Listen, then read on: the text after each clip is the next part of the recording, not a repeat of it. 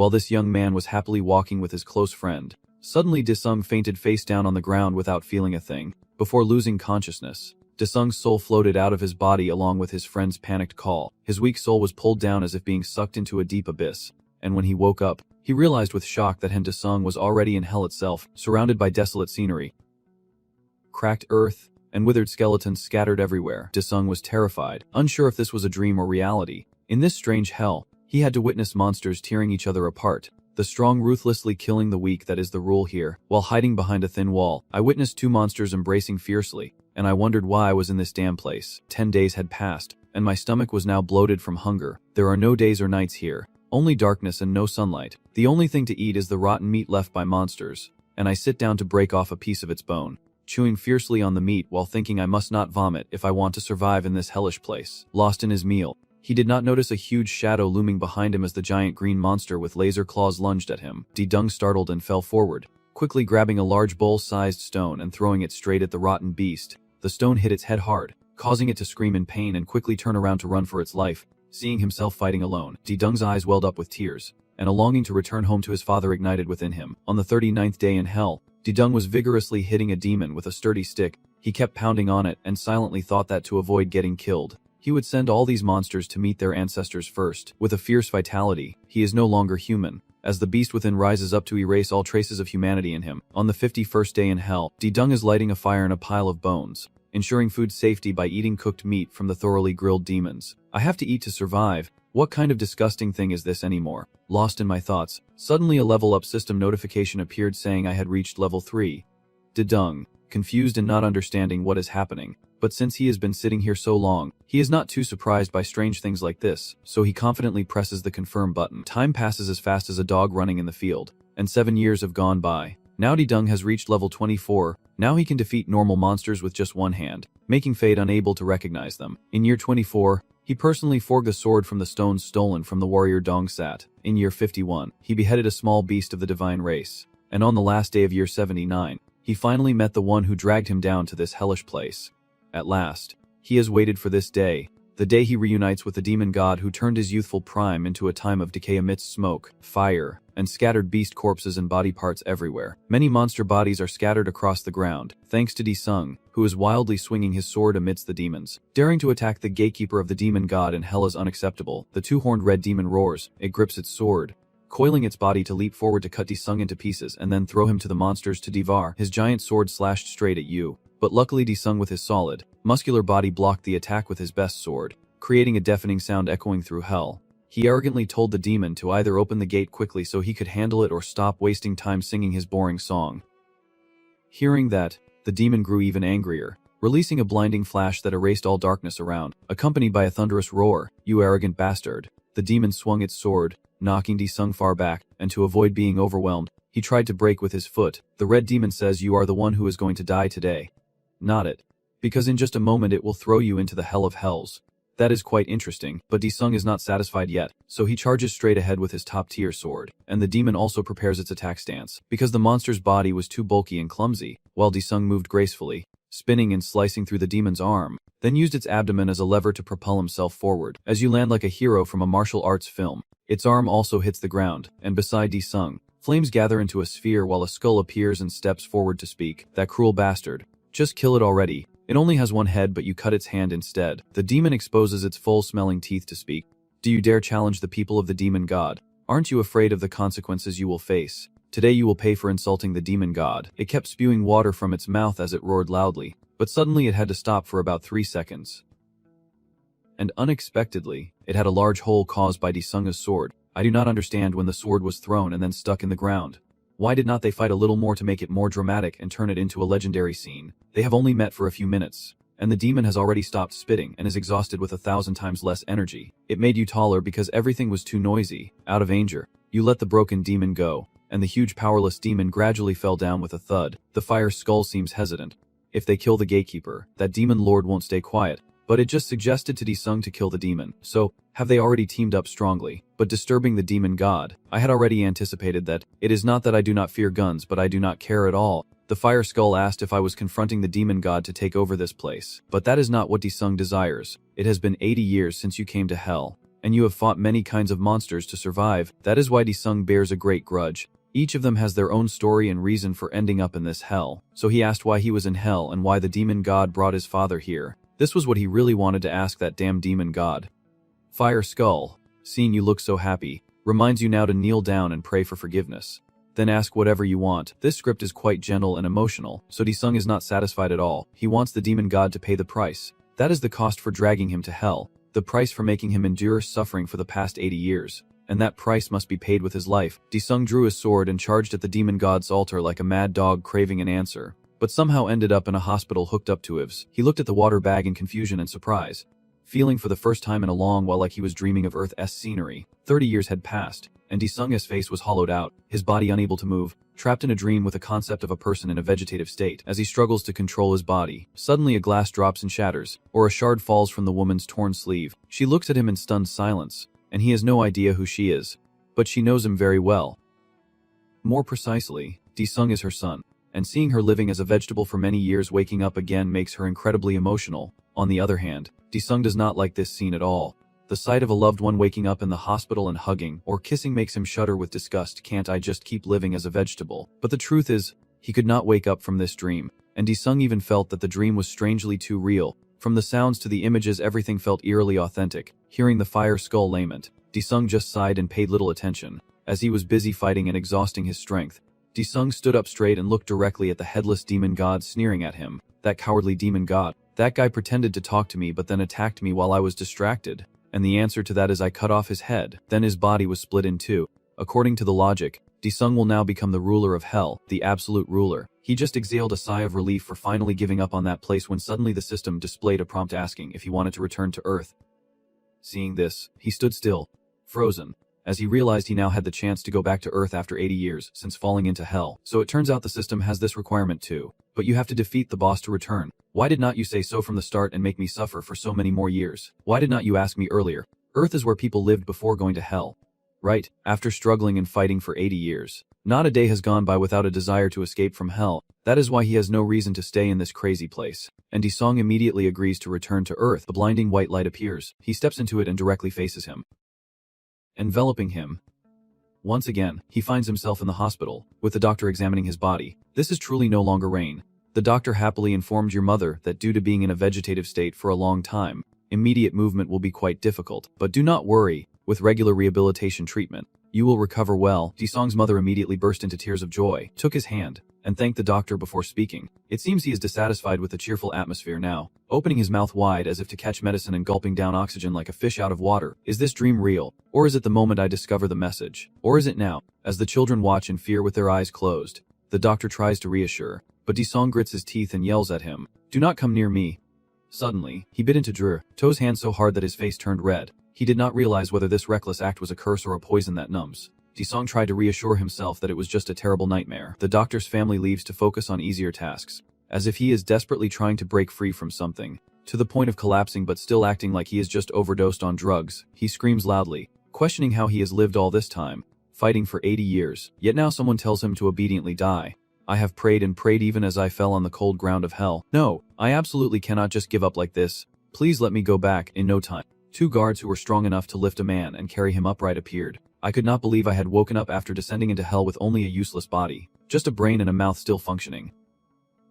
Struggling fiercely, my eyes caught a terrifying sight: the glowing yellow electric pit amidst the thick black clouds surrounding us. Seeing it so often made me struggle even more, yet the 2 guards easily carried me onto the bed. That electric pit is hanging above the tall buildings, spewing out countless dust particles. Why is it here? After staring at it for a while, you continue to analyze the pattern and start to panic randomly. The 2 guards had to try their best to restrain the crazy person and inject a sedative to keep him still and quiet. The hospital kept acting like a madhouse, and the crazy person gradually lost consciousness but still tried to hold on before falling asleep completely. You slept straight through until the news broadcast at around 9 a.m. today in Songbei District. Seoul reported a strange portal, and luckily the nearby shooting team was quick to arrive at the scene. The shooting team at the scene is reporting that the suppression has been completed and is in the final stages. Based on their current situation, they should be able to withdraw within the next hour. The current team leader is carrying a fruit basket in the hospital and giving instructions over the phone to the higher-ups. Please report to me immediately after the situation is over. I will handle the rest, so please bring it to a good conclusion. Inside the room, Dae-sung was still listening to the news, and thanks to the quick and timely response of the shooting team, The gate had been destroyed. He was still lying there, pondering about the cage, the gate, and the shooting team, never expecting that in 80 years in hell, the world above had changed so much. While lost in thought, the shooting team captain came to visit, and Dae-sung, confused, did not recognize who he was but seemed friendly. After many years of being immobile, it seemed his eyes also needed to be washed to recognize that this was Tran-ho. Hearing Dae-sung call out his name, Tran-ho wiped his face and asked Han if he was okay. It has been 10 years since you collapsed and fell into a coma. I do not remember like I do from high school graduation 10 years ago, but I remember very clearly, walking on the street with my best friend when I suddenly felt dizzy, staggering and finally collapsing to the ground. Since that day, he has been confined to the hospital room for 10 years, enduring 80 years of hell, but in reality, it has only been 10 years. Throughout that time, his mother has worked extremely hard, taking on 2 or 3 jobs a day to cover the expenses. Because now that you are the family's uncle, Tran-ho hopes you will recover soon and also promises to find you a suitable job. Dae-sung said he understood, but his expression seemed to darken, as if he was carrying a lot of worries.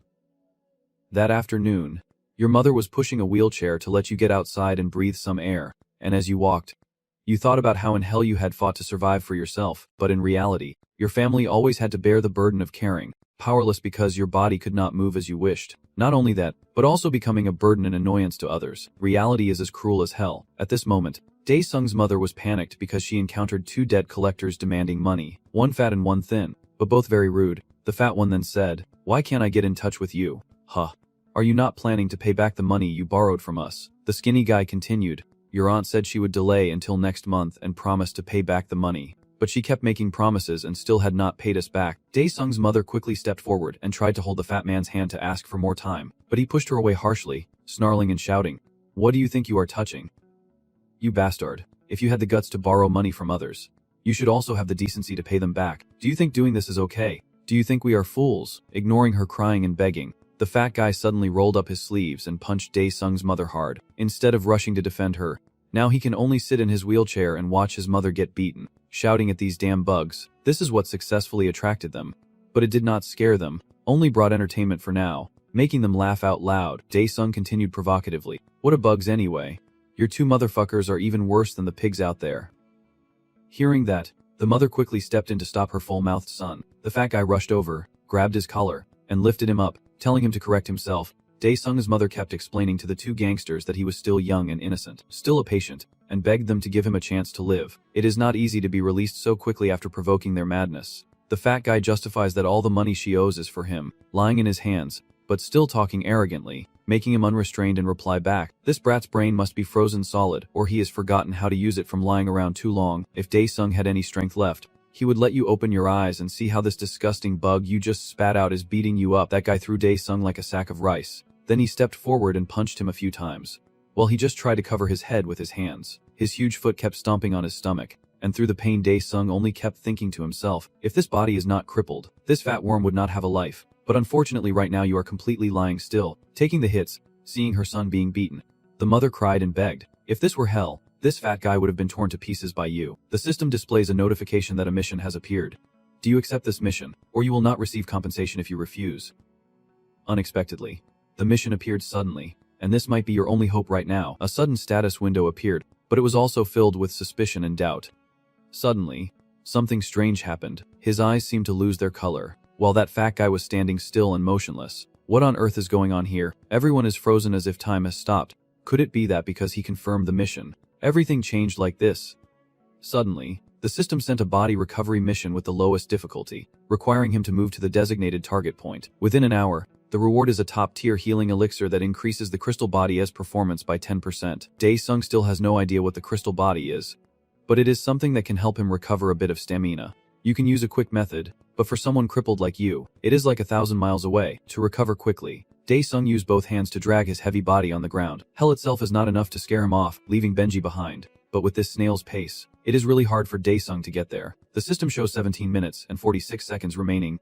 Clearly, this is not something that can be fixed by willpower, so he tells himself to stay calm and think. The system has never given an impossible mission before, and this time is no different, so he needs to carefully reconsider every word in the mission list. After some reflection, Dae-sung also realized the key to the problem. Dae-sung used his shoe-covered hand to grab the handle of the hovercraft as the clock ticked down. He exerted all his remaining strength and inner power to climb onto the hovercraft, with 35 seconds left. Then it dropped to 15 seconds, and he quickly sped toward the destination with all his might. With only 6 seconds left and the vehicle still moving in the final moments, the situation became even more urgent as he charged straight at the red arrow, causing it to shatter into 100 pieces.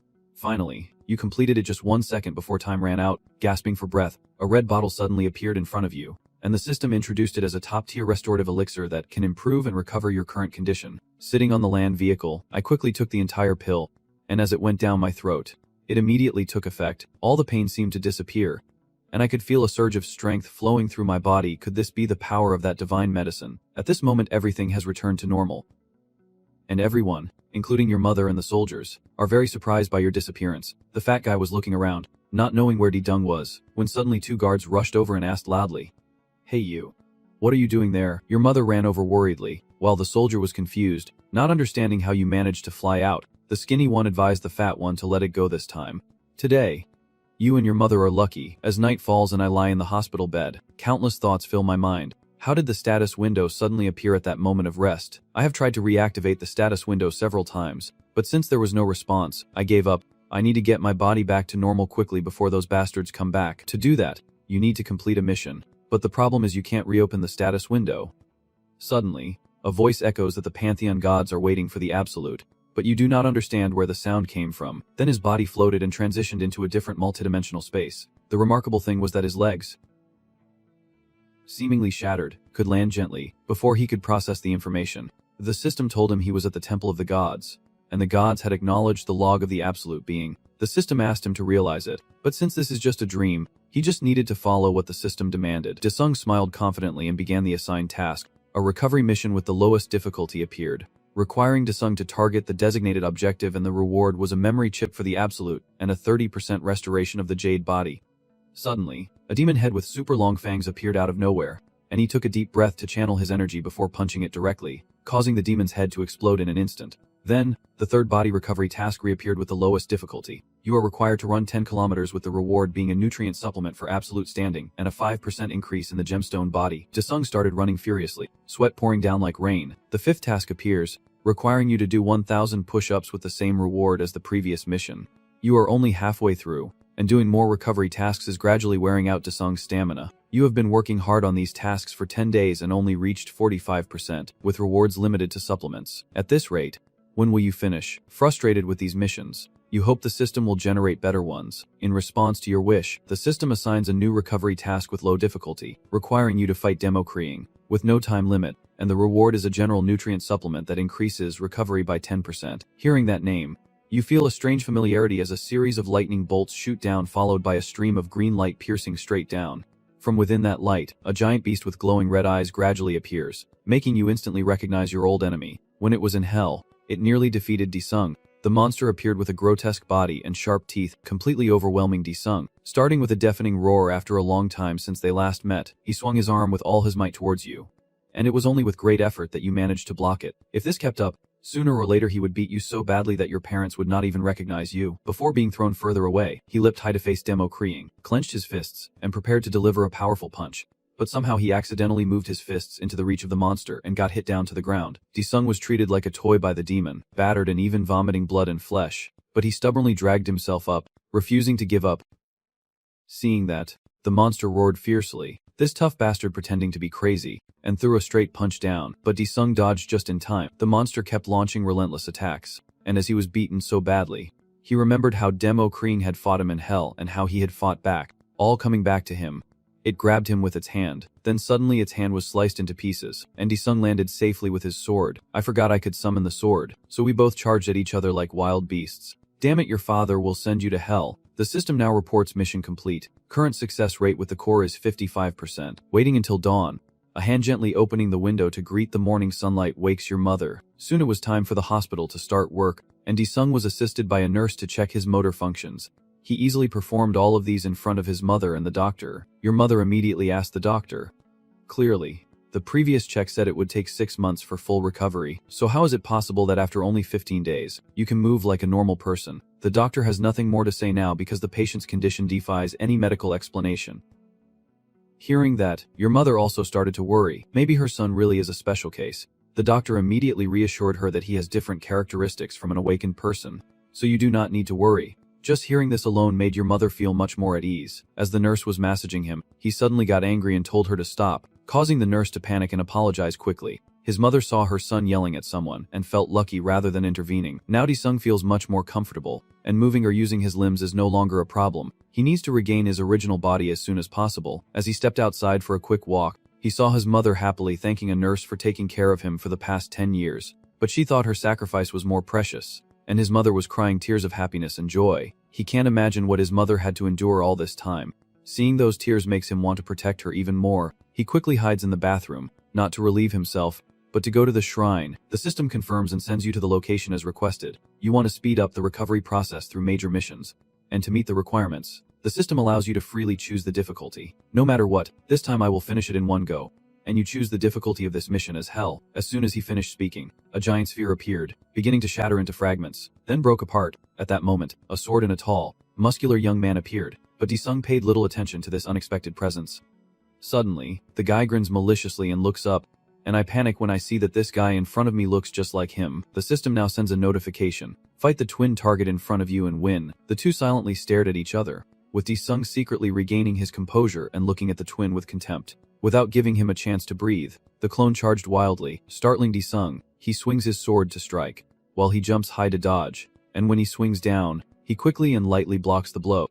With incredible strength, he was pushed back, while the other landed softly on the ground. Just because of a few careless wires, he almost lost his head. Before Sung could catch his breath, the twin clone launched a relentless attack. The two fought fiercely, with the other constantly slashing at Sung's arms and legs. He could not withstand the strength and speed of that guy, and the longer the fight went on, the more disadvantageous it became. A single hand suddenly struck your back, sending you flying hundreds of meters backward. This is the price for underestimating your enemy. You are now hidden faintly in the white smoke, clutching your sword tightly, coughing as you speak. At this point, you could say that fake goods are even dumber than real ones. I am not satisfied because today no one will escape from me. Sung uses demonic blood, and he now seems to have transformed into a different bloodthirsty demon. The twin also began to sense something and charged forward, thinking he could split Sung in two. But Sung suddenly appeared beside him out of nowhere. To not fall behind Sung, he also uses demonic blood to fight.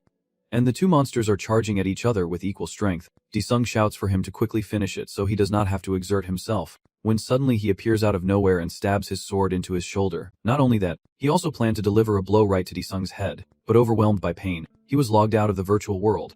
Outside, the cleaning lady was frantically knocking on the door in worry. While inside, he remained standing there in a daze. The current situation is too much for him. If he loses now, all his previous efforts will be in vain, and he is desperately trying to find a way to defeat him in the real world. The cleaning lady almost unlocked the door but was called up to the third floor to work. Returning to the virtual world, he reactivated the storage and reached in to find something, sending a message to him. This mission is not over yet. Sung pulled out a potion. This is the reward received after completing a mission, an item from the storage, but now it is the thing he needs most. The system notifies that this is a health potion that can restore 20% stamina and endurance. With 20%, just 5 bottles are enough to fight. Seeing this, he tries to stop him from drinking the potion. But of course Sung won't let that happen. After drinking 1 vial of the elixir, he feels as if he has regained his strength. He continued to reach into the storage area and pulled out a few more bottles. Now he would not waste any more time and just wanted to boost his strength to 100% as quickly as possible. After drinking 2 bottles, he dodged a kick to the face. After 3 bottles, he quickly recovered enough to block his attack. Then the last 2 bottles were consumed. While fighting wildly, Sung was suddenly grabbed by the neck. He intended to deliver a fatal blow to the stomach. But unexpectedly, he activated the storage system at that moment. His sword only pierced into an illusionary space, while Sung's sword had already pierced through his stomach without him realizing. He is gradually disappearing now that the mission is complete, and the system reports that your body has fully recovered, allowing you to use the hell system in the real world. Sung feels that regaining his strength is incredibly wonderful, and the scars on his body remind him of the months he spent in hell. The system notifies you of unread messages. When Sung confirms, a flood of messages appears, all from prisoners seeking help from the underworld healer. You have fought for 80 years to survive them, and now you just want to become a leader. Sung raised his middle finger in defiance and ordered the system to get him out of here. Back in the hospital room, he was doing push-ups with one hand, gently, as he trained and pondered deeply. Just then, your mother and the doctor opened the door and saw this scene. They froze and could only stand outside. The doctor said, "It seems like your brother is an awakened person." Your mother immediately became worried. But before that, the boy showed no signs of being awakened. He then said, "I guess that at that time it was not because there were no signs of awakening." But because there was no other way to explain this awakening, we can only do so much. For the rest, you should go see the association. The mother was very worried, but since the doctor said so, she did not know what else to say. The boy and his mother were sitting in the taxi, but their minds were still thinking about the association and the awakened. You acted like you did not care about it just because you were on a mission. But it seems like your mother is trying to hide something. After 10 years, what exactly has happened to the earth? Soon the taxi brought the mother and child home. Their small house on the hill. The mother told him to go inside first while she went next door to buy some cucumbers. When he entered, he saw someone reaching into a drawer to take out money. Didung looked at the girl in front of her, not recognizing who she was. When her mother entered and asked what she wanted to eat so she could prepare it, turning to the girl with the ponytail, she said, "Suksu, where have you been these past few days? You did not answer your phone. Do you know how worried I have been?" She looked at her younger sister's hand holding her 20,000 coins, leaving the girl speechless as she quickly hid the money and walked past them. Didung was now extremely confused, even after 80 years apart. How could she not recognize her only younger sister? Jizu, with a thoughtful expression, told her brother that he looked better now, but every day for us is hell. Then she walked away, causing her mother to call out with worry. Just then, the gang arrived and pounded on the door loudly, startling both the boy and his mother inside the house. It was that skinny guy from yesterday, standing outside too recklessly. "If he does not open the door after we count to 3, we will break in." Everyone is standing silently in the yard, unsure whether to open the door, while the tension inside the house is starting to boil over. The skinny guy keeps pounding on the door despite no one coming out, adding more chaos to the scene. "Damn it, why did not you open the door earlier? Did you think that just because you took that kid home from the hospital I would not find out?" Jisoo was determined to step outside, making her mother worried and calling her back. While busy knocking on the door, the fat guy asked, "Is this really the house? Maybe that woman has run away." Suddenly, Jisoo opened the door and stepped out, brushing off the debt collectors like flies, leaving the two men standing still, watching her walk away. The fat guy guesses that she might be this family's daughter and smirks lecherously as he watches her walk away. When they realize it, Lai hurriedly apologizes for taking her son home without prior notice. "Right now, that is all the money she has on her. Take these coins for now." Daedung then threw her mother's wallet aside. Witnessing this, Daedung stepped back in shock, while the idiot son was just pointing at her mother, saying she had no manners at all. When he saw his mother being physically assaulted in the face, he suddenly lost his temper and started beating the skinny guy with a mix of blood and rage. Just then, the fat guy entered, saw the scene, and ran over to ask if he was worried about his partner. Daedung stepped forward and said, "I have wanted to see you guys for a long time, but you brought yourselves here." The fat guy stood up and asked, "Are you the bastard who could not move on his own back then and had to ride a wheelchair? You should feel lucky that your mother had to run around to pay debts for you." As he spoke to Daedung and moved closer to him, "Do you know what I had to go through to survive in hell?" Then he clenched the fat man's nose and punched him hard in the face, making him spit out blood. "You want to repay this grudge 100 times over." But just after a few slaps, he already collapsed to the ground. The fat guy looked at the wooden chair over there, then grabbed it and used it to attack Daedung.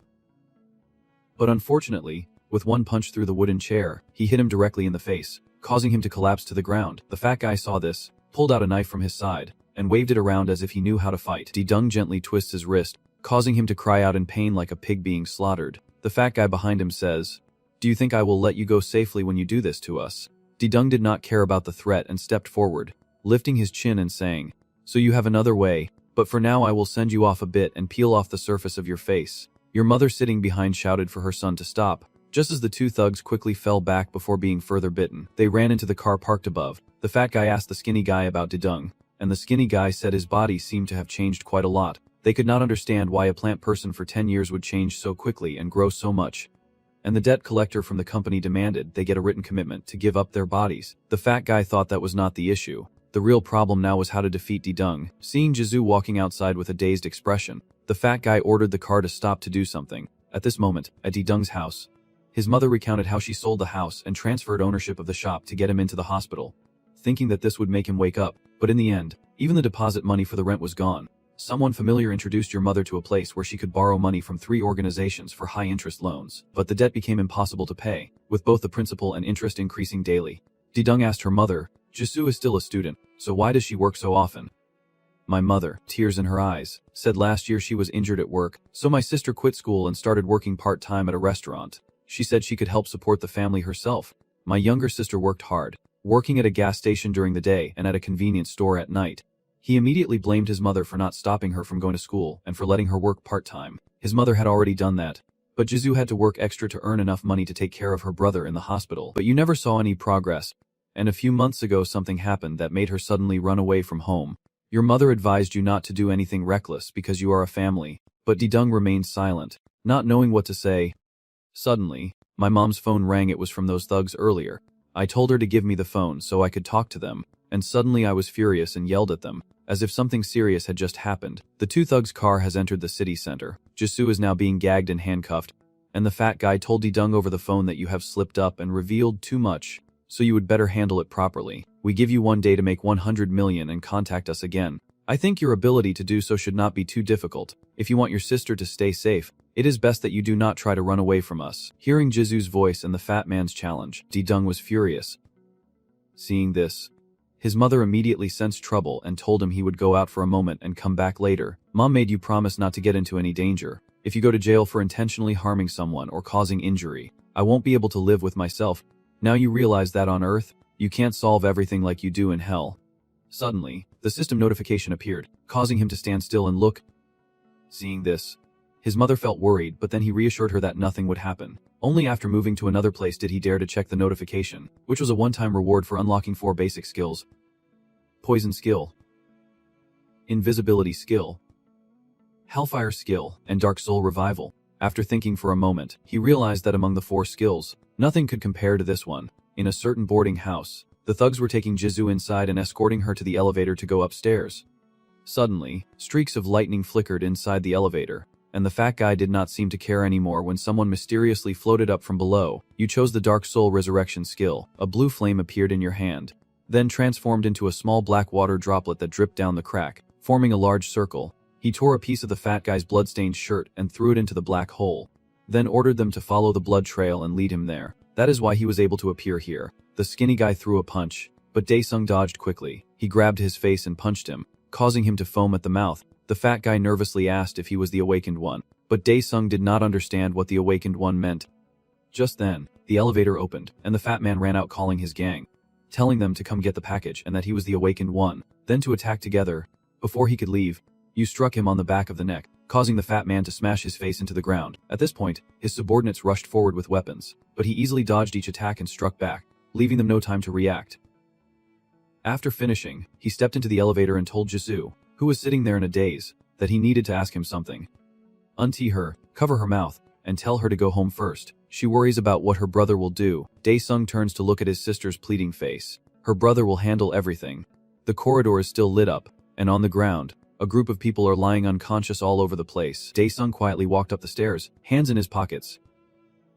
Calmly ascending, seeing the thugs smoking, he sighed again, annoyed that he still had to eliminate a few more snakes. Just a simple trick to make those guys go crazy, so I had to resort to violence, smashing a window of the mafia headquarters.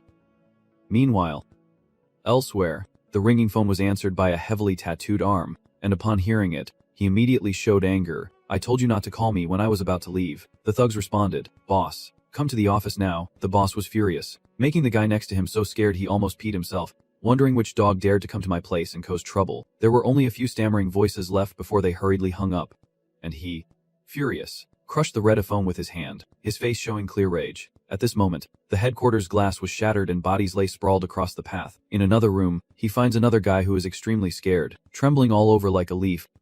Suddenly, a loud explosion echoes with thick smoke, and he quickly turns around to see a tall, muscular man rushing toward him. He used his large hand to press hard against your face and pushed you down to the ground. The boss looked at you with contempt and said, Are you crazy little kid? Thinking back, when you used your power, neither Mother nor Jesus were surprised because they were already used to the existence of people with abilities like this. Since you were busy with the recovery mission, you have not had time to find out what happened in the real world, but to take down this big guy with a gun just by snapping your fingers. However, the boss also is not someone to take lightly, so he quickly stepped back and realized that you are not an ordinary awakened. You stood up, brushing off the dirt, and asked the boss, You are also one of the awakened they mentioned later. The boss laughed maliciously. Now it is too late to regret because I will send you to hell to face the king of hell. I never expected that with just one strike, he would be knocked flying into the wall, and he could not understand why he was defeated so easily, and he could not accept it. Daesung stepped forward and kicked him square in the face, saying, While I was gone, you kept bothering my family. Only then did the boss realize that you are also an awakened person, but at a different level. For now, he just wants to save his own life. The boss is now weak and begging, Please spare me. If you want money, I will give you everything. Only then does Sung stop and ask where the money is. He just points to the safe inside the cabinet. As you head toward the safe, the boss hurriedly leaves, seeing another henchman sitting there. He quickly dismisses him. In the parking lot, the boss sits in his car, annoyed, thinking what the hell that dog is. I will come back and wipe out your entire family. At this moment, Sung suddenly appears behind him and whispers into his ear. I just remembered I forgot something, which is the safe password. He uses his devilish hands to grab his head and warns. The important thing is that from now on, no matter where you are or when, I can find you. At this moment, Sung is on the rooftop transferring all the money from the safe, totaling 532 million coins.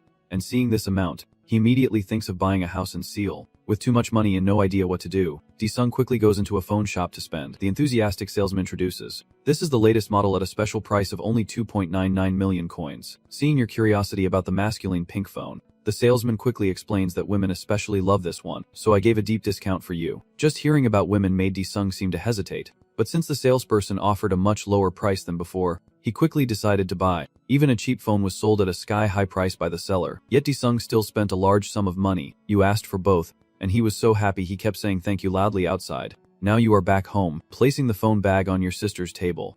His mother's voice called out, telling him to come out for dinner. But when he opened the door, he could not understand how his son had disappeared so quickly. That evening, as the city lights turned on, he dressed up and at a pork rib and grilled pork belly restaurant. Sung waved to Chanho, who was sitting and waiting. Chanho finishes his drink and praises you for having changed a lot since the hospital. His brother only asks if Sung has any plans for the future. Seeing that Sung seems a bit more mature, Chanho immediately says, we are no longer Nave High School students. You suddenly asked your friend how many floors of an apartment you could buy with 500 million. He was very surprised and then started rambling, saying with 500 million you could rent a small apartment outside the ocean. If you want to buy there, you need 1 to 2 billion. Then you should consider it. The world has changed a lot since you fell. Sung quickly gulped down the bitter drink. And Chanho also heard your mother talk about the awakening person. Since waking up, you have only heard people say you are the awakened one. And seeing that, Chanho suddenly realized you did not even know. A while later, the two of you went outside the restaurant smoking cigarettes. Chanho said that a while after you fell, a strange portal suddenly appeared. At first, bizarre phenomena occurred in some countries, but humanity managed to control it. But after a while, many monsters emerged from that gate. They were numerous and aggressive, and started attacking humans. Despite using many advanced weapons, human weapons could not affect them, and losses continued to grow both mentally and physically. Sung wondered if even guns and cannons were useless. Chanho calmly exhaled smoke and replied, all ordinary weapons are ineffective. That is what I learned during that time. Only aura weapons, weapons made from those monsters, can be used, and only awakened people can wield aura weapons. Chanho pointed seriously at Sung and said, just like you, he was just pretending to show off his new old phone. Seeing that, Chanho asked about the new phone, and he eagerly introduced it as the hottest model right now. Hearing him boast nonstop, Chanho looked at him like a fool being deceived. I heard that recently this has been given away for free along with another phone. Do not tell me you are going to spend money on this thing again. Returning to the monster issue, now without using aura weapons. Using aura to enhance physical strength is also a trait of awakened individuals. His body suddenly recovered so quickly. And moreover, the tall, dark boss of the gang was also beaten by him in a fight. Dare to breathe out a faint sigh and say, if I were an awakened person, you would give me money. Hearing this question, Chanho was stunned in surprise. He casually turned to ask about Chanho's monthly income, and maybe because the question was too sensitive. Just then a huge tornado suddenly appeared in the sky. The two immediately switched to alert mode, and Tramchu looked up. The demon lord is crawling out from the space gate, and the villagers are screaming in panic. The clothed monsters have flooded the street, stepping on the ground and causing the pavement to crack under the immense weight. The monsters march down the street, smashing their heads into the ground, causing the frightened villagers to retreat step by step, a frontline monster wielding a club, and as it roared, the others followed suit like machines. At this moment, everyone regained their senses, shouting and fleeing chaotically. One of the two inside was panicked. The other looked tense as if a string had snapped. Not understanding, staring intently at the demons, you suddenly realize how ugly they are, even more so than those in hell. Dung stumped his foot and picked up a stone, tossing it up and down. Wanting to see what these little imps were capable of, you swung your arm back to gain momentum, then threw the stone forward, surprising Chanho. The stone seemed unable to hit the demons because they had already set up a protective barrier. Feeling a gaze lost in admiration for her beauty, she turned around with a rather cunning look. Chanho shouted in panic. Guns or cannons would not work on them, but he did not bother listening, only focused on looking ahead. The ugly legs of the demon swiftly moved back toward the two guys, swinging a stick while roaring loudly. Seeing that, Chanho, terrified, closed his eyes tightly, but a streak of bloody saliva suddenly shot straight into his face, making him curious enough to peek open his eyes. He was stunned to see that the blood belonged to the monster, which was quickly defeated by Dung with a swift punch. Feeling both scared and amazed, Chanho's face twisted in disbelief that his friend could knock out a giant demon like tin with his bare hands. Immediately after, the monsters behind, seeing their comrade fallen, wildly charged straight at the two of them. Seeing that, Dung quickly and proactively rushed forward, throwing a punch right at the monster's face, and within a few seconds, its head was knocked off. But you also have to return to the main issue quickly, because the people are so scared that they are huddled together. This is Samut Street, the busiest shopping area in Seoul. The frightened chatter of the people created a loud noise that drew the attention of the demons. The green-clad demon master gathered more and more in front, causing the crowd to panic and tremble, fearing they were about to be attacked. Everyone here is definitely going home to their grandparents early. Just when the tension was at its peak, the Chanho appeared like a savior to everyone in Tran and, "I know a way to the place where your uncle is hiding through the sewer here. If you want to live, follow me, but run so you can escape the sun." The green demons have already formed a blockade blocking the escape route for the people. The fierce demon with weapons stumping forward made the crowd panic and scatter, leaving a girl crying in fear calling for her mother. The demons grew more aggressive, rushing in and making the situation chaotic, while the girl stood still as the green-faced demon was right in front of her. Seeing the demon about to strike the girl with sticks, Chanho quickly rushed in to pull her away and save her from the deadly scythe. Before he could do anything else, the demon suddenly got hit and lost all its teeth. Dung rushes forward like a hero, knocking its head away with a kick, and he realizes his friend is still the same as always, worrying about trivial things. Dung tells Chanho to run quickly, while he stays behind to block these stupid demons. Seeing his friend risking himself for him, Chanho smiled confidently and immediately called everyone together to move to the drainage tunnel inside the barbecue restaurant. A phone mounted on a tripod was live streaming the battle with the monsters, with continuous positive comments praising his impressive fighting skills. The restaurant staff shouted in panic, "Behind you!" Taking advantage of their numbers, the demons kept launching deadly attacks that left you no time to react, and Dung was knocked back towards the car. The staff member was stunned, thinking he was a goner, and the internet users flooded the comments with praise as the scene showed him still slumped over without any sign of life. Inside the sewer tunnel where the group's hideout was, a mother was crying out in distress upon seeing her small daughter. Seeing the touching scene of mother and daughter embracing each other, Chanho felt warm inside for having done another good deed. Suddenly, his brother turned to ask if he still planned to go back there. The question pulled him back to reality, remembering that his friend is still there. Now, the curious demons are approaching to see if he is dead or not. A thick calf the size of a pillar is approaching him. The demon looks down with a sharp gaze then chuckles like a fool. The restaurant employee still plays the enthusiastic commentator, while the audience keeps commenting nonstop during the live. Out there, the demon raised its staff high and struck sharply at your neck, causing the one turning to fearfully cover his eyes and not look. After the fierce blow, dust filled the air but suddenly stopped because something fell off. It turned out he had only hit a car, and the person had disappeared.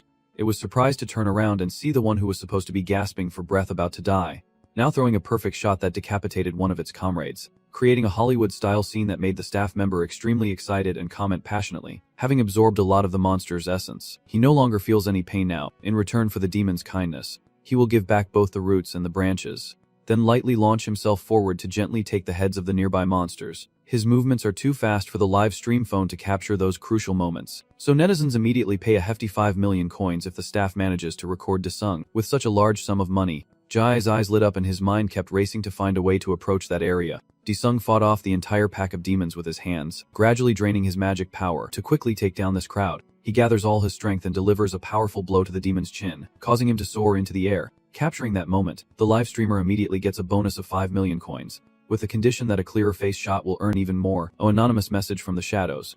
"I will give you more money if you can tell me more specifically about that man's identity."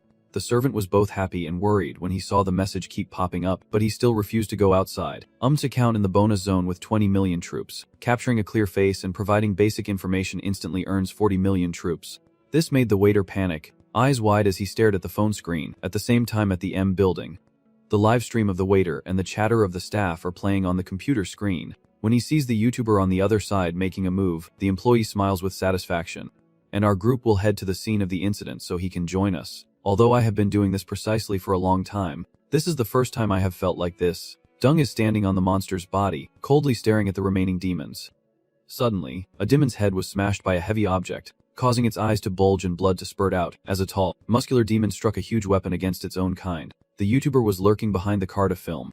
because he could not miss this once-in-a-lifetime opportunity to change his fate. The swarm of demons keeps coming non-stop, and your magic power is almost depleted, so only the heavens can save you from this ordeal. As he was distracted filming, Chanho suddenly peeked out from behind and quietly asked him, "What are you doing?" causing him to panic and drop his phone. Chanho immediately activates his mind link technique, forcing this idiot to a dead end so he can only gape with his mouth open and listen. His phone falls to the ground, lying there useless, making viewers think the livestream is under attack. Chanho drags the waiter towards the building ahead, eyes pleading. The waiter stubbornly keeps looking forward at his phone, tears streaming down his face as he mourns the huge sum of money that has vanished. Suddenly, a foot as thick as a pillar appeared in front of them, causing the servant to panic and faint, while the demon raising its staff to strike was decapitated in an instant. Chanho luckily escaped death and quickly looked at the approaching demon. Recognizing Desung, his friend standing on the battlefield, after a moment, the two of them and the staff member dragged each other into a barbecue shop to take a temporary rest, and Desung said, "I have somewhere to go. It will take about 20 minutes. Can you wait?" To reassure his friend, Chanho mentioned that the gang was about to arrive to rescue everyone. The system notified that you have completed 100% of the killing progress in the real world. From now on, you are allowed to enter the shrine with your real body and use all the items there in the real world. Desung selected and agreed, and in an instant, a teleportation gate appeared before Chanho's astonished eyes. Not understanding what kind of creature this kid really is, Desung quickly stepped through the space door to the shrine, his body wounded after a night of fighting those monsters, and he needed to immediately consult the system to assess his current mana status. The system announces that the current mana level is below 10%, and you also ask the system how to increase your mana quickly. It responds immediately that organizing your recorded journal only requires completing the mission at the designated location within the allowed time to receive an appropriate reward. Isn't the journal the thing he used to write in every day back in hell? The thing to prevent him from going crazy. The status window reappeared and asked if he wanted to systematize the journal or not. He quickly agreed, and just as he was about to speak, a red-covered journal appeared and began the systematization process. An immense burst of energy erupted from the journal, instantly causing the surrounding air to seem as if it was being sucked in. The system just announced the start of the carving, a flood of memories rushing into his mind like a dam breaking. The diary suddenly burst into flames, signaling that the carving process was complete even though his head was pounding like a hammer. Then he asked the system to go to the Hunter's Forest on page 16. When he was able to use magic, the system immediately replayed day 75 of the 5th year. As he stepped into thick fog, back in the real world at the barbecue restaurant, Chanho hurriedly ran up the stairs with the waiter, thinking to himself, "I wonder if this guy knows anything about the guy who just fought those monsters." Unable to contain his curiosity, he wanted to extract more information about Desung. Chanho, with a cold face, turned back and assessed the situation, thinking that his concern for him was just to make money, while that guy could only stay silent. Suddenly, a noise came from above, startling both of them and making them worry, wondering if there are still survivors on the rooftop. While walking down the street, Chanho received a message from the leader of the Sun Guild, and since it is the weekend, their movement is a bit slow, so he should leave that place quickly. Chanho grew more anxious, hoping Desung would return soon. Desung was now standing in a desolate place filled with wisps of fog. The system notification reappeared in the Predator's forest but could not display the location details due to space limitations. The eerie silence of this place made him extremely cautious, as he undertook a medium difficulty item collection mission. You are required to eliminate the invading angel within 1 hour. The goal is to destroy 10 large white statues, with a 30% increase in mana and additional 2,000 achievement points as rewards. The system just disappeared, and a strange figure faintly appeared in the fog. That thing easily detects intruders and activates its defense mode, attacking you with laser beams. You dodge all its lasers with lightning speed and suddenly pin down the tall, bulky monster with a red cross on its face and shoulders that look like wings. The system detected a white statue standing upright, classified as a robot creature. Hearing that, you looked carefully at the so-called celestial being. While thinking, the robot suddenly strikes, using its sharp claw like a drill to stab straight down but naturally misses. To save time, Dedung gathers his energy into his fist and punches directly into the robot's face. A forceful blow that causes half of its mask to disintegrate into dust. Surprised by the attack, the monster staggered and fell backward. Dung gently approached, thinking he had defeated the monster, but its fingers suddenly moved and then extended rapidly. Shooting out, Derong charged straight into the center where the long, dangling fingers were, gritting his teeth and putting all his strength into a punch. Immediately, the robot exploded, parts flying down and kicking up a cloud of white dust that blanketed the scene. You also quickly escaped from the smoke. From within the fog, a red sphere suddenly appeared, catching Dedung's attention. Returning to the grilled meat shop in the real world, Chanho was carefully opening a door. The two of them stepped out onto the rooftop and saw the corpses scattered all over the place. This situation was clearly not good, and they stood still, carefully observing the disorganized bodies on the ground. A wounded man is sitting against the wall, and seeing this, the two rushed like crazy towards him. Chanho quickly asked, "Are you okay?" He just kept nodding and dismissing you, but you could not hear what he was saying. It was only after he took his last breath that Chan-ho understood he was talking behind your back, a source of intense murderous aura. Right behind you is a huge green demon. The servant quickly urges you to move. You keep glancing back and whispering, "Do not move until I tell you to." The servant also muttered under his breath, "What the hell are you saying?" Then turned around and froze in horror when he saw the demon staring directly at us with a grin. The servant's face changed color, causing Chan-ho to sit aside and remind him, "Stay alert. When I give the signal, run straight to the door. If you do not want to die here, get your act together." The green monster suddenly ran out of energy to intimidate and leapt down. Chan-ho shouted and ran immediately. In the predator's forest, that red sphere has swollen into a giant, and Disung is cautiously observing. The sphere rises high and begins to regenerate. Disung furrows his brow in frustration as if about to curse. The regeneration progress of the sphere has reached 10%. The target analysis and attack model have been completed, and the air feature has been upgraded. He dashed forward like lightning, took a deep breath, and punched the sphere with all his might, causing it to generate multiple sparks of electricity. Disung then performed a stunning backflip and landed gracefully on the sphere. The reconstruction progress only dropped by 3%. And you are annoyed with this annoying thing.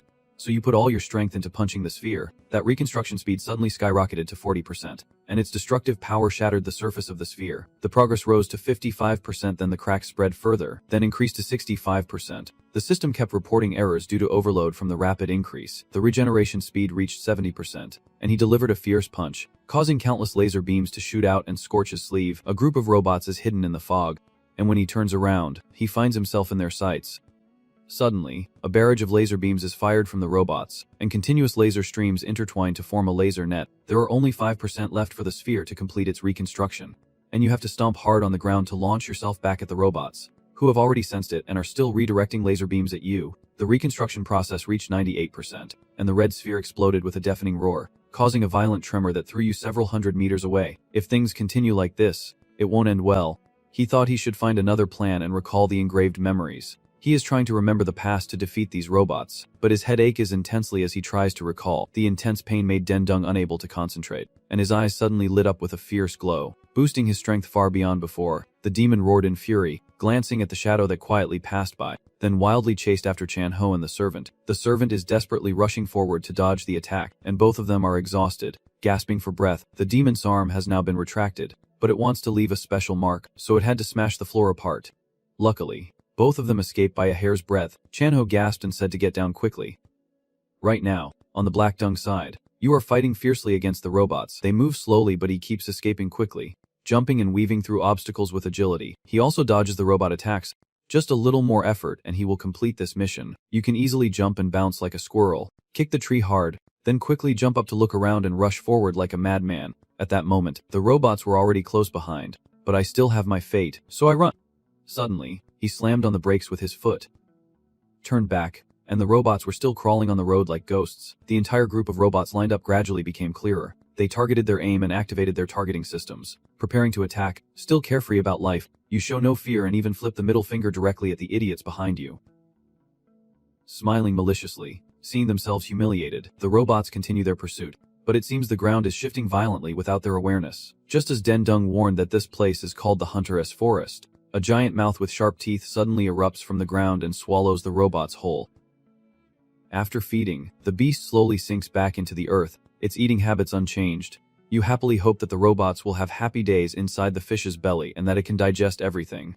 The system then notified that you have met the conditions to reset your physical abilities. A surge of energy rapidly envelops Dung-dung's entire body, boosting his magic power significantly. The system continues to send rewards, including judge points and a divine sword, which immediately appears, making him marvel. Some information about the item is provided. This is a judgment spear set classified as a weapon. It is a weapon commonly used by judges to deal with enemies. Made from the scales of a go lizard monster, it can control the sword within a maximum radius of 100 meters. The stronger the magic, the more powerful it is. When it comes to remote control capability, the sword immediately flies to kill, traveling 100 meters before suddenly changing direction and returning to Den-dung's hand. You feel quite satisfied with this new weapon, and as you relax your hand, it naturally disappears, lost in the fight. You forget about your appointment with the bed, and the portal opens instantly, bringing you back to the real world. A live news broadcast hosted by editor Nam reports that a water stain believed to be a sky portal has caused chaos in the area near Nangok Ward, similar to an incident that previously occurred in Daehu Ward. Then, the host asked the guest professor for his opinion on the recent incident, and he believed that the main responsibility lies with the person in charge of this area, specifically the Hunter Association. In the current shortage of personnel, the hunters of the association are taking holiday breaks, causing delays in rescue efforts. How can the people trust them? This ongoing stagnation has been happening repeatedly, especially recently during weekends and holidays, and the associations must take full responsibility for this incident. While the program was on air, a car sped down the street, and the people inside were also watching the news and cursing in anger. Those two guys can't be crazy. Right, the hunters from the association do not get paid as much as those gangsters. What are they, prophets or spies that we can blame? The team leader, annoyed, said stop complaining and do not make a fuss. If this incident is not handled properly, my heart is already set on leaving because the captain here will be fired. Suddenly, a new news broadcast is live, and we are now in Nang Ork Ward, where a mysterious hunter has appeared and fought to save thousands of people here. They could not believe it, so the two of them decided to head straight to Nang Ork Ward that night. Meanwhile, at the barbecue restaurant, thinking about the corpses on the rooftop made the waiter so scared he was trembling all over. Tranho also felt scared like him, but there was no way out except sitting here waiting for rescue to arrive. Suddenly, a loud noise rang out, startling the two boys, and Voi Vang peeked his head over the table to look outside. The hurried waiter wondered if that was the sound of the hunter team's vehicle, but after staring outside for a long time, he only saw the flickering lights inside the shop and no other signs of activity. Tranho raised his eyebrows cautiously, suspicious whether that was really the hunter team. It is not the hunter team but someone familiar. Making both of them brighten with joy, it is none other than our dear Sung. Tranho saw that he was covered in blood and clutching his stomach in pain, worried that his friend was badly injured, but he still took a deep breath and turned to call the waiter. And flinched, thinking he had committed a serious mistake, but it turned out Sung only asked to light a fire to grill some meat. Hearing this, the waiter and Tranho could only hold their breath and stay silent, surprised that even in this situation, he still had the mood to eat. Tranho shouted loudly, not noticing the corpse kneeling there. What kind of eating is this? Are those kneeling monsters making you stupid? Inside the restaurant, there are pieces of monster skin and flesh scattered around. Even pieces of pork are stained with blood from the monsters. Sung quickly looked over but saw nothing wrong, so he just shoved it into his mouth and chewed while the two guys looked on in disgust. Suddenly, a pair of black boots stepped in. And armed, Lin stood right next to the Kwai to check if everyone was okay. As soon as he saw him, the waiter cheered happily. Feeling saved, Officer Lin's gaze was fixed on where Sung was eating meat, surprised that a civilian could remain so calm. Afraid people might ask about my friend. Tranho suddenly starts joking around with some social pleasantries, making your job harder late at night. Then he pats Sung on the shoulder and explains, this guy is a bit too energetic, so his actions are a little unusual. Hope you can forgive him. Tranho hugs him tightly from behind, thinking he has to take this crazy guy to the hospital before he loses control. Officer Lin frowned seriously, not allowing them to leave. Tranho smiled confidently, reaching into his shirt to pull out a business card that read the number of the leader of the Sun Gang sales team, saying if there was any problem, they could contact him through this. An Lin shyly apologized and then offered to lead everyone out. Indeed, the power of someone who can do anything smoothly. Outside, the soldiers are busy checking around, but all they see are the corpses of the demons lying scattered. The team leader just got off the bike and froze in place at the sight before him, while the guy with the gay nickname was nervously fidgeting beside the bike. The team leader silently assessed and pondered, realizing that the culprit behind this was even more brutal and powerful than those monsters. Tran Ho is now speeding through the streets on his motorcycle, suggesting that Dung stay at his place to sleep. But he is just pretending. I am really worried about everyone at home. Seeing someone so indifferent like him still cares about family. Tran Ho feels satisfied, but when he gets home looking like a lost soul, I am sure his mother will be worried sick. Dung also found the smell a bit off, so he decided to go to Tran Ho's place to take a shower and clean up. Tran Ho's apartment is in a luxurious high-rise building, and as soon as he stepped inside, he could not help but exclaim in admiration. Tran Ho told you to put the chicken away to eat, and soon a table full of chicken was prepared. Seeing that your friend was craving meat earlier, Tran Ho kindly invited you to a feast, but you pushed the food aside. You suddenly brought up that becoming a hunter can make a lot of money, recalling the conversation at Tran Ho's house, and replied, of course, but not everyone is lucky enough to earn it. There are scammers out there, and people around still often say that. Then Tran Ho looked at you expectantly and asked, do you want to become a kneeling hunter? Dung just replied briefly with a one-word answer, still busy stuffing chicken into his mouth. Seeing that my friend also has great potential, I suggested he go to the guild to register, with the requirement of being at least level B. Tran Ho was certain that my friend's current skill level was definitely level A. Dung immediately thought of level B and level A but did not understand anything. Looking confused like a child in pain, Tran Ho quickly explained that those are the ranks of hunters. If you are a level B hunter, you can join a big gang or become a member of the guild. No matter where you are, the weekly income is only 3,000 coins. But if you reach level A, the conditions will be better. Hearing this, Dung immediately licked his fingers and asked, is not there any higher rank than A? Tran Ho said there is such a level, this rank, but currently only 5 out of 2 million awakeners have it. Tran Ho picked up a piece of chicken and sneered, are you planning to become the 6th rank awakener tomorrow? Just be a regular person and do not dream about that. Reaching level A is already enough. In this Republic of Korea, just achieving level A is enough to live comfortably for many generations. Tranho saw his friend was quite serious about becoming a hunter, so he immediately supported him.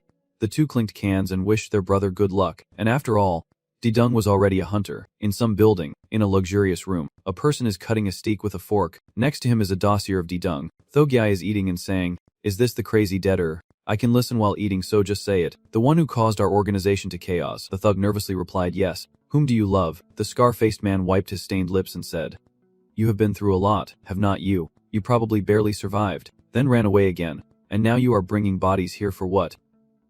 Being scolded. The thug froze stiffly, unable to speak a word of plea. Thogyai with that scar across his face is Lee Seo-woo, the leader of the Pink Ghost Gang. Even that crazy kid has the guts to report to the police. Huh.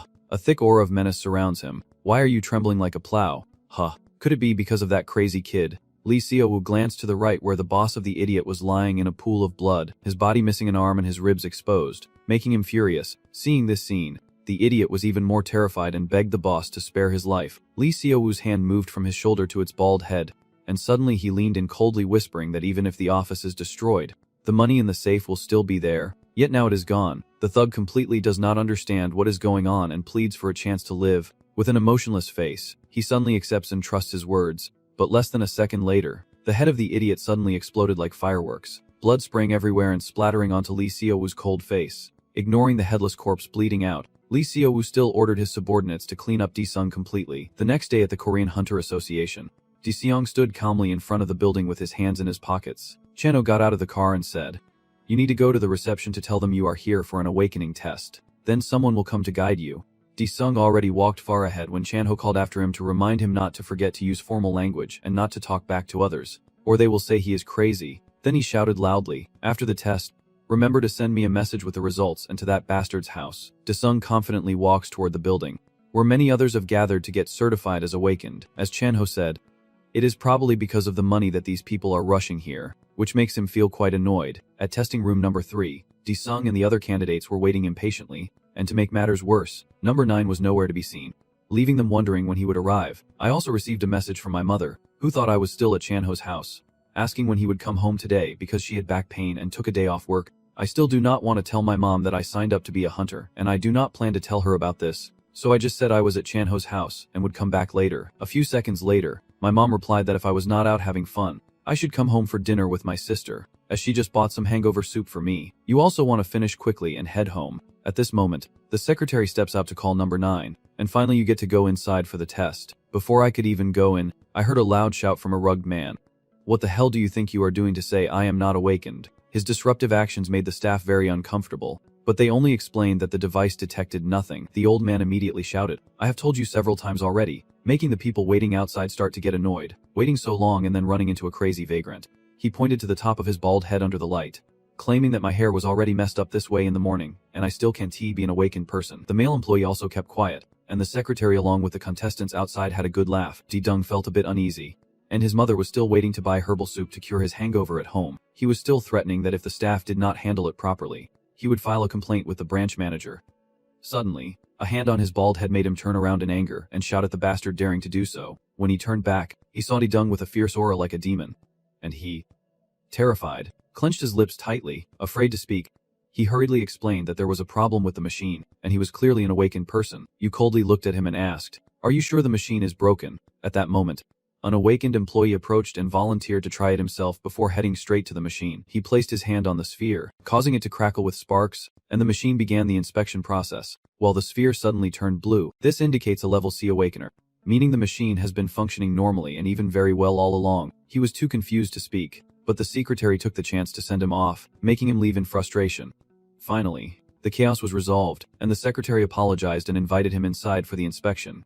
The secretary turned to chat with her colleague but was quickly scolded and told to focus on work and stop meddling. Remembering the terrifying aura just now from that kid, she was sure he was at least a level B awakened or higher. At the headquarters of the Korean Hunter Association in the branch office, the phone rings loudly. The man in the face mask picks up, and the voice on the other end urgently says, "Branch chief, quickly go down to inspection room 3 on the 6th floor." He asked again what was wrong and to speak immediately, but the other person still insisted that the boss should come down and see for himself. He quickly got into the elevator, and an idea came to mind. Could it be that among those coming to check, There is someone with an S rank awakening, but he immediately convinced himself he was imagining things. If someone awakened with such power, the main team would surely fight over it endlessly. On the 6th floor, the candidates were panicking.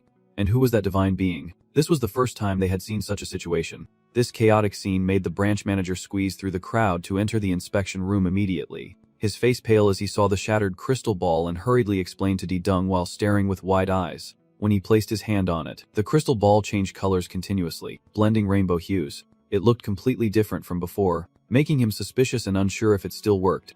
The staff member next to him just awkwardly chuckled and said that sometimes it also has a bit of technical trouble. Suddenly, a cracking sound rang out sharply, and the surface of the crystal ball suddenly cracked open, making the staff member panic. Suddenly a loud explosion rang out with smoke billowing out, startling the contestants outside the corridor. Inside the testing room, the smoke was so thick that even though the secretary had pinched her nose, she still kept coughing. Di dung dung lang truok may kim tranang luk, kanan and vien the hong so nengalan radat, thakal dungam nu tung, anta lega koa so hai nen voi hoi them sem ka koan kong. Hearing that, Truong Chinan also gave up, thinking this was just a malfunction of the testing machine. But all 3 crystal balls are identical. How could all 3 malfunction at the same time by coincidence? Seeing the 2 people whispering, I was confused and wondered if they were planning to demand compensation. What should I do now? Do I need to retake the test? Truong Chinan thought, if they keep testing you like this and the machine breaks again, I will have to pay out of pocket to replace it. After a moment of calculation, he suddenly turned to ask you, is it Di-dung? This is the first time we have to do this, so maybe we should make a decision based on the test case. In your case, a decision cannot be made based on the crystal ball alone. It must go through the evaluation of another assessor. Only then can we determine your level. Ding doubted the reliability of the test, but the C-level older brother firmly assured him that the ranking was based on clear criteria, so he could rest assured about that. As the group bid an overly dramatic farewell, they waited until he was out of sight before the branch manager finally spoke. I can't continue living with my fate anymore. The secretary then asked, is this crystal ball device a reaction of another world's power within the awakened person's body? I am not sure either, but perhaps the power belonging to another world that Han Dae-sung possesses is beyond the scope of the crystal ball, which is why it exploded. Hearing such a sharp argument, the Phi-rank young man chuckled softly, while the branch manager suspected that Di-dung might be an S-rank awakener, which was entirely possible. The C-rank guy thought the secretary was overestimating. He did not believe there was any chance that he was an S-rank person. Waiting to call Tranho to tell him what happened in the exam room and that I had to do a supplementary test. Tranho asked if my phone was broken or something, and I said I broke it myself. Tranho shouted, you can't just smash it randomly. You have only been testing for 5 minutes, so how can anyone predict the result? And now you have no choice but to do well on the supplementary exam and get a high score. Tranho told you to go home and rest first, and he would send the exam date and test link later. Suddenly, a red light flickered from the construction site in the distance, making Di-sung alert and turn his head to look. It is a female sniper, she thought. From any perspective I do not see that guy as being strong, and even if that person is a powerful awakened, I still do not care. The assassin was about to squeeze the trigger when Di-sung turned her head and looked directly at the scope, surprised and wide-eyed. The assassin was caught off guard. Could he have seen her? She had never been detected by a hunter before in all her years of work. A soldier glared at her and said, if you are good, aim straight at me and shoot. Just as he was about to retreat, a command to fire came from somewhere, and the marksman immediately raised his gun to aim. Bang! A gunshot echoed as the bullet sped straight toward where he was standing, causing a massive explosion with dust and smoke flying everywhere. Are you kidding me? After a while, the dust had cleared. You still stood there completely unharmed. The bullet used this time was not an ordinary one but an aura bullet that had been flattened. The thug was only then terrified and ran for his life out of the building. Suddenly, the newly acquired sword of Di-dung flew towards the thug and struck him, causing a cry of pain as he collapsed to the ground. Di-dung appeared with an overwhelming aura that terrified the thug, who then mockingly taunted him. It is a shame you aimed right at me, but that won't send me away so easily. Darling, the pain from the attack has already disappeared. The marksman quickly grabs his gun from his side and takes an attacking stance. After surviving my aura bullets, you are still alive normally. Where exactly are you a lost soul from? He confidently introduces himself as Han Dae-sung, the lost soul from hell. Feeling like he is teasing her, she fires multiple aura bullets in rapid succession, accompanied by the sound of gunfire echoing across the construction site. The bandit still has not lowered his guard when suddenly he appears behind her like a ghost. She did not expect that after she shot him, he would fall down, but it was just a lifeless black shadow created by Dae-sung in the smoke she just shot into. Suddenly her eyes turned completely red. A hand reached out to choke her and pressed her against the wall, caught in a suffocating grip. Before she could save herself, a bunch of black hands shot out from the wall. Seeing so many eyes, many covers, and many hands like a mass of slimy things, she was so scared she fainted temporarily. Dae-sung saw this but probably could not do anything yet, and also fainted. so he stepped aside to pick up the remaining bullet casings and face the suspended thug on the wall. He could not understand how these things had such great power that they could destroy others. When he looked at the gun case, he saw pictures of his entire family inside. You throw the cartridge casings and your stuff at him, and the scared thug suddenly screams like a madman. I will get straight to the point, answer my question, or if you dare to make noise or talk nonsense, I will send you straight to the altar. You throw the family photo and your information in front of her and ask who ordered you. The young, sweaty sniper fears that he cannot reveal any information about the Pink Ghost Gang. Now I will just make up a name. How would I know? She then said, Kim Sung-han, that muscle-bound pig of the organization for hire you destroyed not long ago. That guy said you drained all their money. Now DX Sung finally remembered the 500 million and thought he had gained your trust. Then suddenly you shot out something that pierced a hole as big as a piglet in her shoulder. She screamed in pain and terror as the demon hands continued to grip her body. DX Sung coldly warns the girl. A sharpshooter who listens this obediently is suspicious. If you dare to talk nonsense, I will make you regret it immediately. I am giving you one last chance to tell the truth. Who is controlling you? The traitor does not dare reveal any information about the Pink Ghost Gang. If she does not die here, she will be wiped out by their assassin anyway. No matter which path she chooses, she is doomed. And then she suddenly raises her hand, trying to channel all her strength into it before slamming it straight into her heart. Because even if you ask 100 million times, my answer will always be the same. Seeing that, you realize the thug intends to self-harm, but you still have not reacted, just staring at her as he continues to scream wildly. DX Sung gently pierces a hole in his chest, sending him ahead. The assassin's face turned horrified, unable to believe he was killed so recklessly. DX Sung, heavy-hearted, calmly said despite her coughing up blood, go ahead and go down alone. I am already sick of that damned hellish place. Blood soaks the house floor, and suddenly the thug's body slumps down and sits heavily in his own blood, then collapses completely. Seeing that, I also feel tired because all this effort has not revealed who the bastard behind it is, and now I have to clean up this mess. DX Sung did not want to use it at all because this item always caused him to lose face uncontrollably. He secretly flipped through the journal with the keyword Memories of the Fallen, and shortly after, he found page 134. At this point, everything can be resolved quickly. He continued to open the space gate, as most of the area around was very close to the Sky Gate's water stain.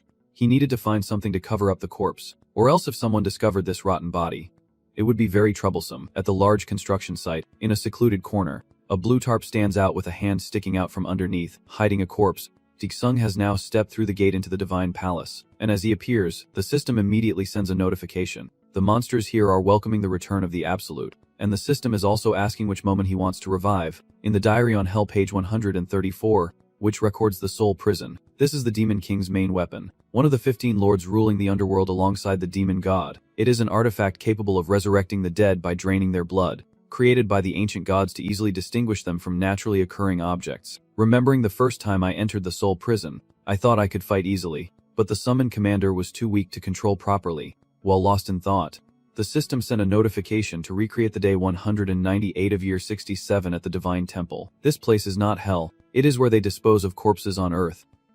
This time, I have to use it wisely. With that decision made, I immediately pressed to activate and confirmed. The system recreates the location of the Thema River as recorded on page 134, and suddenly the surrounding space begins to distort and fade into view, revealing the river filled with Thema. The dark purple waters are teeming with drifting skulls, and on the other side of the river lies the territory of the Demon King. There used to be a boat here to cross the river, but now it is gone, and you can't even swim across. Just soaking your body in the water for a moment will cause the Thema to gnaw and decompose it completely. The system then displays a notification window to receive items. With an average difficulty, you need to eliminate creatures from heaven occupying the deadly river. The goal is to destroy 20 white pillars within 30 minutes. Completing the mission will earn rewards and the protection of the demon spirit. The success rate for imprisoning souls in the prison is 50%. As the notification ended, Dijung was targeted by an unidentified creature. Then a series of glowing purple eyes hidden in the shadows awaited approval for elimination. He looked up and saw a whole swarm of strange robot spider creatures hanging overhead. They are the white pillars of the direct lineage race from heaven. Just then, the program to eliminate territory intruders of the robots was activated, and they leap to the ground to prepare for attack. A spider jumps forward and sprays a purple ball, but he easily dodges, causing the ball to hit a rock and be instantly corroded. Dijung immediately understands that defeating these creatures will earn him a reward from the system, possibly a boat. He quickly drew his sword. Just as a giant robot spider was falling towards him, he quickly sliced vertically through the air and then landed softly. Suddenly, the robot spider shot out a barrage of purple balls raining down like a storm to force him into red-eyed combat mode. For him, this was nothing to fear, and he did not need to dodge it like a threat. Despite the incoming purple balls, you still stand tall and unyielding. your body emanating a protective shield that blocks the attack, and given the current situation, handling each one individually, they seem unwilling to retreat, so you unleash a single powerful strike to deal with them all at once. Didung thrusts the sword straight into the ground with a tremendous shockwave, causing the spiders that just jumped onto the rock to rush forward in a dizzying charge before falling flat on their backs. Didung immediately charges like an arrow, wildly slashing at the robot spiders, wounding them and spilling blood. He managed to catch the core of the last spider with his bare hands and crush it into fragments. Fighting fiercely like that, the system kept notifying that the mission was complete, with a 50% success rate in the Soul Prison, and the reward had been granted to the Absolute Master. The system sends you a glowing red sphere with a purple aura inside. The reward is the protection of the Devil, a armor called the Devil's Shield made from white bone, which reduces physical damage and grants immunity to all of Ma's curses. He hesitated and read it carefully again. Then the system appeared asking if he wanted to wear it now, but there was one more note that after wearing it twice, he could wear it at will.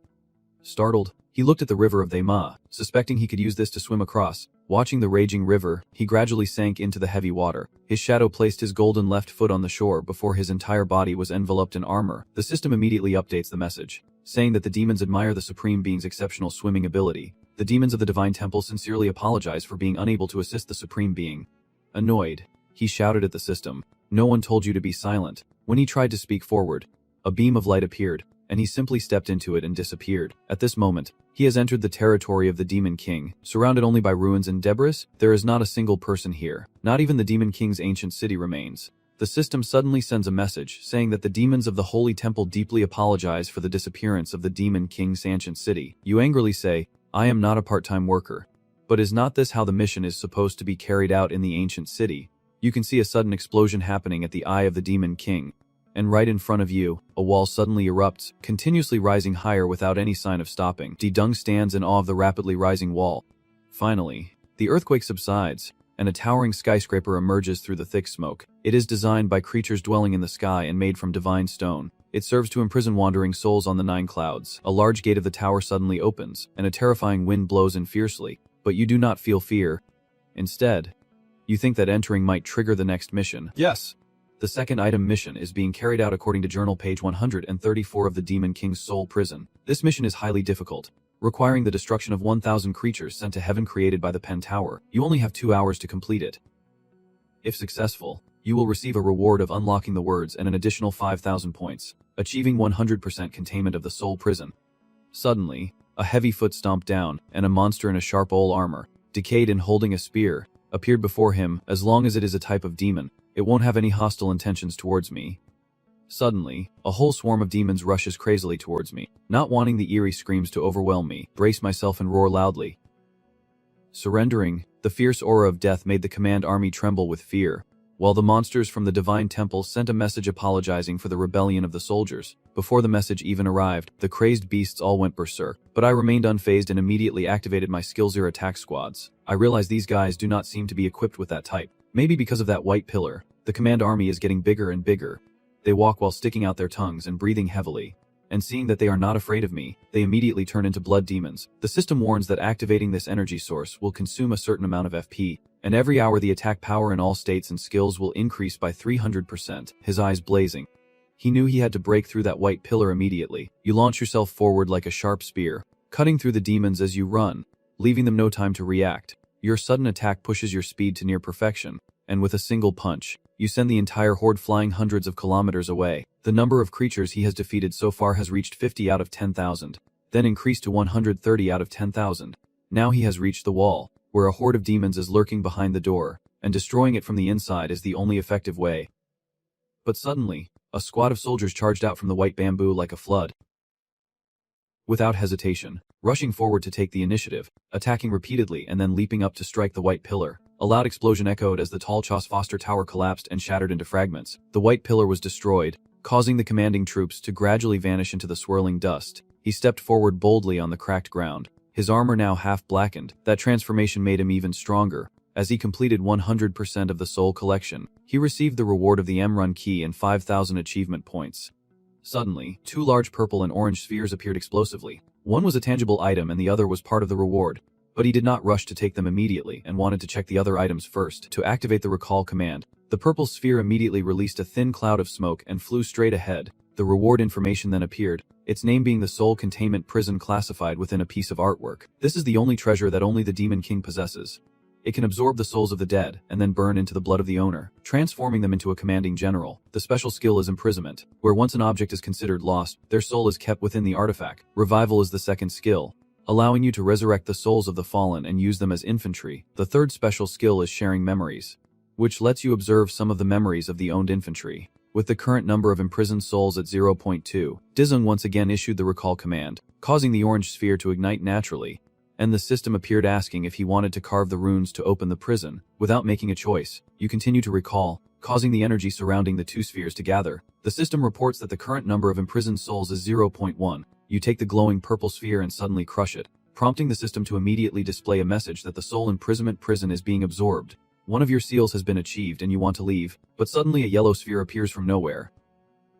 Confusing Dizung, the system immediately issues a warning, indicating that monsters are rushing forward through the fierce energy emanating from the light, and the monsters of the Divine Temple advised to stay absolutely cautious. As a supreme being, he had no obligation to obey. He continued to withdraw, causing the sphere to glow again, and it suddenly merged into his hand, leaving a strange mark on his palm. That mysterious energy source gradually faded away, leaving a circular mark, and immediately a notification appeared in front of him while he was still suspended. The faintly visible mission completion percentage showed 1 out of 3, and he had thought it was something very valuable, but it turned out to be a trivial task that wasted his time. Feeling too sad, he immediately closed the time gate to return to the real world. A few seconds later, he was back at the construction site in the present, but a new problem arose as the corpse hidden under the blue cloth and blood suddenly changed eyes. Ignore everything else. Dung returned home, and as soon as she stepped inside, she saw her younger sister standing at the door looking out. Before she could say a word, she was cut off.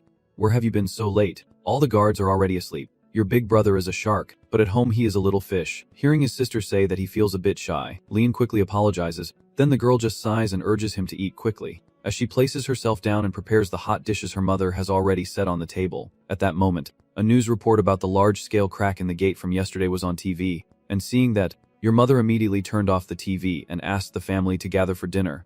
Didung mumbled while chewing. The world has changed so much that even monsters appear on the news. Hearing that, the mother glanced nervously at him and explained.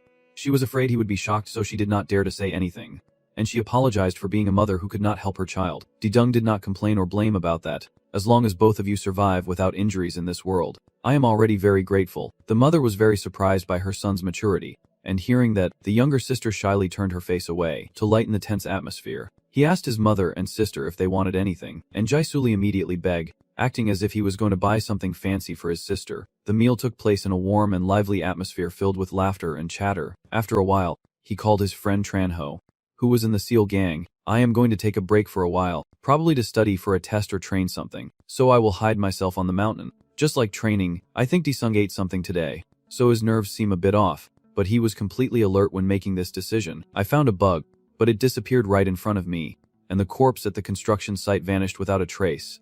Anyway, while I was out of it, please take care of my mom and Jisoo for me. Tranho, being a good friend, immediately agreed without hesitation, not knowing what his close friend was planning to do next. Meanwhile, Disung was busy putting his hands in his pockets on the rooftop, thinking of a way to bring the mastermind into the light. At the Pink Demon Gang's building, a henchman was reporting that the corpse had been dealt with. From the way Disung turns a low-level assassin into a new soldier, he does not seem easy to handle. So what does the boss plan to do with him? Lysekyu dismisses the concern and tells his subordinate to ignore it, as he overheard that you will be taking part in this hunter exam. That is the perfect moment for him to eliminate you. So for now let us just pretend to be friendly and save our strength. Right, Jinchun? Jinchun, breathing inside the glass chamber, also agrees and calls out, can we start now? I have been waiting for this day for a long time. I wonder if that scarred guy outside can hear anything through that glass. Suddenly, the doctor on the side interrupted, saying Jinchun's great heartbeat is very stable, and they are ready to proceed with the serum bomb now. The neurotoxin expert, worried that Jinchun will be in a lot of pain, asked if he is ready. And Jinchun, looking very excited, replied he has been ready since he set foot here, very satisfied with that answer, then signaled to proceed with the experiment immediately.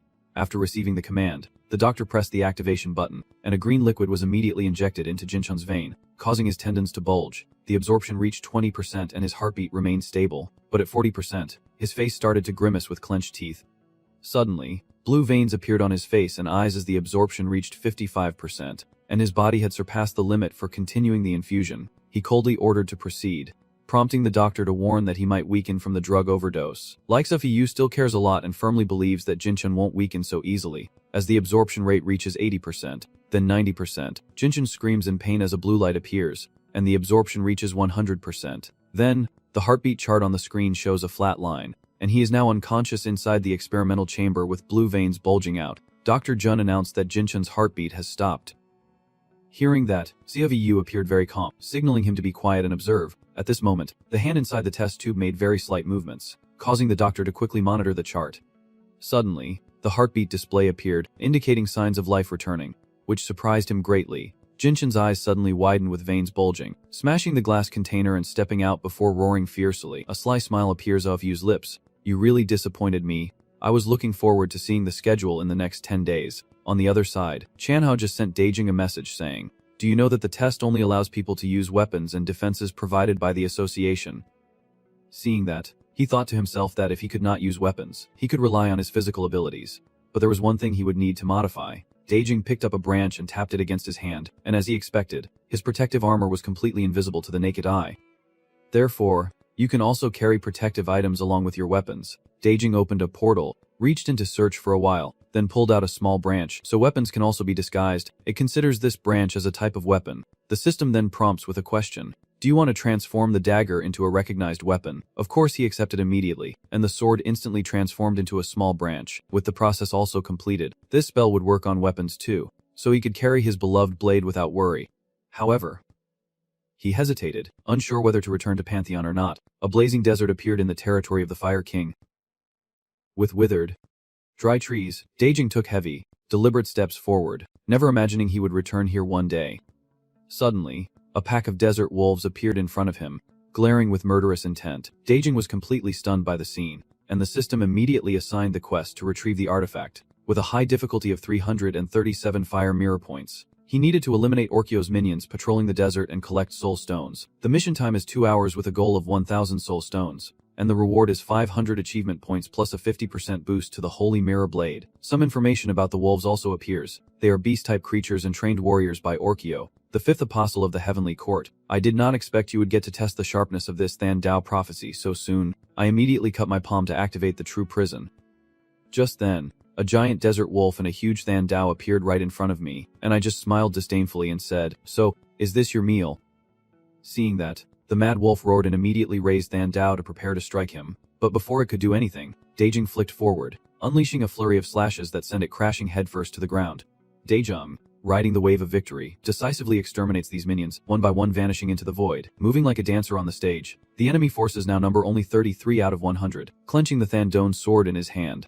He coldly looked at the remaining wolves as he finished speaking, and the entire desert wolves pack rushed toward him. A dark green hand suddenly blocked the attack of the alpha wolf, and a blue-headed wolf with a battered body appeared out of nowhere.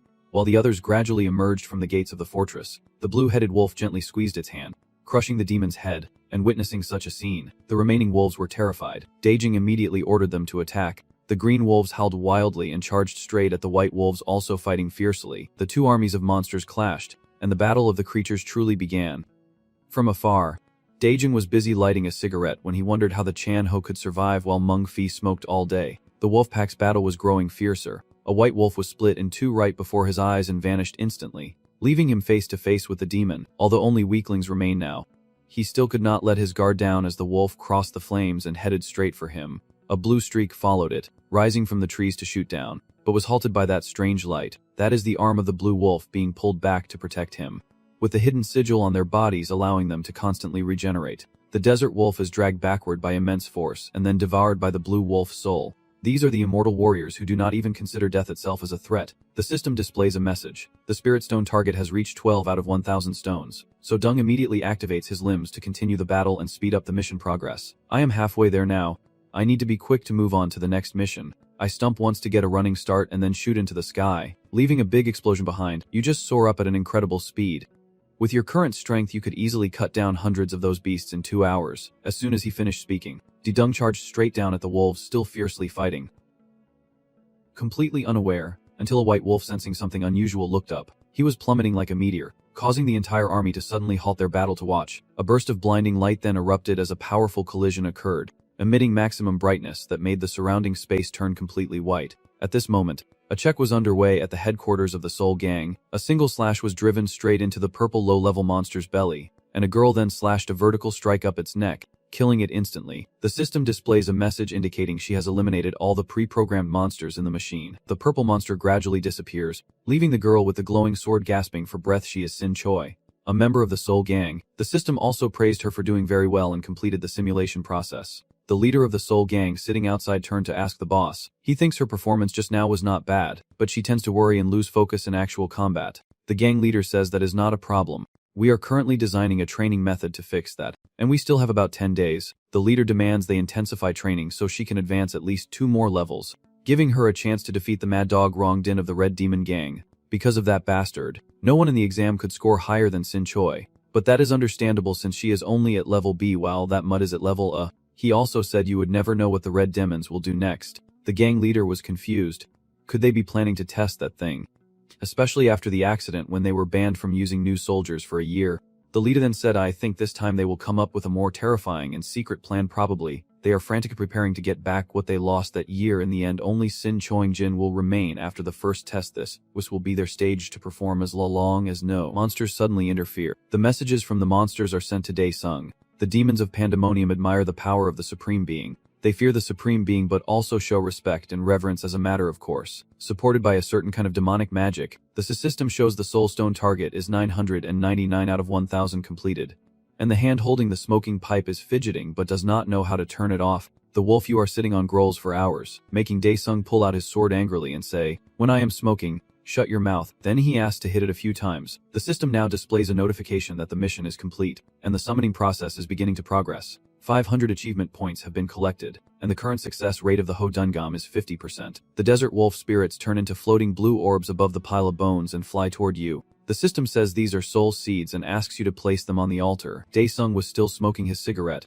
Wondering why there was no sign of an altar anywhere around here, he reached out toward the sphere, thinking, do I really have to go find it again now? As soon as he grabbed the soul orb, it immediately emitted an extremely intense energy, with a pillar of wall suddenly shooting straight up from the ground followed by a thick wall rising after. In front of him was a table with a duel happening on each side, and he could not help but marvel at the beauty of the sphere and the altar over there. The Pandemonium monsters sent a message again, saying he was wrong to rush so quickly in judging everything. You throw the smoking cigarette onto the pile of ashes at your feet, and the system announces a new quest. The second item request, with 337 points for the fire mirror in progress, with a high difficulty. You need to place the soul orb on the altar and prove your worth to the guards. There is no time limit. The goal is simply to gain the guards' approval. The first reward is 20,000 achievement points, and the second is the blood guard. The level of the fire mirror's wish has also reached 100%. Quickly placing the sphere on the altar, it suddenly lit up brightly, and behind the altar, something large and long was emerging from the ground. You quickly activated the highest alert mode, and that thing was fully revealed before your eyes, a giant snake with overwhelming pressure emanating from it. Its large round eyes and yours were staring fiercely at each other, and the system had to appear to introduce this formidable creature. It is Okshin's favorite monster, the fifth apostle of the heavenly court. To obtain the sacred item guarded by the guards, you must answer its question, after which you stare intently at the status screen. I thought I was getting a fun quest, but now I have to answer questions for a snake. Fine. If you like, I will wait. Ask away. Snake, I will answer everything. Seeing that, it immediately bowed its head close to you and muttered some incomprehensible words, leaving you helpless because this stupid snake dared to mess with you. Unable to take it anymore, Dung shot a pain right between its eyes, causing the snake to collapse in agony. The system immediately announced that the blood infusion process had been activated, and you would transform into a demon. However, when this technique is triggered, a specific amount of AP will decrease over a certain period, and the attack power of skills and stats will be reduced by 300%. Dung gently flicked his hand to strike again, this time stabbing through the snake's 2 eyes, causing it to roar fiercely. You growl like a savage beast. Do not think I am gentle or look down on me. You are tired of living, right? Then he cursed it as a mad snake and stabbed it in the head, making it scream wildly. Suddenly its head swelled abnormally and exploded like a bubble, and you landed softly on the ground. Dung walked away proudly, a full stench rising in the air making him feel nauseous. Suddenly something makes him turn around, and the snake is again glowing with blue streaks. Rebirth of the snake is old news. Nothing surprising anymore. Dung immediately grabbed the sword, gripping it so tightly that his hands were bloodied, as the snake had fully transformed into its new form. With a fierce appearance, it was extremely furious, its red eyes flashing and its wide open mouth as if ready to swallow him whole. Seeing that, he changed his tactics and boldly challenged it. If you are so capable, then charge in. He quietly observed its movements to see what it would do next. Suddenly its eyes turn red and it charges straight at you. The demon keeps leaping at its mouth, and you use one hand to hold its upper jaw while using your whole body to pry the snake's mouth open. He stared intently at that energy, a bright light blazing out like a great forge sustaining the life of the snake, clearly a rebirth forge. Suddenly, the venomous head cracked and then lifted up again to make it easier to digest. The system appears with mournful groans as Pandemonium's monster falls into despair, the demon closing its eyes in madness. Sensing something was wrong inside, it immediately spat out a mass of slimy goo, within which Dung appeared holding a large, long sword wrapped in chains. You sneer and say, "This really does not work on someone like you without hands." The system reports that you have collected the Fire Peak Spear at about 50%, so it is not yet at the highest level to unlock special skills 1, 2, and 3. Which are still sealed, but for you, that is enough to defeat that non-revivable reptile. Seeing you, the snake opened its full mouth in a furious roar, and you grabbed the sword, excited at the thought of using it in battle. With this black sword, it contains an incredible power that has not yet been fully unleashed. I thrust the sword directly into its head, forcing it into a state of extreme submission. Then a powerful beam of light surged up along with a shockwave exploding outward. With a single slash, you easily split the snake in half and sent it to paradise at that moment. The familiar system appeared before you with a notification that the Fire Peak Spear's level of 100% had been reached, so the upgrade was complete. You received the reward of the Blood Guard and 20,000 achievement points, and the chains holding the sword are also removed. The system now displays a new notification. The Fire Peak Spear presents a challenge to see if you are worthy. You must endure the entire fire trial within the allotted time. This is what you must overcome to fully control the Fire Peak Gorm. It is the Hellfire Peak Challenge. The system has started a countdown of 239 hours, 59 minutes, and 47 seconds. You must endure being burned for 240 hours, which is 10 consecutive days. The fire has surrounded you and the sword and is growing larger, but there is no reason for you to ignore this challenge. A commanding voice booms. Have you become a dog that no longer recognizes its master? Fire King. The countdown still shows 239 hours, 54 minutes, 18 seconds. The fire of destruction burning through your flesh. Forget that countdown while I remain gentle, or I will tear you into 100 pieces. Suddenly, time instantly rewinds to 0, and the trial is over. You still grip the hilt of the sword even though your hand has lost some flesh. Suddenly, a voice echoes, "Master, please forgive me for not recognizing you sooner." Dung was not angry at all and simply said softly, "It has been a long time since I last saw the Fire King." Seeing that the Fire King still remains here, he guessed it was not demoted to Pandemonium at the depths of hell, where the departed gather in an endless abyss shrouded only in darkness. The system reappeared along with the cries of the Pandemonium demons, pounding on the dark wall, begging him to be freed. The Fire Lord also immediately lamented that since the day you disappeared, he had been waiting for the day he would be taken away from this world. Dung asked if it hated me, and it replied, "Definitely not. If that is your choice, I will gladly accept. The only thing I regret is after you are gone, seeing that you still seem to not understand the issue," the Fire King quickly explained. One day, unidentified entities broke through the walls, and while the Lord of Hell was absent, they took advantage of the weakened and distracted demons. The seal of time and space in hell is not enough to satisfy them. They have filled Pandemonium with demons. I could only watch as the demons were defeated, swallowed by a giant white horse. I have lost my sense of self and can only sit there watching time pass pointlessly. But luckily, you have set me free with all your respect, the Fire King quickly asked. What wind brought Desung back here? And without beating around the bush, he said directly, "I need help. What you do with that help will be clear later." He asked it about the golden sphere in front of him, but it did not know what it was, only sensing an unusual energy source from it, an energy similar to that of the chaotic entities. And since it did not understand what that object was, it kept warning Desung, ignoring the warnings because the system has never let him down. It is best to keep collecting like this. As he crushes the golden sphere, a notification from the system appears, indicating he has obtained an item to progress to 2 out of 3. The sphere instantly turned into a mark on your hand, and when you collect all 3, it will grant you access to somewhere.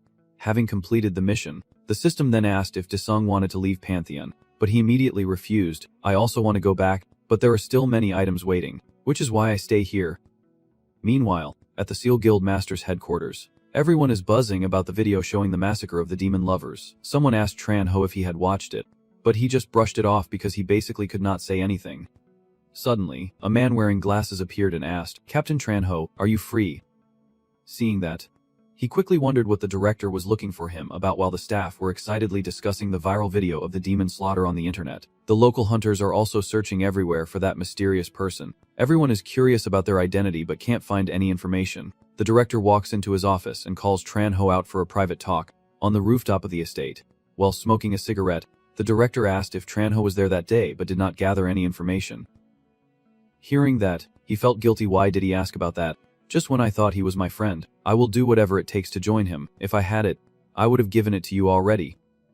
Hearing that, the director's eyes lit up like stars. Then he sighed and said, if Tran-ho finds anything, he will definitely recruit you. You forced a smile and pretended to be indifferent because there is only 7 days left before your license expires. Tran-ho asked the director what he would do next. He did not answer but fell into silence, and the conversation suddenly became awkwardly quiet. To break the tension, I asked another question. So what is wrong, Sin Choi? Only after a while did the director say, it is nothing. I am just worried you might go too far. 7 days before the license exam, deep in a forest, Sin Choi was training intensely.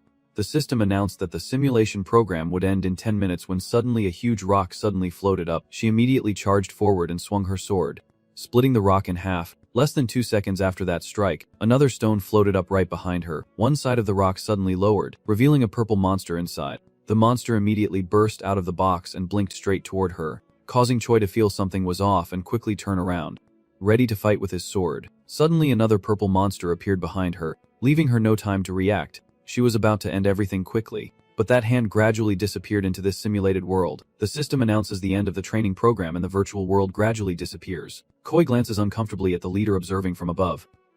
Seeing this, he calls her up to talk, apparently having some reproach that made her speak. Aren't you always telling me to achieve what I want no matter how impossible it seems?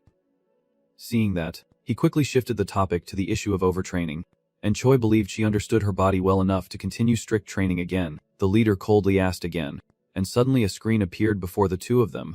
Then a chart showed up with a normal nervous system on the left and her nervous system with AI on the side. He immediately asked her what was wrong because according to the analysis of the AI, the psychological disorder is a dangerous factor that hampers her development. But she stubbornly refuses to admit it and only insists that she must be in the top 5.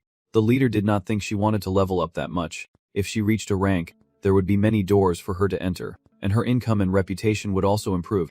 Hearing him say that, she crushed the water bottle in her hand and firmly declared that those things were not what she desired. Min clenched her lips and looked ahead with an angry gaze, determined to eliminate all the monsters in this world. 5 days before the license exam, the vehicle was entering a highly secure mysterious corridor. I did not expect you to last that long. I need to upgrade the quarantine facilities, especially the ventilation, water, and electrical systems. Seeing a person dressed in white sitting on a horse and voraciously chewing on animal carcasses, Seofu had to call out Din before he would stop eating and turn around to look, revealing his bloodstained face as he looked over. Seofu noticed that lately he seems healthier, eating and drinking like a flood, and the leader of the Red Demon advised him to eat well and rest so the effects of the medicine would subside. The bloodstain on his face and his eyes shining with a fierce aura. Jin said, I will definitely be the star in the upcoming test. In hell, 3 days before the license exam, the system announced that you had just completed another mission and increased the difficulty level. You secretly stood on the summit of the snow mountain with Than Gong. Fire Peking asked its owner, are we returning now? In response, you decided to go back to the real world after many days wandering on missions. Finally, the exam day has arrived, with a 25% increase in the number of awakeners compared to last year. With the sharp rise in awakeners, the competition in the first half of this year's Hunter assessment is expected to be fierce. Therefore, the association also announced that they would change the examination method starting this year to accommodate the large number of candidates. A Pokes train sped past at high speed and then stopped at the roadside. Seeing that, the reporters rushed forward taking dozens of photos, and Xfu and Din Ban Bao appeared at the red carpet reception area, which was as grand as that for top celebrities. A reporter from Specie immediately approached for an interview, asking if the person next to him was the rookie used for this year, and what his prediction was for the Pink Demon Guild's ranking in this exam. Another reporter interrupted, asking what he thinks of his first warrior after 2 years due to the wrongdoings of the Pink Demon 2 years ago. And Oku felt extremely uncomfortable with this question because he had been harassed right at home earlier. He only replied that it was an accident that time. What are you thinking letting that reporter go? He keeps rambling on. Using his position and regret is not that a bit of a waste. It seems like you are avoiding responsibility. He suddenly put his hand on the reporter's shoulder and said with a smile, we promise to play fair this year. And then the two of them walked away looking cool under the flashing lights. Heading towards the competition area, Jing Gao mentioned that he should have just ignored those guys earlier. Oh suddenly stopped and said, I am glad you are still enjoying it, but do not show too much excitement, if you want to avoid trouble from drug use. Oku suddenly glanced back and immediately recognized that it was Director Hong Juni, the leader of the Sun Gang, so he quickly mimicked his mask and outfit to look like an orangutan, but he only smiled brightly, saying he had to disguise himself like this to escape the reporters and also reminded Oku that he should not act like the others in front of the camera. Hong Juni adjusts his hat and looks at the fortress-like building. Inside he is emanating a fairly stable energy, although there are quite a few impurities. and it seems that the drug has been significantly improved, he calmly said. I fear our new recruit might also be affected if you bring another troublemaker here. Just like the dark history from 2 years ago, and I hope it won't happen again this time. Jin annoyedly wondered who that dirty old man with the paper was to look at him with such a judging gaze, and Yu Chan immediately told him to hold back his hostility so he could focus on the only exam. But what Jin needed to pay attention to right now was Choi about to pass by. She just brushed past him. He glanced at her and said, she is Shin Choi, a rookie that Sun prioritizes with all resources. But in his eyes she is just a thorn. Seofiyusa, Jin. Whether she is strong or weak is not the issue. The problem is that both Sun and that old man are putting all their effort into her. He not only shows no fear but also seems extremely pleased, feeling that destroying her will be truly satisfying. King Juni is also carefully considering what they plan to leave behind in this exam, but he has a lot of confidence in Choi. Suddenly he felt a tremendous source of power, a young man with a plain face and ordinary clothes approaching. He narrowed his eyes and kept staring until the moment the guy passed by, and he remained completely frozen, until Choi approached and called him boss. He still had to watch his back as the young man walked away. Seeing that the boss showed no reaction, she called out again, but he only responded with a vague, non-committal remark. Be careful, Koi. I do not understand what she is talking about with the pink ghost, so I told her to stay alert just in case, so he would not worry, but Hong Juni said it is not about them.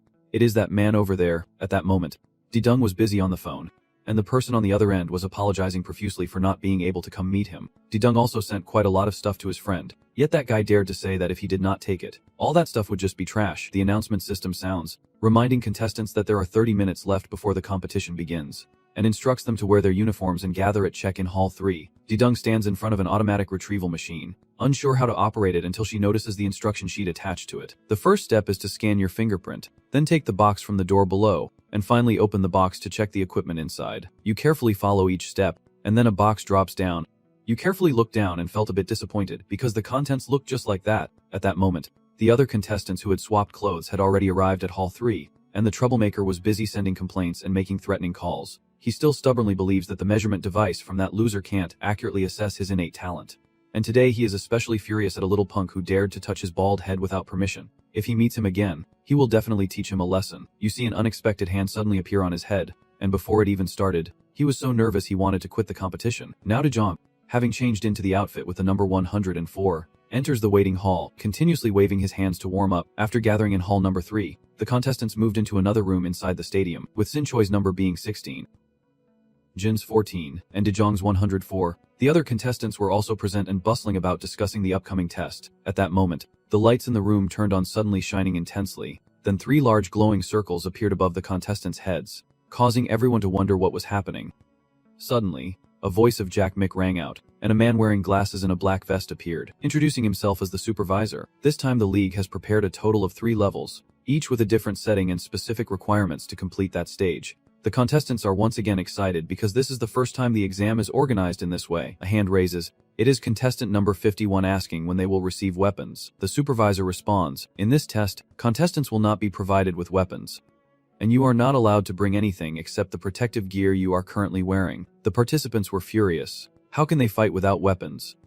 Suddenly, a voice echoed, I am Ibi, here to help you go further in this exam. The theme of the test is adaptation, and you can show how well you can express your true abilities, whether in hot, humid nights or cold, dark nights. The true value of a survivor lies not in equipment, but in the primal aura flowing from within. In other words, relying on your own strength. Just show your best fighting and adapting skills. If there are no further questions, I will open the gate. While the contestants are protesting the rules, a black hole appears right behind them as the teleportation gate opens. The supervisor shouted at the end as they entered, wishing all the contestants good luck. The top layer of the circle is a challenge in the rainforest, with the scorching heat making the contestants sweat profusely and struggle to breathe. Someone even shouted, if it keeps up like this I will be roasted before the test even starts. All those images are being monitored in the control room, with many people watching every move of the contestants. The organizers felt dissatisfied with the quality of the contestants this year, but some believed the test was too difficult and that everyone might fail. Seeing Choi on the screen unaffected by the heat, she tried to clear her mind to minimize energy consumption. Hong Juni is very pleased with her performance. Next to Choi's screen, Jin is being rated higher because he is smiling happily and seems to be doing very well. Looking at the hunchsticks off from behind, the judge thought that this time the red demon had prepared thoroughly. He was very pleased at the thought that old Mang San was probably tense in front of the red demons fighting chicken. He glanced back and saw him with wide eyes. He did not expect him to be so brave in front of this kid. On the screen in front, Dae Sung was very calm, but nothing happened. making everyone extremely curious about who this talented person was. Old car director immediately looked up at the screen and was stunned. That guy did not sweat a drop. The people in the control room thought he was using a shield by hiding it. Daesung drank the Blood Guardian potion but did not expect it to take effect so quickly. If he were discovered, he would be kicked out of the competition. He still has 46 hours, 52 minutes, and 48 seconds before external factors can affect him. The exam has not even started yet, but many contestants are already overwhelmed by the heat. When suddenly a pink bracelet appears on each person's wrist, the system announces that the first level's goal is to catch 20 swamp goblins. Daesung was completely confident in this challenge, and as soon as the starting signal sounded, he charged forward like lightning. Seeing that, the other contestants hurriedly followed, each determined to complete the task. Someone panicked, lost their footing, and fell forward onto a rock, crying out desperately. Suddenly, an underground stream burst up, and seeing the water as he was parched, he lunged forward to gulp it down like a fish in water. His hand touched the cool water, but something felt wrong. The water seemed to turn into a sticky substance, gripping his hands tightly. He was terrified. Then suddenly his body was lifted high into the air. It turns out that the water is from this giant sticky dune, which mainly lives in swamps and catches prey with a slimy fluid like that water. The organization announced that contestant 94 has been eliminated and is under urgent protection. The front part of the sticky creature suddenly swelled up and burst open, revealing a sphere containing contestant number 94. Even after falling to the ground, it remained in that state to protect the contestant from danger until the medical team arrived. In another corner of the forest, Daesung was running quickly as if searching for something, but since what he needed was not here, he had to change direction. At this moment, the 3 medical team members also arrived at the sticky mud to rescue the contestant. When suddenly, the Scarface guy's message alert went off. He dismisses the blame and only sees a message tracking number 104 of Han Daesung, his eyes flashing with a dangerous glint. A demon girl has been detected, and with a fierce gaze, she turns to look at anyone who dares to threaten her. A contestant with a big rock in hand looks regretful. Thinking about attacking the monster from behind with it would be so cool. But the red-eyed monster turns around, who else but Daesung, asking, "If you really think that, you damn fool." The monster begins to shrink as if starting to fight. These two entities start charging at each other, and Daesung quickly throws the stone at the monster. When the stone reached the same height as the opponent's head, Daesung jumped up and punched it hard, causing it to shatter into hundreds of pieces. Each fragment dealt massive damage, hitting the monster continuously. The destruction caused an explosion that tore through a corner of the forest. Everything that happened was witnessed by the rescue team member earlier. He knew it was 104. When they told him to find one of the participants whom he had never seen or heard of before, he thought they had already left. Turns out, this was not the first one, and with this guy, there are 6 in total. But this guy does not seem to be falling behind the amateurs from the big clans. The rescue team member thought. Han Daesung thought that just hunting and killing one like this would not be effective at all. He did not want to use his mana right now. But there was no other choice. Daesung sent the ghostly shadow to continue searching for monsters. The power spread across the forest, covering even the distant trees. In a monster's cave, they seem to have sensed it. This cave is filled with many monsters. When one boastful guy tries to go ahead, another quickly pulls him back.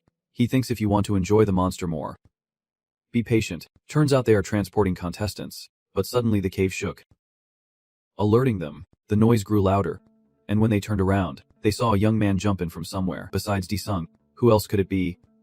So annoying. So you guys dug a tunnel underground. That is why I could not see any shadows even after washing my eyes. The monster thought the scent had come on its own 2 feet, but it turns out it knows how to behave. 1, 2, 3. Daesung is counting each one. There are probably about 20 of them, which makes the monsters curious. After all your fussing, Daesung asks loudly. The ghost said they seem to see you as a smell, asking what your command is. Looking at the monsters, Daesung sneered at these guys. How funny. So you ordered the ghost to burn all of them down.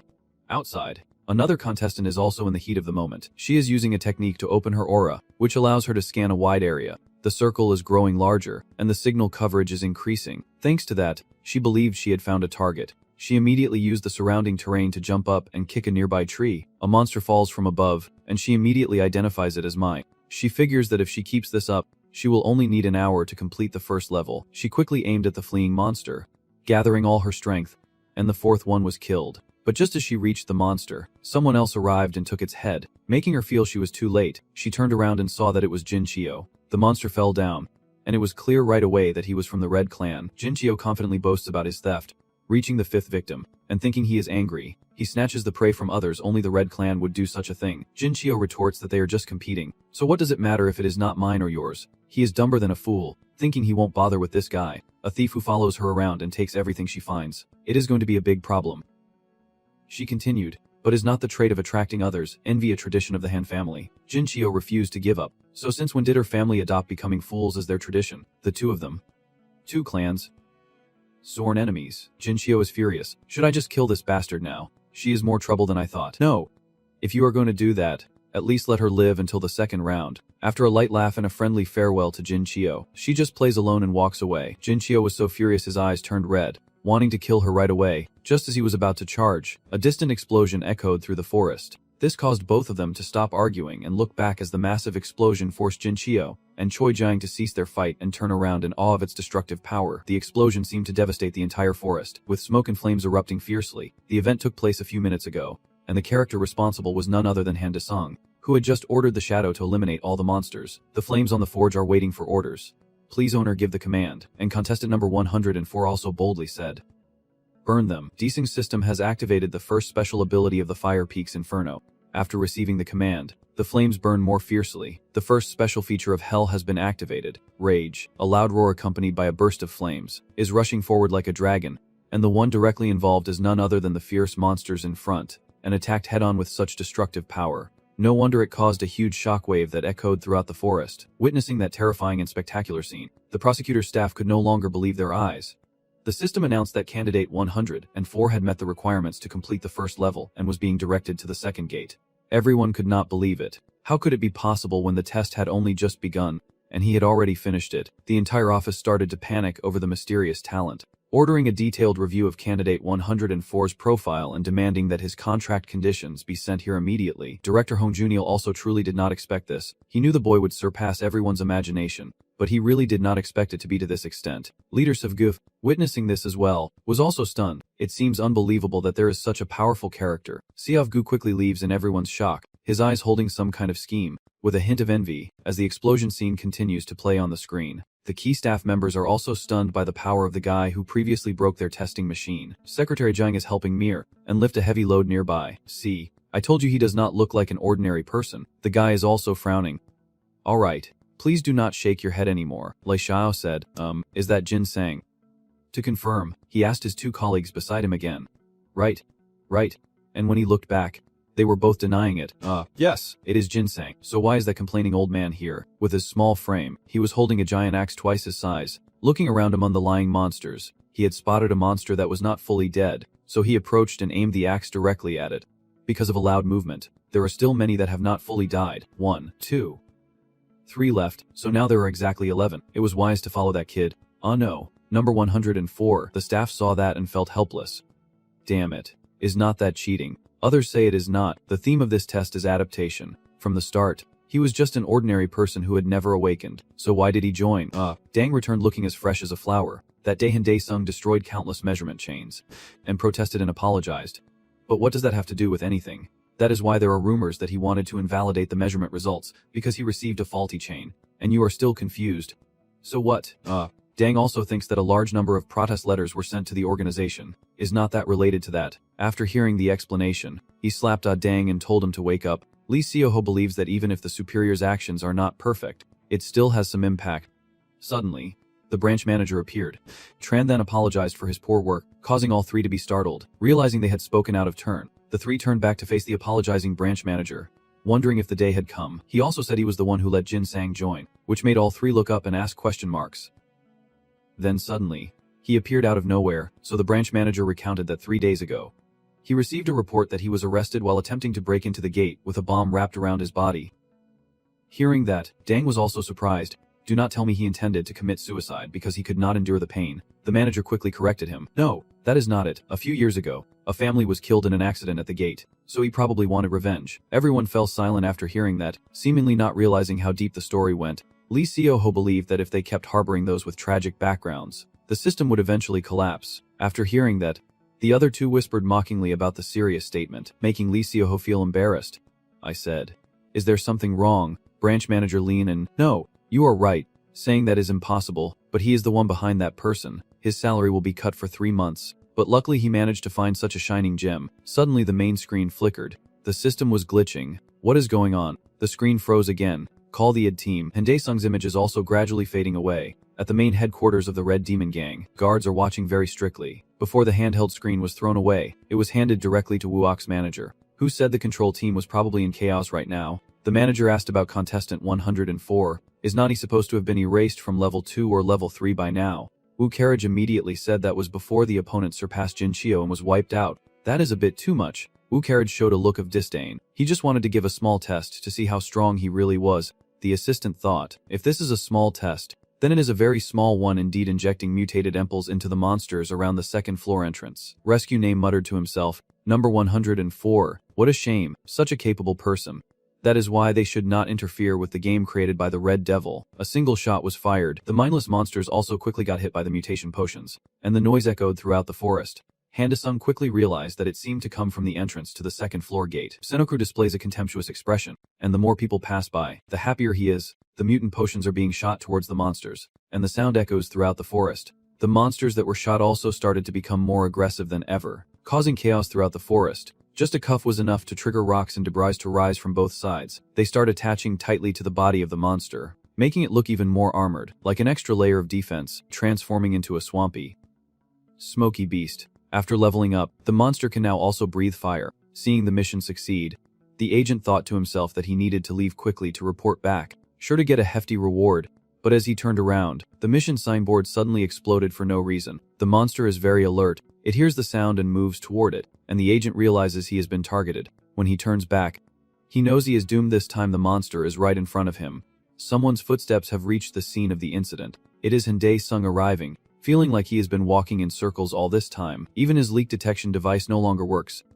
Suddenly, he spots a corpse. What is going on? Did a curse just happen? Seeing that the corpse does not look like a contestant, Dae-sung thinks the organization does not seem to know about this. Feeling the atmosphere around him, Dae-sung realizes something is holding him back. Immediately after, hundreds of pine nuts fell from above towards Dae-sung. With his sharp reflexes, he quickly turned to defend himself even against the smallest objects. But as the pine cones were cut, Dae-sung realized they were not ordinary objects. They suddenly burst into flames, followed by a huge explosion with tremendous force. The explosion was so powerful that even Dae-sung was caught off guard and could not react in time. To analyze a bit, it is absorbing fire, more like mana absorption. But still, he can't use the skill he used earlier on the brains, because it is still recovering. Using it is impossible, and that includes the fierce monster. There is no sign it will wait. Immediately, the monster unleashed another wave of fury, causing hundreds of logs to fly once more, resembling bullets heading straight for Dae-sung. He is controlling them with basic moves, like a speed duel. Dae-sung swiftly slashes each pine cone trying to attack him. Realizing this can't go on, Dae-sung activates his leg joints and charges straight ahead, ignoring the rain of bullets. Waiting like this is really annoying. Dae-sung decides to punch straight through it. The rain of pincum bullets is still flying in the air, and Dae-sung quickly pushes past them to charge directly at the towering creature above. The monster seems to sense the approaching threat and prepares to fight back. Over here, contestant 104 also raises his fist, with a cold stare and ready stance to join the battle. In terms of appearance, he seems outmatched, but with these two powers, a devastating earthquake could erupt in the area. But as Hinde-sung rushes forward, his face suddenly crashes into the monster, his hand still hanging in the air. In front of him is a massive tree split in half, and Dae-sung is thrown back. In another area, a contestant is digging out a fresh, sticky tendril from a monster's belly. Only Jin Jo-in would play such a disgusting trick, trying to kill all the monsters with unnecessary steps. The monsters are no longer just carcasses, their prey has also been taken away. The system announces that contestant number 14 has completed the first floor and provides coordinates to the second gate. Jin Jo-in silently thinks that he has spent more time than expected because of that fool. Lost in thought, Jin Chil suddenly sensed something behind him. A strange item appeared floating right behind him. Jin Chil quickly snatched the suspicious item box, carefully inspecting it with a calculating gaze. He opened it to find a small emballer bottle, 2 special leaf-shaped tablets, and a letter. He carefully opened the letter and realized something. The letter was immediately burned after the mission was over. Jin Chil realizes that Hinde-sung, number 104, is still on the first floor, returning to the battle between the mutated monster and Hinde-sung. After being deceived, Dae-sung felt a bit disappointed but also praised how much the monster had improved. Not wanting to waste energy on this cunning creature anymore, he once again called out to his shadow minions. Order it to eat everything and lead the way to the second gate. The mana fruits are the richest source of mana right now. Dae-sung used it for the shadow monsters to absorb, and Dae-sung's job was to stay still, blocking the nuts from reaching him, then burn them so the shadows could eat. Each mana-infused pine cone is an essential source of food right now, and Dae-sung is confident he will return stronger than before. So let us go. The ghostly figures, after gathering enough nutrients, received orders from their master and charged at the monster without stopping. They rushed like moths drawn to a flame, still clutching the mana-infused pine cones in their mouths. Gradually they coalesce into a thick slime. The monster, sensing an approaching enemy, also charged forward to fight. But what it did not expect was that it was fighting something from hell. As the ghosts had gathered into a black mass that shot beams directly at the floating monster, they surged forward with the shape of hands, grabbing the objects thrown by the monster. "Catch this, you idiot," Hendy Sung sneers contemptuously with a mocking smile. After the monster passes through, the control room screen finally shows some signal again. Everyone is eager to watch the journey of that genius contestant. Oh, here they are again. They can observe every move of 104, quickly zoom in on his image. What is this? Has the screen really been fixed? What is this smoke about? Is not the first floor supposed to be a tropical rainforest? Hey, there it is. Someone is ordering everyone to be quiet. Now the image of the ferocious monster truly appears. The scene leaves everyone stunned. They do not understand how this thing is here. What is that thing? How could such a thing appear during the test? And what is the examiner trying to do? From afar, the branch manager also knew this was an alien species, his face tense, and then asked the director if this was okay, as it looked just like a mutated creature. He asked whether they should stop it or not, and if there was any emergency defense unit nearby. Desung. Lee Soho then quickly ran over to the manager, wanting to inform him of something. They whispered that they had identified the signal from number 104 and sent someone to it. He suggested stopping the test for number 104, and the branch manager hesitated quite a bit after hearing that. But for the safety of the contestants, it seems he has no other choice. But just as he was about to make a decision, a Jiang exclaimed, "Stop. That one. Did he really defeat it? Back to the battle." The shadowy figures then received orders and immediately attacked the monster. With thousands of arms dealing damage from the fireball, the monster was gradually losing the layers of rocks on its body. As expected, an explosion occurs, creating a column of smoke like a tornado in a part of the forest. Seeing the smoke is also a victory from the battle, and all the staff are amazed. The manager quietly observes, unable to determine the stats or the object outside the boundary. He just thinks it is a technical error, although still very vague. To him, 104 is an unimaginable monster. A Jiang still can't believe it. He really defeated it. That is amazing. Another staff member immediately retorted. What is so amazing about it? This has nothing to do with the test results. She means it seems a Jiang still has not grasped the situation. Open your eyes and see. Deng Jinqiu will arrive at the second gate first, ignoring the two girls staring at each other. Lee Seoho still asks the manager whether to withdraw the order to send someone. The manager thinks it is unnecessary. Just leave it and tell them to report back on the situation there. As for candidate 14, he is trying to find a way out using the leaf plate. Jin Cheol is quickly searching for a route and must be somewhere nearby. He suddenly slams on the brakes at a certain spot. It seems he is approaching the gate quickly. The smoke disperses so fast that it suggests the battle has already ended.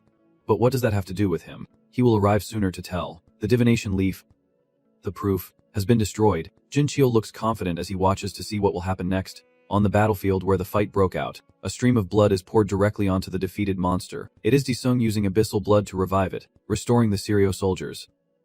The monster, which seemed to be asleep, has been revived with a strange power. The staff are still watching, confused about what he is doing, wondering what he is planning to do. The mutated monster has officially awakened, and seeing that, the staff are extremely surprised. It is not just revived but stronger than ever. Desung told it to hurry up, stop pretending and move quickly. The monster becomes afraid when Lamang appears. It quickly drops to its knees, begging for forgiveness from its master Desung, who then kicks forward, sending the monster flying like lightning. Jin Cheol has arrived here, quietly mocking. As expected, he thinks Desung will never be able to reach first place. But while he was feeling confident and proud, an object sped past Jin Cheol like the wind. Before he could even react, that swift object had already flown past him and ascended. Jin Cheol with disheveled hair, confused about what is happening. What is wrong with that guy? Outside the headquarters of the association, after hearing the exclamations of the staff inside, Seok Ru and his subordinates return after their scheming. By now, Seok Ru still believed in his own scheme to trap others, thinking his fun was over. But what awaited him was Jin Cheol with disheveled hair and a face full of disbelief. His eyes are vacant. This is the aftermath of Han Desung's beating. Knowing Jin Cheol failed his mission, Seok-ru secretly considers him a fool. A few minutes earlier, contestant 104 Han Desung, after recruiting a loyal subordinate, was looking around from above. Because of the monster in the forest, he cleared the way carefully, quickly recognizing a shortcut in front, and ordered the stone head to keep going straight. Desung continued to summon the fire spirit, quickly igniting the torches and burning through an entire stretch of forest. Turns out, this was Desung's quick way of clearing the path. As he controlled the flames, Desung ordered the headstone to keep moving instead of standing still, so the master and his subordinate crossed the forest on the fire. With the Fire King's aura still continuing his mission, the entire control room watched in awe, all wondering if number 104 was using some kind of summoning technique or something else entirely. What is that? What kind of skill is he using that they have never seen before? An employee started analyzing whether it was because of the light beam, similar to telepathy, and said that he could do it because it was feasible in today's era. Nothing is surprising. The female employee arguing with a Jiang also conceded. And besides this test, he also has skills in making YouTube videos. He even filmed a wall mural himself. and while he is at it, he might as well defeat Dongyin Trio or Sun Choi Jiang. Suddenly, someone punched the desk, making a loud noise. Everyone looked surprised and turned to the source of the noise. Except for Xavdu, who was furious because his subordinate had just made a mistake. Everyone was quite surprised by Xavdu's impulsive action. Li Xiaoho immediately stepped in to stop him, saying if he kept behaving like that here, but Okdu's car did not seem to care at all. He was only feeling angry now. The loyal secretary immediately stopped Li Xiaoho from getting any closer. It seems I was a bit too reckless. Xavdu turned back to apologize for being a little rude. He said he was just a little excited by an extraordinary performance. Director Hong Juniel. He is very satisfied from afar. No matter how cunning he is, he did not expect this to happen. Yes. He then remembered Mir Choi. Seems she is also about to arrive now. Back at the test, Jinka saw himself being overtaken and cursed, damn it. Motherfucker. Right behind him, he thought someone was also running fast. When he turned back, she was almost there, so he ran even faster, no longer daring to relax. Reaching the second gate, this was the battlefield on a majestic snow mountain. The first floor is hot, the second floor is cold. These guys really lack imagination. Di-sung comments. He immediately turned back to praise his new subordinate. The headstone, who had done very well. The headstone quickly withdrew, knowing this was not a place he could stay. The system has appeared and congratulated contestant 104 for being the first to reach the second floor. Di-sung asked if the others still have not arrived. And now, has he started yet? The system announces that based on the top 5 players, each will start at a different gate. And now it will reveal the requirements to complete the second floor. It then introduces the next terrain as conquering the snowy mountain peak and wishes everyone good luck. Di-sung analyzes the terrain. That height. He can't measure it precisely, but it must be over 5 kilometers. So the journey begins, and Di-sung starts purely with his own abilities. Even just starting, you already feel extremely complicated. As a prominent character, flycam around Di-sung is also very numerous. If these things were not here, I would have used that already. The other members have also arrived, so the drone followed and descended. Looking down, Di-sung silently thought, I heard that C and level people make money by working. But still, they have awakened. It turns out to be Jin Cheol. He is secretly annoyed about this test. Why did they make everyone start from different points? He thought to himself, if they keep provoking him like this, there is no other way out. He won't be able to vent his anger unless he kills that bastard. Noticing someone approaching, Jin Cheol turned around, and once again, what is this now? Jin Sang managed to come all the way here, holding that frail body in this dangerous situation. Even his fingers can't move. Is this the end? Tia saw the flycam next to him. If it stays here he won't be able to act. So he came up with a plan. Now he will deal with this fly first. Jin Sang tried to slap his face to stay alert. No. He had to think about his loved ones who are slowly dying. The old man, after being reinvigorated with mental strength, pushed himself to go on, telling himself he was not cold at all. But then he was caught in an avalanche and cried out for help in vain. The culprit was none other than Jin Cheol. What exactly was he doing here, and why did he call Jin Sang a pest? Go die. You are caught up in the chaos again. What is going on? All the live broadcast drones are not working. It seems like all the video systems are down, and from Xavdu has not said anything more. It looks like he knows the reason behind this. I think he is about to start. Do not let him down again. Use Jin Cheol. The snowstorm is getting worse, and the other contestants are gradually arriving, so they just need to reach the top. Right, one person thinks it should not be a problem, because they are the strongest alliance. Before he could finish his sentence, he was kicked straight into the snow by the crazed Jin Cheol. His teammate was also very surprised by what happened. Since when did Jin Cheol become so giant? Grabbing that poor contestant's head fiercely and screaming wildly, holding his head like a small animal. Pool, the brain champion, has a miraculous ability. He will kill anyone who dares to stand in his way.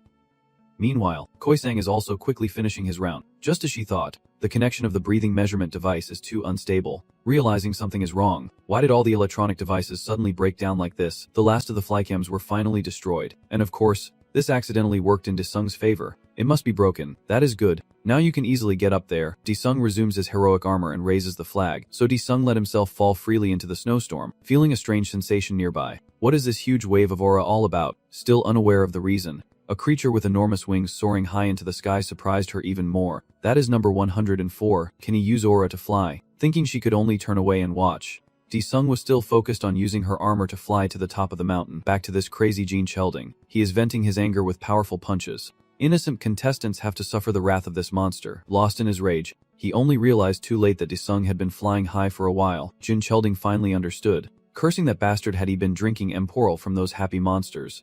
Back to the main mission. Jin Chelding now runs at full speed. Wait for it. Number 104. Director Hong Juniel has become angry and requests to stop the flight for a recheck. Aren't the safety of the contestants still the top priority? Manager, please wait a little longer. Hong Juniel they are trying to investigate as quickly as possible. A mocking laugh echoed. So the ones about to become hunters are afraid to take risks. I do not believe they can become true hunters. Siaf-du turned to the manager. Do not you think so? Standing between two powerful forces, the branch manager could only let out a sound and say nothing. Director Hong Junialung suspected this was a scheme orchestrated by Siaf-du. He neither denied nor admitted, only saying that would not it be better for a loving hunter to avoid becoming a true hunter? Or are you too lenient in softening them? Hong Junialung. Both the manager and the staff saw the intense battle but could not intervene. Director Hong Junialung was now so angry that his veins bulged. You cunning director. Siaf-du is no different. Hurry up and give up. You fake. During the test, at the third floor gate, someone was already standing there. It is really no one but Hende Sung. Are you thinking about ending it now? So now you just need to walk through gently.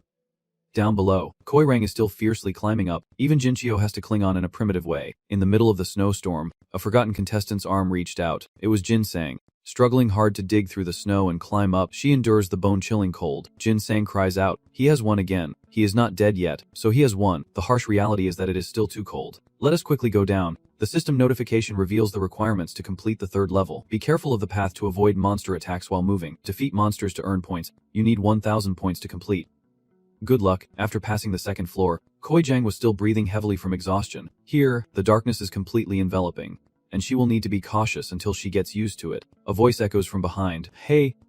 Koi Jang, the monster Jin Cheol has arrived. Asking if you have seen that flying guy earlier. Koi Jang realizes it is Dung Jin Cheol. He is still not over his anger and praises Choi Jang for being quicker than him. Lucky you do not bother to reply to this guy. Stop talking nonsense and go your own way.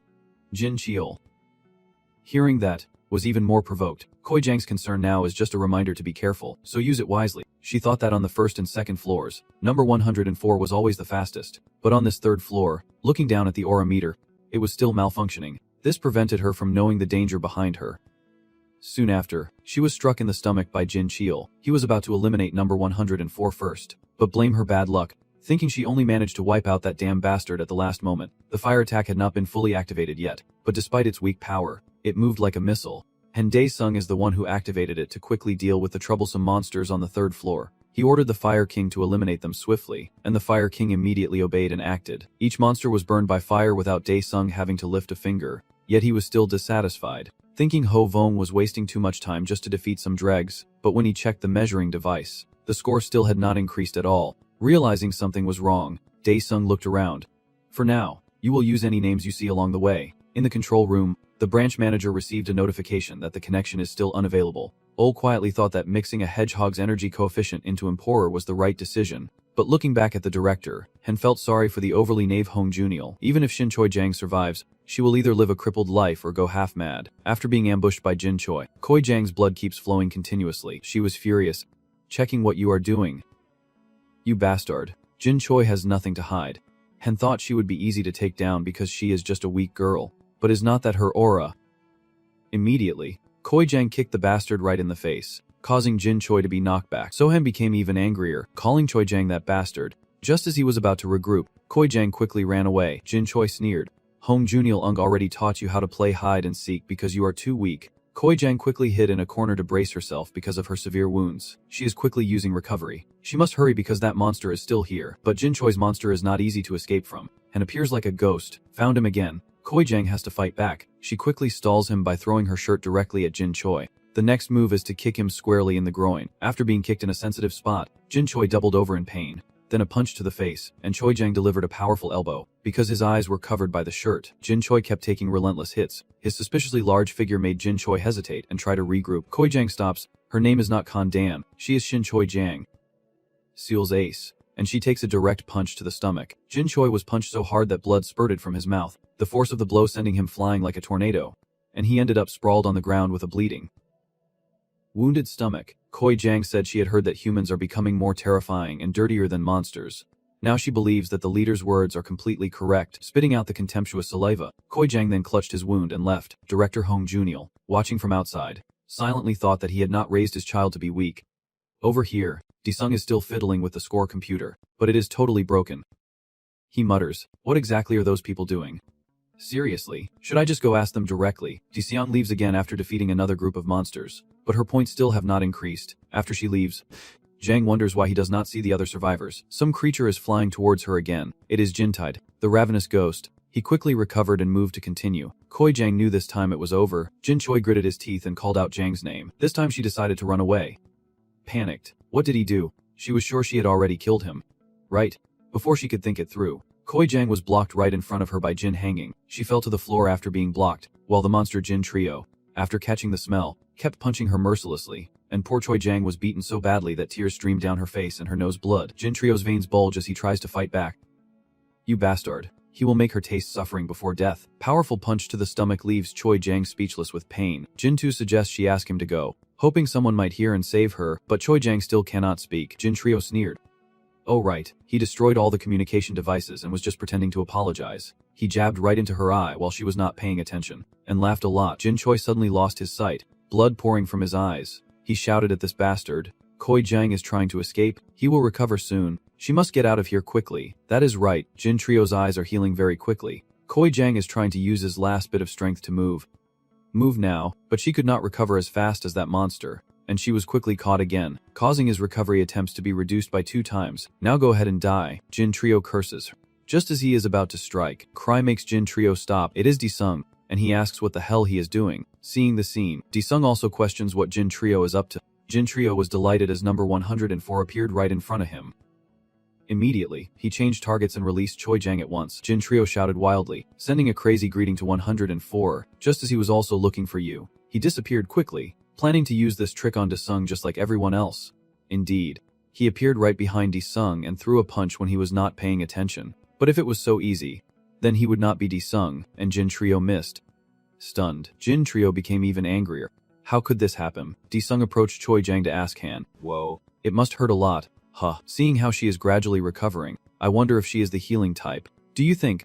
He turned back to look at the one who caused everything, giving him a side glance, not yet recognizing who was in front of him. Jin Trio complimented Disung, seeming to say it is probably your fault too. Did you do it? Jin Jae thought Disung was asking about Choi Jang, saying that bastard did not know his place, and he just gave him a little lesson, and that Disung would soon be like him. So there is no need to worry. No, Disung stopped that thought in his mind. He did not care about others that much. What he meant was whether Jin Trio was the one who broke the scoring device. Jin Trio finally realized he would not get an answer, so instead he summoned his strength to confirm that he had done it, pulling Vu Lang. Disung looked back at the malfunctioning emergency watch on his wrist, realizing that it was this guy who caused it. He said he had completely forgotten about this emergency bracelet because it was broken, so let us confirm it. Before he could finish speaking, the face of the shoe was struck so hard that its nose was shattered. Jin Trio was knocked back again. Feeling humiliated, suddenly ambushed like I did before, Jin Trio clutches his face in pain. Damn it. Disung is now truly angry because he has wasted too much of his time. Surrendering, Jin Trio could not believe how overwhelming the opponent was. The flames quickly rushed toward that monstrous figure, yet he still remained confident, as if daring to fight with such trivial methods. But he was wrong, raising his eyes in shock at the astonishing scene before him. It was Disung protected by the Demon King, the Shadow Ghost, the Fire King, and countless other mysterious figures. Disung is going crazy. This bastard has made you furious. In the control room, notify the network manager of the 2nd floor that it has been restored. The manager asked Ms. Ajang again. What about the 3rd floor? The network on the 3rd floor is being replaced, so it will take about 30 minutes. The manager sent security to the 2nd floor and directed them to the way up to the 3rd floor. Ajang quickly received the order. Seof-do is still unaware of what is happening, calmly drinking tea. The manager says relax a bit. Are not they all just hunter candidates anyway? Director Hong Juniel-ung is still worried. Looking at Seok-do, this sinister bastard. The control room door quickly swung open, and an employee entered to inform the manager. Seof-do also overheard. Looking quite pleased as the plan seemed to be somewhat successful, Hong Juniel-ung was also quite worried. The news report had already covered this issue, a breaking story.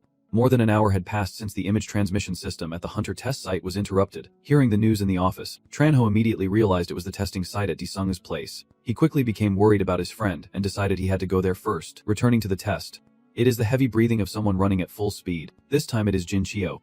A demon. That guy is not human. But after running for a while, one of Jin Chio's legs was cut off, so he could not run anymore. The pain hit quickly, and Jin Chio was triggered, one leg on the ground, the other in the air. He then landed safely on the ground. It is not looking good. No matter how he recovers now, he won't make it in time. Jin Chio's face turned pale. Now he only has one chance to recover. Disung has approached again.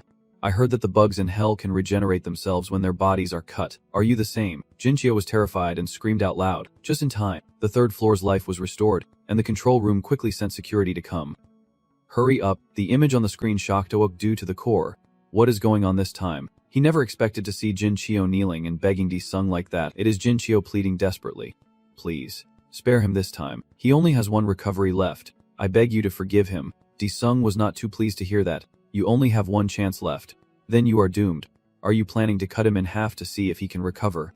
Jin Chio, hearing that, was terrified. If he was cut in half, Gao Luwan's recovery power might not be enough. Disung noticed the camera was on. Was it working? A sudden idea flashed through his mind. In that case, he would spare Jin Chio if he answered his 3 questions honestly. Jin Chio immediately snapped out of his panic. Really, changing the heavens and acting righteously. Jin Chio points the wooden stick at this evil spirit first, but he would cut him in half if he dares to lie. Jin Chio, terrified and trembling, was asked for the first time if he was the one causing chaos at the exam hall. Hearing that, Seokru also started to become afraid. Alongside Director Hong Junileung, all the staff were also waiting for an answer. The first question was whether Jin Chio was the one who caused chaos at the exam hall. Caught red-handed, Jin Chio now can deny to the heavens, stammering and unable to speak.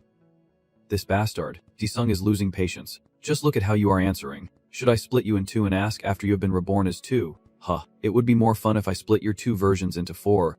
Right. Hearing the threat, Jin Chio no longer dares to stay silent, so he explains and finally admits that it was all his fault. It seems Disung is very satisfied with that answer. Jin Chio knows he is in trouble now, but at least he is still alive.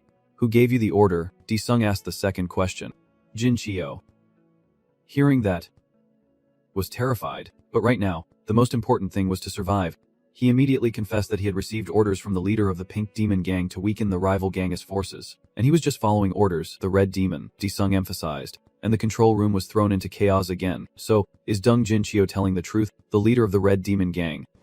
Now like Seokru can deny it to the heavens. Dung Jin Chio, he is furious. That damn bastard. Get back and go crazy with the assistant. That bastard is throwing him under the bus to save himself. Arrest him now. Brother like Seokru. A commanding voice made him stop. The branch manager expressed willingness to hear his explanation at the Hunter investigation. Damn it. How am I going to fix everything now? Sayoru starts to think. Sayoru calms down and says he will attend the Hunter investigation in a more suitable location. No one expected like Seokru to submit and bow his head. What is happening? The Pink Ice Queen leaves quickly. Dungjin Chio. You bastard. How dare you bite back at your master after all the efforts Seokru has put into raising you? He vowed to cut Jin Chio into 100 pieces and turn him into food for the crows. Seokru's secretary then wondered, is it really necessary to bow like that? The car immediately stopped upon hearing that, if he uttered a wrong word inside, Hong Junileung would instantly send him to his death.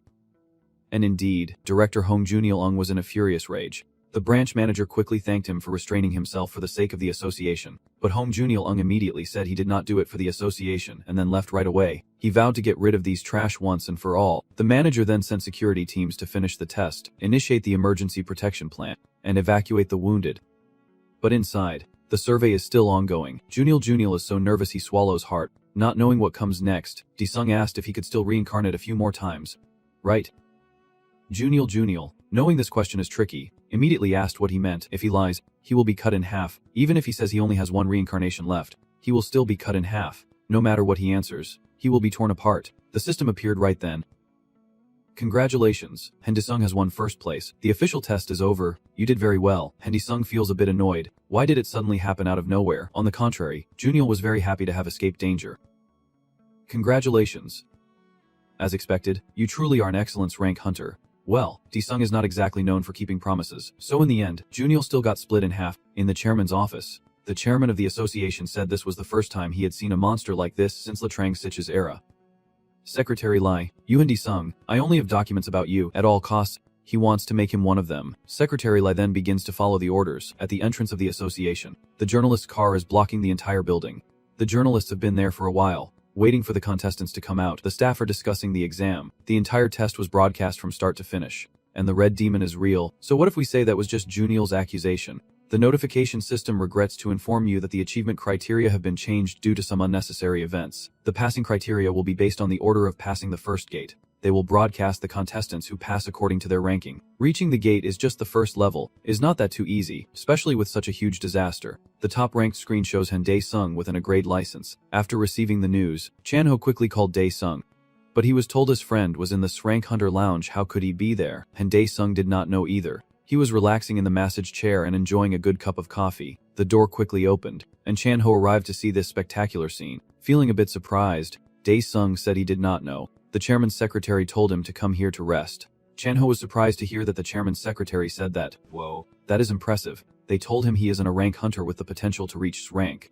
Chan-ho was even more stunned. Wow, no way, now you will have enough money to build a house. Dae-sung also seemed very pleased with the result. Chan-ho warned that, because of that potential, everyone outside is getting all excited. It is really incredible. Regarding their desire to join our guild and sign the contract today, it is definitely a global level presence, so they probably want to eliminate me. The month has reached the first floor, and the reporters noticed someone approaching. Who is that? Could it be someone from the association? They rushed forward like a storm. The person who appeared immediately caught all the camera flashes. It was Jin-sang, who exclaimed happily, "We did it! We finally passed the hunter test. Congratulations. I am reporter Lee Chung-soo from the Songseong newspaper. Hello, I am Siu. What is your name?" Seeing the reporters surrounding him so much, Jin-sang quickly realized that his name was Dae-sung, the one being sought after. As soon as he heard it, everyone widened their eyes. Dae-sung, and Dae-sung is here. So many questions were asked. Dae-sung, could you clarify more about the incident inside? Please explain in detail about the fire you used on the first floor. Many questions were raised, and it seems someone noticed something strange. This guy is different from Han Dae-sung, and he used the name of Dae-sung. Rank 20. The remaining contestants are being taken out by the security team. They are suffering, unable to do much, and are sent back home to raise fish and grow beards. Not everyone has the ability to become a hunter. They all curse that bastard Jung Jin-cheol. The security team announced they searched all 3 floors but could not find Jung Jin-cheol's body, so they received orders to close the gates, and the security team wondered if that bastard could really survive and run away. As the news reported about the most terrifying and unprecedentedly difficult hunter exam, with challenges piling up in most contestants, at Han Dae-sung's house, his mother was packing clothes and thinking that she should buy him a new outfit since he wears the same one every day. Maybe there will be a market tomorrow morning. The news commented on a rank hunter with unique skills, and experts believe Han Dae-sung will reach rank 6, just below rank. Your mother was so surprised when she heard the news that she quickly shouted for Jisoo to come and see. Hearing her mother scream, Han Jisoo ran out worriedly. What is going on, Mom? Dae-sung's mother was still in shock, unable to believe her eyes. What is the news asking about? She asked Jisoo again, and now even Jisoo can't believe it. Oh my god, my older brother isn't a rank hunter. So amazing. After a tiring day of battles, Dae-sung finally returned home. You have come back and were greeted with 2 stunned and confused faces. Still not understanding, you ask what is going on. At Bang Hongma's building, Detective Team 2 leader Kim Sewong-soo announced that all activities related to Bang Hongma's northern grounds have been prohibited. He stated that the hunters from this area will be dealt with by the authorities through expulsion from the guild. Lee Seok-ju still knows he is not afraid of guns. The poison hunters have turned themselves into a joke. He has placed too much trust in himself, and I will doubt myself too. But he does not realize it. Jung Jin-cheol, that bastard can bring me down. Seo-ok-ju thought, he is the only one who can do that. Seo-wong-soo politely asked them to come with us to the police station. Seo-ok-ju sneered again, slammed the table and stood up. When doing difficult tasks, things like this happen. But he only pointed at that bastard Jung Jin-cheol, and now he wants to drag me to the police station. Captain, Seo-ok-ju retorted. Seo-wong-soo saw he could not refuse this guy and had to use force.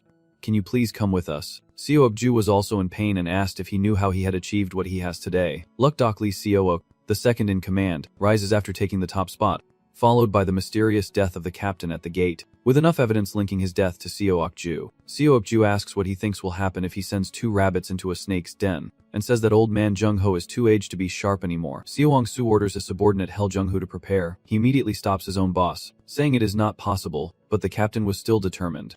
If they did not want to die, they had to kill that bastard first. Seo-ok-ju thought it was as expected. His position did not come without reason. He immediately commanded Hell Jung-ho to draw his sword and stab his boss directly, and Seo-wong-soo could not stop it. He only managed to ask one question before Jung-ho lost control and claimed it was not his fault. Seo-ok-ju is trying to create an internal conflict scene. There are too many issues at the inspection bureau. It is too late now. Seo-wong-soo realizes this is the power of that bastard. He no longer explained. Farewell Kim Seo-wong-soo team leader, the puppet of the energy shield. Hell Jung-ho shouted loudly, no, witnessing his superior leave immediately after, believing that he needed emergency resuscitation immediately after being brought back. Seeing his child lying in a coma, Ho Jung-alung was truly heartbroken. The doctor announced that her aura center had been destroyed, so she could no longer continue as a hunter. Director Jung Il-lung grew even angrier and, after making his decision, he ordered Ju to leave. At Dae-jung's house, his mother was strongly opposed because she did not want to see him do dangerous things. Jisoo, seeing her brother recover not long ago, also agrees with their mother's opinion. From the news she knows that he is a very wonderful person, but danger is still danger. Remembering what Chan-ho said, it is not 99% of families oppose becoming hunters, but the remaining 1% are expelled from their homes. Just as he said, your mother expressed that if you fall and something happens to you, she won't be able to go on living. Dae-sung then explained that he had made a pact with Chan-ho's family. Jisoo was very surprised. Chan-ho's family. Did he sign a contract with a spirit? Dae-sung confirmed that was correct, so he also performed a magic show in front of his mother and sister. Reaching into a tangible space, his mother was shocked. Daesung, your hand. And his sister was confused, wondering why he suddenly used magic. It turns out that the money was casually put into the pocket, and Daesung explained that he received a large reward from the Spirit Clan, which they could use to pay off debts and cover living expenses. Seeing the stack of money, your mother was surprised at how much the reward was. Jisoo still marveled. Whoa, do they always pay in cash like this? Daesung thought they should not be surprised. He would earn even more in the future. Jisoo will listen to her mother and focus on studying, and her mother can also support the family. Daesung declares that from now on he will protect both of them. Hearing the heartfelt vow, your mother and sister also shed tears. Daesung felt awkward, wondering why he reacted that way. Should not they all be happy? Your mother is no longer here. Yes. Jisoo says it is really uncomfortable because since he started earning money, his mindset has changed, seeing the family getting better and better. If this is the reward for returning from hell, then it is also a good thing. As he recalled a battle with a monster, Hyo Jung-ho almost fainted from preparing to face the leader himself. But luckily the captain arrived quickly and protected him, kicking the monster away. The monster was thrown far away, and Hyo Jung-ho was just in time to be saved. Kim Se-young, after saving Daemin in one shot, then asked if he was already tired. Hyo Jung-ho was now crying uncontrollably. Returning to the present, the branch manager was apologizing, unable to believe how reckless the destruction had become. Hyo Jung-ho thinks he should not have caused trouble with that bastard. But to avenge the captain, he promises to take that bastard's head himself. The chairman of the association has come to the branch manager, who quickly responds.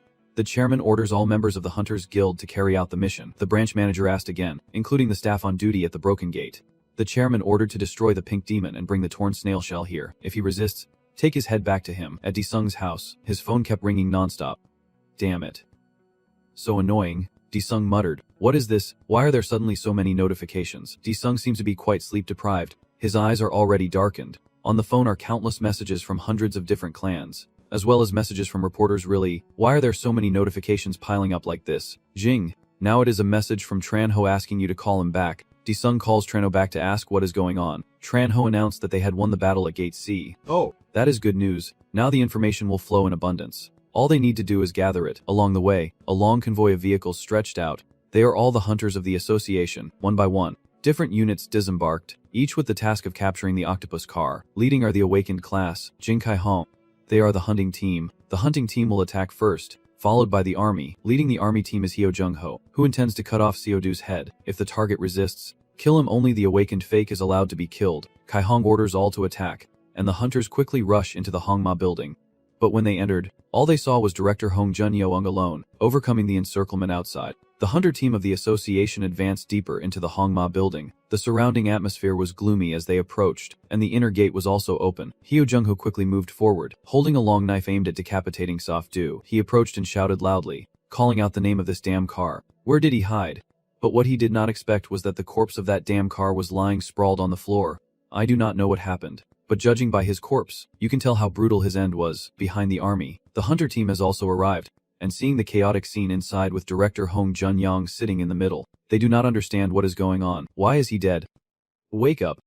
Damn it. He should only die by my sword. Jung-ho shouted in despair. Kai-hong gently carried his slightly delirious brother. Certain that Seo-doo was only a corpse now, he is gone. Unable to avenge the captain himself, Jung-ho was so furious he was trembling. Kai-hong finally interrogated Captain Hong Jun-dong. Even if it was a personal vendetta, this was just too cruel. Hong Jun-dong admitted that the chaos outside was caused by him, but he claimed he was not the one who killed like Seo-doo. Kai-hong was shocked to hear this. So who is actually responsible for this? The city is now buzzing with the news that like Seo-doo, the captain of the Red Ghost Gang, has been found dead. The main suspect is believed to be Captain Hong Jun-dong of the Blue Dragon Gang, and most members of the Red Ghost Gang are presumed dead, with a large quantity of opium discovered at the scene. Jin Sang is in his office, frantically checking his phone. Damn it. Not a single call today. I need to set up a support group because no small clubs want to honor me. If this keeps up, I will die without even seeing a single monster. As he was lost in thought, the phone suddenly rang out. Oh my god! Jin Sang hurriedly picked up, curious who was calling him. Seeing the name on the phone, he was delighted. Daesung and Chan-ho were on their way somewhere, and Chan-ho asked if he had refused all invitations from the top 10 guilds, which Daesung also confirmed. Oh my god! The Sun Guild said they would provide an endless supply of support for hunter equipment that other places can only dream of. Daesung is smug. Does he even want to use those crappy items? This guy would faint if he saw all these items. Daesung asked again if a C-rank gate could make money. Chan-ho shouted loudly, losing his mind, saying the large-scale completion fee for a C-rank gate is 50 billion. No, including taxes and costs, reportedly up to 30 billion in total. Daesung also panicked when he heard that. Damn it, a 40% tax, that is really harsh. Chan-ho said that if he could earn just a little more, he would make a lot more money. He already called the assistant and the management, but he wondered if doing it alone was okay. Di-sung was confused alone. It is obvious that Chan-ho should go with you. As soon as he said that, both of you fell into silence. Chan-ho asked again, "What did you just say?" Di-sung said he would choose Chan-ho as his assistant manager. And after hearing that, he looked stunned, thinking about how fast the paperwork was processed, his head about to explode. So he asked Jizu. Chan-ho was still in shock. Because of this guy, he is about to die. At gates, the army asked the two of them to present their permits. The quick paperwork process surprised the guard when he saw the contents. Assault team, a class hunter. Di-sung, Chan-ho's assistant. The guard asks again if you were okay with this level of manpower for a large-scale gate. It would need at least 100 C-rank hunters. Chan-ho stammered, but that crazy guy behind him can come in because he isn't a rank hunter. Do you think the guild's rules are reasonable? You are not even married yet, and the guard is helpless. It is not very fair, but rules are rules, so he still opens the gate. The guard signaled to open the wealthy shop and looked at him like a madman. Best not to mess around too much. Chan-ho asked again. Don-sung, can't you think this through? You think that no matter how great Di-sung's rank potential is, this is still a large C-rank gate, and even 10 guilds would worry about the destructive power. Di-sung did not say much, grabbed Chan-ho by the collar and forced him in. Just trust me, it is okay, let me go. Chan-ho tries to speak again. At least let him make a phone call to his family. If the situation forces him to fall first, do not blame him. The vehicle is still alive, now kneeling and begging for forgiveness before a certain power, suffering punishment and desperately crying out for help. The joints of Xavdu are shattered and deformed, looking extremely painful, as the force with a giant eye symbol covered in black looms terrifyingly. While Xavdu continues to scream for help from the eye, an arm lunged out with suspicious speed. It turns out he was ripping out Xavdu's heart in the most raw form possible. As for the heart, how could it survive? Xavdu lost his life immediately at that moment, while that arm was still crushing the heart in his hand, and that is how Xavdu was defeated. With the image currently being reviewed by the council, the chairman asked if they still cannot identify who killed Seok-du. Kai-hong said that currently there is only one Seok-siviv, and they still do not know. The investigators also said they have examined the corpse, but they still can't determine who owns that aura skill. The chairman begins to suspect, could it be a reconnaissance mission? At the gate, a car is approaching. Jin Sang steps out and says good morning, introducing himself as Hendae-sung, the person in charge of the reception today. The staff are confused about the process. Is not it a bit early? They have only been inside for 30 minutes. Is the attacker today Hendae-sung? Jin Sang asked. And the guards are confirming, Hendae-sung. That is right. He was very pleased to hear it. Yes. He was lucky that no assistant responded because the attack was failing.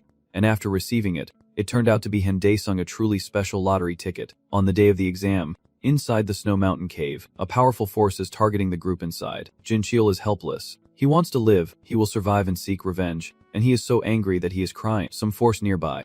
Do you want to take revenge or should I cast a spell for you? And so Jin Cheol was split in two again, his soul being drawn away. Dae-sung and Chan-ho stepped through the gate. While Chan-ho was still in awe, Dae-sung showed no surprise. Whoa. This is my first time inside a gate. I never imagined it would be like this. Chan-ho thought. Dae-sung said it is really a large gate, and the number of creatures is quite impressive. Chan-ho was stunned. Wait, where's the flag? And indeed, the quantity is astonishing, seemingly tens of thousands, looking like a swarm of locusts. Chan-ho also realized that it was a swarm of evil creatures with divine power, a highly dangerous species. They seemed to have sensed someone approaching, and immediately charged like hungry tigers. Food, food. Dae-sung begins to summon the Fire King as they swarm like a bunch of worms. So this fight should be easy. He gets into a ready stance. Look carefully. Chan-ho did not have time to let his friend realize. Dae-sung had already launched into battle with terrifying speed, leaving Chan-ho surprised as his friend prepared to fight. Dae-sung quickly charged into the center of the demons, swinging his sword to pinpoint their location. A huge explosion erupted, sending the cursed monsters flying in all directions, and the third special alert system of hell was activated. Dae-sung recovers the Fire Mountain spell as he plants the Fire King into the ground. A huge flame erupts from the earth, and Dae-sung remains seated at the center to control it. The flame spread to the hungry monsters, burning them one by one, causing them to scream in pain as they were gradually roasted alive. The battle did not last long, and the monsters gathered in one place were all wiped out, leaving behind a devastated battlefield. Chan-ho still could not believe that the person he saw was really the Dae-sung he knew, standing among the recently roasted monsters. Dae-sung was regaining some of his strength. You are heading towards Assistant Chan-ho and still think it smells like grilled fish. Chan-ho still has not recovered. So cruel. He blames Dae-sung for not telling him. Have you been hiding your skills all this time, making me scared for no reason? Dae-sung, hearing that, felt a bit smug, so now he is just showing off to him. Chan-ho seemed to be infused with renewed confidence. Alright, I have made up my mind. They will establish one. Dae-sung is confused. What do you mean by establishing something new, a club? Chan-ho is determined. They won't just stay in Korea. They will become the biggest club in the world. Outside, The guards notice the gate showing signs of collapse. What is wrong with this gate? It is not even an hour old, and there is a crack. Hurry and contact the media team. Din Sang points from afar. Wait, someone is coming out, and the guards also notice. It is Dae Sung and Chan Ho walking out in good shape, their faces looking up to the sky. Chan Ho said the gate has been cleared, and now you just need to handle the remaining things. He still can't believe it, that it is all over. No way. Good job everyone. Lord and Dae Sung. I am in Dae Sung, the new hunter who recently went on a hunt with you. Din Sang is trying to introduce his cleanup team and explains how they handled what was left over today. Dae Sung reads the postcard, sharing the same name as him. Chan Ho, confused, wonders why a member of a cleanup guild is working alone. Din Sang says that is not quite right. All the members of the guild are rushing to be there, and Chan Ho is also interested because he shares the same name as Dae Sung. He said he would do everything to preserve the reputation of this name. They started to leave, and Din Sang promised to take care of what was left. If you need cleaning services, just contact him. Dae Sung leaves annoyed. He can't even change his name anymore. So frustrating. In a luxurious high-rise building, a real estate agent is showing this floor has the best view, with interior and quality, and basically everything inside this apartment is perfect. A new home for Dae Sung's family with an impressive view and interior. Jisoo peeked out after the tour and said, "Mom, each room has its own bathroom." Dae Sung's mom was still a bit hesitant and asked how much this apartment costs. He then said the starting price is around $14 million. But if you buy now, it will be $15 million. Dae Sung's mother widened her eyes and said, "Wow, $15 million. And he also mentioned that because there is a hunting guild nearby, the price must be high. In this chaotic world, safety always comes first. And besides, is not your son a famous hunter?" Jisoo proudly says her brother isn't a class hunter, almost as class. Have not you watched the news? He is about to be promoted to class. Dae Sung's mother felt a bit embarrassed, thinking this kid keeps showing off his brother, and the staff also seems somewhat familiar. Dae Sung expressed that he really liked it, but how much does it cost each time? He heard that and thought he had struck gold. Because as an S-rank hunter he would make an exception and immediately sign the contract with him. But of course the price would not be reduced since the residents here had agreed to pay around $2 million to hire a protector for this place. That matter obviously relates to the value of this place, since the security has also increased. And another reason is that S-rank hunter Lee Trang-sich lives here. Dae Sung is furious. S-rank? Huh. How much would an S-rank hunter get a discount? The staff member hesitated. But if it was an S-rank hunter, he could reduce the price by $8 million. The mother and daughter were shocked. From 15 down to 8 million. Dae Sung was very satisfied. So can you buy it for 6 million? Outside Vang Than Street, a girl is walking alone. She felt someone was following her, so she quickened her steps. Worried, she did not notice she bumped into someone ahead. Looking up, she was very worried. Who is he? The man with a sneering smile. Don't be afraid. The one who was chosen. The one who should feel grateful. At the National Police Agency, in the examination room, the girl who was followed yesterday was murdered, and she discovered that Sith Odu had also died in a similar condition. Only in Seoul, this is already the 10th victim, and they are sure similar cases have happened elsewhere. The man said they cannot stop the public investigation caused by the media, as he firmly believes that an awakened person, an ordinary individual, could not have committed these acts. He said he thought everything had settled down with the recent monster gates, but now there is a serial killer targeting people. Dong-ho suggested letting him catch the suspect, but he also realized that if this continues, they can only conclude that the perpetrator behind these crimes and the one who killed Xiaf-du are the same person. Kai Hong.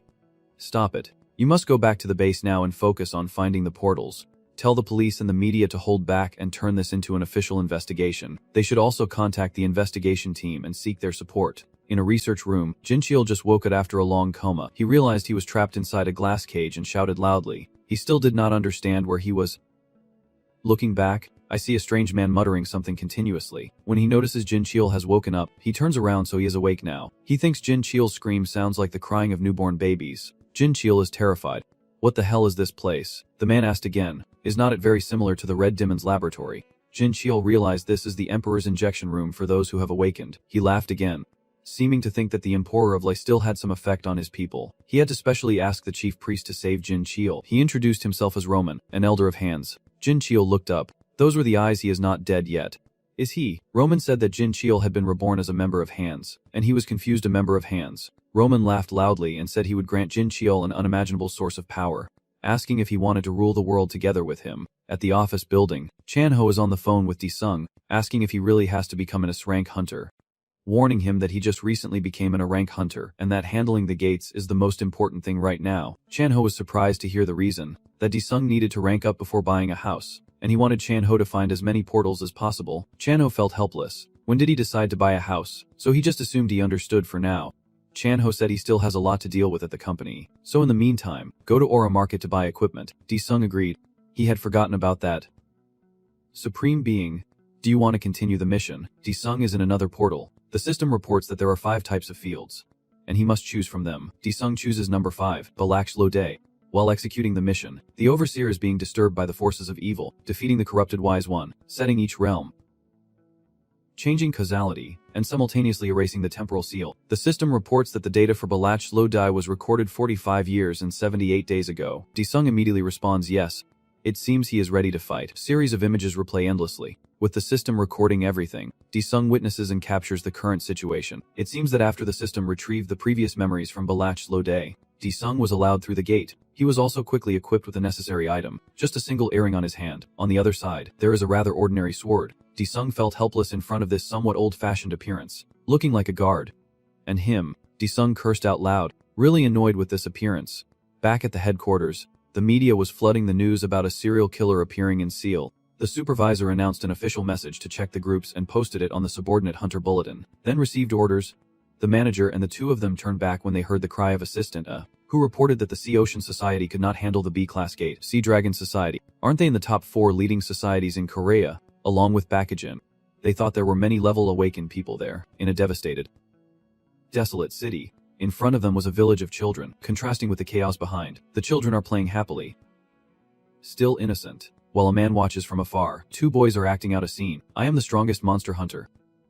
Evil monsters, die. The other boy is crying loudly, refusing to be a monster because he hates monsters. The man approached and said, your father warned you about what would happen if you fought again.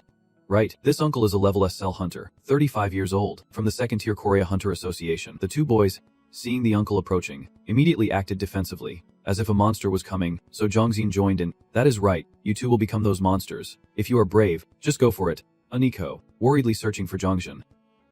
The director approached the uncle, happily playing, then asked what had happened. The girl smiles and announces urgent news from the Hunters Association. Oh my god, they do not let me rest for a single day. Jongxun was annoyed and told her to take care of the kids. I have a gate to handle. Oh my god. I am Seo Jongsun, the number 1 hunter in Korea. At the scene, a gate from Company C, with a hunter and staff standing there, seems to be waiting for someone. Someone has stepped out, complaining that Company C's gate is always so boring. He is rank hunter Lee Changzik, 28 years old, the top in the country. As soon as he stepped out, he was greeted by a waiting crowd.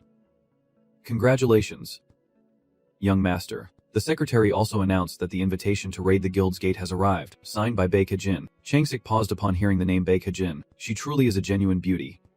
Meanwhile, Daesung, who was conquering a castle, found himself transported to a different place, dressed as a somewhat goofy guard. From the ground, a monster is gradually rising, standing upright at the gate with a large sword in hand. The system announces to defeat the gatekeeper monster within the time limit, with the goal of destroying the dragon-shaped gate. Daesung thought that with his current body, just one snap of its fingers would be enough to send him flying away. He now has the ice bow and sword of Pastor Odd and the giant ice shield. It is unclear what to do. Daesung slumped down. I really can't remember how I killed it. Looking back at the sword and shield in front of him, Daesung was trying to recall his memories. He looked at the giant's ice shield, then up at the gatekeeper. Pondering for a moment, Daesung suddenly had an idea that might just work. At the entrance of a B-grade gate, reporters are crowdedly gathering for news. Security guards are asking reporters to please stay behind the line. Hello, I am at the B-grade gate in Gangbook. It seems that the Haidoong team is preparing for their second assault after failing in the first one. A reporter reports. A security guard is confused, wondering since when the information was leaked and how the reporters found out. While the others are also panicking as Hadung's team approaches, led by Baekhyun. The reporters eagerly began to ask how she planned to handle the issues arising from the failed attack, and what her ideal model was. Is there any man who could resist Baekhyun's divine beauty? How could someone in this world be so beautiful? She looks even more stunning in real life, with her 102 charms. Jin suddenly approached a reporter, carefully asked for and borrowed his microphone, then confidently declared, Everyone, I will do everything I can to stop the water from leaking through the gate. So I have asked the top 2 hunters in Korea to assist. The hunter standing on Baekhyun's side. Do not tell me the reporters are starting to get noisy. Yes, that is right. It is Lee Chang-sik and Seo Jong-seum, the top 2 hunters in Korea. There they are, Lee Chang-sik and Seo Jong-seum. When did they arrive at the gate? Quickly get a close-up of their faces. So this is how she handles the controversy surrounding that failed attack. No wonder she is my woman, Chang-sik said proudly. Jong-seum sneered. Look at that attention-seeking person. Did she leak the broadcast information? After securing the area, Hajin also started to approach. Hey, let us go together. The reporters begin to rush their stories, while 3 other snipers join the attack. with the headline, Lee Seekju will prevent crisis B. Giant fireball is hurtling at maximum speed, heading straight for the face of the sleeping gatekeeper monster. Not just one, but two at once. They hit the calm demon one after the other. The demon would not let itself be defeated. It unleashed a source of power to fight back against those fireballs. Startled suddenly, it roars wildly, and Dae-sung, however, seems to enjoy this scene. Oh, you are awake now. He immediately assumes a fighting stance. If you make a mistake, you will die immediately. So you must focus. Dae-sung is overwhelmed with tension. The demon guarding the gate screams out, "How dare a kid like that show up? Just looking cool for a while." The demon suddenly stepped on a slimy substance right in front of it. That action caused it to lose its balance and fall flat on the ground. With a loud roar, the monster flopped over, its legs flipping upward. Dae-sung sensed it was the right moment and hurriedly rushed forward. The target is right at the belly of the fallen monster that can't get up. Dae-sung raises his sword, his eyes filled with determination. This is it. The seal, the very spot Dae-sung is aiming for, with a clean strike. His sword plunges straight into the seal on the monster's neck. It immediately stopped echoing and the gate began to open. The gatekeeper had turned to dust, and Dae-sung stood there, reflecting on his quick victory. He was proud. Luckily at the last moment he remembered its weakness. Now he can't use these anymore. Dae-sung hurriedly dropped his sword and ran away. The system is notified that Dae-sung has obtained Long Bun's privilege, allowing him to enter and exit Valet Q's fortress. The mission is complete, and he can check the progress in the mission completion section. Start a new phase to conquer the fortress. First you need to find a new weapon. Entering the main fortress reveals the ruins of past battles, with weapons stuck all over the walls. Next to it are extremely dangerous traps, and the fire inside the fortress still burns brightly. 212p Valet Q's fortress. Difficulty unknown. This time the goal is to reach Valet Q's room. Dae-sung is rummaging through something, probably somewhere around here. Continuing his search, Dae-sung tries to find some feature of the tower. I found it. A secret button on the tower that seems to lead somewhere. A door begins to appear, bearing the marks of time.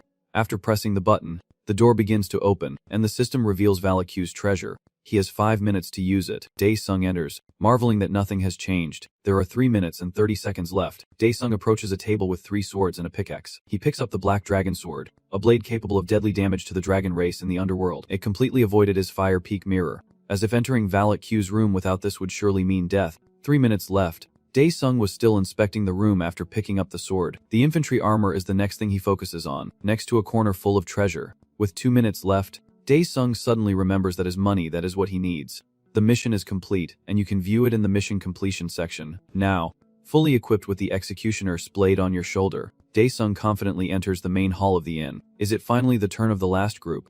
Ready for the real battle, Dae-sung smiled. At the B-rank gate, where top hunters are on duty, a giant monster was roaring. Dong-xian covered his ears.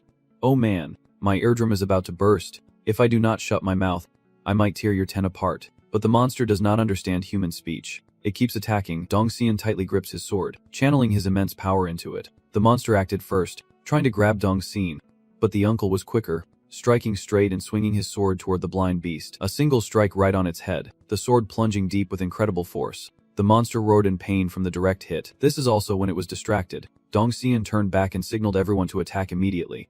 The other hunters received the order to unleash their attacks like a storm. The monster is now lying still. Kill it, you damn beast. Since it is an Oxer type, these swords won't do much. Hiren stands from afar, congratulating. Well done, Seal Dong-xian. Finish it off. While she was happily enjoying herself, a shout of Hiren Ah from behind made her turn around. The young man, with a blood-stained body, said softly, "You promised that we would date if this mission succeeded." Seeing Sishik looking a bit miserable, Hiren also felt quite confused, unable to do anything more. She used her healing aura on the young man in front of her. After receiving treatment, the young man also improved and was doing better. Hiren was confused and asked, "Hey, why did you end up like this?" To answer the question, the demon only introduces the gift he gave her as a dangerous level 2 monster, the King Oxford, which now only has its head left. Hiren is surprised and exclaims, "Oh my god, did he defeat the King Oxford himself? I can't believe my eyes." Chang Sich takes the opportunity to show off to the beauty. Cool. Right. Hiren annoyedly tells him to take his hand off. Another monster is approaching. Those who are injured should fall back. Dong-xian was so angry that even his aura could not make a drop fall to the ground. Chang Sich saw the change and immediately ran to investigate, while telling Hiren to keep her promise. Before she could finish her sentence, he had already vanished at a terrifying speed. Leaving Hiren speechless, she began to doubt. Did I ever promise him anything? At Valak's castle, where Dae-sung is still carrying out his mission, he finally wonders if it is the endgame. Standing in front of the gate, Dae-sung opens the Divine Medicine stat pen and receives a series of healing treatments to prepare for the final boss. The system reports his current power level as 128,000. Do you want to use the item pen? Dae-sung announced he would use all his divine elixirs and pens. Following the order, the potion bottles began to flow into his body, Gradually, his agility, mana, defense, critical hits, and healing abilities with the pen activated continuously. Feeling ready, Desung began his battle. The gate begins to open, and Desung stands in front of the empty room, where the final boss is indeed present, massive and powerful, truly enormous, thousands of times larger than Desung. You are not afraid at all, even smiling kindly. It has been a while since we last met, and you are waving the flag. Noticing an intruder, your eyes gleam with caution. A loud noise erupted as the final boss signaled, revealing a fierce dragon-like monster stepping out. Its head was that of a dragon, but its body below resembled a muscular human, powerful and imposing. Roaring to assert its dominance, the Desung system is warning that the organization is resisting the danger of blood fusion transformation, with flames engulfing the entire Desung body. Switching scenes. Hello everyone, I am streamer that long, Unche from the Hunter Daily channel. Unchai is live right now, so first let us take a look at this week's top hunter rankings. Number 1 remains undefeated, the youngest son of a well-known company, a hunter out of passion, and Trang Sich.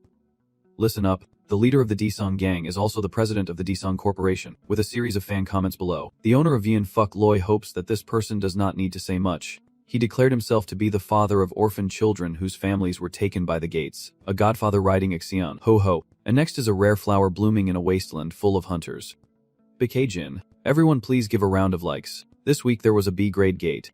Right, but it was handled efficiently in just 6 hours thanks to the Bixel team, Che enthusiastically introduces. Hey, there is one more thing. Yunche paused. I have met this person before, completing a legendary gate alone. On the screen is Desung. How is that possible? Is this person real or not? At the Hunter Association, the main website is displaying a series of notable news stories, all related to recent events. Roman is the one searching for it, and he sees that hunters successfully clearing gates is becoming more and more common. He is an employee of the Hunters Guild in real life. When he leaves, his colleagues call him Gex, asking him to go out for drinks, but he declines, saying he has some things to take care of at home, so he probably can't go. His colleagues still seem interested in him, so let us go ahead without him, and remember to join next time. Roman continues his search across the Korean peninsula. With no invitations coming in, he will have to change his approach. He heads back to the castle gate where Desung is fighting, and the dragon monster seems ready to devour the person in front of it. As it was recovering from a fiery blast in its mouth, Desung leapt up for a decisive strike at the fierce monster.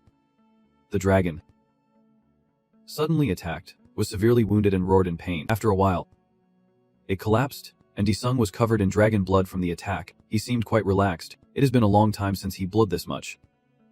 Truly nostalgic. Replacing the defeated dragon, Valak steps into action. Rising with his enormous form, a blade whizzes past his ear, and Desung easily dodges the dagger. The size difference between them is enormous. The strike that Desung barely dodged burned a patch of land. Desung cursed Valak as a bastard, then sighed deeply. And Valair, furious, stabbed the small figure below again once. Then again, with the blades moving faster and faster, Desung quickly dodged and tried to cut it off at the same time. It seems the rain of blades has stopped, and Desung's pain is now vividly visible. This time it is my turn. Desung begins to launch an attack, but it seems this time won't be easy. As just when he is about to strike, Desung suddenly becomes the one on the defensive. Another rain of blades fell, this time much more brutal. Seeing the stubborn one below still dodge, Valakar grew even angrier. After dodging many attacks, Desung has to admit this guy is too strong. Valakar begins to rage with anger. While those below are confused about what he is trying to do, the system announces that Valak has activated the ultimate skill Dragon General. Rage Dragon, he roars in fury, but while the enemy is distracted, Desung swiftly lands another decisive strike. In a moment, he ran to the other side after delivering a fatal blow to Valakar. So you are trying to turn a divine lizard into a starry stream, Desung sneered, but from the substance leaking from Valakar's body, a form is beginning to take shape. In this case, Desung also anticipated it. A human figure is gradually forming. What is this? Confusing and suspicious. Desung is trying to observe. Who is this person daring to disturb the sleep of the saint disciple? The strange entity suddenly speaks and asks Desung. On the street, blood is dripping drop by drop beneath the feet of a strange man. O god of giants, please create a downfall, as the assassin's ruthless actions continue to this day. After a series of hearts were taken, the blood weapon now gradually becomes a strange object. It seems this is the villain's plan to create a powerful force. At the Hunter Association, Roman is still in his office. Yes, I am the head of Ox at the Gate Hunter Guild. He's pretending because of work. The person on the other end is the villain. Mufikshu. I used the hearts we have collected all this time to create an altar. Roman, hearing this, smiled contentedly to keep the deception going, and replied that he would immediately inform the Hunter Association and ask them to send a request. So when should I destroy it then? The subordinate continued to ask. Roman smiled and replied, once the requirements are met, then I can destroy it. A message from the system. An unknown source has infiltrated the system. Its immense power is causing the system to lose signal. Only able to notify about the core of the Earth. Based on the state of the system, it seems this guy is pretty strong.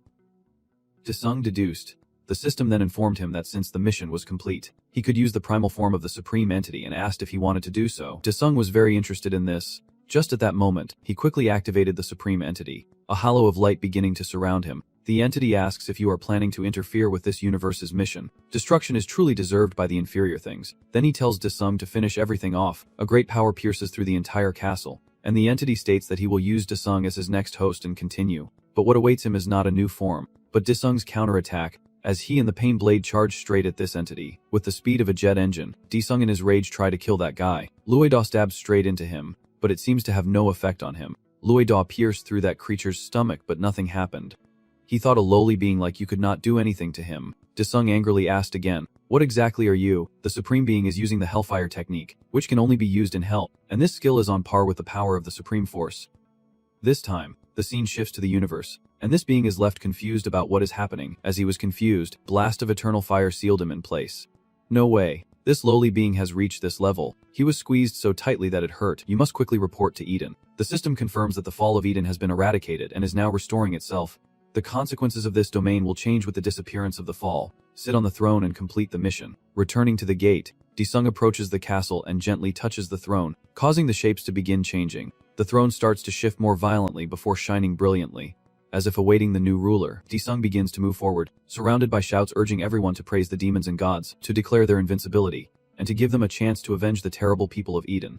The system announces that the mission has been completed and that the ruler of Valakqui's fortress has been successfully established. The objects in the main castle officially pledge allegiance to Desung, and they will remain loyal to him forever. Desung takes control of the throne, so be quiet for now and wait for his call when needed. Now you just need to go handle the gate and collect the money.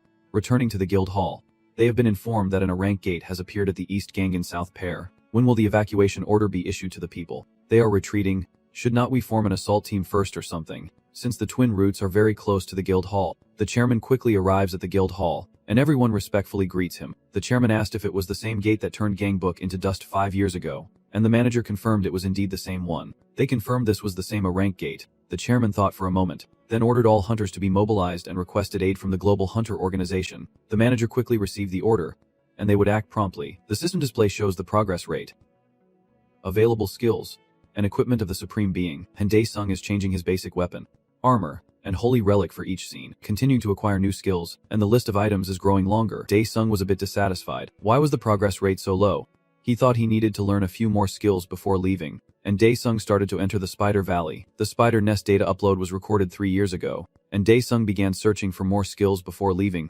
At the Hunter Association, after discovering an additional gate, the company held an emergency meeting. The main screen shows the top hunters in Korea. The manager says everything seems to be ready. Now I would like to start the meeting with a solution to handle the gate situation in the east corner of Go. Jaeongnam. The bus is passing by on the road, with clear and just law signs. But on that bus, an innocent person was caught. Director Juniolung still wonders who killed Seof-do. Seof-do is not someone easily subdued, and even if someone was killed, it is very strange. He believes it is likely that a greater power has intervened, and he also considers Choi, that girl, might just get through it. The nurse was helpless because the person inside had skipped a meal again. She reminded the patient that at least once a day, they should have a proper meal. She said she would leave the transfer tube here, but if she does not eat anything, it will just be useless. The patient's hands clenched tightly in unconsciousness. That is Koi. The poor girl feeling guilty because her presence has involved the leader in trouble. The Hunter Council is still in a meeting, and Fortress Leader Ji Hoo Jung-soo says it has been over a month since Seo Yan left to train, and they have no idea where she is now. With the vice leader of the Marvel gang, the leader of Hangul is currently in Silicon Valley developing a new aura weapon, and after understanding the situation, he is arranging his schedule to return to Korea. The manager, hearing this, believes that in this attack, Lee Chang-sik, Seo Jong-seum, and Baeka Jin will be involved. Jong-seon turned around and replied, "We have gone too far now. If we do not eat it, we will all die." Chang-sik insisted that you must keep your promise to Ha-jin. Ha-jin shouted, "Hey, I already went on a date and even invited you for meat and dessert. Did you forget that?" She was helpless in the face of these passive conflicts. Chang-sik protested, "It should have just been the two of us. And with Jong-seon here, how can you call it a date?" Ha-jin yelled loudly, "If it is a date, then it is a date." Jong-seon decided to intervene directly and handle the dispute himself. He will deal with those two later. For now, just give them a large amount of top-tier sana. That is right. If Lee Seo-bik agrees, this could be Korea's first time destroying in a class gate, and with Lee Seo-bik involved, it will definitely be feasible. Everyone agrees. The chairman announced that management would provide them with 100 top-grade stones and 100,000 at errors. The council argued that the annual budget of the association was only 100,000 at errors, so this was the best support resource ever, and at least some staff would apply for the bonus. Roman is also present at the meeting and has gathered enough information to understand the situation. According to the news, the Gate Management Center has issued a Level 1 warning, and we hope that residents will evacuate quickly to the designated safe zones. It is pouring rain as the A-Class gate opens. A guard arrives and announces that the A-Class assault team can now enter. The team, including Licio Bick and 100 other A-Class elites, is already present. They are very worried. Then suddenly there is a Level 1 warning again. It is crazy. Zhang Xian looked at the couple in front of him with displeasure. Hurry up and go on your date with Hajin. Chang Sik also warned the old man this time not to come and mess with me again. He must be crazy if he wants to. Then you two can go yourselves. Zhang Xian led the team. Everyone do not be scared. Keep going, entering the gate. This time it is a corridor filled with shards of stone. Zhang Xian ordered everyone to check their communication gear and spread out. Chang Sik announced that he would fake clear this area and told Hajin to wait. After saying goodbye to Chang Sik, Hajin informed Zhang Xian that he had already gone to gather intelligence. That bastard told you over the radio that it was fine to talk to me only, so I guess I can only tell you. Alright. Zhang Xian then announced that Chang Sik had gone to fake a race. He is running now, that is all. Grade field managers received the signal. Understood. Finding Go is very promising. At the office, Chanho is trying to contact Dae Sung. Pick up the phone. Dae Sung finally responds now, and Chanho shouts loudly, "What the hell? Why can't I get through to you? Something's happening now." The other end of the line responds, "Oh my god. The new house is everything. Why are you bringing so many random things?" Chanho realizes his friend is moving. Dae Sung confirms and asks if there is any trouble, and reports that an A-Class gate has appeared, prompting the association to summon all groundskeepers from Class B and above. Dae Sung was surprised that the original equipment was near his new house, and that gate was so dangerous that it required a summon order. Even this rank workers struggled to contain it, just like the gate that turned Gang Buck into ruins 5 years ago, which was also an A-rank gate. Dae Sung casually said, so if it could talk back, could he instantly become an S-rank hunter? At the A-grade gate, a dangerous level 2 species, a blood wolf, appeared, while Sion and other ground workers were defending. The monster advanced from 12 and 3 of the clock. There was also one at 9 of the clock, and another was reported at 6 of the clock on the other side. That means they are all covered. They are completely surrounded. Loot, the guiding substance, helps in defeating monsters inside the gate, and so far, Luidi is classified from grade up to sex rank, due to reckless development. Environmental destruction and natural resource depletion. Humanity is approaching the brink of despair. But then, appearing as a new source of energy, Luidi transformed this moment of loss into a time of rebirth. The most important thing is that by inserting Luidi into the celestial energy, the number of times a user can utilize the divine light will increase. And some say that the success or failure of the assault depends on the amount of Luai channeled into the weapons. That is why for hunters, Luai has an influence equal to Thean Quang Kai. Dongsan orders, everyone quickly inserts Luidi into their bodies as the situation becomes desperate. Everyone became stronger than ever after charging their energy. Ready for the battle ahead, the monsters had come very close. Moving swiftly as if starving for years, burst of white flames erupts to stop the approaching monsters. They are surprised to learn that Trang Sich has already begun to act. Damn it. Trang Sich really did not want to use this technology at all. Heavenly light energy. Domain expansion. Pouring 200% of their strength into the fight. Trang Sich, with advanced power, jumps up to fight the ferocious monsters, while the four-eyed creatures on this side are also ready to attack. Dungsan begins to advance, signaling Hari to handle the rear, as Trang Sich has already used Gwiptan. Hari quickly caught up, running to the back to prepare. Trang Sich was leading the monsters to one side, signaling Dungsan to come quickly. Come on. Come on. Follow me. Let us go as planned. Uncle is rushing over at lightning speed, like a ready-made feast to be devoured. Dungsan uses his ultimate core skill. Here you go. Doings, this is yours. Two forces split to two sides, and Dungsan quickly jumps up. This is exactly the skill that cost me 100 billion in one shot. Chuang Li. Lo Ding, the uncle's eyes also lit up as if charged. With a punch straight into the ground, the shockwave extended for thousands of meters. Each monster is burned by high-voltage electricity. Over here, Hazen is using celestial light energy to amplify her power. This is a wide-area healing ability for the hunters. They realize this is Beck Hazen's amplification power.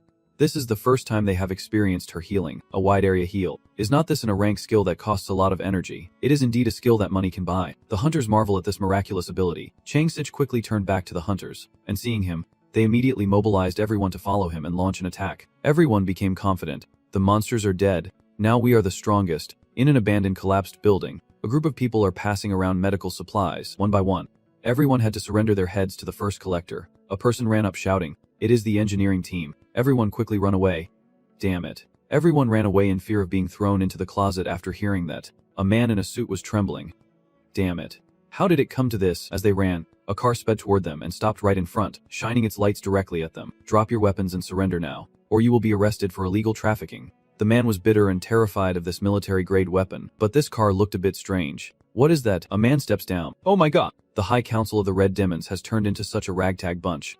What did you just say? Who are you? You bastard. Everyone starts to make noise. I will show you a new world to admire. As Jean has returned, he is also a red demon.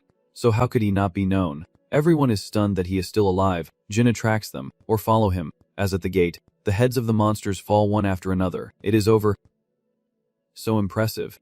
Is this the first time a rank gate has been cleared without a single death? They have 3 rank hunters, so failure would be very strange. First, let us give first aid to the injured. Dongchukakan Ingoi. As expected, Jean's skills are truly unlucky. This skill is really effective when conquering that gate, is not it? I am so jealous I could cry. Jin started to feel annoyed. Heya, did not you tell me last time that your skill is a money-eating demon? Everyone envies hunters with such high earnings. But those in the same B rank and others also need to use a lot of it cores. If they use a few more times, they will suffer heavy losses. Big loss. You have used it many times today. Luckily the guild sponsored 100,000 cores for them, all of which are C-grade cores, to create in a grade core. You know, both you and I have already used a grade skills twice, which costs 20,000 cores, and surely the hunter team has used up about 20,000 cores, so after that they have nothing left. Did you hear that? Didn't you say you borrowed money from Trang Sich? I also borrowed money from the guild. You really like to look like a debt collector, huh? Then after hearing all that, his ears were like blood. Here we go again. Bakharjan is messing up again. Her messing up skill must be in S rank. Even when she is confused, Trang Sich still praises her, saying she chirps like a canary. So adorable. The hunters are also hunting for cores. There is a B rank way to core, but then suddenly, a power appeared that instantly killed the entire hunting party. Everyone was panicking and shouting. It turns out it is not over yet. There is still a boss here. The heavy atmosphere loomed around the gate at Godok Gong. The army was ordered to set up barriers within a 3 kilometers radius around the gate in case of emergencies. And hunters from all over the country are arriving one after another. So far, we know that the Selbit team is inside the gate. Last time, during the B rank gate assault, the completion time broke the previous record. The on-site reporter is also broadcasting live. Yes, they set a new record time of 6 hours and 21 minutes. The current assault has just exceeded 10 hours. The association aims to conquer the gate in the shortest possible time by deploying a large number of A-rank hunters. A-ranked hunters from the 9 largest guilds across the country have been recruited, and A-ranked hunters from smaller and medium groups are always on standby for reinforcement. All news is being monitored at the Hunter Association's inspection room. The manager asked Jiang when the International Hunter Association would send someone, and Lai responded that they have not received any reply from them yet. They have no way of knowing what is happening inside the gate unless they go in, which would be very inconvenient. Jiang believes that almost all the military and reserve forces are present and expects leader Zhou Yun to arrive within the next 8 hours. She thinks that trusting and waiting for the Lee Selbek group is the best course of action right now. The manager agreed and ordered to continue contacting the International Association in case of the worst scenario. Immediately after, Lai reassured not to think about that possibility. We must succeed. Inside, Lee Selbek is still very chaotic, that is the boss. Everyone immediately attacks, and the hunters are fighting desperately, but it seems unimpressed. In fact, it looks more agitated than before. The boss quickly moves with jumps towards the hunters. In a flash, it closed the distance, and Trang Sich, seeing the situation was dire, immediately launched an attack, a direct strike, and the boss refused to back down. Fighting back, Trang Sich used the Triuthian speed sword, trying to strike the boss wolf with another blade, but unexpectedly it was blocked, which he could not have foreseen. Not only that, but with just a flick of the finger, it forced Trang Sich to dodge. Now it was its turn to attack, and with its larger size, the boss charged like a thunderbolt. One strike after another, Trang Sich had to keep fighting back, but no matter how strong he was, he had reached his limit. It seems that Trang Sich has sustained a wound. Blood starting to pour from his mouth after overexerting himself, he aims for a fatal blow, forcing himself down hard, but luckily Zhang Xiun is there, looking at how it attacks Trang Sich. This monster seems pretty troublesome. Hajin is still supporting from behind by healing her, but Trang Sich is badly injured. The girl still turned back to thank Hajin, saying he would treat her to a meal later. Hajin felt helpless, just telling her not to lose. As she had pressed her entire pen onto him, the wandering swordsman smiled and nodded. Returning to the battle, retreating with all his might, teaming up with Zhang Xian, the uncle began to step back, witnessing Trang Sich aiming his sword at the monster. A few deadly hits and the monster was badly wounded. It was finally defeated by Trang Sich's sword. Everyone cheered. Truly the master of swords is different. Number 1. Zhang Xian was helpless, watching this guy act so cool, as if he single-handedly defeated the monster. Suddenly, a tremor caused everyone to have a headache. What was that sound? Where did this noise come from? So you mortals dare to invade our territory? It turns out there are not just 1, but 3 of you. Along with that, there is a leader, also with a wolf-headed human body. Everyone was panicking. With so many monsters, they barely managed to kill one. How could they possibly handle this now? Even the fortress was stunned. How are there so many of them? Zhang Xian decided to attack, ordering the two to kill everyone. Outside, signs of chaos had already appeared, the gate was flooded, and the control room was in turmoil unbelievable. Don't worry, there is still an attack team inside. The manager also secretly understood that the Lee Selby group had been defeated. He ordered the military intelligence to deploy troops quickly and issued an emergency mobilization order to all hunters across the country. The entire room was in chaos, with constant frantic phone calls. Inside, the wolf leader begins to analyze. This place is full of aliens. Time to start the hunt. The secret police are gathering near the base's gate, while outside chaos is ongoing. Has the Dongguangche gang arrived yet? 2 B-rank hunters from the Daesung gang are here, and Hong is annoyed, wondering what is wrong with this association. And Jiangdo gang, you keep asking. Yes. 2 B-rank hunters from Jiangdo are present.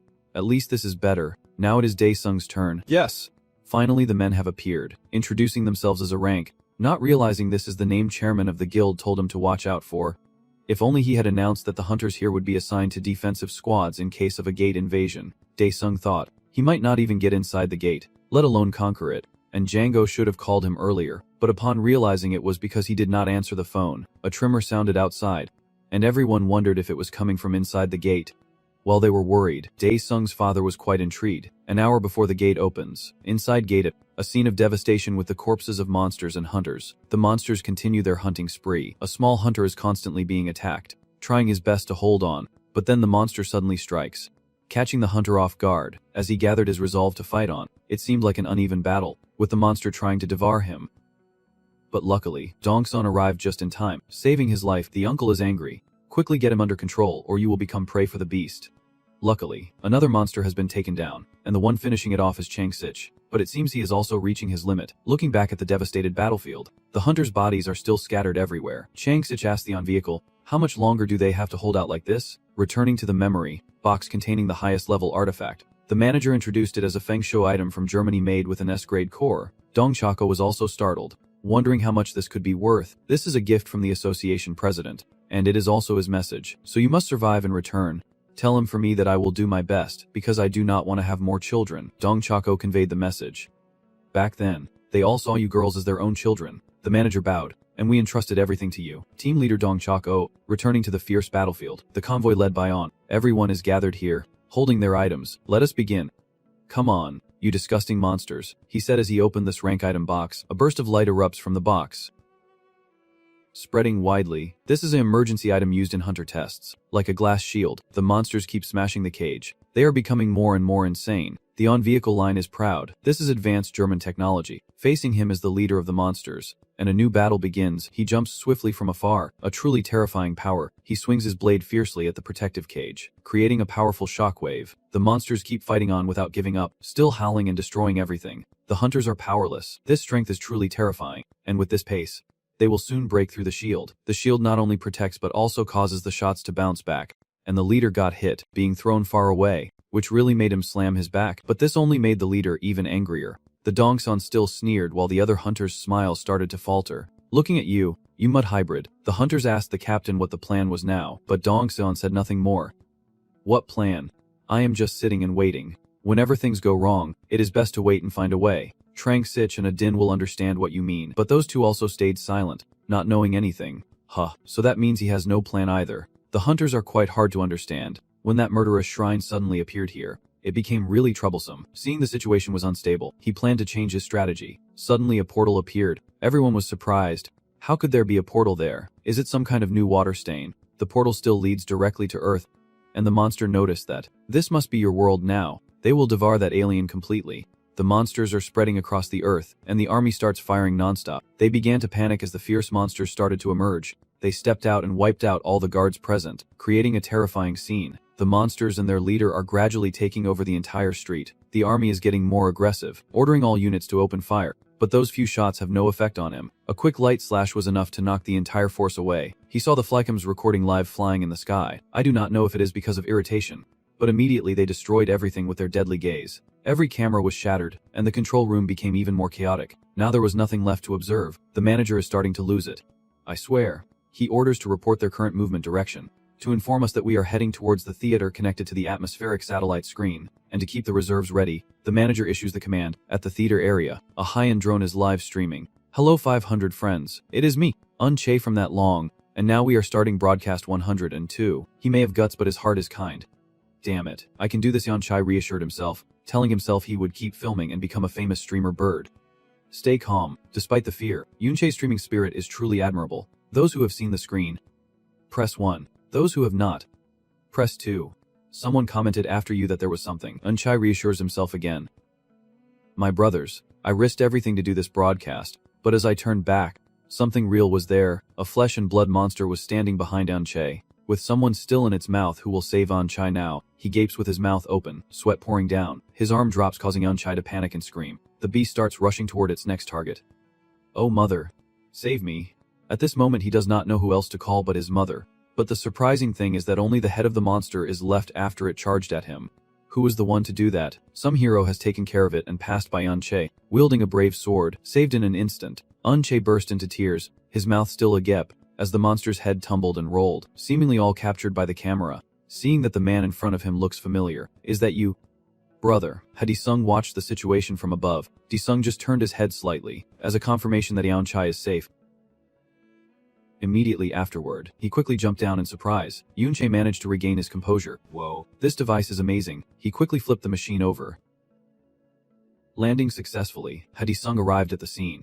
Noticing someone approaching, the leader turned back to see who had the audacity. A magnificent scene. A small hero standing among giant monsters without fear. Why are there stray dogs running loose in a residential area like this? Disung pretends to wonder, calling the leader a stray dog, and asks for his name. As if hitting a sore spot, the leader suddenly starts to go crazy. He is furious and throws his old spear at Disung. A loud explosion occurs, causing a terrifying shockwave, and what happened remains unclear. Who is Disung anyway? Instead of throwing, he directly bit into the heavy sword's tongue of that guy. Are you the owner of this pack of dogs? Disung asked the other person again, his eyes sharp. At the Phillips Building refugee camp, people are shouting to open the door, pushing and shoving, wondering what those workers are doing, why they are not stopping the monsters. Everyone realizes the current situation is being broadcast live. Oh my.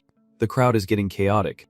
Where are those monsters now? Over 100,000 people are watching live. This is a new record. Only Yunchai could see that he is still alive and fighting. Yunchai started to wonder, should I run away now? Manager Ajayang also caught the situation. Manager, can you take a look at this? The manager is still very tense here, so both of them focused on the live broadcast, and the manager seemed to recognize this man as somewhat familiar. He signaled to project the image onto the screen, and Han Dae-sung's picture was once again displayed on the monitoring room under everyone's curious gazes. Han Dae-sung, the green worker. Does not everyone realize he already took first place in this green worker test? So why is he there alone? The manager is confused. What is he trying to do all by himself? There is nothing left to do but fight these wild dogs. The monsters rush at Dae-sung, biting and tearing at the small man below. Unaware of who they are facing, suddenly Dae-sung appeared somewhere else. It turned out he used teleportation magic, and he jokingly asked the monsters what they were doing. When he looked again, he realized he truly could not sit still anywhere. After taking a blast of fire, the monsters seemed more ferocious than ever, quickly changing direction and rushing toward Dae-sung standing there. Immediately after, he drew his sword, and flames began to gather. The giant wolves caught in the fire started to burn, howling in pain. One by one, the monsters were roasted alive. The black leader began to worry as almost all the monsters were defeated. As for the remaining ones, he calms them down, thinking he will deal with Dae-sung. Hurry up and finish eating and take care of the rest. It is a bit funny, who dares to stop me? Well, good luck. Not yet possessed by a beast, Dae-sung simply stands still again, accepting the magic, as a strange wave of energy seeps out. What is this source of power? The dark leader begins to worry. From the sky above, the monsters from the arena that had just been subdued are now showcasing themselves. As their master calls, Yunchai gapes in awe at the magnificent sight of that stream, and the gatekeeper has also arrived. In the control room, everyone was too stunned to close their mouths. A strange phenomenon occurred in the sky. Oh my god. What is that? The stunning scene features all the characters from the arena and the guests present according to Dae-sung's orders. The monsters have officially retreated, and you will teach that useless dog a lesson. Eat everything quickly, and deal with the rest, Dae-sung said with a tired smile. The soldiers began to arrive to witness the scene, and the image of the dragon truly appeared, fighting against the stubborn monsters. One of them is about to be executed, and it is so easy because of the huge size difference. The dragon can quickly deal with one, and the next one falls shortly after. It is terrifying what exactly is happening here. Is that dragon on our side? Another one gets hit and collapses instantly, and Liko also starts to fight. One after another, the monsters keep falling down. A chaos erupts, and the remaining ones try to escape. But how can they escape from monsters many times larger than themselves? You dare to oppose the divine will of the Supreme Being, go and die. Only a few monsters remain. They are gradually retreating and returning to the defensive position. Everyone in the hidden bunker is still watching the direct combat. Those monsters are on our side. They have already defeated the monsters from our faction. This is really terrifying. What is going on? Chan-ho arrived at the surveillance room and was called here. He introduced himself as Sung Chan-ho from the Han De-sung gang. The manager thanks you for appearing despite the short notice and politely asks if you could help with something. As he understands the current situation, leader Sung Chan-ho, can you tell him about De-sung? Killing people is not something a person with a planet-harming mission would do. Who is he, and why is the wolf faction leader so angry? De-sung smugly thought that even if he explained, someone like him probably would not understand. He began to step closer to the wild wolf. He introduced himself as the White Wolf King. The leader also joined the fight. Rushing into the battle, he swung a spear towards De-sung, its power causing the ground to crack apart. De-sung remained unfazed, easily countering this wild wolf. After a dull afternoon of using it nonstop, he asked if it was finally finished. The wild wolf looked at him and sweat poured down like the Taiping River. This time no one could save him. This time De-sung counterattacked, appearing to split into many people, continuously slashing at the wolf. The wolf could not withstand the powerful and numerous blades, and kept signaling so's. Come on. De-sung felt a bit excited. Is this little punk really a level boss? With a deadly strike, De-sung lands another hit. This guy seems pretty quick and agile. He quickly dodged and moved to the back to defend. De-sung asked, what are you doing with all this fancy stuff? The monster's body emitted a source of energy as if trying to protect itself. Come on. At least do something. I told him to attack. The best strategy is to blend in and run away. But just running off in admiration De-sung's side. The other guy is running as fast as he can. For now, he has to go back. Unlike other aliens, he might be a supernatural creature from somewhere. Before he could finish thinking, De-sung had already caught up. How come the dog was running on 2 legs? That guy really made him want to cry. This chase was a bit funny. The wolf was so scared he was literally running for his life. If you are a dog, you should act like one. De-sung chuckled. Run on all 4s. He was so scared he was trembling. And he really was running on all 4s, just wanting to go back quickly. De-sung smirked arrogantly. Who gave you permission to let this guy crawl back into the swarm? The guard on the upper level started shouting, and the wolf saw this and became even more afraid. Now it is Axena's turn to deal with him, kicking him straight in the face. The black wolf was beaten until it was completely subdued, and then he was struck with a lightning fire. The black beast officially ran without exploding and was immediately roasted. De-sung looked at that with disdain and quickly asked for the original form of the ancestor. Inside the gate, Dongshin asks if everyone except the injured has gone outside. Everyone has stepped out through the gate, and the scene before them is truly terrifying. Members of the International Hunter Association have not arrived yet. Dongshin is helpless. Hajin takes the initiative to say he will try to help the survivors. So the two of you should quickly go deal with the boss. Come on, let us go. But you stop him, brother Dongshin. Even if you are late, you should prepare the fuel core first. Forget it, uncle is angry. Even if we have to fight barehanded. You still have to go. If you want, take my share too. Dongshan starts to move forward. Where did all these monsters go? Staying behind is Hajin, trying to save everyone who can still be saved. Just as her sister was about to see something rushing toward her, a monster charged at her, and just when it seemed impossible to defeat the beast, someone cut off its head right in front of Hajin. And she could not believe it. It is De-sung. After dealing with the leader, it seems he is near the gate. Hajin is still unable to calm down, dizzy as he looks at the person in front of him. Are you also a hunter? De-sung asked her. No way. How could he easily defeat this ranked monster when even Trang-sich struggled to face it? Luckily you quickly dodged that flying sword in Trang-sich's amazement. Hajin shouted. Are you crazy? He is human. So he thought it was a monster. In the end, everyone calmed down and the hunters gathered here. He could easily take his sword back. Who is this person? Trang-sich was surprised. He apologized for thinking De-sung was a monster. Both Ajin and Jong-soon were surprised by what he said. Why did you mistake me for a monster? De-sung asked again. Because you emit a kind of energy that only exists inside the monsters he had encountered in the gate. But he was sure you are the strongest monster he has ever faced. Trang-sich explained. That guy finally has a hunter who can see his aura. De-sung marvels. He introduces himself as Trang-sich, leader of the Jong-soon gang. I am Han De-sung. You smile intriguingly. And immediately afterward, the front page of the Korea Daily shows the first gate being dealt with. South Korea has become the first country capable of handling a high-level gate, with the extraordinary rookie Han De-sung at the center. During the hunters' meeting, the chairman thanked everyone for their hard work. Jong-seon said he used up all the gifts he received, and thanks to his child, many hunters were able to survive. Sich looked confused, wondering how that monster could have come out. Hajin is confused about De-sung. What is he? How could a secret society nurture a talent like him? Did he fall from the sky? I heard she lied at the hospital and awakened. But in such a short time, how could he become so strong? I just can't understand. Johan Il-hun remained silent, and the chairman expressed that no further words were needed because he believed everyone shared the same opinion. Everyone agreed to promote Hunter De-sung to ranks. It seems like you have already made your decision. The media already considers him a rank hunter. Right, of course they agree. Now that they have Hunter Han De-sung, do not ask them for money anymore, Hajin said. They simply could not oppose it. Was not it him who handled the rank gate all by himself, said Trang-sich. The chairman then asked leader Joe. Was not he already its rank from the start? He said. and everyone fell silent after hearing that. Hunter newspaper. Today we have a special guest. I am Captain Andy Sung of the Ron Rep team. When Yun Chai asked him about his first meeting with Handy Sung, he explained that since the last Hunter exam, they have maintained a special relationship. Now just scrolling through the news is enough to see images of Handy Sung. The media is all about Handy Sung, and Chan Ho is surprised. Any video of him gets over 1 million views. Chan Ho realizes this is a golden opportunity. Truly a clever move. Di Sung steps out of the office. Oh, here comes our star, my number one and only friend, Handy Sung, the gold hunter in the monster-slaying world. Chan Ho happily says, "Where's the guy who told you to act normal and run away at the first sign of danger?" Di Sung retorts, "I was just worried you would get hurt, and I am really proud of you." Chan Ho expresses. Di Sung gets straight to the point. "Calling you here for what? They just need to quickly get your rank hunter badge." Chan Ho said confidently. Reporters are covering the event, as the Hunter Association is meeting with international journalists and fans after the gate water incident in Gangnam.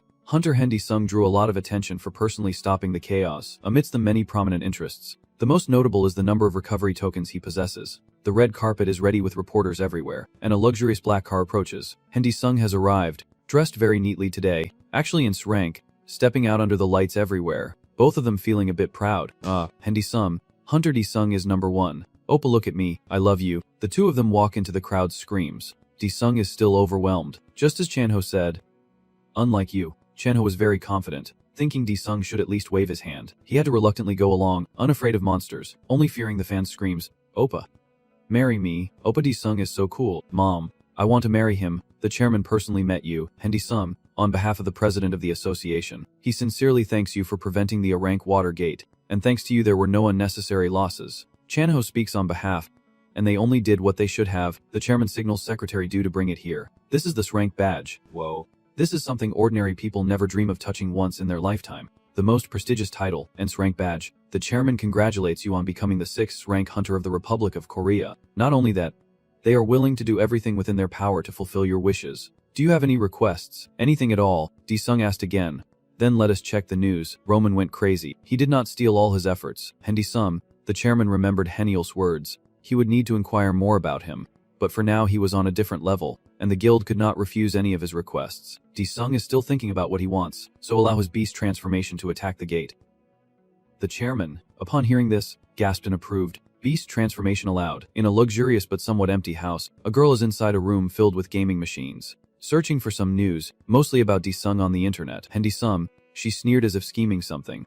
The only one who can help her solve the problem is the powerful witch Celian of the Pachesi gang. She decides to stand up and walk out. Passing through the large house, she goes to a room and shouts loudly. Her father is the leader of the gang, surprised that his daughter came to see him. She just left the room, so he is taken aback. Are you okay? You have been in that room for nearly half a year due to your social anxiety disorder. The mischievous girl asks her father for a small favor. After being silent all this time, her daughter now has a small request, which still makes her father a little worried. Isn't this a bit too much? Handy Sung has taken almost every gate he attacked. If this keeps up we will starve to death, Dung Kyokma gang leader, Heok-soo said, so the rest of the guild members also started to follow. That is right, he has no sense of ethics at all. He is monopolizing all the gates. The branch manager was helpless, and finally what he feared had become reality.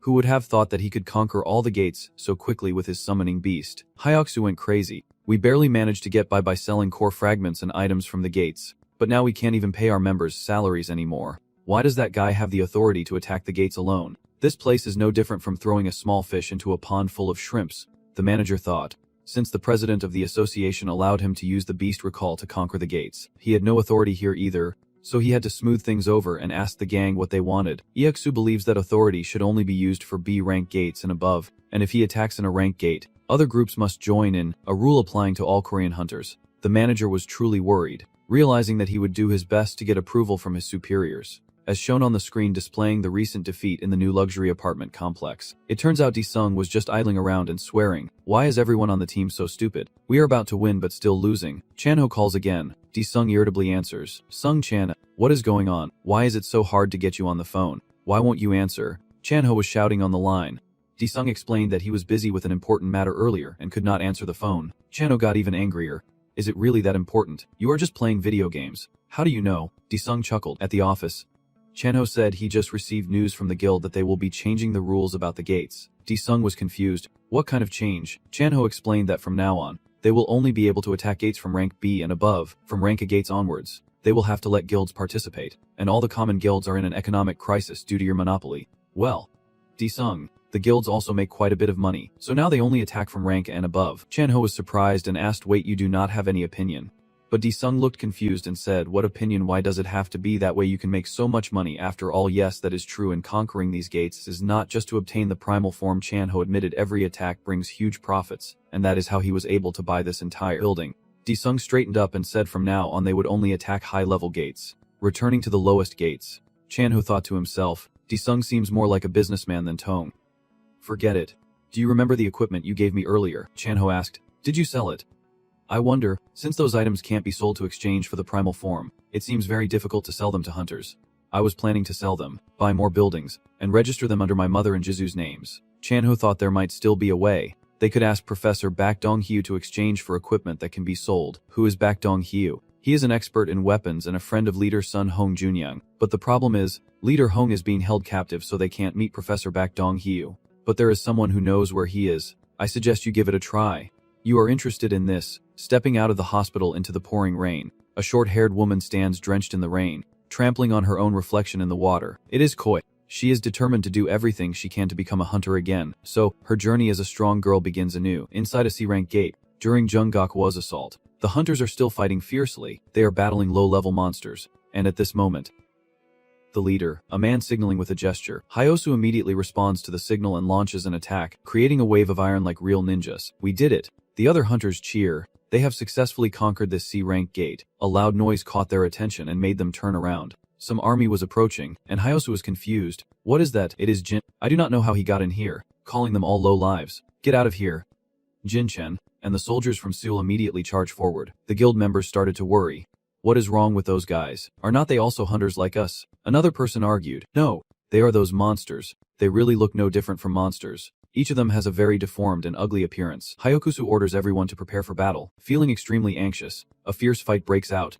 And of course the hunters are easily defeated because these enemies have already evolved. Hyosu was the person Jin chose to transform his body. Immediately, he became a real, flesh and blood Hyosu. Soon this world will be flooded with disaster, as the evil mastermind is plotting. This is already the 12th disappearance this month, and the news is starting to report more on this issue, with over 10 people missing at the same time, causing widespread panic and fear among the people. Disung's family is listening to the news. Jisoo is surprised. More than 10 people from Asia, abducted by aliens or something. Sis, Hen is worried and tells Jisoo to stay inside for now and not go out. She then asks Disung if he is hungry.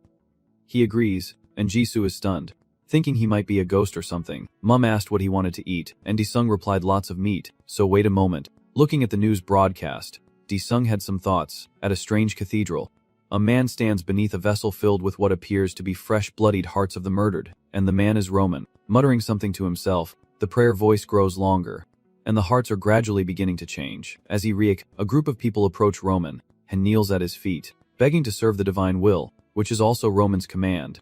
Luckily, there are still those in this world who understand Han Disung. Roman said, and granted that person the rank of bishop, then quickly eliminate Disung for Han. That person is Jin. Han is pleased because revenge is about to happen, at a peaceful beach where children are happily waiting to play. Suddenly, a strange sound made the little boy look into the distance, and he saw that it was a flower. Immediately, the villagers turned to see. Over there was not that a gate. They were not mistaken, and sure enough, an rank gate opened right on the sea, looking very terrifying. Manager Ajang said that an rank gate, believed to be a water-based fortress, appeared in the Hyundai Sea area near Bizon. The army and police have evacuated the civilians, and the officials say this disturbance is no different from S-rank gate. This time, they are facing a major crisis. He then asked if she had already sent a cooperation proposal to the guilds, and Ajang replied that all 5 top guilds in the country are participating in the battle. Negotiating? What are those people thinking? Trying to wipe out an rank gate all by themselves. Ajang said everyone had the same condition. Koi looked confused. Same condition? Oh my god, this building is so big. Someone is complaining about the gang office going around. Chanho was worried. Why would a major character like this suddenly appear here? It turns out to be Dong Chak-ah, the leader of Sung Chanho, who does not like beating around the bush and get straight to the point. So Chanho told him to go ahead. It turns out Dong Chak-ah wants to propose a cooperation with them for this attack. Chanho hesitates, seeming unsure, and as they negotiate, the door suddenly opens. Trang Sich suddenly appeared here, and the 4 of them looked at each other in surprise, while Rong-san was even more shocked. The top-ranked Li Trang Sich, hey, did not you say you would not get involved in this because you were busy taking care of the kids? Why are you here? Trang Sich asked Rong-san, unable to deny it, and the uncle looked away. Returning to the main topic. Leader Sung, please agree to cooperate with Jo Sung gang in this attack. They will cover all costs and related information for this operation, Trang Sich suggests, and with that, Cheno looks distressed. What on earth is going on? At the Haiduong Society press conference, Hajin was the official spokesperson addressing all the reporters. She expressed that they would do their utmost to support the hunter Han Dae-sung in this attack. The entire audience erupted in shock as she revealed that Han Dae-sung had saved her in the previous incident, and the news about the duo Han Baek lie was posted by the bitch Hajin and Han Dae-sung team. Hearing Happiness cry out to her brother, IE told them that their gang would supply Han Dae-sung with the most advanced weapons. He does not understand why his younger brother wants to cooperate with him so badly. And it is not just him who wants that. We want to see. Han Il-hun just gave a brief explanation. Happiness is confused. So what does that mean? Han Il-hun is investigating the mysterious power that helped him surpass ranks, holding a necklace and a watch, while commanding the two soul spirits to hide within these objects to protect his loved ones. The two soul reapers receive their orders, and they will protect them at all costs even if it means sacrificing their lives. After completing their mission and stepping through the gate, Ji Woo Soo-jang appeared there unexpectedly. Was that gate the source of his power? She asked Dae-sung. Suddenly caught off guard by the sudden question, he asked her back. Whose daughter are you? Soo-jang introduces herself as someone from the ice platform, with a slightly annoyed expression. So you came in here? Huh.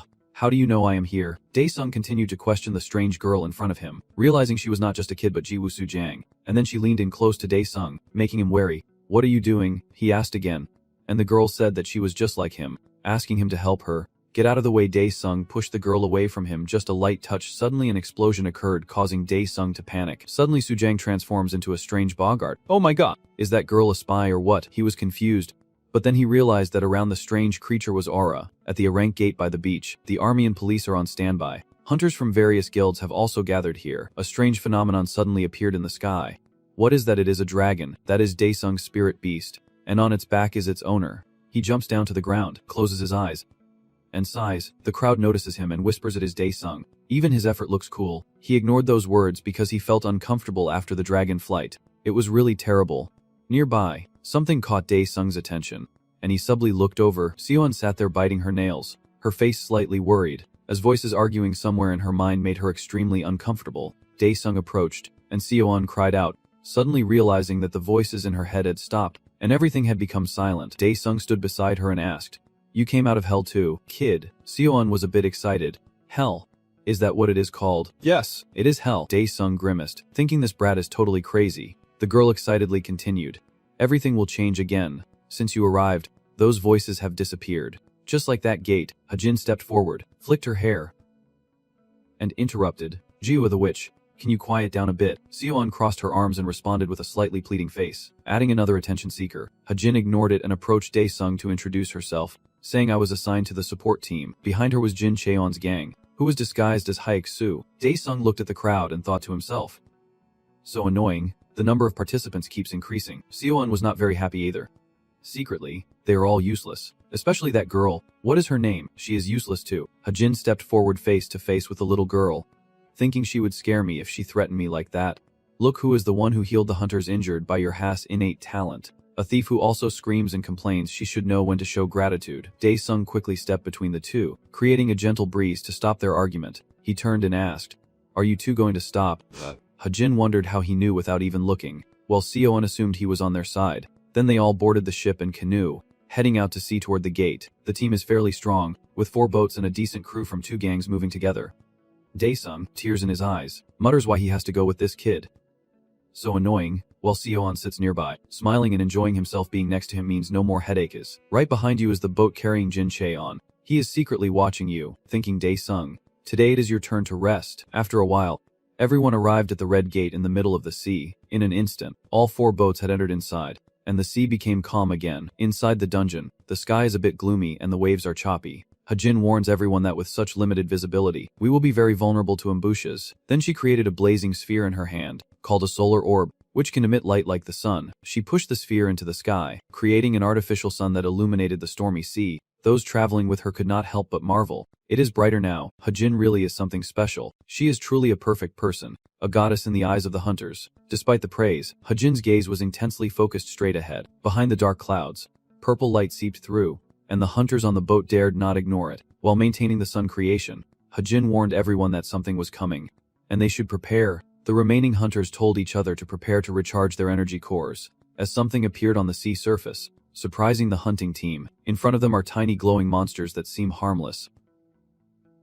Everyone chuckled, thinking we are just fooling around. Maybe they are in love or something. Suddenly the sea surface rolled as a giant wave rose from the ocean depths, tossing a boat into the air and sending everyone crashing into the water. A colossal monster called Queen Geiger, the most dangerous creature in these waters. Hadin stared in amazement and asked what that was. The light from the monster illuminated a purple area around it, while the other hunters looked up in fear, saying it is too big to catch. It rises higher above the water. The small glowing monsters that seemed harmless earlier are now connected to it by thin strands.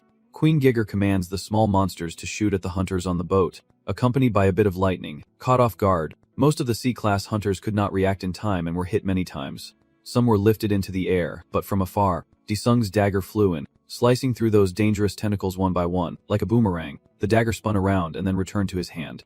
Disung, with one hand in his pocket and the other holding the dagger, smiled and said, "This is great. With this, it will be over soon."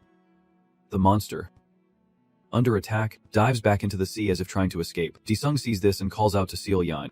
"Hey kid." The girl happily looks at him. "You said if I help you, you will help the kid solve the problem." The girl happily exclaimed, "Really? Are you sure? Is it true?" Disung pointed down and said, "Really? Just stay quiet and quickly catch the monster hiding underwater." Seal Yan raised 2 fingers and smiled. "Yes, sir." "Hajin, are you listening to me?" Disung's voice continued to echo. "Hey Hajin, deal with those flying ones." She was a bit confused by his words, wondering which planes he meant since she could not see any. But in just a blink, what appeared before her truly amazed her. In the sky, thousands of monsters are rushing towards us, with the number far exceeding their level. From afar, Jin Chan quietly watches the battle between the 2 groups of people and monsters. He smiled maliciously, his eyes showing a hint of cruelty, and at this moment, he began to channel mana. He raised a glowing hand, with an aura of cruelty behind him, and started to cast a stealth concealment spell. All of his disciples are also covered by that spell, starting the hunt. On this side, Seal Yan has taken off some of her clothes, ready to jump into the sea, smiling happily with her arms outstretched. The smell of that thing is truly enticing. Disung looked around, and it seemed everything was unfolding as he expected. Seal Yan had jumped into the sea from the boat, preparing to deal with the monster below. The group of hunters was all very surprised. Water splashed everywhere, and Seal Yan's figure disappeared from everyone's sight. Returning to the mainland, at a modern and bright cave, silent footsteps are climbing the stairs to the 2nd floor. At the table near the window, a familiar-looking girl is sitting there. Looking outside, she waited with a black hat to hide her identity. Her gaze distanced. Chanho stepped forward, adjusting his collar, and softly said, "You are here already. Much more than 10 minutes. The girl sitting there is coy. She adjusts her hat and gently replies, "No, I just arrived too." It seems this is their first meeting. He introduces himself as the leader of the Bisung gang, and on the other side, she also introduces her name. "I suppose." Turning back inside the gate, Seal Yan is alone, diving to the bottom of the sea to find the monster.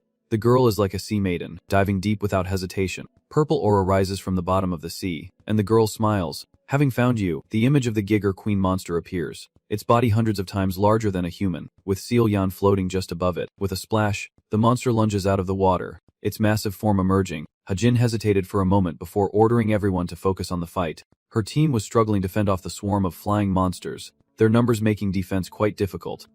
Over here, Daesung looked at the monster and said, "It seems like the thing the monster ate was a cursed puppet." "Well done, kid." He placed his sword on his shoulder, smiled again, and with a commanding tone said, "Let us begin." Without a word, he kicked off the boat, then with his shadow wings, soared straight toward the distant monster. In an instant, he had left the boat far behind, moving at an incredible speed. The monster immediately shot out tentacles with smaller monsters at the tips, but Daesung easily handled them by spinning and cutting them all off. At this moment, the monster opened its mouth, looking huge and terrifying. The system appeared, with special skills adjusted, the ultimate fire aura, and the flames could automatically increase. If the target cannot control the flames, they will double in number and continue until the target is completely burned. You smile confidently as you watch the monster unleash the ultimate fire aura, your sword blazing. Then, Daesung swung his sword, sending a fireball from the blade straight at the monster beneath the sea. The fireball flew directly into its wide-open mouth.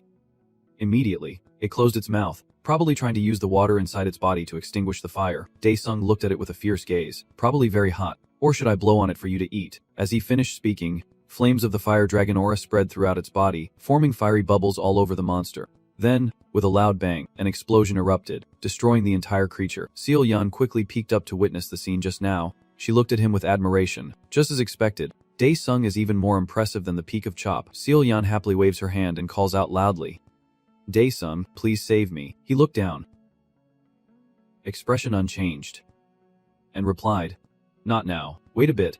Looking to the other side, the team was struggling to deal with the flying monsters, and Seal Yan muttered to herself, "That attention-seeking head, that damn fish must still be fighting. These winged mobs are really annoying. They keep rushing at us." Hajin struggles to hold them off, using only one hand to support her teammates. The entire team is covered in a light blue mana as they try to deal with the monsters as best as they can. Hajin both commands and reminds everyone to focus more.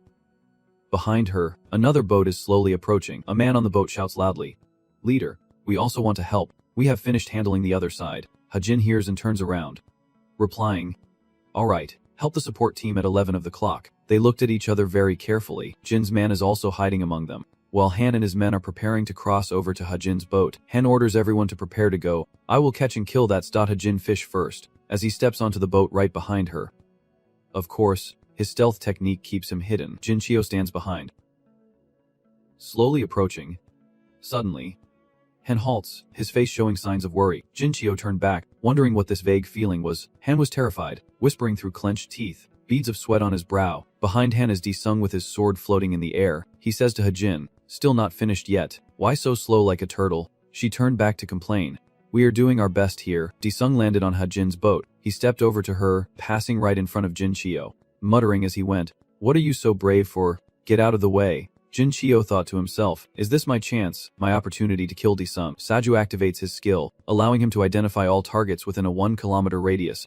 Sung upgrades his skill to the ultimate fireball. Blazing fireball suddenly appears, hovering in the sky, drawing the attention of all the hunters. From the large sphere, smaller spheres shoot out directly at those flying monsters, exploding with incredible speed and power. Some of the fireballs fly straight at the hunters from Jinchio's team on the nearby boat. Seeing them explode, Hiran's team members wonder, "What is going on? Are not they on our side?" The whole boat exploded, leaving the others in awe. Hiran shouted to stop. "Why are you attacking our side?" After being attacked, Jinchio revealed himself, and the people on the boat wondered who he was. Asking who this guy was, Han was furious. Ininjang Lun and Sung cursed, "This bastard."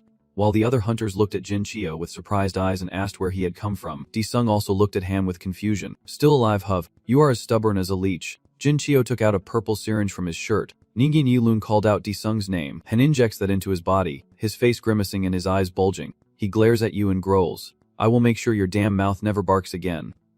Around Han, pink and purple lights now envelop him as black liquid spews from his mouth and slowly retreats backward. Jinchio falls into the sea, leaving everyone puzzled. Sung seemed indifferent, not caring about Han at all. One team member shouted, "I remember now, Han is Jinchi, a member of the Hanma gang," and someone nearby added, "Yeah, that is the guy who died during that test." From above, the entire boat is inside a black circle surrounded by purple, and everyone begins to wonder what that black smoke is, as it obscures their vision. Outside the smoke, purple tentacles with sharp tips are stabbing toward them. Some are pierced through and killed, and there are shouts of alarm as Han begins his attack. Hajin is standing there, a sharp spear rushing toward her. She quickly raises her hand. Using her shield skill, it seems it bypassed that defensive skill, but luckily a hand grabbed it. Sung stood in front of Hajin, clutching the spear in his hand. Having just saved her life, he looked ahead and cursed, "This damned ghostly spirit." From beneath the sea, a massive monster surfaced, with Jin Chan's head and a large tentacle-covered body. Overturning the ship, everyone was thrown out and screaming in despair. Jin Chan's divine corpse is Ensrank Giger King, one of the most dangerous monsters. Han sneered, "The moment of revenge has come." He charged forward, shouting directly at Sung, "Die." A series of sharp blades aimed directly him. But with his sword in hand, Sung remains quite calm. His face shows no change, and he continues to use mana. Ready to counterattack, back at the cave, Chunho told Choi that if she helps us, we will do everything we can to save Leader Hong. She looked at the business card in her hand.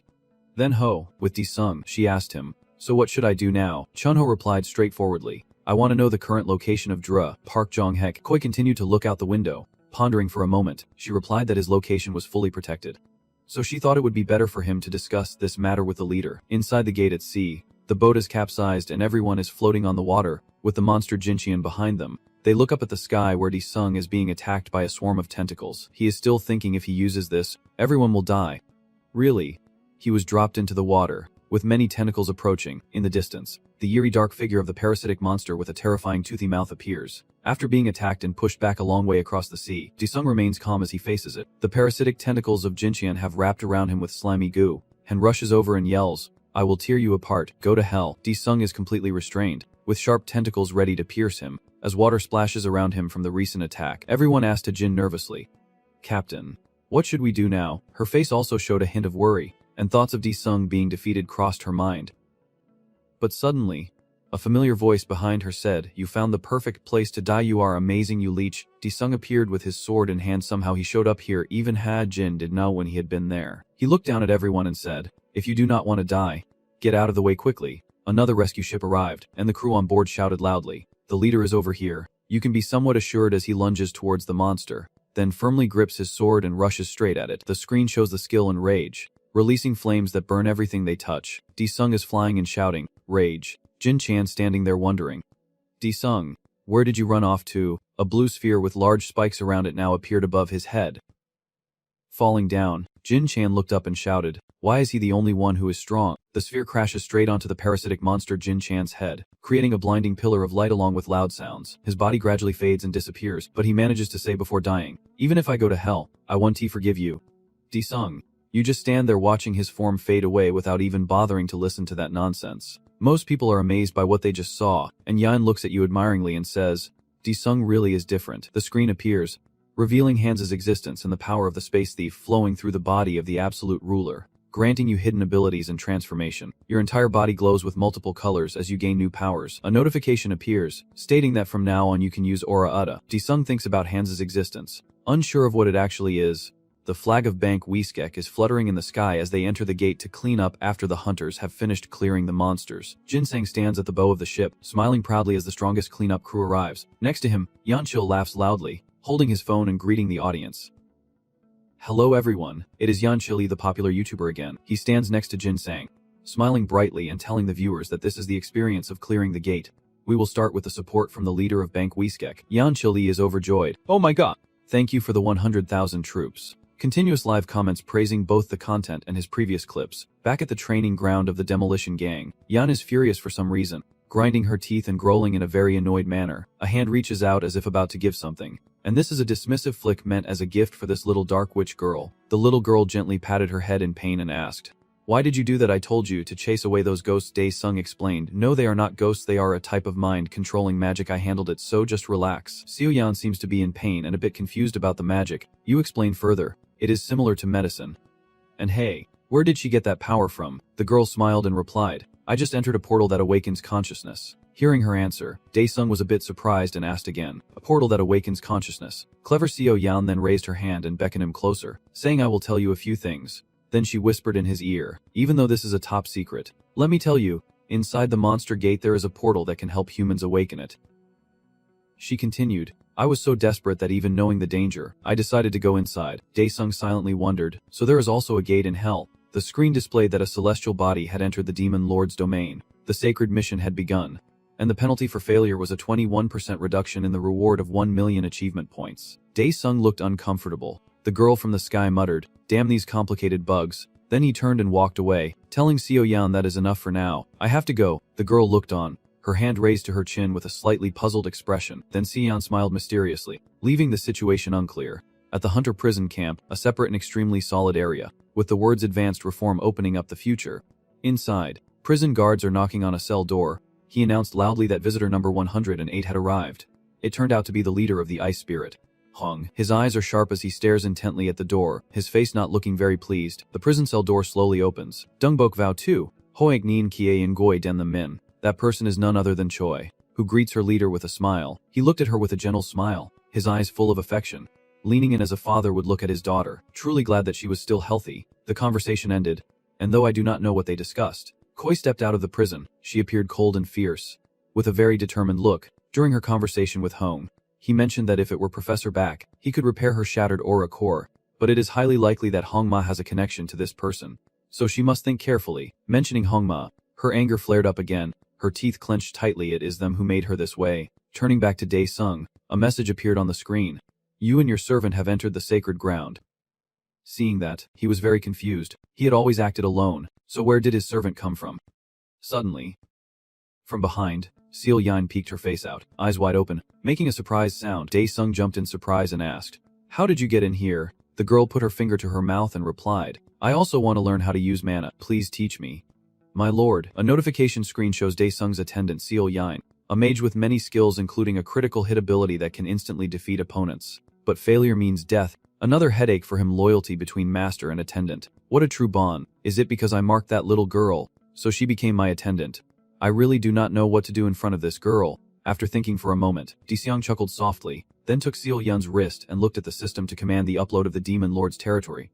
While the girl behind watched her impressive and commanding master with admiration, a notification screen appears, loading the Demon Lord's territory data. The saved data is being uploaded, and the ruler's power will correspond to the previous data. A series of data drops in front of the two, with Seal Yan standing behind, asking what it is.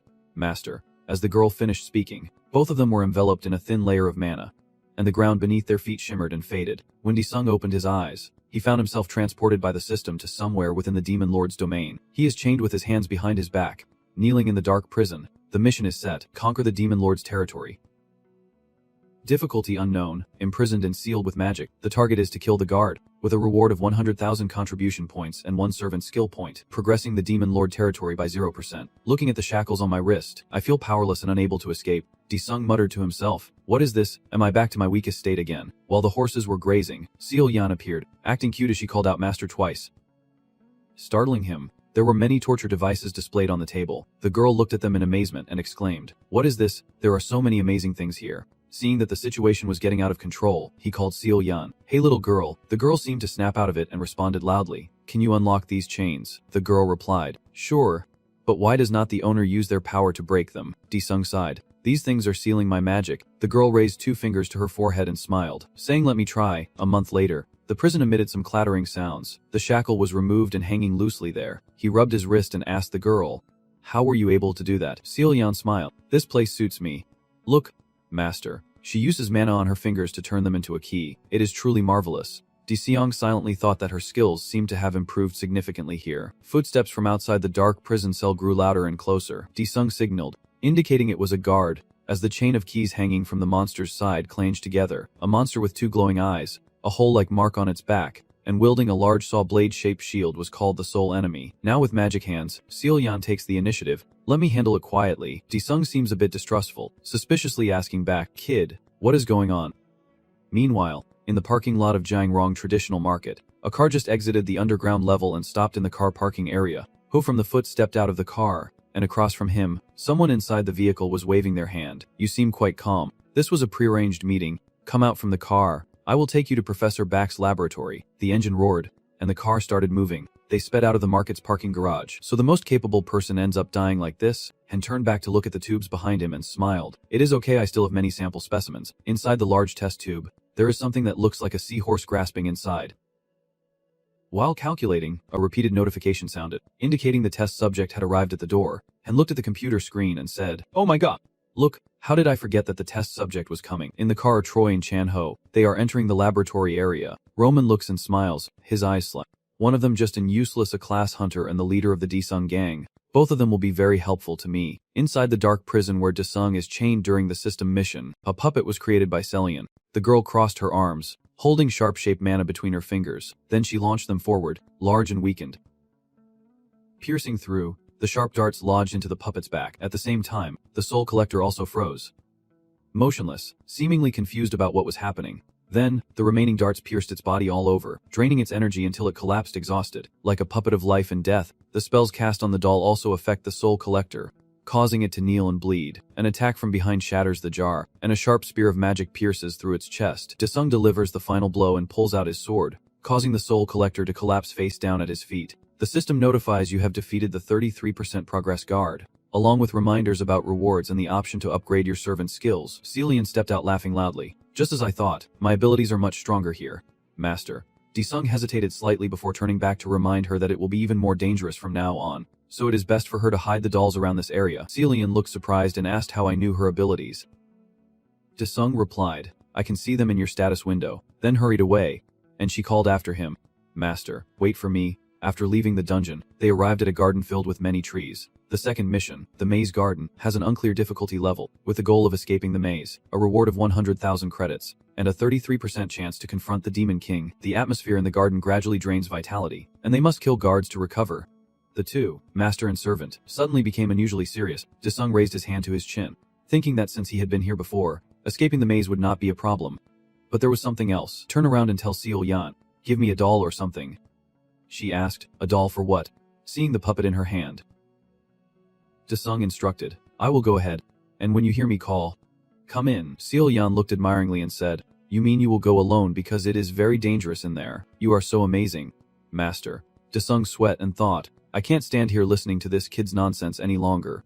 He thought about the mission. In fact, the Gravekeeper's act of draining life force was a trap. But instead, they only slowed him down and drained his energy faster. So he stood there, took a deep breath, and cast a spell around himself. Then he kicked off the ground, rushing straight toward the maze garden. He dashed through the fence ahead, only to see a long streak of light shooting directly at it. Desung appeared in the maze and showed no signs of stopping. He charged forward, but behind him, sharp thorny vines were reaching out. They plunged straight down from above, but all missed. With experience, Desung knew that if he touched those thorn bushes, he would slow down. Aging happens faster than he can maintain his composure, and his face now looks worn out. In front of him, a Gravekeeper has spotted him rushing forward. It immediately turned around, with the sword in hand to block. Desung was now exhausted and running out of energy but could not stop. The Gravekeeper raised his sword, slashing from behind the shoulder to the waist. Desung quickly kneeled, leaning back and sliding to dodge the deadly strike. By inertia, he slid further, leaving the Gravekeeper behind. Right in front of him now is a door, which is the way out. Desung immediately charged forward, but an explosion erupted beside the wall, revealing another grave robber wielding a weapon. Ready to strike down, he quickly raised his knife to block the entrance, struggling to hold on, thinking to himself, damn it. Just at this moment, behind him, a series of thorny vines also caught up, ready to attack Desung. His face clearly showed worry. I can't let this happen. I will die if it continues like this. But the thorny vines had already wrapped around him, forming a cocoon. Outside Professor Park's laboratory, Koi's car had stopped, and the camera was following their movements. Cheno looked around thoughtfully. This is truly a place no one could find. Koi confirmed, I have only been here once myself. Without a word, she quickly moved forward, and the two of them stopped in front of an elevator door. Who asked, why is this elevator so big? Koi replied, that is strange. It was not here before. The elevator door was slowly opening, and as it lifted, the figure behind it gradually appeared. Roman stepped forward to introduce himself, saying hello to everyone. I am Professor Park's assistant. My name is Namjigu. He smiled and used a fake name to deceive. Turning back to Desung, the owner was about to die. Yet outside the maze garden, Seo-an was still happily playing with her magic. Suddenly, your voice rang urgently in her head, calling out, hey kid, which startled her a bit.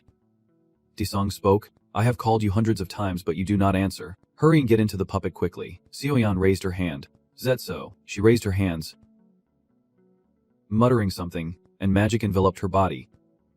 Then suddenly, the girl appeared inside. Seo-yan stood there, looking around but still could not see anything. Suddenly she felt a chill down her spine, and behind her was a Gravekeeper filled with deadly aura. The little girl quickly took out the puppet, preparing to perform some kind of spell. The monster spoke calmly, saying, it is me, causing Seo-yan to flinch slightly. Wondering why the owner is in that form, he sat down, placed his hand on the ground and said, I will explain later, now follow me. The ground where his palm touched shone with dazzling magic. Then a mana stream ran straight down, splitting the space before them. A secret passage appears, leading down into an abyss that seems bottomless. The wind howls with terrifying sounds as the two stand before the door. Inside some dungeon, eerie sounds echo as a skull with long horns slowly rises. Skeleton sitting cross-legged emits a cold, gloomy aura. The screen shows Mission 3, a 36-meter corridor of the Demon King. The target is to eliminate the Demon King infected by a piece of meteorite, usually worth 100,000 credits. 1 servant skill point. Current progress 66%. In front of the two of them sat the recently risen Demon King, mana emanating strongly. Desung quietly swore,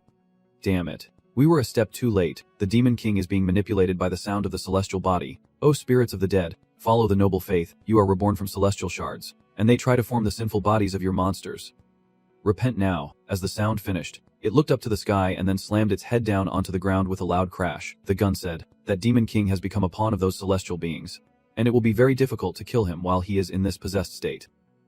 Immediately, he turned to look at the little witch beside him, a thought flashing through his mind.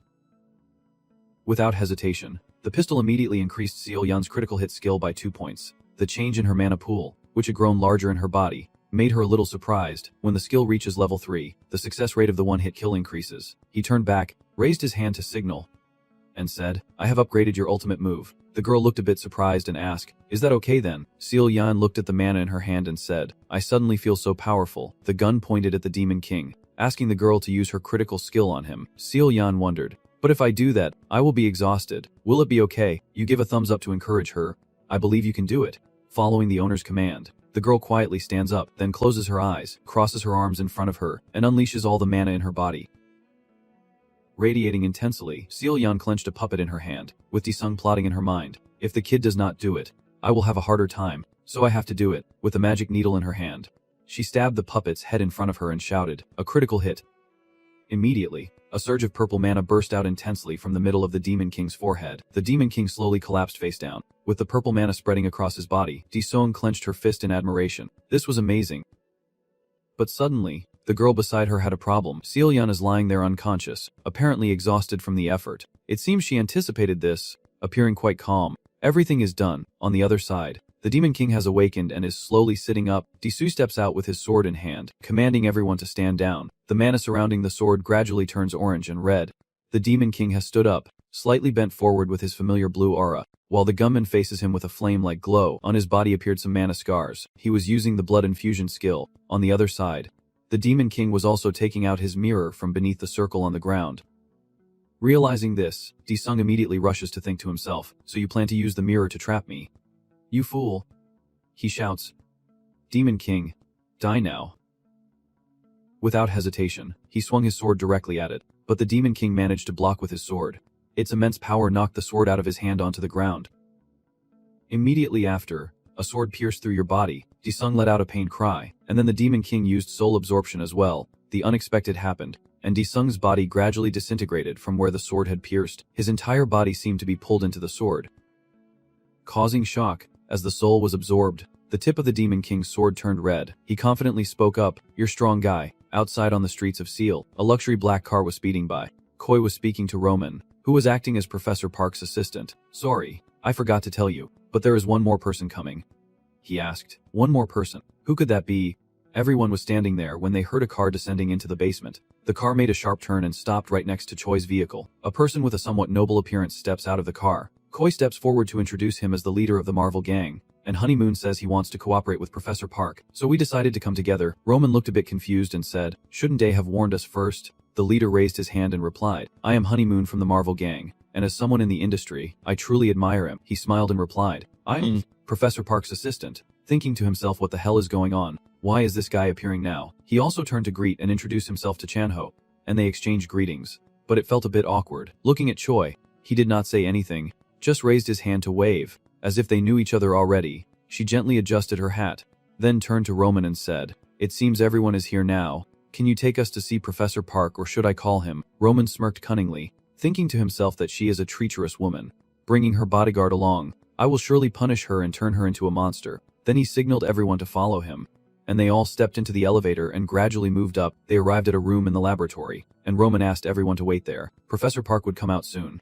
After giving instructions, he calmly turned and walked out, leaving the three of them behind. Had just stepped out, and the door to the room immediately closed. Chanho felt a bit worried. This is a testing room with a strange atmosphere. Honeymoon took out 2 bracelets, handed them to the 2 of them, and said, "These are the protective cuffs we just developed." He also seemed sincere, "Just in case, so you 2 should wear them." Both of them did not hesitate, thanked Leader Chu and put the rings on their wrists. Koi Min smiled and told him that Leader Hong had advised him to go with Honeymoon for safety. Chanho scratched his head, realizing he had forgotten that he should have asked this person to help repair the weapons. A stream of white mist-like air was being pushed down from the ventilation window on the ceiling. All 3 of them looked on in surprise, unable to understand what was happening. The leader exclaimed, "This is a trap. Everyone be careful." Chanho and Choi looked up with wide, terrified eyes as everyone inside, realizing they were caught in a trap, tried to break the door and escape. The door in Honeymoon's body burst out, followed immediately by Chanho, with Choi being the last to step out. The 3 of them stand there, looking down the corridor ahead. In front of them now is a horde of oozes with glowing red eyes and mouths full of sharp teeth. Honeymoon standing at the front, wielding a mana-formed sword, while the 2 behind look on in shock. The brain monsters saw him and charged forward to attack. With quite a few of them, the leader was the fiercest, bigger and stronger. Roaring loudly, Honeymoon is also determined, rushing forward to fight the monsters. He swiftly strikes each one from top to bottom, aiming for their vital points. Honeymoon's eyes lit up as a glowing yellow circle appeared in his palm. His torn sleeve revealed a robotic arm, and a laser shot straight toward the monsters. The beam of light from Honeymoon's hand zigzagged through the air, hitting the ox and splitting their bodies with sharp precision, tearing them into pieces. Honeymoon's robotic arm is smoking, his whole body covered in a thin layer of mana. At this moment, Choi with Chanho steps forward and asks, "Why are there monsters here?" Honeymoon stared in shock. "This place smells terrible." In another room, Roman was secretly watching the three through a security camera. He muttered that once he smells the trail of gas, you will soon be found by my monsters. He smiled dangerously, this time testing some stronger ones. On Disung's side, where the souls dwell inside the mirror of sin, the spirits are no different from the living dead, constantly moving and crying out desperately. Let me out. Kill me. One of them points forward. A new soul has arrived. They rush at it like predators, eager to tear and devour the soul. Disung walks with arrogance, ready to face the souls climbing up from below. They try to use their withered arms to grab his legs. Disung sneered coldly. You probably do not know who I am. My whole body and eyes glow with mana. I look down on them with a sinister gaze. Here I am, the hunter. Hearing that, the spirits froze in fear.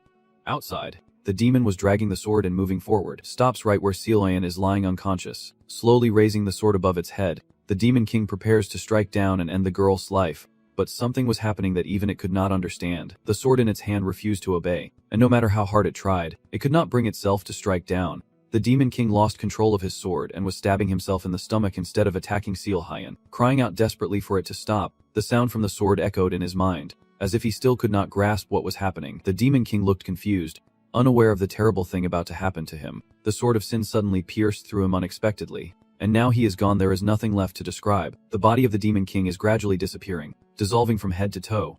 When everything has vanished, only the sinful sword remains lying on the ground. The screen shows that the Demon King's mission is complete. The current task is finished, and the Demon King's territory has reached 99%. Now Disung finally emerges from the sword, scratching his head in frustration. Why do I always have to solve other people's problems? It is so annoying. Meanwhile, the sword of sin gathers a yellow aura before condensing into a mass. From that mass, it begins to grow and multiply. With Disung watching intently, bit confused. You look tired. You are not done yet. From that golden orb, a person with hair shining like the sun appears and asks Disung, who are you? Adjust the death rate by defeating L, the divine creature who brainwashed the Demon King. You look at the L entity in front of you and ask, what are you mumbling about while you are the one barging into someone else's house? L raised his hand and asked again, are you the master of these foolish creatures? And with that, he struck his hand down where Disung was kneeling. Repent, but it is not easy to reach you. Disung now soared up with a sword in hand. L was amazed, not understanding when he had flown up there. Then a blue slash cut across the hand of that divine creature, and the severed arm gradually disappeared before L's astonished eyes.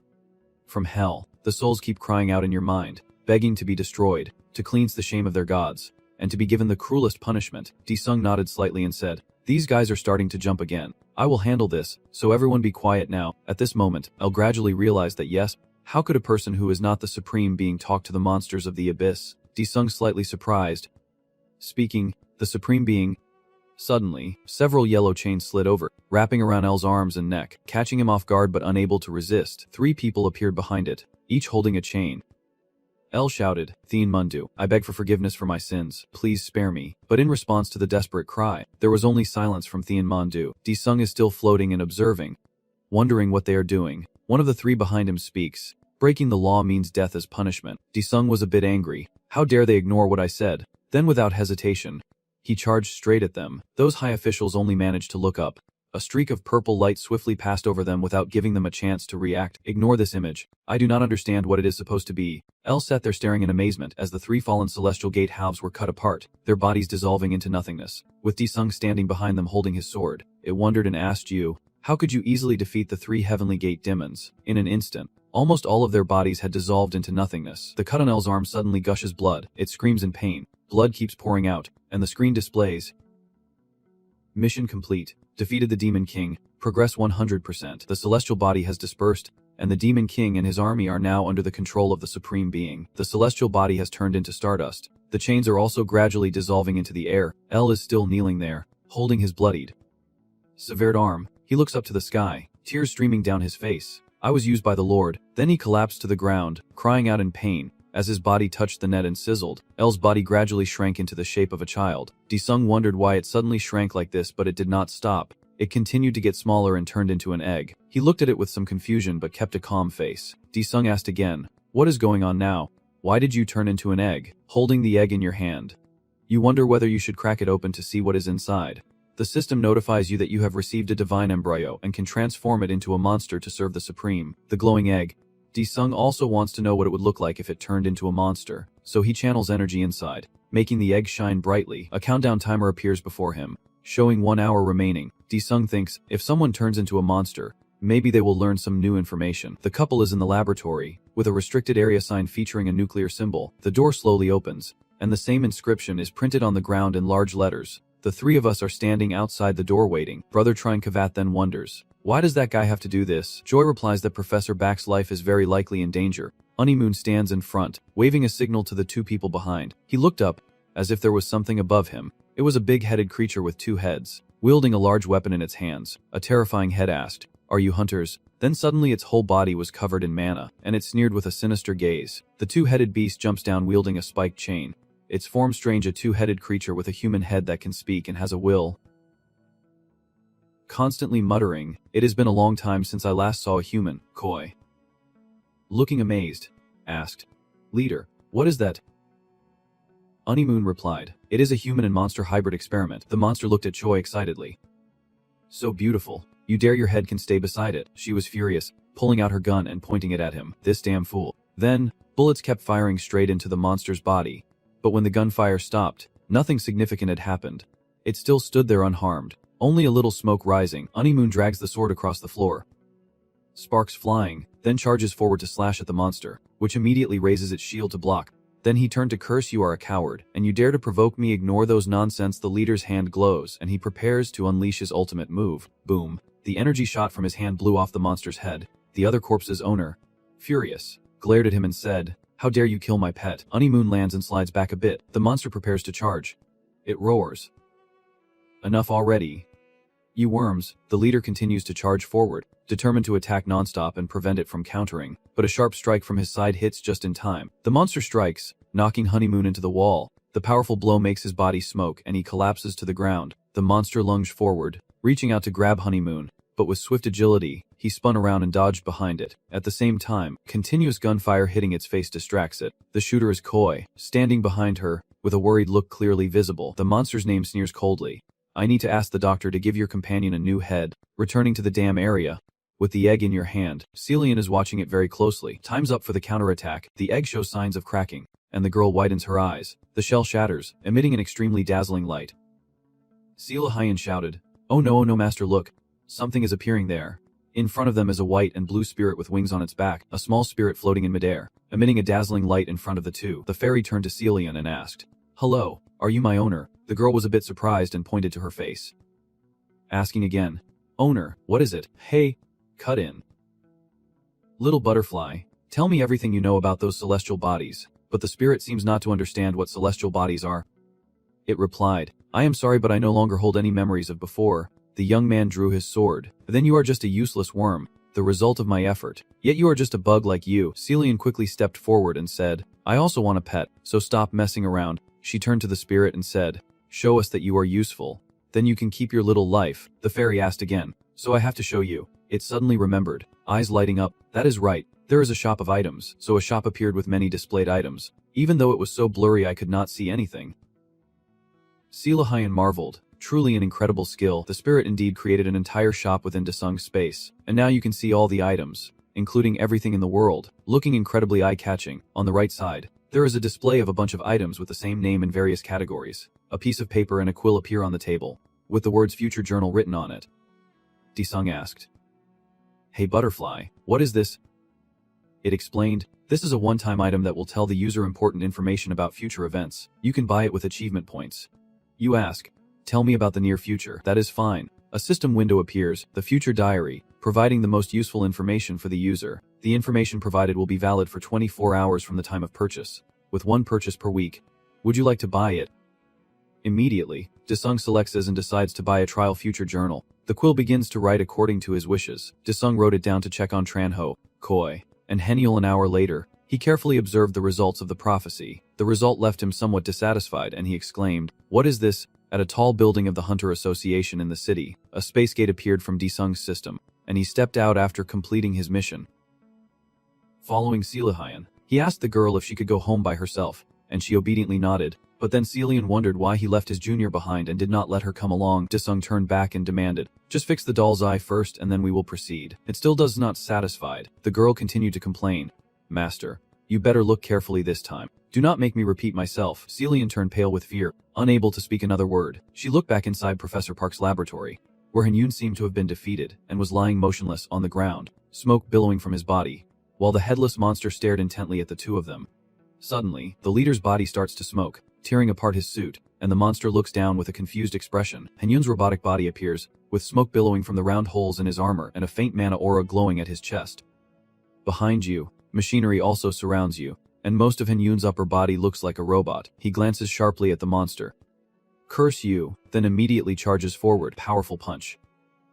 Lightning fast, aimed straight at the monster's face. The punch was so strong it made it stagger back a little, but it immediately braked with its foot and then turned to look at Hanyun, saying enough is enough, but before he could say anything more, the familiar glowing hand of the leader suddenly appeared right in front of him, ready to unleash a deadly divine attack with a surge of mana. A powerful beam of light blasts away the upper half of the monster in front of him. The upper part is left with no trace, while the lower part wavers and then collapses to the ground before the two people watching from afar. Then Hanyun withdrew his hand, clutching his stomach. As the recent attack seemed to have drained him quite a bit, Teen called out again, "Are you okay?" Chan Ho thought to himself, so the leader's body is truly made up of all kinds of aura weapons. Hanyun turned to the two and said, "I need more time to recharge my core." Chan Ho apologizes for the interruption but seems to be forced to play the game set up by that guy. Through the surveillance camera, Roman witnesses the entire fight just now and cursed angrily.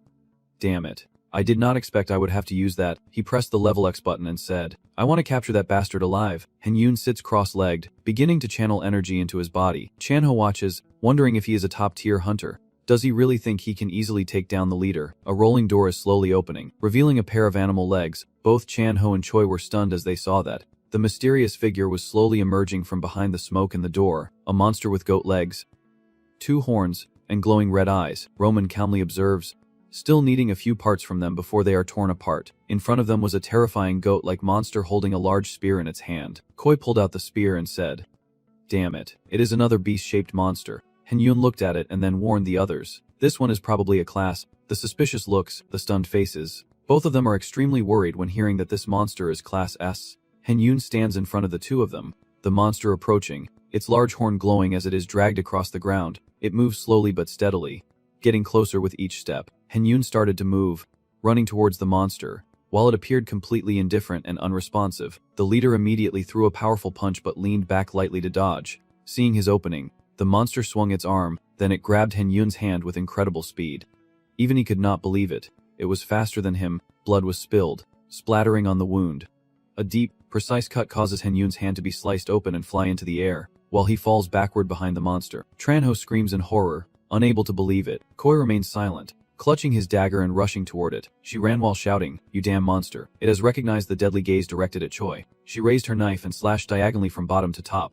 But it was no longer there. In the blink of an eye, it appeared right beside her, surprising her greatly. A single blow pushed her forcefully, sending her flying into the wall. Luckily, the protective ring Hanyun was given at the beginning created a barrier to block the damage. Seizing that opportunity, Hanyun stood up, used his divine energy towards the monster, then shouted, "Go die." But it stomped its foot, moving so quickly it blurred into a streak, then swung its blade to cut off Hanyun's remaining arm and followed up with a punch right to his face. The leader has been defeated. Lying there with the monster stepping on his head and his remaining arm cut off and thrown aside, Tranho can no longer stand still, watching it roar, "You damned goat, hold your anger and calm down." But upon hearing Tranho's inner voice, it turned back to look at him. The entire body of the goat-headed monster had just left. In the blink of an eye, it appeared standing tall right in front of Tranho. At this moment, he showed no sign of fear, only a determined look. The goat-headed monster looked at Tranho with contempt and a sneering smile, while the inside it radiated outward. In response, he also smirked at it and said, "I know someone stronger than me, so today I won't die here." The goat-headed creature raises its sword above its head, ready to strike down. Tranho closes his eyes and braces himself, placing all his trust in Desung. Just as the sword was about to strike, something dark and slimy floated up to block it. This shocked the goat-headed creature, which stared in disbelief, its smile fading. Tranho himself was quite surprised, as if a bush with countless writhing arms. The goat quickly reacted, stomping his foot on the ground and stepping back. It slid for about 10 meters. And the black mass continued to grow larger on the other side. From within it, Desung's face gradually appeared, with Zanho standing behind. Grinning widely, Koi saw you and looked surprised, his mind immediately thinking of Desung. He turned to his friend Tranho and asked, "You are not dead, right?" He looked at Desung with a smile and said, "You're crazy, friend. How could I die so easily? Even my intelligence has to be at levels." Seeing that this side is too tough, the goat then shifted its target to the girl sitting nearby. Tranho panicked and shouted. Almost immediately, Desung transformed again into a black pillar, blocking in front of the goat and saving her from a fatal blow. Koi stared at the dark mass emanating mana in front of him, resembling a piece of wood. With a look of astonishment, caught twice in a row, the goat's confidence was gradually fading, and it began to feel a bit worried. Then he turned to look at Tranho. Still seeing Disung in front of him, he smiled at her, using the stealth technique, with his hand clenched, and dark mana appeared. He responded with a shout. A pillar of light appeared where Disung had just stood, and he vanished from everyone's sight. The goat-headed figure looked around desperately, trying to find him but could not locate his position. It stands in the middle, lowers its stance, and screams with a piercing voice. Ordinary hunters can hardly endure it, covering their ears with their hands, feeling immense pain. Tranho also did the same. He clenched his lips and said, feeling like his eardrum was about to burst. The goat head turned around and looked behind, sensing something unusual in the air. It suddenly swung its arm, slashing to the left, creating a flash of light. The Disung had to block the attack with pain, then smiled and said, "This goat determines its position using sound waves." Interesting. Inside the observation room, Roman was still sitting in his chair, glued to the screen.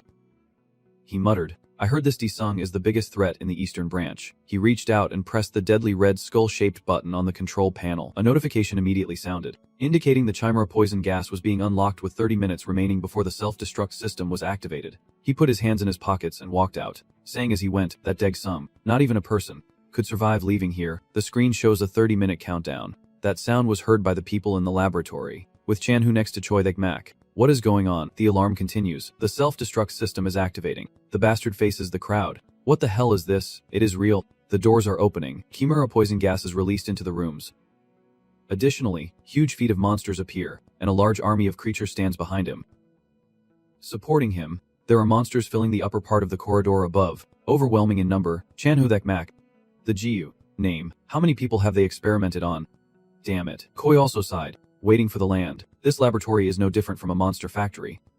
Uni Moon, sitting there with his arms cut off, added that some of them were created from mutated substances. Chanho looked at him and thought, the leader probably can't join the fight right now. He then turned to his friend and said, "Disung, you are going to have to handle this alone again." He thought to himself, maybe I should just burn everything in a volcano. Disung pursed his lips. As long as they stay here, there is nothing I can do. He flicked his finger, activating the transformation of the Demon Lord's domain, and this power nearly affected the entire laboratory. With smoke billowing around him, the ground trembled as the monsters looked around, confused about what was happening. Uni Moon sensed a tremendous wave of power emanating. Chanho and Choi were no exception. Completely stunned, they had all disappeared from the laboratory. And now, they were standing on the ground inside. The monsters and the 4 people have been transported by Disung to the Demon King's domain, and the land here is like a drought. Chanho is stunned by his friend. Can he really do something like this? Koi was stunned. This is impossible. Teleportation at this level. Uni Moon thought to himself. No, he transformed the entire laboratory area. It is truly an incredible skill. Disung stands there and commands, "Come out quickly."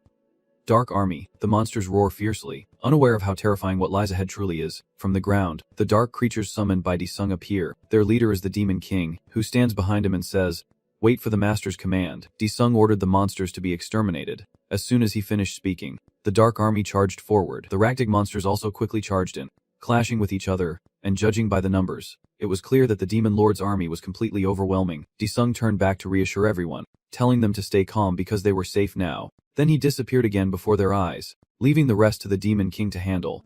Outside, Roman was standing in front of the elevator preparing to leave. Suddenly, his face changed expression, a hint of fear in his eyes. The elevator displays a warning message. Stopping abruptly, a crack appears on the elevator door. Surprising Roman, Disung came to give him a surprise and poked his head in to ask, "So you are the one here?" Roman froze, eyes wide open, fear overtaking his mind. Disung stepped forward then, making Roman grimace. He approached and asked, "Is that all you have got that you had to run away so quickly?" Roman looked at Disung with a wary expression, cunningly saying, "You are even more than I thought." Then he faintly smiled and continued, "You have won. Now just kill me." Disung angrily grabbed Roman's collar, and seeing his reaction, he was momentarily caught off guard. He had no patience to play with this crazy guy in front of him, and he asked in a low voice, "What are you plotting?" Before his question, his face suddenly turned fearful. Not understanding why you asked that, Disung's eyes lit up like a demon from hell, a sinister smile on his face. "After all, I just gained a pretty interesting skill. That is the power of the Demon King temporarily transferred to the Dark Throne. The Demon King's special ability has been activated. Only then does Roman realize the opponent's suppressive strength. He grits his teeth in fear and asks, "What are you planning to do?" Disung did not answer his question, only smiled and stared into his eyes. Then his eyes shot out strange electric currents as if trying to swallow his mind. Roman screamed and collapsed to the ground, his mouth and eyes continuously bleeding a white substance that looked extremely painful. Roman keeps pushing his fingers into his throat and continues to babble, as if he senses a pair of evil eyes watching him. It is like a slow-motion replay in his mind of himself in the laboratory creating a drug and forcing many people to test it. He turned everyone into monsters, making them suffer and scream in pain. In his laboratory, all the victims gradually transform, crying out but unable to escape. Not only that, he also injected some strange liquid he had created into those poor victims. During his twisted experiments, Roman had slaughtered countless innocent lives, blood flowing like rivers. Remember the words of the Eastern bishop. Since you have sacrificed enough souls to the altar, I will grant you a man. From now on, whenever you die, your soul will be reborn into a new body. Roman smiles with satisfaction. Finally having a new body. Seeing him struggle, Disung took the opportunity to attack, pinning Roman down, leaving him defenseless and exhausted. It seems you also saw his memories after Disung did something earlier. You smile cunningly. Bring down this traitor, sacrificing others for eternal youth. I won't let you fulfill your wish. As soon as you finish speaking, powerful aura radiates from your body. Those cables are glowing. It seems Disung wants to destroy all this madness himself. With only a minute left before self-destruction, the control room door has quickly opened. As if someone has already broken in, Professor Rong Hia, after undergoing the transformation, seems to be contemplating something as he stares at the screens for a long time. Then he inserts a key with his pale hand and sharp claws into the control panel. The professor turned the key, and the system announced a restart of the self-destruct sequence, stopping it. These things are his life's work. He sacrificed his own body to create them, so how could he let others destroy them easily? But it seems something went wrong. He stood there observing for a while, then clenched his teeth in confusion. What is happening? Suddenly, white smoke started to fill the control room, causing the professor to feel momentarily bewildered, and he had no time to react. Disung quickly moved behind the professor, glaring at him with disdain, still causing trouble and harming others despite his appearance. He looked at the professor with contempt and mockery. Another goat, his eyes full of challenge. The professor cautiously looked at the young man in front of him, seemingly unaware of his presence. Who is he? Disung asked back. No, I am the one asking you. The two of you stand still, probing each other. The professor introduced himself, saying, I am Baek John Hayek, the owner of this laboratory. Hearing the old man introduce himself like that, you hesitated in disbelief and asked again. What? All of his systems have been shut down, and the entire control room has been successfully taken over by you and everyone else. The professor is now sitting in the chair, and Chanho's group has quickly arrived here. Listening to them recount everything, he felt guilty, never expecting that Leader Hong would be captured. It was all my fault. As he was about to speak, the professor suddenly stood up from his seat and continued. Do not worry, I have enough evidence of Nam Ji-woo's illegal activities with the Hongma gang, so he will be arrested soon. I do not understand why Chanho suddenly seems so kind. I quietly whisper to myself, is this really Professor Baek? She glanced back and confirmed that this voice truly was Professor Baek Jong Hyuk, the one I had met before. Hanon thought in amazement. It is hard to believe. He managed to fully hybridize with another monster and still keep his sanity. Professor stepped forward and looked at him, congratulating him, saying that the leader had successfully implanted the aura weapon into his body. Hanon replied briefly, yes, I understand. He continued, saying that if I remember correctly, Miss Tan mentioned having some issues with her pharmacy school, right?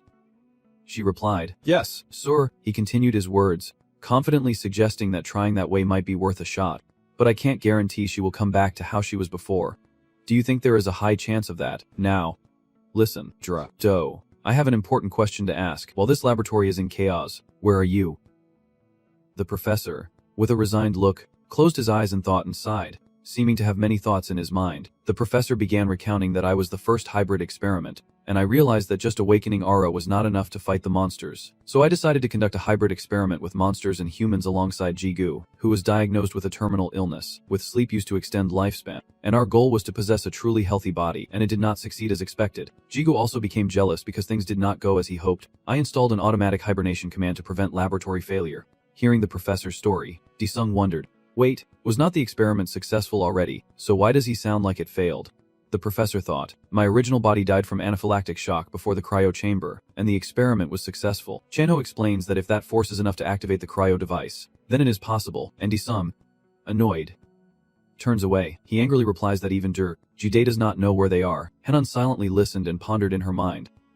Those Hans. Chanho turned to ask Disung, who are those people? I wonder what is going on. I am not sure either, but they are trying to create more portals. After hearing this, Chanho could not help but sweat and asked again, are there other groups creating different portals? After a long time, Roman finally woke up and felt a wave of pain spreading through his body. He clenched his teeth and struggled for a while before opening his eyes. It seems your new technique really made him suffer, as if facing himself chained up, with his neck, hands and feet restrained, just like the innocent people he used to experiment on before. Unable to bear this, Roman shouted in despair, "Hendi Sung, what do you want to do to me? Just kill me already." The mighty enemy, not knowing how long he had been waiting for him to wake up, sharpened two sharp knives together after hearing Roman scream. Usually he was the one turning others into test subjects. This was the first time Roman had become like this, and he felt so scared he was sweating. Red Collector's eyes glow red with malice. Now looking more like a death god, Roman does not shiver but Jun stares intently at it. Hen is good at killing, but when faced with death himself, he shows the same helplessness as everyone else. "Who are you?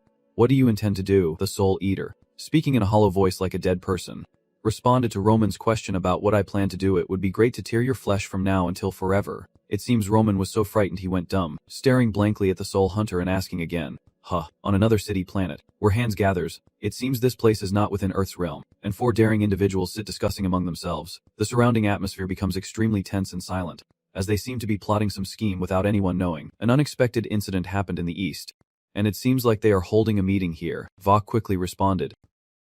"An incident? What do you mean?" Alim, Karina, who had been silent until now, spoke up. "I hear that recently Japanese hunters have been attacking the highest level gate. Maybe only this fat Azar is useless here." As the three of them discussed, he lost patience and blurted out, "Hurry up, I am starving." Alim interrupted, saying that in Korea, "I have lost 2 high-level space controllers." The remaining 3 then continued. Karina asked again, "In Korea too?" Vok was surprised. "Are there talented people like that in Korea too?" Azar felt really pleased upon hearing this. Alim said he sent a high-level space controller to deal with the one who disrupted their plan. The Tsar, smelling something good, immediately stood up and declared, "No, let me handle it myself." In response to my teammate's urgency, Alim remained calm, rubbing his fingers together. The Tsar, "Do you think there is a reason I do not take action myself? That fat guy is always blinded by food." "That is exactly right. This fat guy is the dumbest of all." Painfully slow, waiting for Elam's next answer. Then he probably realized it too. Azar chuckled confidently. "How could it be? Do you think I would lose to someone who knows how to use aura?" Under his ally's words, Alim remained calm. No, more accurately, he was pondering slowly before dismissing Azar's statement. He was not a person who knew how to use aura. Hearing this, the other 3 people were surprised. If he did not know how to use aura, then what was it that made Elam seem so cheap?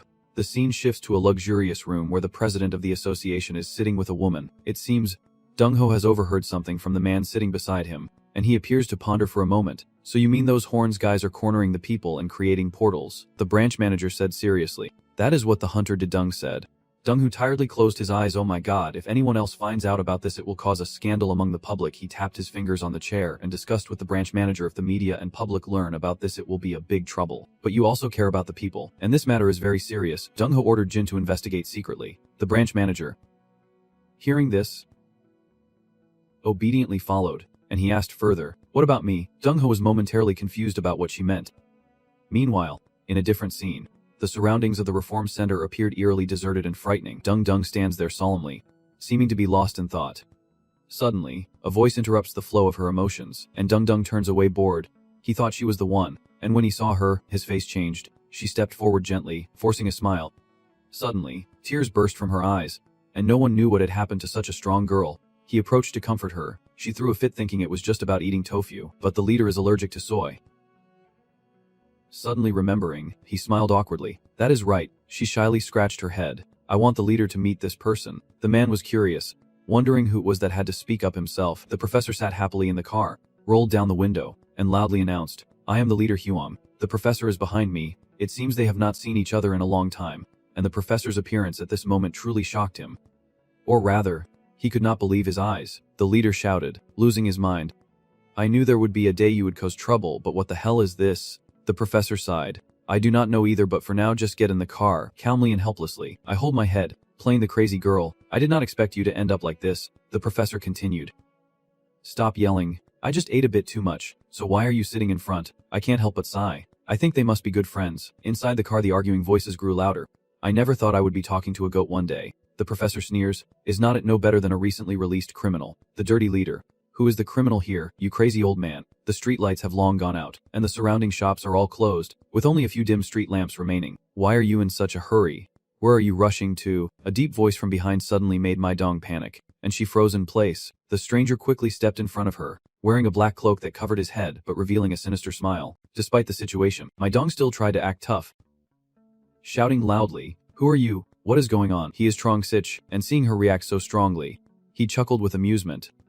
Suddenly, he felt a powerful aura approaching, and Trong Sich looked up, but he also quickly dodged the attack, the sharp spear slashing fiercely through the air. Dungo, exuding a fierce aura, looked towards Trong Sich, as if he was ready. He gritted his teeth and looked at the man in front of him, finally catching the culprit behind the kidnappings. Then he turned around to look at her. Mai Dong quickly retreated and called team leader Jin to respond, and she obeyed promptly. Dungo stood in a defensive stance, protecting his teammates as they left, and in the Sich he shouted at the scene before him. He pretended nothing was wrong, closed his eyes to think, then muttered to himself, was this a trap? Dungo remained alert, but seeing his opponent so calm made him uneasy. He thought about his defensive stance. In the chain, a sinister smile appeared. Are not you the hunter who stabbed your boss to death at the Ice Ghost headquarters? Thanks a lot. Dungo sweat and thought quickly. After all, he was on the same side as like CEO of Ge.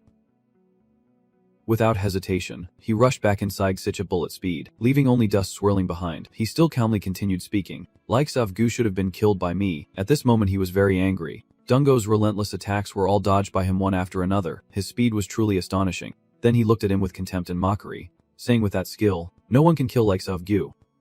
You know, enraged by his taunts, Dungo charged wildly, shouting loudly, I will kill him then. But just as your sword was about to strike, he effortlessly blocked it with his bare hands, leaving Dungo momentarily stunned, as if he had poured all his strength into this attack, and yet he had not even begun to move. Trong Sich looked at him seriously. It seemed he had already started to act. The person's mask really is clueless. Dungo still stood there motionless with his sword. Then he quickly lit past him at an astonishing speed. No one saw his move, but it seemed he used his bare hands to commit the act. Dungo's expression turned fierce. I can't die here. Trong Sich smiled slyly, and at that moment, Dungo's head fell to the ground, blood splattering across the dirt. When Trong Sich turned around, his whole body collapsed powerless onto the ground, turning into a cold, lifeless corpse. After successfully killing Dungo, Trong Sich finally remembered that Azika had told him not to kill members of the association. Then he happily remembered that the name of the person who died in the laboratory was Azika. I'm not sure if he is Namju or Azika, but it does not matter. After saying that, he turned around and walked away. Dungo is dead, and his next target is your colleague. My dung. Trong Sich wondered where that brat was, then quickly went to find her. The police recorded footage of the kidnapper over the past few days, and Trong Sich's face appeared clearly on the camera.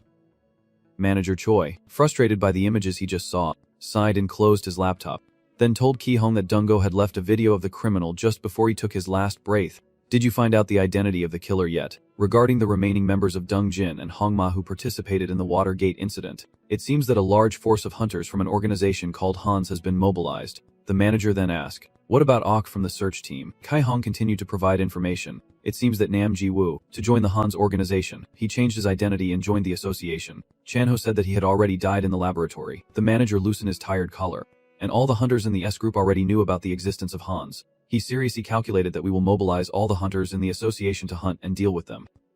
Meanwhile, Untuk angrily slammed his hand on the table. This matter is really very important. He looked at Chan-ho and said that beating around the bush would not do any good, so he would get straight to the point. Chan-ho interrupted. I already have it. From what I know, this is an organization dedicated to caring for children who lost their parents to monsters. Uncle Chu continued to smile happily. If Director Seo already knows, then I believe we will understand each other much better over the years.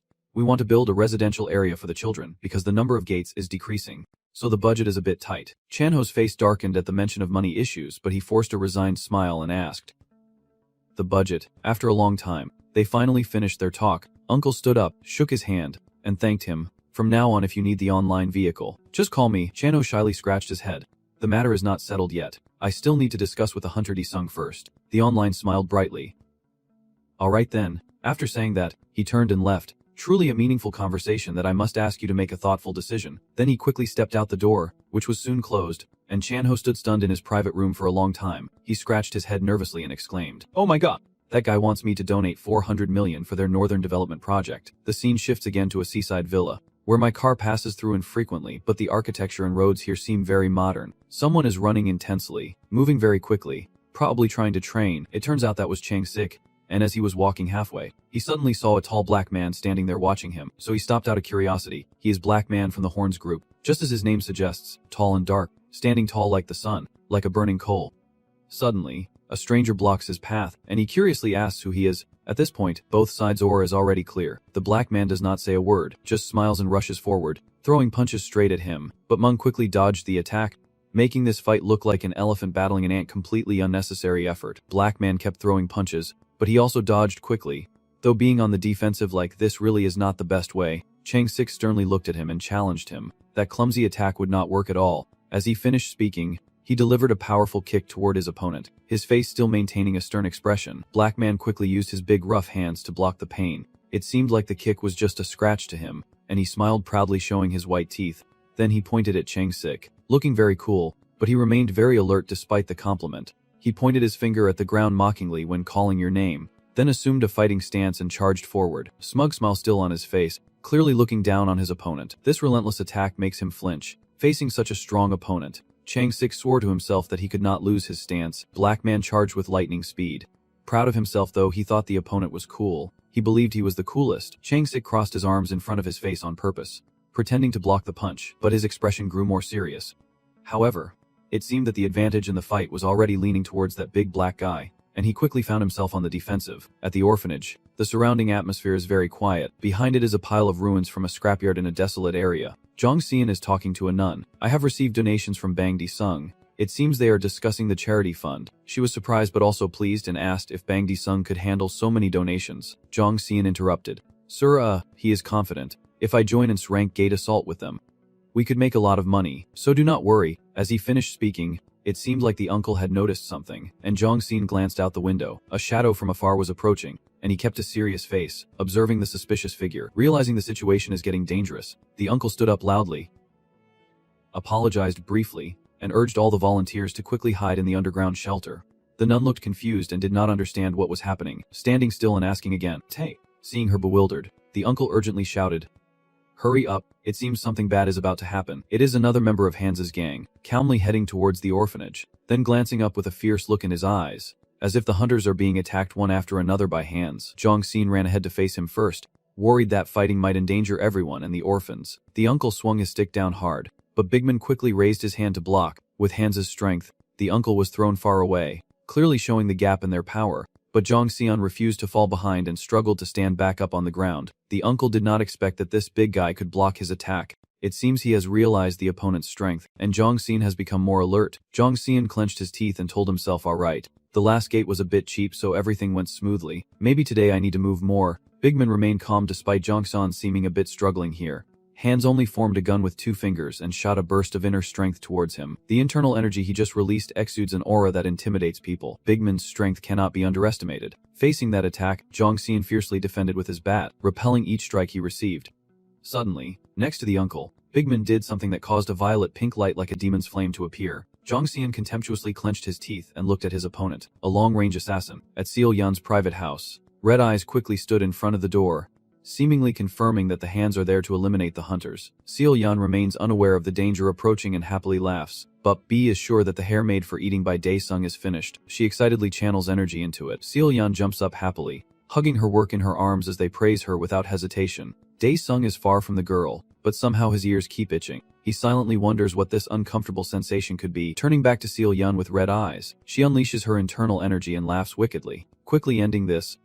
Suddenly, black mist surrounds the entrance of a residential area. For no apparent reason, Seal Yan suddenly felt sleepy. She yawned repeatedly and muttered to herself, "I do not know why I suddenly feel so sleepy." Just as she finished speaking, she suddenly collapsed as if drugged, and Seal Yan gradually drifted into sleep. She just lay there on the sofa in the living room, still holding her doll Buppi in her arms. Completely unaware, when Buppa's face suddenly changed and a dark aura radiated around it, the automatic door password at her house somehow entered itself and gradually opened. The door slowly understood. Pair of sinister yellow eyes with dark, swirling energy surrounding the house of the girl. Red Eyes finally succeeded in infiltrating, standing proudly in front, ready to act. Then, Red Eyes drew her staff, preparing to strike. It turns out that this woman's goal is to invade the girl's residence.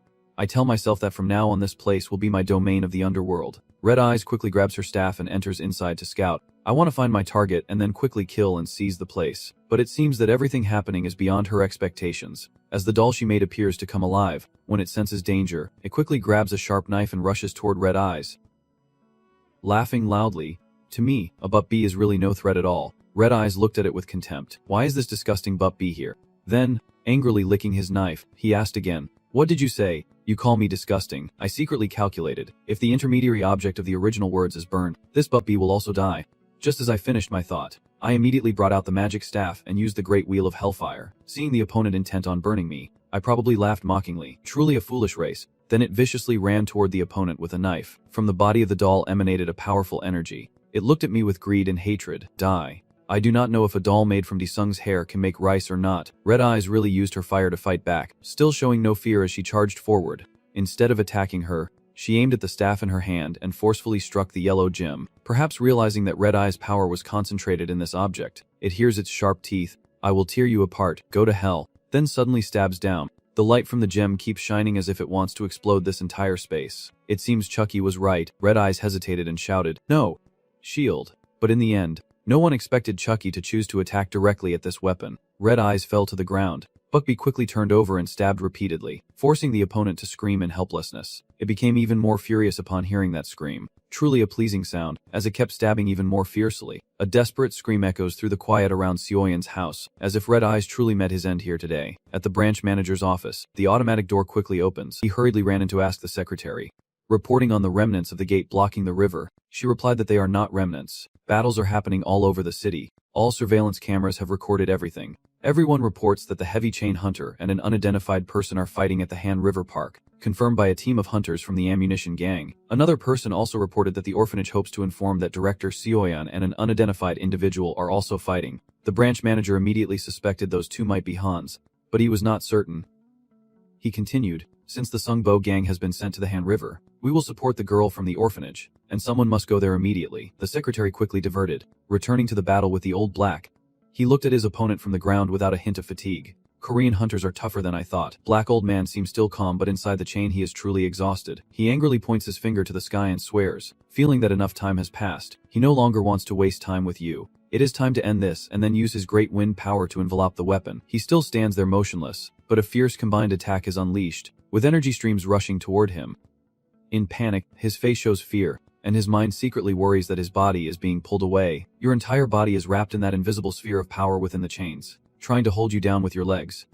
Suddenly, the pulling force suddenly stops, and this time it truly surprises you, making you wonder if someone else caused it. Blackman also looked surprised as he observed the situation but still could not figure out what was happening. A small, swift foot suddenly ran up to block in front of the Xich. It is Azine. She focused on counter-attacking but also did not forget to mock. After the chain armor hunter and Nam Cha's guy got played enough by this one, I silently sighed in relief, feeling some of the heaviness lift now. "Thank you. I will wait for you this time." She frowned and looked at him. "I received a call. That guy is Hansa." Over here Blackman is still standing still observing the situation. Xich hesitated and asked her again. "What do you mean Hans? What is that?" She helplessly asked him if he had not seen the notice sent by the guild to the ISA-ranked hunters. From afar, your subordinates heard the message and quickly ran over. "Leader, are you okay?" "Leader." Blackman saw the scene before him. Frustrated, he swore and then punched. "Do not ruin my mood." Powerful attack from Gaiden is unleashed again. Even with more people, he thinks he can still take on all 6 bulls here. Haji quickly raises her hand and shouts loudly, activating the aura of the Earth Spirit. Maybe this girl is a worthy opponent for Gaiden. Don't stand in front of a group of strong and resilient boys destroying Blackman's recent attack. In Sieg, upon seeing the scene hanging by a thread ahead, he turned to his subordinates and said, "Quickly hand me the weapons." The subordinate, quick but swift, handed him the weapons, and Sieg quickly drew his sword. He fiercely channels his inner strength and shouts at his opponent. He is probably doomed now. Earlier he was just out for a workout so he did not bring weapons and is now at a disadvantage. Blackman seems a bit hesitant. He thinks maybe he pushed himself too hard before catching the target. Today is the end. He suddenly leapt away. Hazen shouted in frustration. "Oh!" He is running away. Sieg seemed exhausted from the recent battle, feeling dizzy and tired. As he finished speaking, his eyes closed and he collapsed involuntarily. Hazen was startled. She was momentarily flustered and could not react in time. "Hey sir." The underlings also panicked and rushed over. "Leader." Hazen quickly regained her composure, shocked by his aura, and urgently took him to the hospital. "The director will be fine. You know what he often says, my name is Seal Jongsun. I am Korea's #1 hunter." Outside, Uncle is still desperately fighting the intruder who seems exhausted. Jongsun clenched his teeth and cursed silently. Why can't I find a weakness in his movements? Big man, with his bloodshot eyes, smugly looked at the uncle and sneered. "Let us finish this quickly." Then he used his inner strength to emit something like red electric wires with firecrackers attached from his fingertips. Jongsun usually looked at him. "What now? These people are nothing good. I must be absolutely cautious," Bigman shouted as his hands pointed to the sky, his eyes turning black as if someone had taken over his soul. Red sparks from the sky streaked down at incredible speed like shooting stars, and the uncle furiously swore.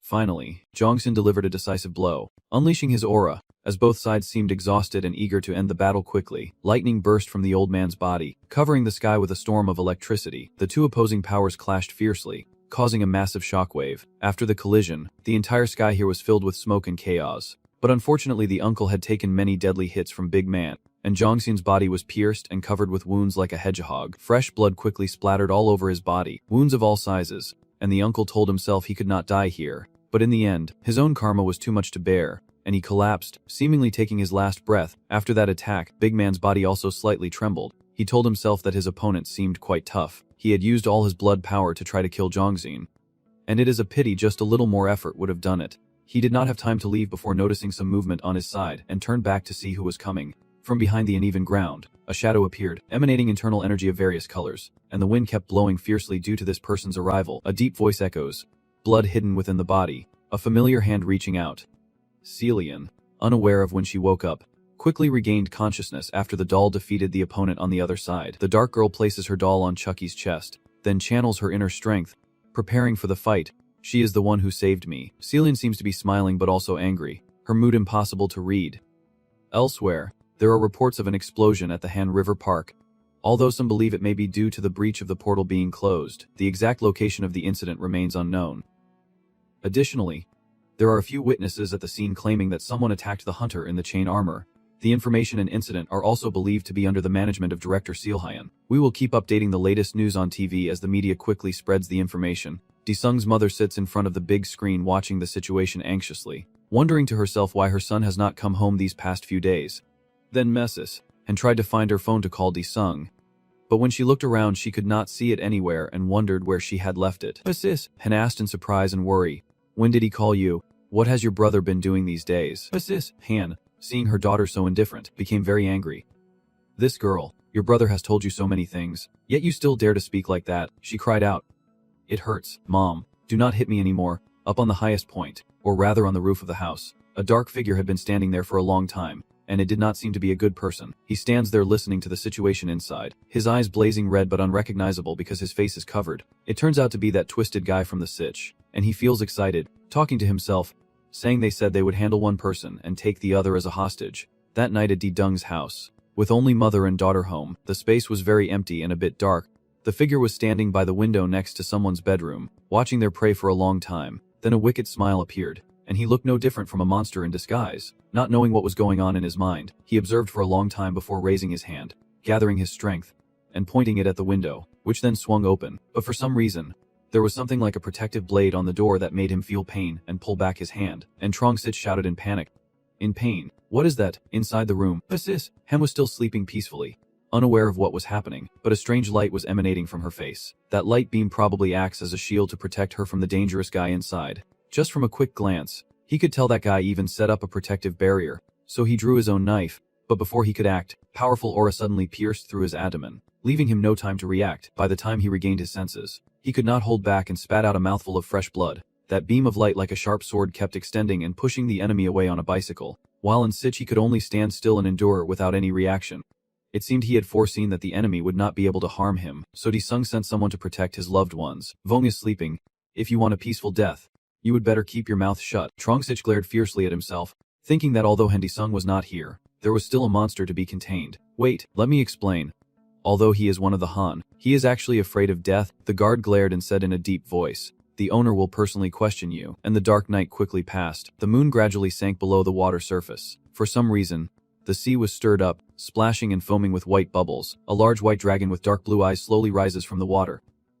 And finally, you have successfully completed the Demon Dragon Sea mission, with the reward being the celestial body of the Supreme Darkness fully released. Feeling happy and satisfied with this victory, he told himself he is back in the Golden Age. Suddenly, a loud voice echoed, Lord of Darkness, I have caught a cowardly rat plotting to harm the king. You are annoyed by the gaze like a demon from hell. What? At a towering fortress, lightning strikes around like a dragon demon's lair. The path to the main gate is shrouded in thick black smoke, making even the most fearless demon hesitate. While above, a twin tower-like structure has been built, in front of the grand hall. The monk, now looking extremely distressed, wondered to himself where he was. Suddenly the silence was broken by whispers that made the creature in front feel a chilling sensation in its head. All the beings of hell worship the Supreme, the aura of the Demon King, the aura of the Day of Return, and the unleashed power. Disung does not understand why these people suddenly worship him like that, and the path of the Demon King will stretch into eternity. Demon King, please also liberate all of us. You quickly step forward and stand in front of him. Then I will take you out when the time comes. Understood. Then, Disung called out loudly. Hey you. Suddenly being called like that, he was startled and froze for a moment. Because the person in front of him intends to harm his mother and sister. He only wants to tear him apart but still endures to question who his master is. But he still hopes to ask both of them about the target. It seems he does not care about the others. As long as he kills someone. Those two are safe. Bickman replied that John Sion, levels rank 2, has been eliminated. And Bragman also said I almost finished handling the target. I know you are curious, so I asked, what do you mean by SOT? Bragman said irritably. If it were not for interference, that top-ranked one would have been dead by now. Aleem said Guzman is dead and in chains. But missing, it seems almost everyone sent out this time has been killed. Bickman wondered, what happened to the demon Guzman, and Bragman also looked curious. Asking why, he was assigned to the weakest one. Aleem seemed to be getting angry. He slammed his hand down and a large head appeared, which was the true form of the Eastern Bishop. He told the two in front of him, I will grant you the power of an apostle. Immediately, take his life and turn his dark energy into mine. His eyes bloodshot. Probably because he is furious that someone keeps blocking him and he still has not killed them. At the hospital, the atmosphere here is very solemn and quiet, suitable for patients to rest. Inside, in front of a certain patient's room, 2 guards are standing watch, suggesting that someone important is inside. So that was Changzik. After fighting Bragman and exhausting his aura, he fainted and was quickly taken to the hospital. Seeing signs of him waking up, the bodyguard hurriedly told the others, he is awake. Everyone. And there was a commotion. Hurry and call the doctor and immediately inform the chairman. The leader has regained consciousness. And one of them quickly responded and ran off. Changzik struggled to open his eyes, seeming a bit pained after waking from the coma. Where am I? She is on the phone. And the person on the other end anxiously keeps asking how the leader is. He was exhausted from running out of aura. Changzik struggles to sit up, and the bodyguard nervously steps forward to help him.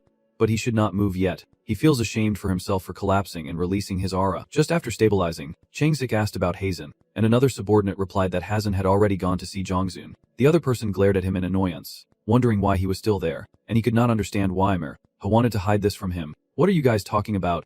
What happened to Jongzun? He was just a lover. As soon as I heard that I understood the problem, the 2 subordinates, realizing they had spoken out of turn, looked down and did not dare say anything, both lowering their heads in embarrassment and not knowing how to handle the situation. Finally, someone spoke up. Director Sia was attacked by a fully armed man and is said to be in very critical condition. So bitch rushed there. Hearing about his brother's danger, Trang Sich's body froze, and he stared in silence for a long time. Then Trang Sich, worried, tried to get off the bed. Where is he? The girl standing beside stopped him. Leader.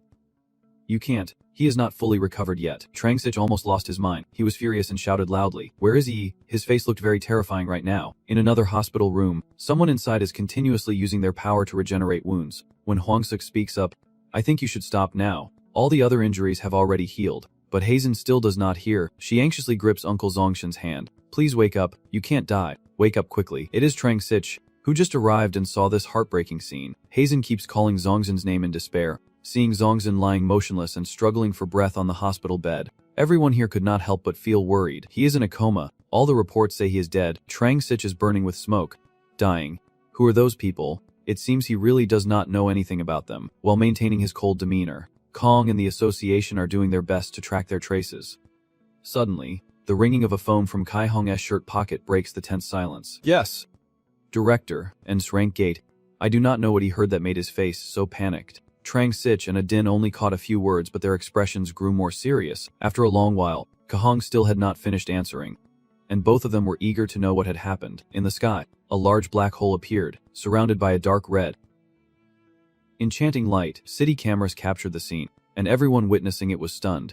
They all stood there with their mouths agape, temporarily unable to find a solution to this difficult problem. The branch manager quietly calculated. Trang Sich was overwhelmed by aura, Jiao Xian was unconscious, and Honeymoon was repairing the aura machine, while Hadin and Seelhayan were just supporting hunters. Thinking about this, he felt extremely worried and immediately declared a red alert, mobilizing all the hunters of the association. Everyone would be dispatched in the security camera room, because the order was announced as an emergency. Everyone was in a frenzy. The branch manager continued to watch the largest grade hole. His body quickly stretched out in a dark, towering building surrounded by thunderclouds and thick fog, resembling the domain of death. Trang Sich was there, now like a hollowed-out shell drained of his spiritual energy, with drool constantly dripping from his mouth. Sung is controlling him, wanting to extract this Hans's memories, hoping to see all of your past memories. In that state as if hypnotized, the fragmented memories continuously appear like a slow-motion film. He looked dazed like a puppet being controlled by Sung, his eyes blank and trembling all over his body.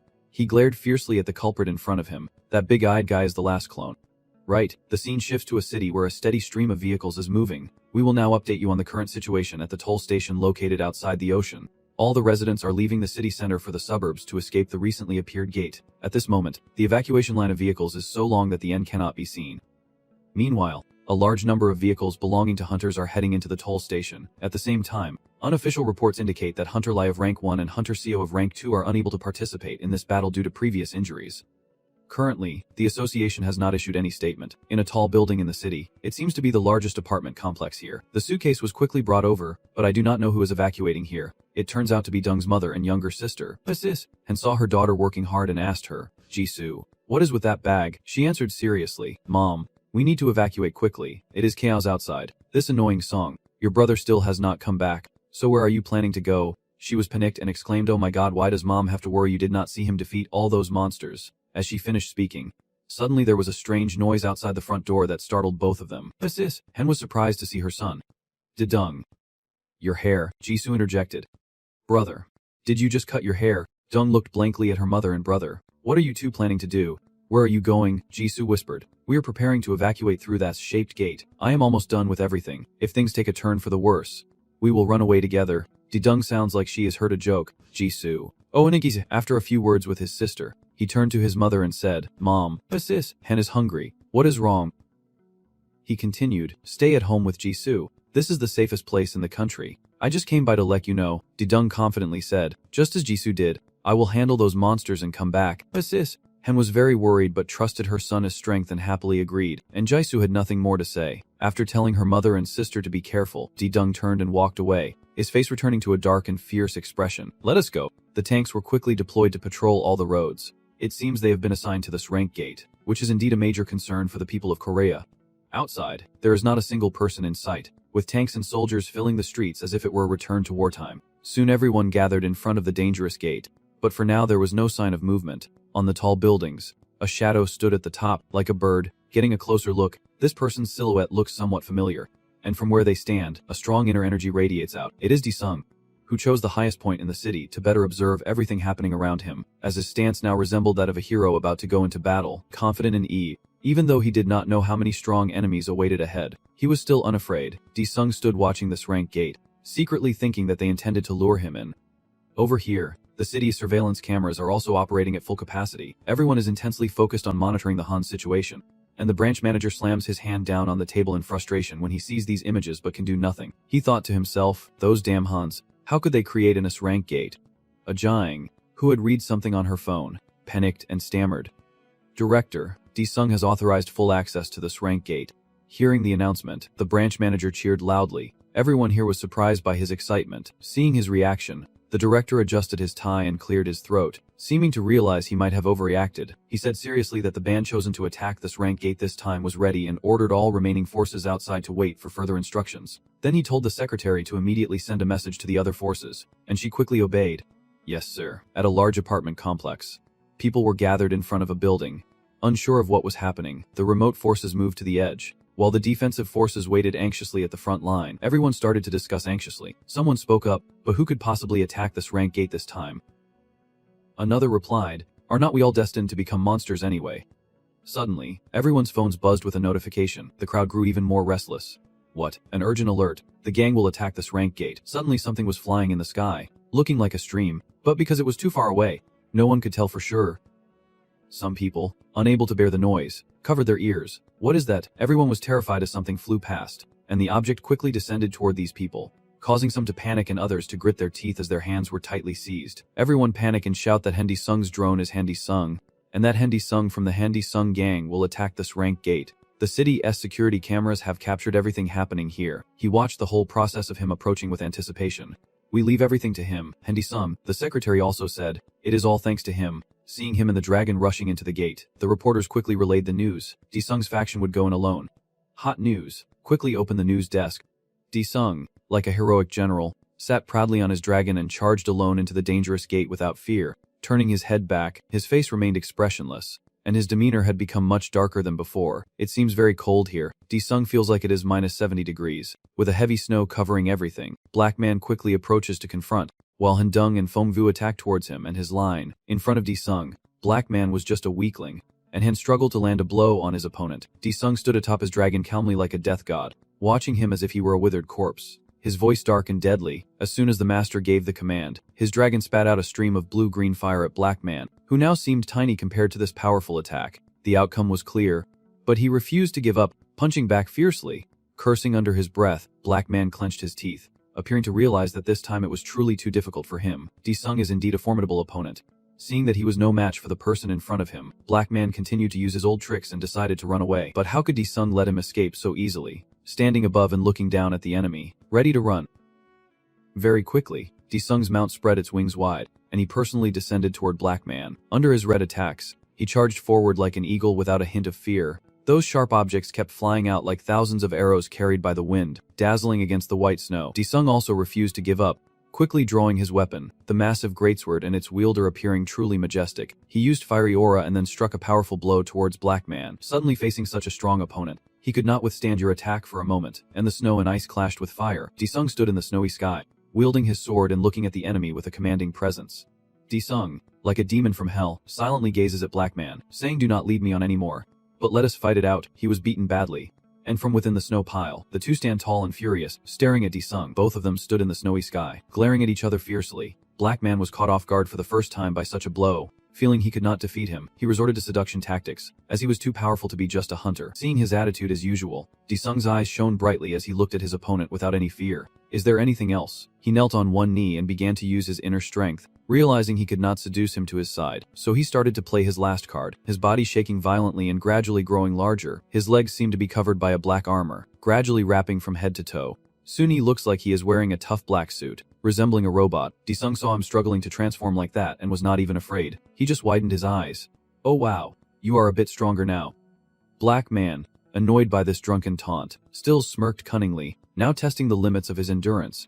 Then, with all his might, he threw a powerful punch directly at you. So this crazy guy is using his power to summon a huge and thick meteor. Watching him struggle to prepare his attack, I chuckle softly. At least it should be like that. Then Sung's eyes lit up as he looked at him like a walking corpse.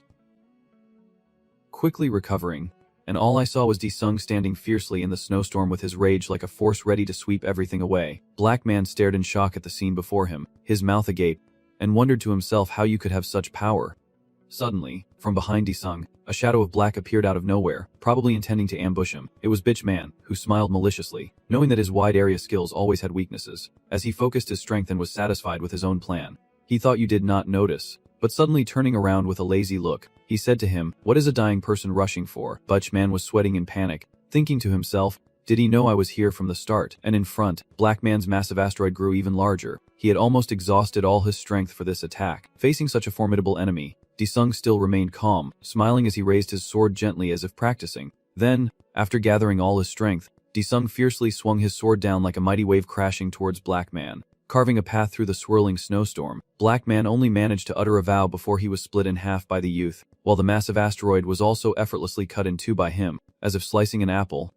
Sung, do not just stand there silently as the loud sounds echo around you. Big Man saw this scene and Jun thought to himself, what is this? Even Elam does not possess such power. He had not fully regained his composure when suddenly, a powerful hand grabbed him fiercely. Sung angrily told him, you always reveal your weaknesses when using your skills, and the force is so strong that Big Man could not even scream. Without finishing his sentence, he fiercely asked where that eye was. Sung was extremely ruthless in front of the enemy. A huge eye quickly appeared, staring directly at them. It is not just one eye but many eyes wide open, staring intently at the target. You smile wickedly. Here they are. These eyes, this is what Sung is aiming for. They keep staring intently at him, and Sung does not seem to intend to let go of Big Man's neck.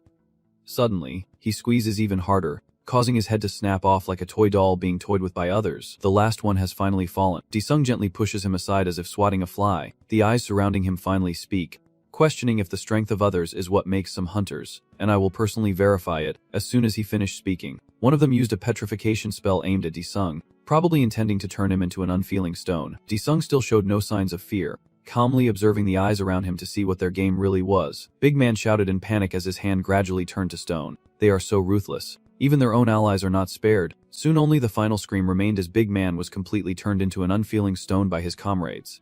Sung looked at the scene before him then smirked. Now it is my turn, and as soon as he finished speaking, He grabbed at his weapon and a fierce fireball shot towards that big eye, the fireball burning hot and rushing forward. Your eyes turn as white as a bear's fury. Show your true form, eye. The eyes quickly winced in pain from your flames. Closing tightly in fear, unable to dodge, fireball quickly shot towards the big man's statue, causing it to explode completely. And at this point, he was probably truly no longer alive. Disung stood amidst a vast snowy sky, and at this moment, the eyes had disappeared somewhere. Surely they could not be easily destroyed like that.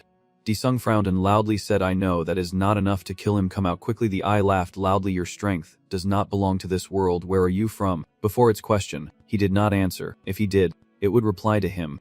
It found the person in front of it a bit interesting, wanting to make a deal with me. So what if Disung shows no fear? The eye shows a smile. I like that. You could say this is the first time someone dares to stand in front of it and make a deal. As I said before, I am cruel, but if you let your guard down, I will dig out your secrets. Disung ignored its threats and remained calm. Then asked, so I will ask you. He closed his eyes and quickly opened them, a red light flashing from his eyes. It also glared at you fiercely and asked what you intended to do. This cat is useless. Disung smiled cruelly and said, I never trust people like you. Hand over all your memories to me now. It seems that at this moment, that eye has also been hypnotized by you, clearly showing you everything. Hekido's followers are all dead, and we are the only survivors. He observed for a long time before deciding to place the gates on that planet. If we transfer the medical team there, our plan will succeed. So they are everywhere across the country like a spreading virus. Are the galactic councils, where the world's powerful gather, negotiating with aliens? Is it true that we will achieve immortality? But with this massive energy sphere sent to us, I can now dominate the entire world. The crazy immortality enthusiasts are discussing among themselves. Then he steps forward. Nice to meet you. The leaders of Earth, I am here to grant you eternal life. Meanwhile, Elam personally destroys one of his own eyes. He was annoyed. Now I know where this mana comes from, he said through gritted teeth. It is just a discarded thing from the universe, a nebula demon beast. Yet he had it attached to his body for such a long time. Alunum guessed, could he be the ruler of that place? He painfully gouged out one eye, bleeding profusely, while Disung muttered to himself, in that brief moment of carelessness, I let him escape. That last name was the final one after all. Rebirthing the giant. Is that their true goal? I still have not fully grasped all the information I need to process. I sigh, and turn away. Even though this is a rank gate, there are no monsters here at all. Through the thick snow, something was vaporizing, making Disung gasp in surprise. Suddenly 2 beams of light shot straight up from the ground into the sky, as if the soul of someone had departed forever. Outside the city, everything remained peaceful. Nothing had happened. Everyone below is crowding and eagerly watching to see if Disung can finally defeat them. The branch manager happily approached Hazan and the others, thanking everyone for leading the rescue team. I heard the leader can't use both hands. Is something wrong? Henyu said he used equipment to replace them, so despite the limitations he can still use them. Hazen asked worriedly how long Disung has been inside, and the branch manager said he thinks it has been 3 hours. He sighed sadly and said there might be a second raid. So even if we fail, I hope he can come back safely. Don't talk about my master like that. A voice from afar drew everyone's attention and made them look in that direction. Cian, worried for her master, came here to check the situation. She coldly turned her face away and repeated her previous words. Do not talk about my master like that. Hazin looked at the restless girl in front of him and could not help but feel annoyed as he sighed, wondering what she was doing here. Cian recounted calmly. They also came to my place, the Wind Bunch. Hearing her words, both Hazin and Henian looked extremely surprised and exclaimed together. The branch manager was worried, wondering what had happened. Since among everyone, Cian was the weakest, the girl remained calm. That guy was killed by my buck, Henian thought, referring to the bubby she always carried with her.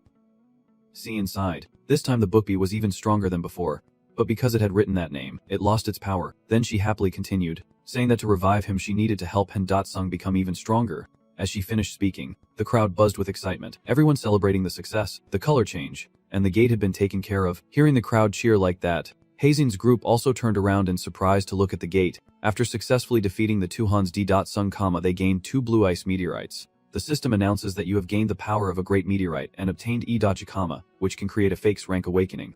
You hold the 2 ice blocks that everyone has been admiring for a while, wondering how much they might be worth. Maybe I should give it a try then. As he looked up at the snow-covered sky, his eyes now more like a deep wine color from the fight. When everyone saw him emerge from the gate, they shouted in unison. It is in D.Sung, it is D.Sung, they all cheered his name like a hero. Everyone was very happy that D.Sung had defeated those Hans and brought peace back to the Korean people. As soon as E.On saw him, he happily waved and shouted, "Here is the owner."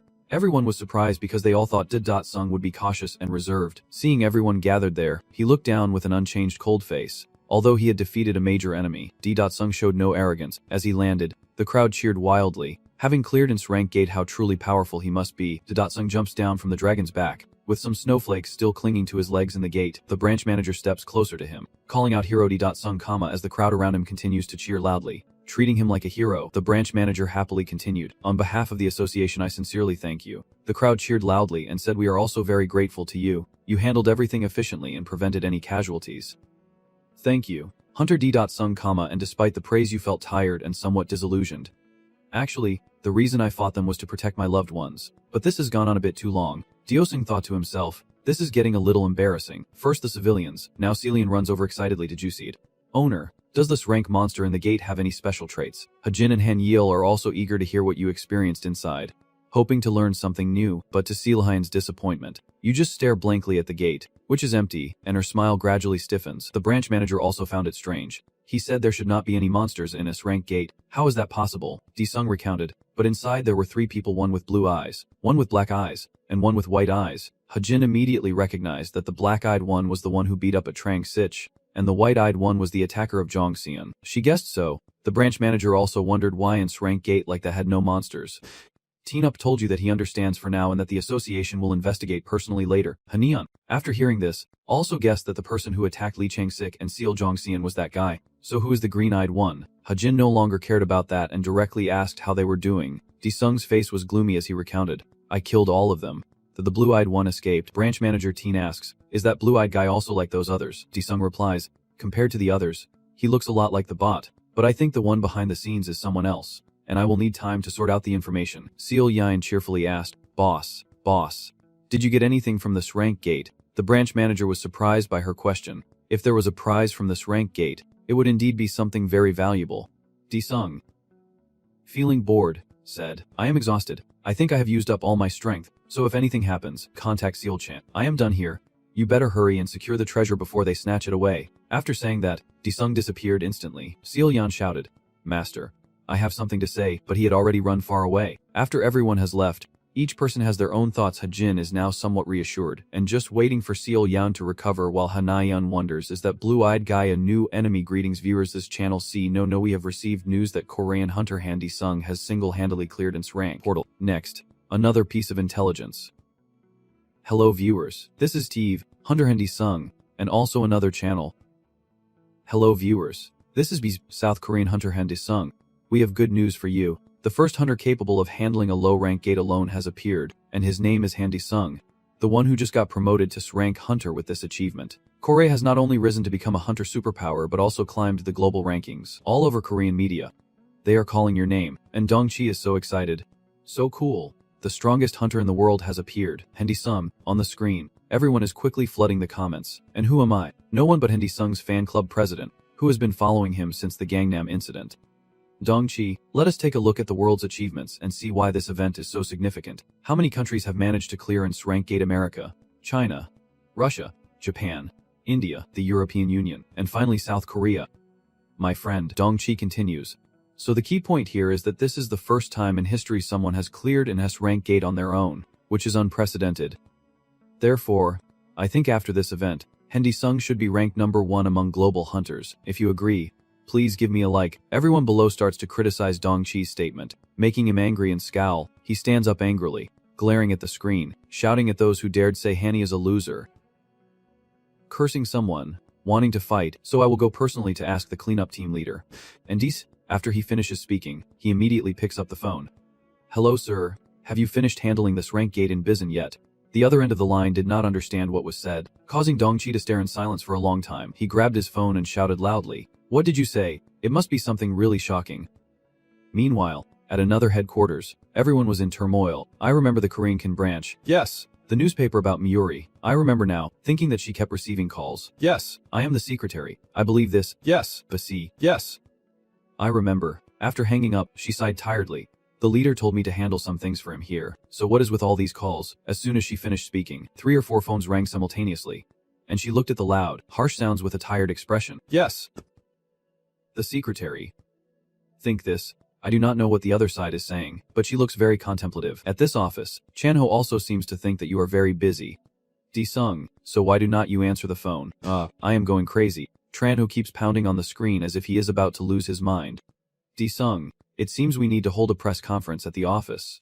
Please answer the phone. And Di-sung over here is still tossing his phone aside and sleeping soundly. Not knowing what is happening, Chan-ho keeps calling but can't reach him. Texting also fails, and he sighs tiredly. This chaotic dream finally falls into his hands to resolve. You look exhausted and fed up. Damn it. Why did he go in there alone instead of bringing a few people along? Elsewhere, at the Blood Ghost altar, High Monk Ramus of Hairketten sits in deep thought. He is kneeling before the towering statues, not sure what he is praying for. Suddenly, from behind, a familiar figure approaches. And I, Aleem, go to meet the high priest. Ramus did not bother to look at him. Aleem respectfully stepped closer and got straight to the point. There is trouble on Earth. Hearing that, he turned back, asking what happened. These guys all looked fierce. Aleem continued. It seems that the demon king of the nebula has arrived on Earth. He has read my memories and discovered our plan. Then Ramus forcefully slammed his staff into the ground with a loud bang, ordering a halt to the portal creation in Korea, as it seemed all the trouble originated from this point.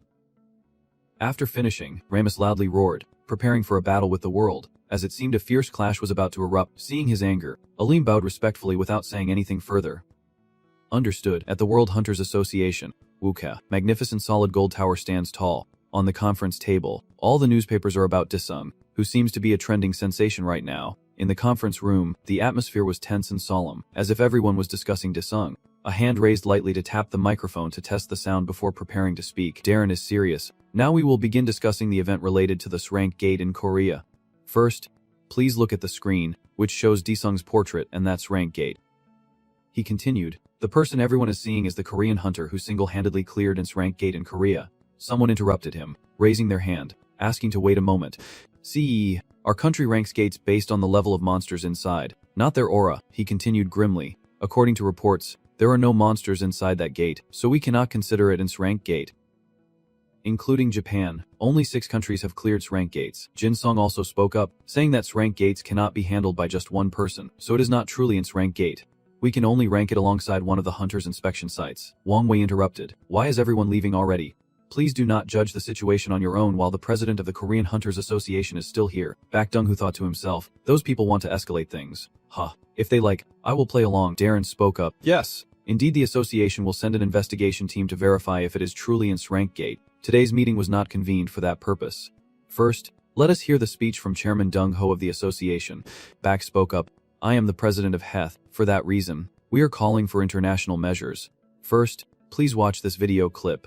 Then a large image of you will quickly appear on the screen. The white car inside, whose driver is unknown, quickly stopped here. I do not know how long the reporters and paparazzi have been standing around, but as soon as they saw the car, they immediately recognized it as Seo Chan-ho. So get ready. The wheels quickly came to a stop, but the people inside the car still showed no sign of getting out. Jiang told Chan-ho. Feeling sorry, it seems the reporters have surrounded this place. What should we do now? Tired and frustrated. I want to rip my hair out and go crazy. Di-sung is sleeping peacefully while I have to endure these scenes. It is so unfair, but I can't run away forever. Finally the car door opens, and Chan-ho steps out, with reporters rushing at him like hungry tigers the moment they see him. Seo Chan-ho, please make a statement. We have heard that the Srank Gate is not actually Srank. What did Han Di-sung say about this? Is it really Srank Gate? Chan-ho nervously straightened his collar, a stiff smile on his face. Who dares say that is not Srank Gate? Then he forced an awkward smile. Everyone. We will announce Han Di-sung's stance on this gate later, so please be patient until then. The reporters still have no intention of stopping. Would not it be easier to reveal everything after clearing the gate? The international community speculates that this gate is completely air-proof. The investigation team also reports finding nothing inside the gate. What do you think about this issue? Seeing you surrounded by so many people, stepping forward in front of them is too risky. That is enough for the interview. Sir, please go inside. What is Hunter Di-sung doing? Why are not you appearing? If possible, could you give us an interview? Please let us interview you and me as well. Facing those relentless questions, Jiang remained very calm and unruffled unlike Chan-ho, and I refused. At a high-rise apartment building where Di-sung's mother and sister live, reporters are standing right at the entrance, and his mother and Jizu, his sister, are hesitating outside, not daring to go inside. But the eyes of the reporters, like Ju Hao, is not that Han Di-sung's mother, or maybe his sister too, are fixed on them. They quickly approached for an interview. Are you Han Di-sung's mother? May we have a moment to interview you? Are you in Jizu? They kept asking questions rapidly. Your mother was scared. Oh my god, what is happening? We do not know anything. Jizu angrily held her hand. What is wrong with these people? A curly-haired reporter smiles politely and asks, Madam, your son is inside right now. Is not he? Your son is the country's hero. and many citizens want to hear his speech as this hero. Your mother hesitated and asked again. Hero. Jisoo looked annoyed and impatient with these people. The curly-haired reporter kept pressing. Please say something. What exactly happened during this rank gate incident? Jisoo said that he told me there is no need for a messenger. The curly-haired reporter did not understand at first. So I asked what that meant, and she continued. He said that there is no place safer than home, so there is no need for a messenger. He is pretending to be a spy. I see that information is really important. The other reporters are also happy. All right, she is giving the green light. Another female reporter steps forward. Miss Jisoo, it seems Han Dae-sung just changed his hair color. What psychological change could have caused such an incident? Jisoo hesitated. Well, it is just that he has not been home these past few days. Han Jisoo, about to say something, was startled when a familiar voice suddenly spoke loudly, making her turn around. Finally Dae-sung appeared, coldly looked at the reporters and then told his sister to quickly take their mother inside. Suddenly helped by her brother, Jisoo quickly responded that she knew, and the reporters, like they saw Pri, rushed toward him, a series of questions like what is inside that gate? Can I pose for the camera? What do you mean when you say this place is very safe? The curly-haired reporter dominates. What do you think about the hypothesis that there is nothing inside that's rank gate? The people have the right to know, so please say something. Dae-sung only looked coldly at those questions. Anyone who spoke up would be barred from the press conference. Hearing his words, the reporters seemed to glare, but no one dared to speak again. What kind of press conference is this? As soon as he finished speaking, Dae-sung snapped a small purple lightning bolt from his hand like an electric stream. All cameras and photos were instantly destroyed, leaving everyone panicked and confused about what was happening. Then Dae-sung turned and walked away, not forgetting to say, "Do not film or take pictures." Then he turned back and continued, "I will reveal all the information at the press conference within the next week, so please leave now." We went all this way but could not get any useful information from him to put in the news. Their faces are all twisted in disappointment. The plane in the sky is quickly circling. It seems there is a very important person on board, so it turns out it was Dong-ho, sitting there with his eyes closed as if he was not sleeping, lost in thought about the recent meeting, remembering Jin Long's words. The gate is a threat to the people, but it is also an essential source of energy. So maybe we should capture the Hans who created those gates, cleaning this rank gate alone. I am also an rank hunter, so I will assess his abilities myself. Jin Long said regretfully that for this reason, we should bring in Hunter Han Dae-sung to hear his account of the situation. He secretly thought to himself that he must confirm whether Korea truly possesses such an outstanding hunter.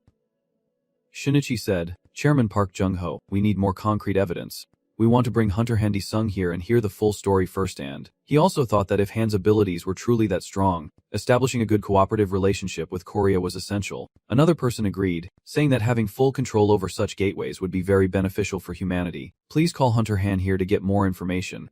Jun-ho is annoyed. That is impossible. Hunter Han Dae-sung is currently our strongest resource across our territory. Dia-ren interrupted. The International Hunters Association will send 5 rank hunters to guard the gate. He then suggested, why not call Han Hunter here and see what he thinks about the association's policy? Jung-ho furrowed his brows in frustration.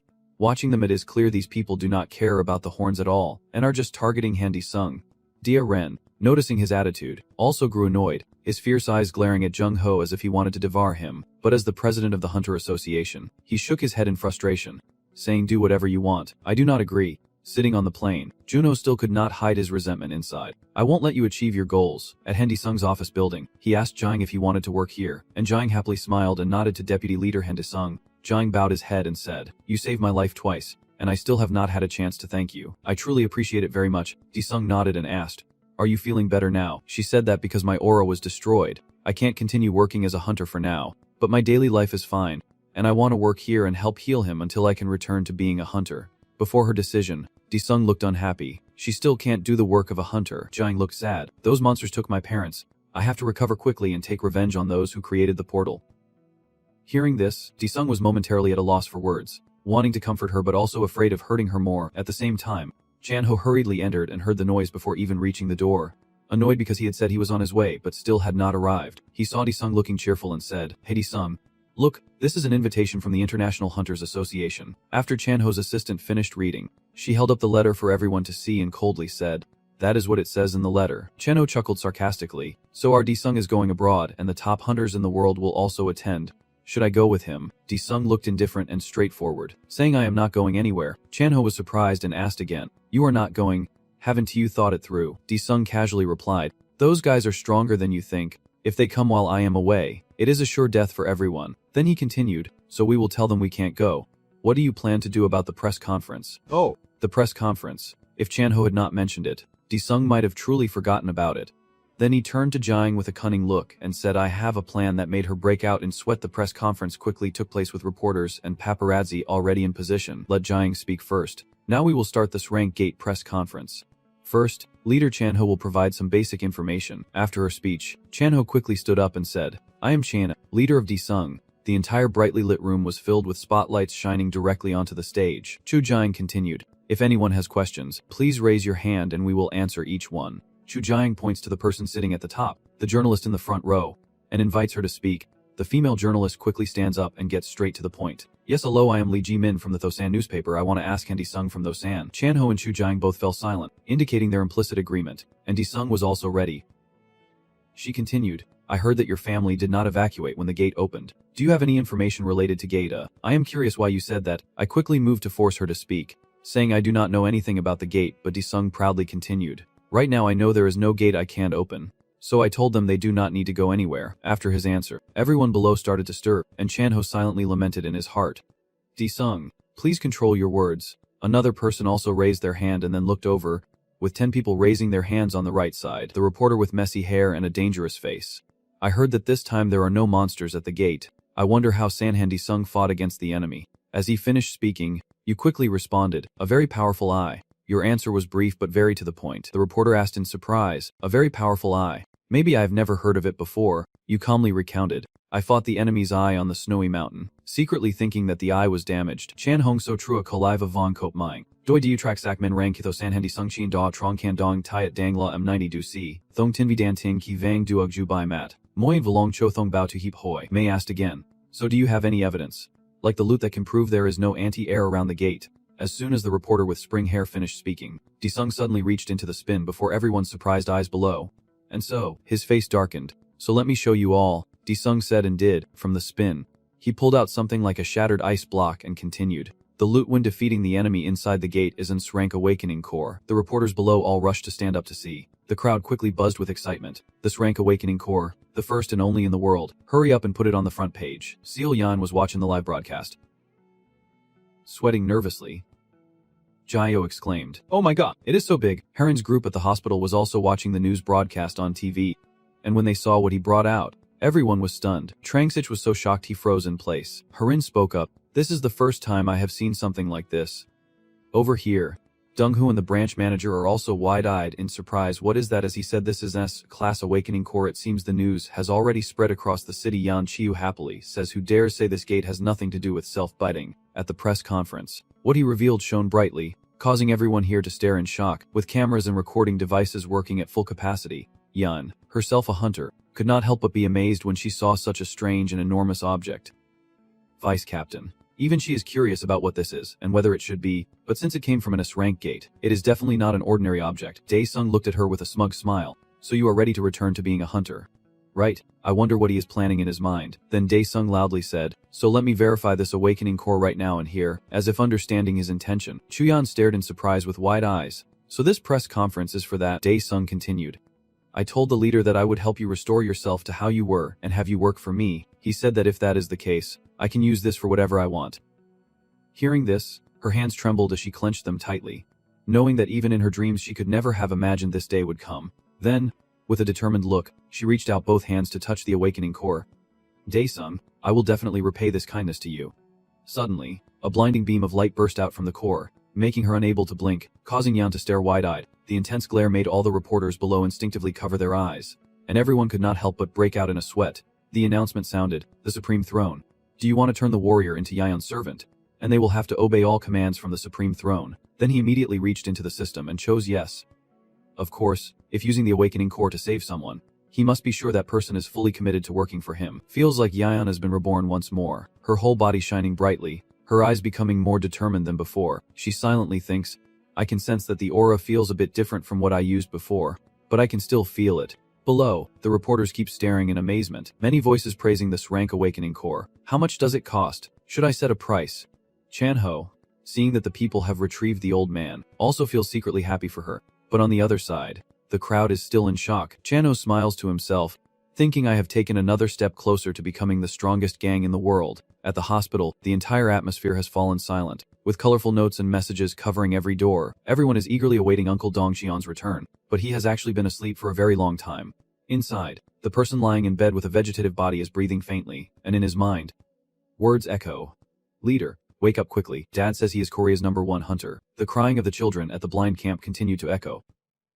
So heartbroken, she gently hugged the 2 children, saying, "You promise not to cry."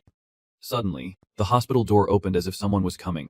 The nun paused her crying and looked at the still wet tears rolling down their cheeks. He went downstairs, and his appearance made the 2 children stop crying. They and So looked towards him shyly. It seemed So did not recognize who he was, but the boy next to him quickly whispered, "I am Handy Sum," and the girl with short hair also whispered, "Handy Sum." He happily looked at his uncle lying motionless on the bed. Leader Seal Dong Jaeon. This time I came to offer you an even bigger proposal than 400 billion to the Northern Development Fund. The journalists were very surprised. Once again Leader Seal Dong Jaeon. Will he also give him that? If Seal allows me to come back to life. Trang Sich suddenly. Sung and Heron are even more anxious. She pushes the reporters aside to get through. Please step aside. Sung truly intends to use this core on Dong Jaeon's body in the hope that he can come back to life from now on. Heron stops her evil act. Trang Sich interrupted. What is wrong with this guy? So Dong Jaeon will come back to life. Heron sweat and I can feel the enormous energy. Sung smugly looked at the reporters and said, the greatness of a former rank hunter. I will show everyone. At Seal Yun's private house, the surroundings were extremely peaceful. This was Seal's quiet place. She sat in the room, continuously making dolls, her face becoming gloomy. She silently thought that to save Jackie, she needed a stronger intermediary for her master. But she could not figure out what it was no matter how long she pondered. Seal Yun, feeling distressed, stood up and thought, I can't let this happen. I have to act quickly. For her, before she becomes like a family member, I would risk my life just once. Returning to the hospital, Sung's entire body was being lifted as if some magic was at work, and both children looked on with mouths agape in shock. The yellow notification like before from Chu Ai reappeared and of course, Sung still accepted it. Cheon's entire body was enveloped by a red internal force resembling worms swirling around him, and the power of regeneration was truly not to be underestimated. This phenomenon made the reporters unable to hide their joy. Rebirth and awakening. Quickly return. This time they truly made a big profit. Then Sung proudly closed his eyes and loudly declared, today is enough. I just wanted these people to see a little so they would not underestimate me. As he finished speaking, he suddenly disappeared before everyone's eyes, the reporters only managing to shout his name. Why did he suddenly vanish? And while everyone was still confused, Dong Cheon suddenly opened his eyes and woke up. Just like Chu Ai eating, Uncle's whole body seems to be reborn, muscles becoming bulging. He was furious as soon as he woke up. No, it looks like he still thinks he is in a battle and continues to defend himself. Huh, I am not dead yet. Harin was both happy and crying with laughter. She said, why did you die? Oppa, you are back, and Chang Sik added, hey, you have been resurrected and awakened as an rank hunter. Do you feel different? Dong Cheon replied seriously, yes, it is different, clearly not only feeling it inside but also a big change in appearance. But then Uncle Lian realized his body was cold and awkwardly turned pale. Why are you so bare? Everyone froze, unsure how to respond. At Sung's private house, Sis, and looked surprised and asked the newcomer, who are you? Soyeon shyly covered her mouth and greeted everyone. Probably Sung's owner is not home right now, and in her hand were large and small designer bags. Sis, and shyly looked at the girl in front of her, feeling a bit confused and replied, yes, the kid has gone to work already. Suddenly, Jisoo, your sister, looked at the bags Soyeon was carrying and exclaimed in surprise, whoa, those are all bags and shoes and such. Sis, and looked at her with surprised and embarrassed eyes. Seoyeon, this is already too much. Soyeon smiled to flatter her. The godmother, is this too much? Sung's owner has cured her illness, so this is just a small token of gratitude. Sis, and was surprised by Soyeon's boldness. Her godmother role seemed so natural coming from this girl. Jisoo excitedly picked up a pair of shoes and exclaimed, these are Balenciaga's lower tier shoes. And the pair in her hand looked like they were shining. Soyeon really is a master at charming others. Jisoo, do you like it? This little sister also quickly changed her attitude and smiled brightly. I like it very much. Sister Soyeon has won over your 2 closest people. She cunningly smiled and got straight the point. Jisoo, can I ask for your help with just this one thing? Jisoo's smile gradually faded as she asked Soyeon again what the matter was, wondering what mischievous plan this girl had in mind. After their private conversation, Jisoo was shocked and exclaimed, what do you mean? Soyeon whispered, I did not mean it that way. She continued, saying that just one object belonging to the owner, one that contains a great power, is enough. Then, she slyly whispered into Jisoo's ear that those things are only found in men's rooms. The shy young girl stands up hesitantly and says, Sis, what is wrong? Can you ask me for something else? Soyeon quickly stands up and stops her. Wait a moment. She then offers a piece of paper sincerely with both hands and pleads with Jisoo. You have to see this before making your decision. Seeing that paper, Jisoo's eyes suddenly lit up. This is a ticket to a Bet's fan meeting that she could not buy even if she spent hundreds of millions of dollars.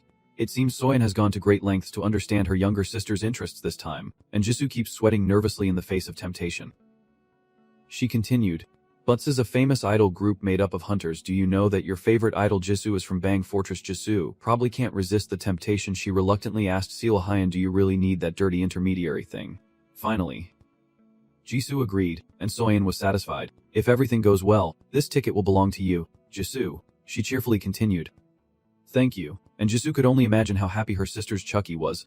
Soyeon, looking at Chucky with tears in her eyes, asked Mom, can I come back to life? The woman happily thought to herself, just a little longer.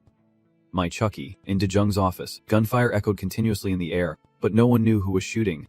2 shots, then many more, kept firing at the dummy as if trying to vent the frustration of being suppressed all these days. It was Dongcheom. Ding also laughed loudly. The last surviving hunter had finally recovered. His body keeps moving swiftly like the wind. Vitality overflowing, clearly showing the core's regeneration is very effective. It turns out Dongcheon is training. Those shots were not aimed at the dummy but at him, yet Dongcheon managed to dodge them all. At this moment, his speed is even faster than bullets, and Dongcheon keeps running swiftly. Behind him, Chu Yang is also exhausted, with Cody's 2 guns nearly out of bullets but still unable to wound Dongcheon. Chan Ho and Disung watched from the observation room. Pleased. The results were truly astonishing. Are there any more awakening cores left? Let me join, Disung replied. If you are on the front line, who will handle the paperwork? You do not need to awaken, Chan Ho cheerfully said. Now the 2 of you are members of Disung's gang, the #1 gang in Korea, but Disung still does not let himself boast. It is not enough to fight against the horns yet. Chan Ho scratched his nose and sighed, saying that lately there have not been any gates, so even if I awaken, I can't showcase my skills. Disung, with his hands behind his head, grinned slyly. Should I level up first? At Disung's high-rise apartment, Jisoo cheerfully cheered for his return home. Surprising him, Jisoo is cunning, but she is just teasing her beloved brother, Disung replied. Though her eyes look very much like the monsters from the portal, she felt guilty and annoyed as she walked away. What did he say? Who is the monster? It seems like this girl is a terrible liar. Her face clearly shows there is a problem. Anyway, Disung has been through hardships. He has encountered many monsters and cunning people, and he can tell right away what this girl is plotting. After finishing his conversation with his sister, Disung quickly returned to his room to shower and clean himself, as a long day outside had left his body feeling exhausted. After showering, Disung dried his hair with a towel and stepped out of the bathroom. Jesus did not know when she had sneaked in, walking stealthily behind him with a frantic face, even wearing gloves to avoid leaving traces, looking like a very professional thief. Since I have never done anything illegal like this before, she is a bit worried, and Jae-soo keeps turning around, clearly knowing what she is plotting. After successfully grabbing the item, Jae-soo quickly walks out, lost in thought. Does this rank recognize this? Just kidding, I do not know when Jesus has been standing behind her. He looks like a dark ghost. What is this? He is really jumpy. Jesus scared me so much I jumped. You scared me. He gloomily looked at his sister as she was being questioned. Her room also has a bathroom, so why come here? Jesus pretended to cover his mouth with his hand and asked, Mom told you to clean up. Right, I am just tidying up the house. Jesus asked again, what do you mean by tidying up? She ran away in fear, while I was doing chores, and Jesus scratched his head, wondering when this girl learned to do housework. Like a sinner hiding something, Jesus hurriedly closed the door and panted heavily. Afraid that her brother would find out she betrayed him to get that ticket, Jesus bit her lip in frustration, never expecting that just because of Beth she would have to do this with Oba. Suddenly, in her difficult situation, she seemed to realize something. I know now, you can do it. Hen Jesus, at a vintage-style cave, very quiet around. The atmosphere gives a peaceful feeling. Soin hands the cup respectfully with both hands to the person opposite and asks, do you have your things, Jesus? Like a smuggler pushing an envelope, handed it to Sheen to check if it was correct. Seeing the object emit a powerful aura, she eagerly awaited with joy. Jesus continued, I know everything that happens in the bathroom, so I think it is enough to make it a shared object. Can you give me that now? Soin happily held it up to admire, thinking that with this Chucky could be revived and become stronger than before. Jesus was so happy to get a ticket to the show. Now I can meet Jika. Both of them have what I want. So they happily chat and laugh together in a corner of the cave. Soyeon could not wait any longer and, after finishing her negotiation with Jesus, she quickly returned home to revive her past self. She placed Chucky in the middle of the protective barrier and kept channeling energy into him. Unsure if she could bring her beloved doll back to life, a surge of chaotic energy was poured into the motionless doll on the ground. Soyeon spoke, O demon lord, please bless the child and whoever is with them. Dedung was far away. He and Chanho were sitting drinking coffee when a sudden cold sensation swept through his body, making him shiver. Seeing his reaction, Chanho reluctantly asked, what is wrong? Turning back to Soyeon's house, the doll Chucky has now been reborn, with more hair growing and a more lively face. Finally, it has been revived. Chucky opens his eyes wide, proving that Soyeon's many efforts were not in vain. She saw it come back to life and was so happy she almost cried, finally succeeding. My dear child. Chucky, Soyeon happily rushed towards the doll to hug it tightly, but somehow Chucky slapped her hard, making Soyeon angry. It snapped back loudly.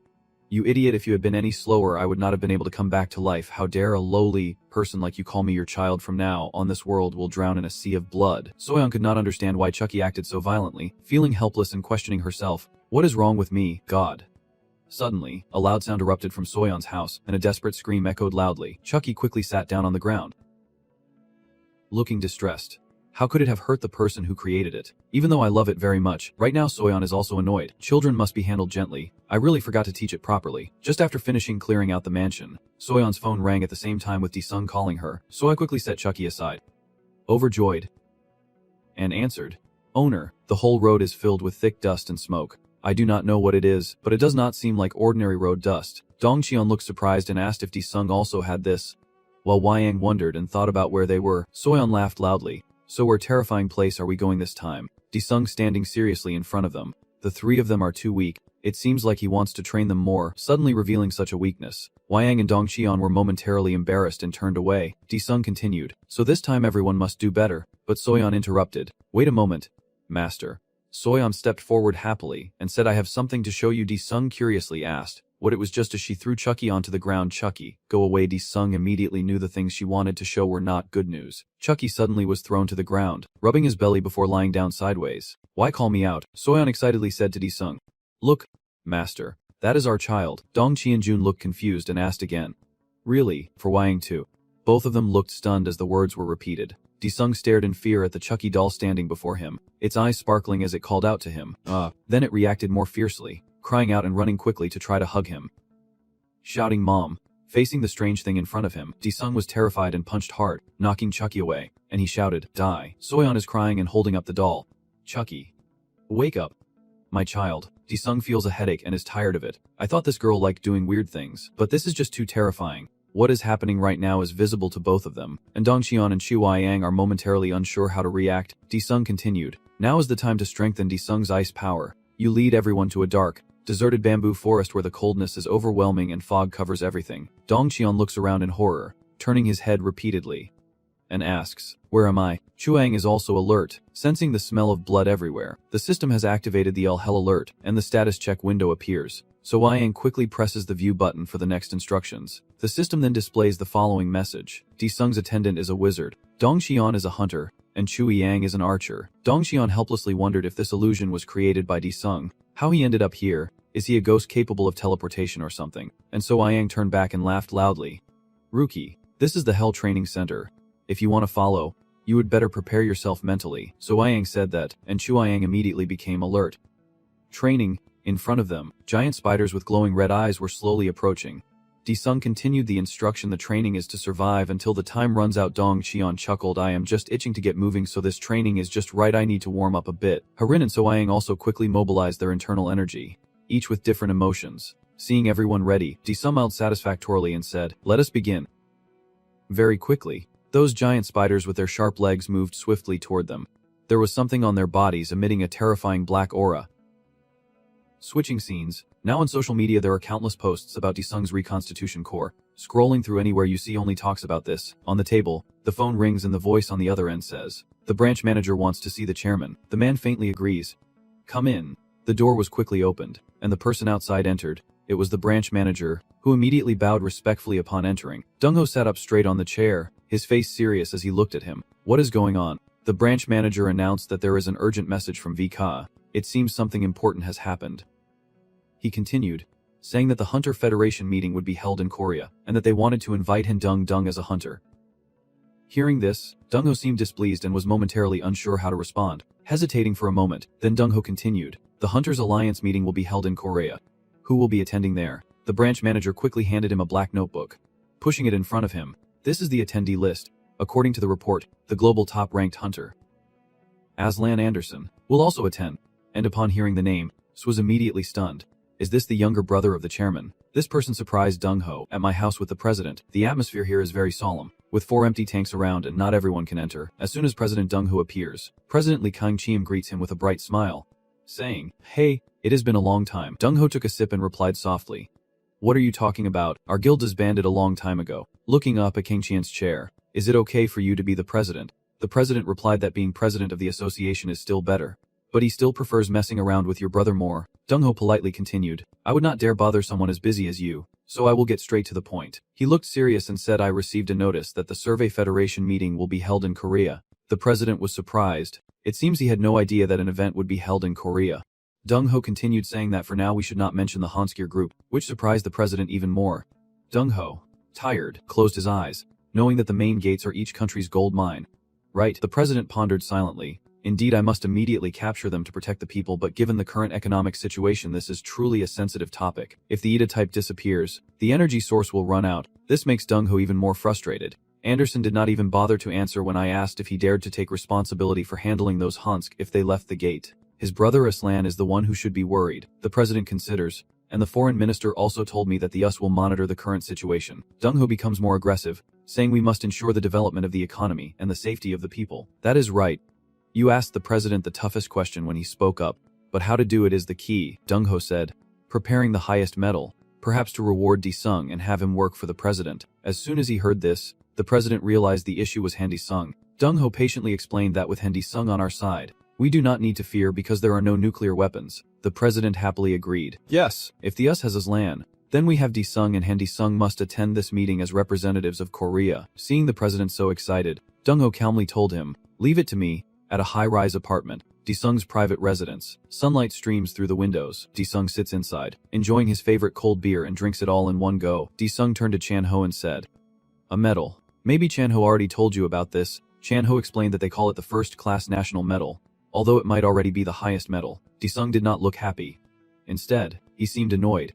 But that is no different from being chained like a dog. I won't go anywhere. Chan-ho took a sip and replied, chained like a dog. But they promised to grant you all the highest privileges like tax reduction and pension. Hearing my friend say that, Di-sung was surprised and asked again, pensions and tax reductions. Chan-ho continued, a 30% income tax.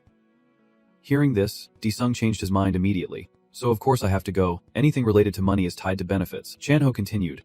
And we were the first to know that the union meeting would be held in Korea. Di-sung, chewing on a piece of dried squid, bored, asked again, what is the union meeting? Chan-ho happily explained that it was the event announcing the hunters' rankings, and he would be representing Korea. Di-sung felt uneasy, asking if he could not go alone, to which Chan-ho replied that the award ceremony would also be held at that meeting. Di-sung, who has always preferred peace and quiet, asked Chan-ho if he'd not go by himself, and if he really had to attend that meeting just to receive the medal. Di-sung looked on faintly, as they were trying to level up in the dense forest clearing where he had just led everyone for a test, and the tension here was thick. The spiders kept attacking the three of them, and Soyeon was fighting with all her might. She looked at the giant spider and used a wide area slow down. Not sure if it would work on them. They kept rushing toward them like madmen, their two red eyes constantly scanning around from afar. But B also probably helps its owner, grabbing a knife and running at full speed toward those sharp objects. But quickly jumps onto the back of a giant spider across from it, small but incredibly fast. Before I could even finish my sentence, a low-level monster like this really deserves to die for wasting my time. And then it suddenly lowered its knife behind the spider. The spider, in pain and unable to resist, kept firing wildly, roaring loudly. Over here, the girl was no less skilled, shooting from a considerable distance. Both of her hands are skillful, firing bullets that are both far and fast, but that is not enough to defeat these monsters, so she unleashes a powerful continuous barrage, making the bullets seem even more powerful. The destructive power was incredible. As soon as it was fired, the spiders could not withstand it and exploded. Then, Wang used a new power to freeze the entire swarm, rendering the monsters immobile. Taking the opportunity, Cheon also clenched his fist and charged forward. Striking fiercely, the spiders were blown apart and scattered in all directions, with Cheon standing alone in the middle, breaking through the encirclement. Uncle quickly used his new power, the electric field, with purple lightning emanating from Cheon's hand like strands of wire encircling the area. The spiders rushing in were shocked and stunned, and for a moment they tried to run away. But Cheon's line could not let them escape like that, so he used a final lightning strike to finish them off, with lightning and thunder continuously crackling everywhere Cheon passed. In no time, the spiders could not withstand and abandoned their colors, lying scattered and smoking everywhere. Soon they successfully defeated the monsters, and Dong Cheon happily looked at Choi Jang, saying those attacks were really effective. Choi Jang is also impressed with her new power but modestly downplays it, saying Seal's attack was even more impressive. The system alerts that the defense was successful, defeating the spider boss. Seal Yuan happily continues. There is a message about the boss appearing, probably the same event, so let me handle the rest and then we can leave. The scene shifts to the computer room, where a seemingly familiar hand clicks on the mouse searching for something. It turns out to be old Jin Chan. who silently thinks that the prices of the gates in Korea are dropping rapidly. If this continues, lost in thought, Yang Chil hurriedly ran in and burst through the door, interrupting his train of thought, shouting, "Brother!"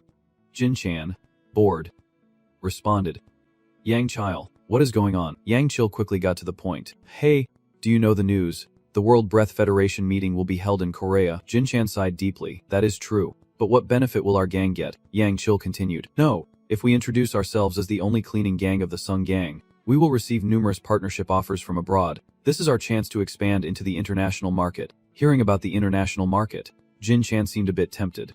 As if he had been convinced, Yang Chil continued.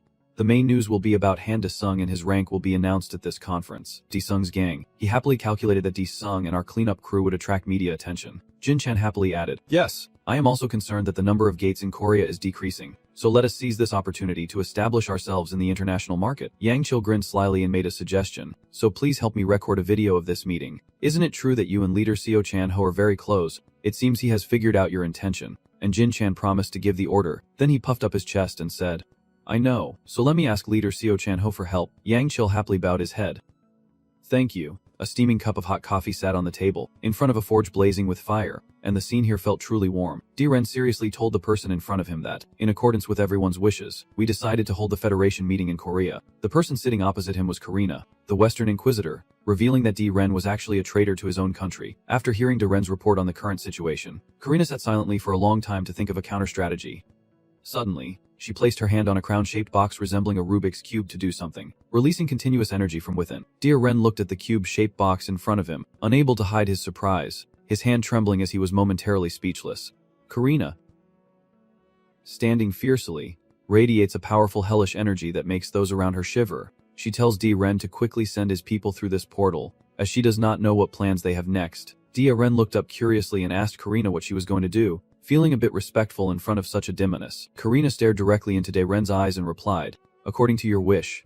Suddenly, Karina disappeared, and De-Ren sat frozen in place, unsure of what to do, but in the wind, her words still lingered, controlling the population, and De-Ren paused at this statement. Dark purple aura of malevolence surrounds De-Ren's body as he closes his eyes to think. Time passes slowly, and De-Ren remains standing still, deep in thought, unaware of what he is planning. Suddenly, he opened his eyes to regain focus, then reached out to grab the phone on the table. "I do not know who he is calling, but I heard him ask with a puzzled look what is going on." Ren spoke directly to the point. Quickly gathering all members, a disaster is about to begin. Up in the sky, the helicopter is flying very close to the ground, and no one knows who is on board. The helicopter quickly landed at the airport's runway, wheels spinning rapidly to ensure a safe touchdown. Journalists, photographers, and fans were already gathered at the Incheon International Airport exit. A voice announced, "Ladies and gentlemen, SRANK hunters from around the world are heading to Incheon Airport. This is the first time so many SRANK hunters have gathered together. According to experts, their main goal is to visit Aslan Anderson, the #1 SRANK hunter in the world." As soon as they saw the person coming out, the photographers and fans all buzzed with excitement, saying it is Aslan, #1 Aslan, the strongest. Hearing everyone cheer like that, the reporter turned to the other side just as Aslan had just entered the airport. Aslan, dressed to impress, stands before the crowd like a superstar rather than a global SRANK hunter. Aslan applies red lipstick, with bold blue eye makeup, and gazes at the reporters. "I am asked, the chosen one, at Dae-sung's house. Assist," and happily looked at her son and said, "Is this really my son? He is so handsome." Dae-sung, feeling embarrassed, turned his face away and thought to himself, "What is this medal? I did not expect my mom to like it so much." Jisoo interrupted their thoughts. "Mom, I can't find the dress Soyeon gave me the other day." "Assist," Hen replied. "Oh, I left it in the dressing room while fixing the dress. It might get damaged. Wait for me a moment." And at that moment, Dae-sung's phone rang loudly. It is Chan-ho calling. He cheerfully says to you, "Dae-sung, the car is here. You and mom come down quickly." Dae-sung quickly agrees. All over the streets, images of SRANK hunters are plastered everywhere. Yang Chil happily said, "Everyone see this. I am now at the Hunters Roundabout where the Federation meeting is taking place. A heroic atmosphere is filling this place where the world's top hunters are gathering."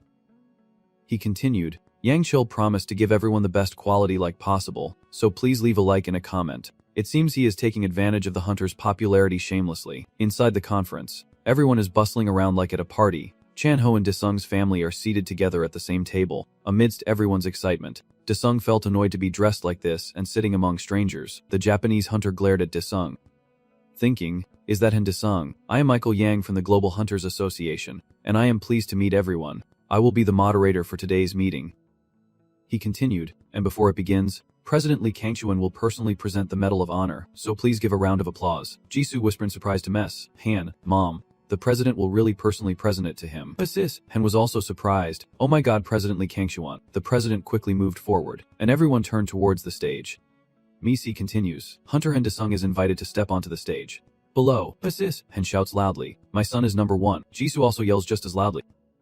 Big brother, go up now. These two make Desung so embarrassed he does not know where to hide.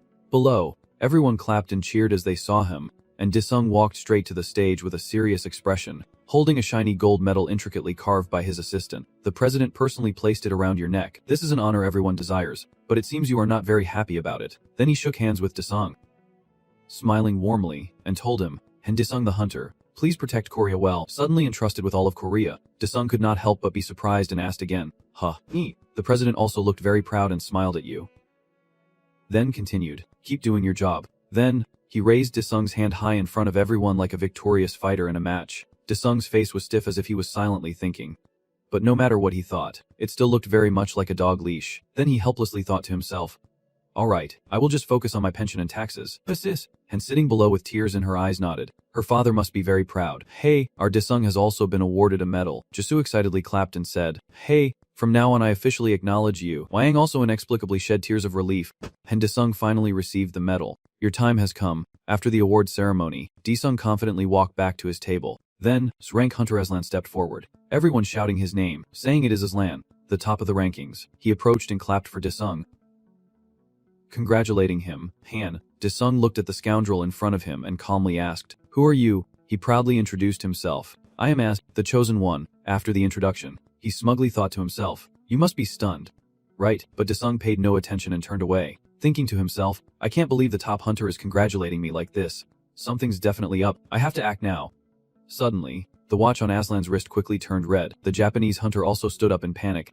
Hey Han. Something big is happening, and Srank Dungeon has appeared in Tokyo. Suddenly everyone was bustling to stand up or sit down, some checking their phones for information, and Srank Dungeon appearing in Shanghai, another in Berlin. The protagonist on the podium was also momentarily confused, stopping abruptly as he looked at the chaotic scene below. When Hong Jin announced it, Srank gates suddenly appeared all over the world, and the main character shouted in panic, as Hong Jin remained silent. He continued, I think we should pause the meeting here. Everyone else was in chaos, but Sung remained quietly seated, though in his mind he was silently thinking, so they have finally acted. The heavenly court then appeared, smiling as it said, I greet you, Supreme Being. He looked at the annoyed girl and told her to open the shop door. Immediately after, a faint sound echoed, and a shop filled with many treasures appeared before Han Sung quotes eyes. Just say you want to buy the Destiny Talisman. Immediately, a piece of paper appeared, along with a floating feather. He looked at the floating piece of paper in front of him and began to read. The gates had appeared in over 90 countries except Korea, which made a third of the world's population. Hearing this, Han Sung was confused, wondering why Korea was excluded. His face immediately changed as he realized these guys were deliberately avoiding the truth, and at this moment, somewhere in a busy city in America, the sound of old car horns constantly echoes through the streets, as a man standing near a sedan casually laughs and says, what is the worst that could happen? Suddenly, a huge, strange figure jumps down, causing rocks and dust to fly everywhere, and the people panic.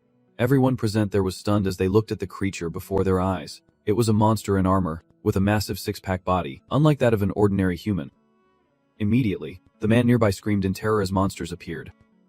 Seeing this, the people all panicked and ran away. Even more terrifying, right after that, many men like him appeared in the city. Seeing this scene, the middle-aged man on the other side could not help but sweat and cry out, oh my god! Now they see a black hole in the sky with monsters jumping out one after another. Elsewhere, in Tokyo, the city center is also filled with deafening sounds. A pack of hellhounds with 4 eyes appears, fierce and formidable. The man on the rooftop looks down, observing the situation, and whispers into the earpiece, detonate them now. Then a burst of blue light exploded in front of the monsters. The green smoke began to surround them. Then, a loud boom echoed as a cloud of green smoke spread out from the distant tall building. The monsters became even more ferocious, howling and roaring. The man above, seeing this, tensed up and shouted, start now. Immediately, others appeared, weapons in hand, ready to fight. They all gather on the rooftops of the 2 buildings, looking down below. Suddenly, the monsters leap up, appearing out of nowhere, with their huge mouths wide open. Their eyes flash red as they look up to the upper floor. Then, with a swipe, they leap off the ground at an unbelievable speed. They They used the two buildings as leverage to jump up. Surprised by the others, the monster opened its large, fang-filled mouth and lunged forward. The masked man widened his eyes in shock. Reaching out in disbelief, Captain Tetsuka Reito quickly drew his sword and charged forward, shouting loudly, slaying the monster with a swift strike. At this moment, the monster's head was blown off and flew right beside the guy's hand. Then he quickly bent down and, with glasses on, said thank you, Captain. On this side, he just lets out a sigh of relief. Then Tetsuka Reito looks up at the sky. Alert. Above, the portal keeps opening and monsters keep emerging from the distance, continuously pouring out. Tokyo is doomed. In Washington, America, the city is now covered in ruins and debris. The giant foot of the monster suddenly lifted up. Then it directly stomped on the person lying down, causing blood and gore to spray everywhere. The monster roared triumphantly, but suddenly a beam of light appeared and sliced through its body. The monster was cut in half, and a group of people appeared. The man in the grass outfit angrily said to those around him, "Damn it. Why did the portal appear just when Aslan was not here?" The girl behind warned him, saying we should retreat for now. We must reunite with Aslan before we can counterattack. Hearing that, he also shouted, "Let us temporarily retreat to Philadelphia." At this moment, somewhere else, a group of people is watching the battle unfold on a screen. He quietly feels tense and worried, especially as suddenly, portals are appearing everywhere around the world except Korea, like mushrooms after rain. The girl beside him spoke up, saying, "The countries are all requesting aid, and it seems they all know that Korea is the safest nation." He was still pondering internally, if after sending reinforcements there, a portal suddenly appeared in Korea, we would have to abandon them. But if we do not help, Korea will face criticism from all nations. At this moment, the internal dilemma made him tense. Should we send our own hunters or? Then he decided, turning to the girl beside him and asking Kima where the rank hunters are now. Kima bowed respectfully and replied that the Japanese hunter Tetsuka Reito and the Chinese hunter John Young are fighting on the front lines. With fighter jets, it is expected that hunters from America and Europe will soon join the battle force. Hearing this, he fell silent in thought as his phone suddenly rang. As soon as he answered the phone, he recognized the caller as Leader Chanho. The voice on the other end immediately said, "Please gather all S-rank hunters at the Sung River Dike for a meeting." At this moment, on the streets of Korea, peaceful and slow-paced, people are strolling and enjoying the atmosphere. Aslan smiles softly, looking around, and exclaims, "So beautiful. So beautiful." He looked around and shouted, "This really is a once-in-a-millennium scene in Hanak village." The two guys over there looked over in surprise. Is not that Aslan? Or is not America in crisis? So why is he here? Over here. He raised his phone again, smiled, and turned to the two people. "Sorry to bother you." He handed them his phone and asked, "Could you take a picture of me?" They did not dare refuse and stammered yes, while he on the other side smiled slyly. "Thank you. May God bless you both," and made a heart with his hands.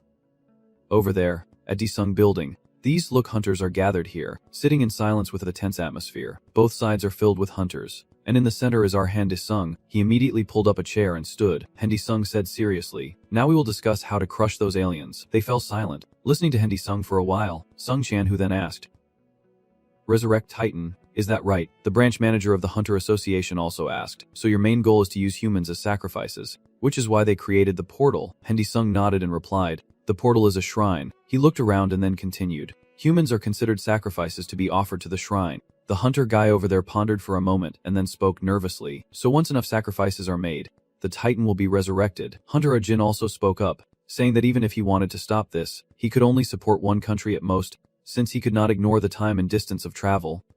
Suddenly, a cube-shaped box was placed on the table. Hanayan looked at it and said, "This is called a cube portal." Dong Cheon was surprised to hear that, a cube portal. It looks just like a supreme guardian. Hanayan explains that this is the key to open the shrine, which Hunter Gai Sung gave her.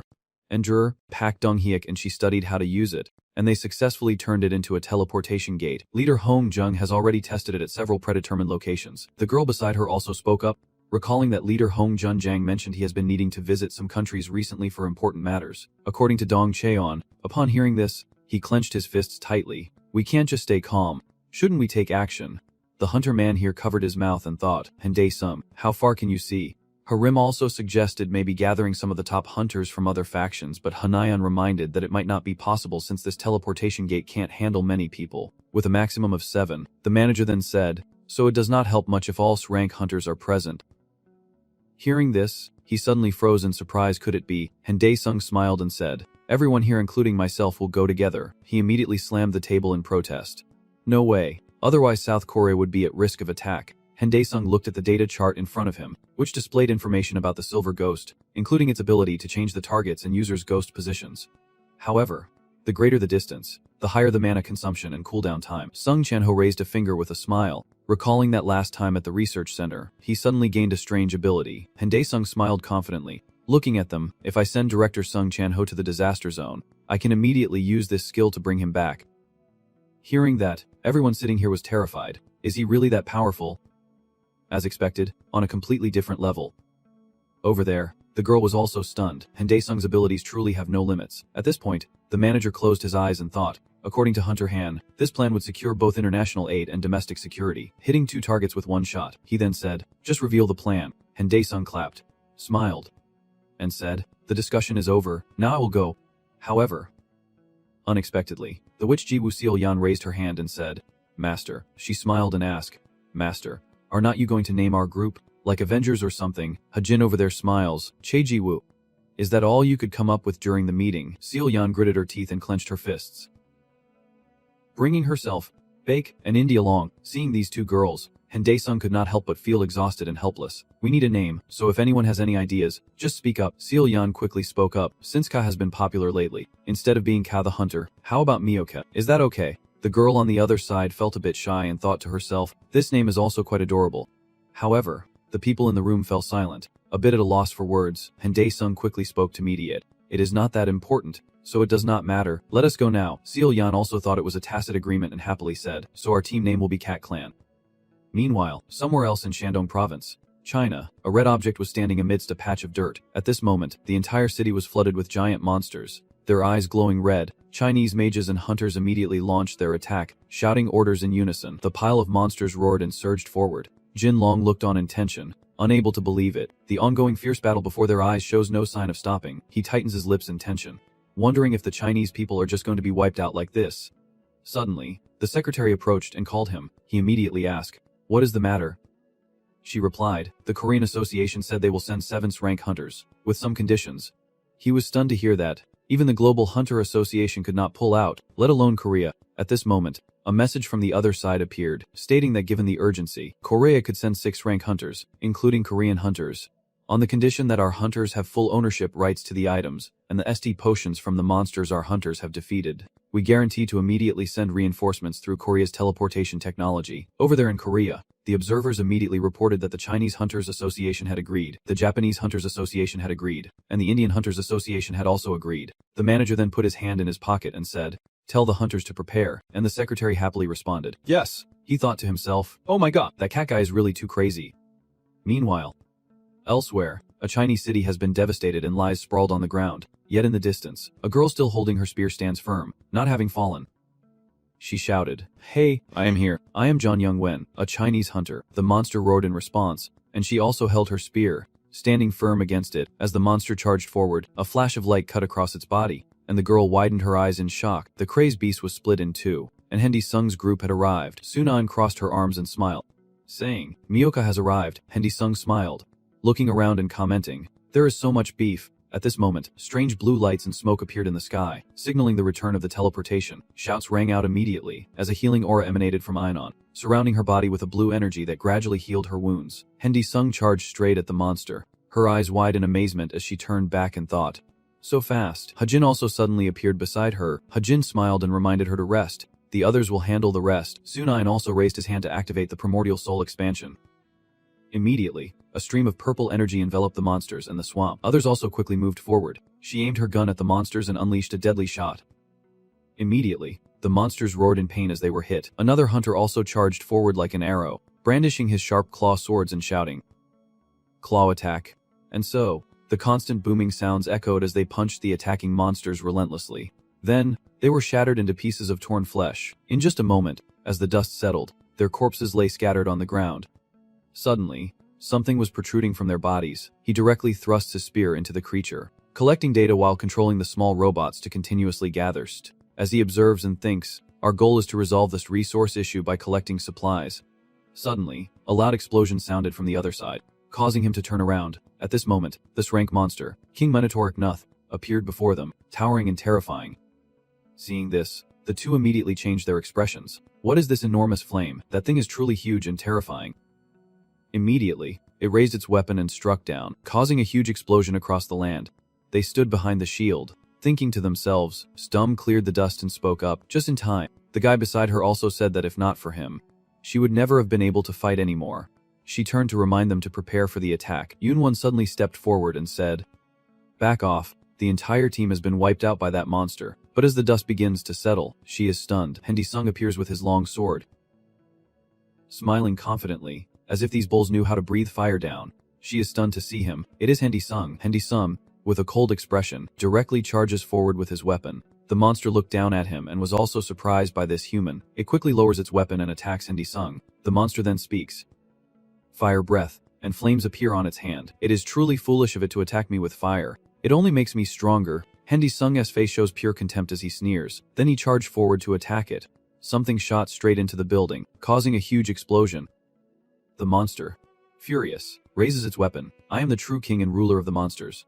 You are just an ant to me." The girl on the other side quickly raises her gun and fires at it. The monster facing the gun barrel remains still, not moving at all. Then suddenly, flames appear and burn the flying bullet.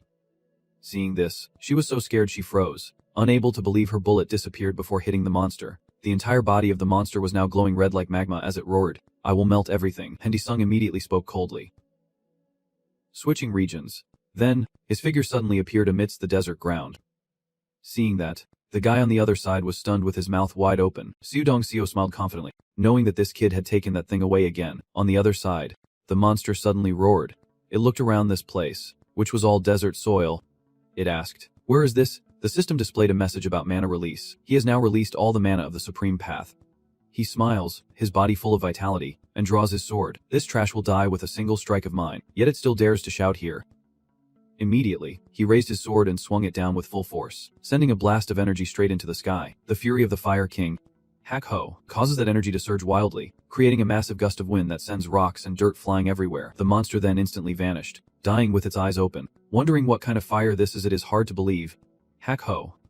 The system then announced that the Monster King had been defeated and received this rank Agnos Fire. The self-purification points are 1 million. The goal is to eliminate the soul collectors at the underworld. The current progress is 99.003% and can be purchased with self-esteem points. Anyone looking at the information board might think I should unlock the Demon King before that Titan revives. But do I really have to spend all my points? Over there, in a city in China, a man keeps collecting something white floating in front of the gate. He smirked with satisfaction, realizing this was the first time he had collected so many souls, and now he would attain eternal life. Suddenly, something pierced through him, leaving him unable to scream. Hendi Sung smiled and appeared behind him, then said, "I do not know what the traitor is waiting for." He quickly grabbed the box containing the souls. A loud shout echoes. "Titan Singay, accept all the sacrifices." Hendi Sung's face is full of anger and shock. A giant hand emerges from the darkness, reaching down, and Hendi Sung's face changes drastically as he nervously looks ahead. The giant hand appears before them. The souls gradually curled up beneath that hand. Suddenly, the hand clenched tightly, then that hand gradually sank deeper into the darkness. Pulling in, Hendi Sung stood frozen, with only darkness in front of him. As strange sounds continued to echo, he irritably spoke, "Hey, finish talking and go, and whoever wants to eat can eat." Hendi Sung directly grabbed his sword and slashed forward a few times. However, those swords had no effect at all. At this moment, he could not help but be stunned.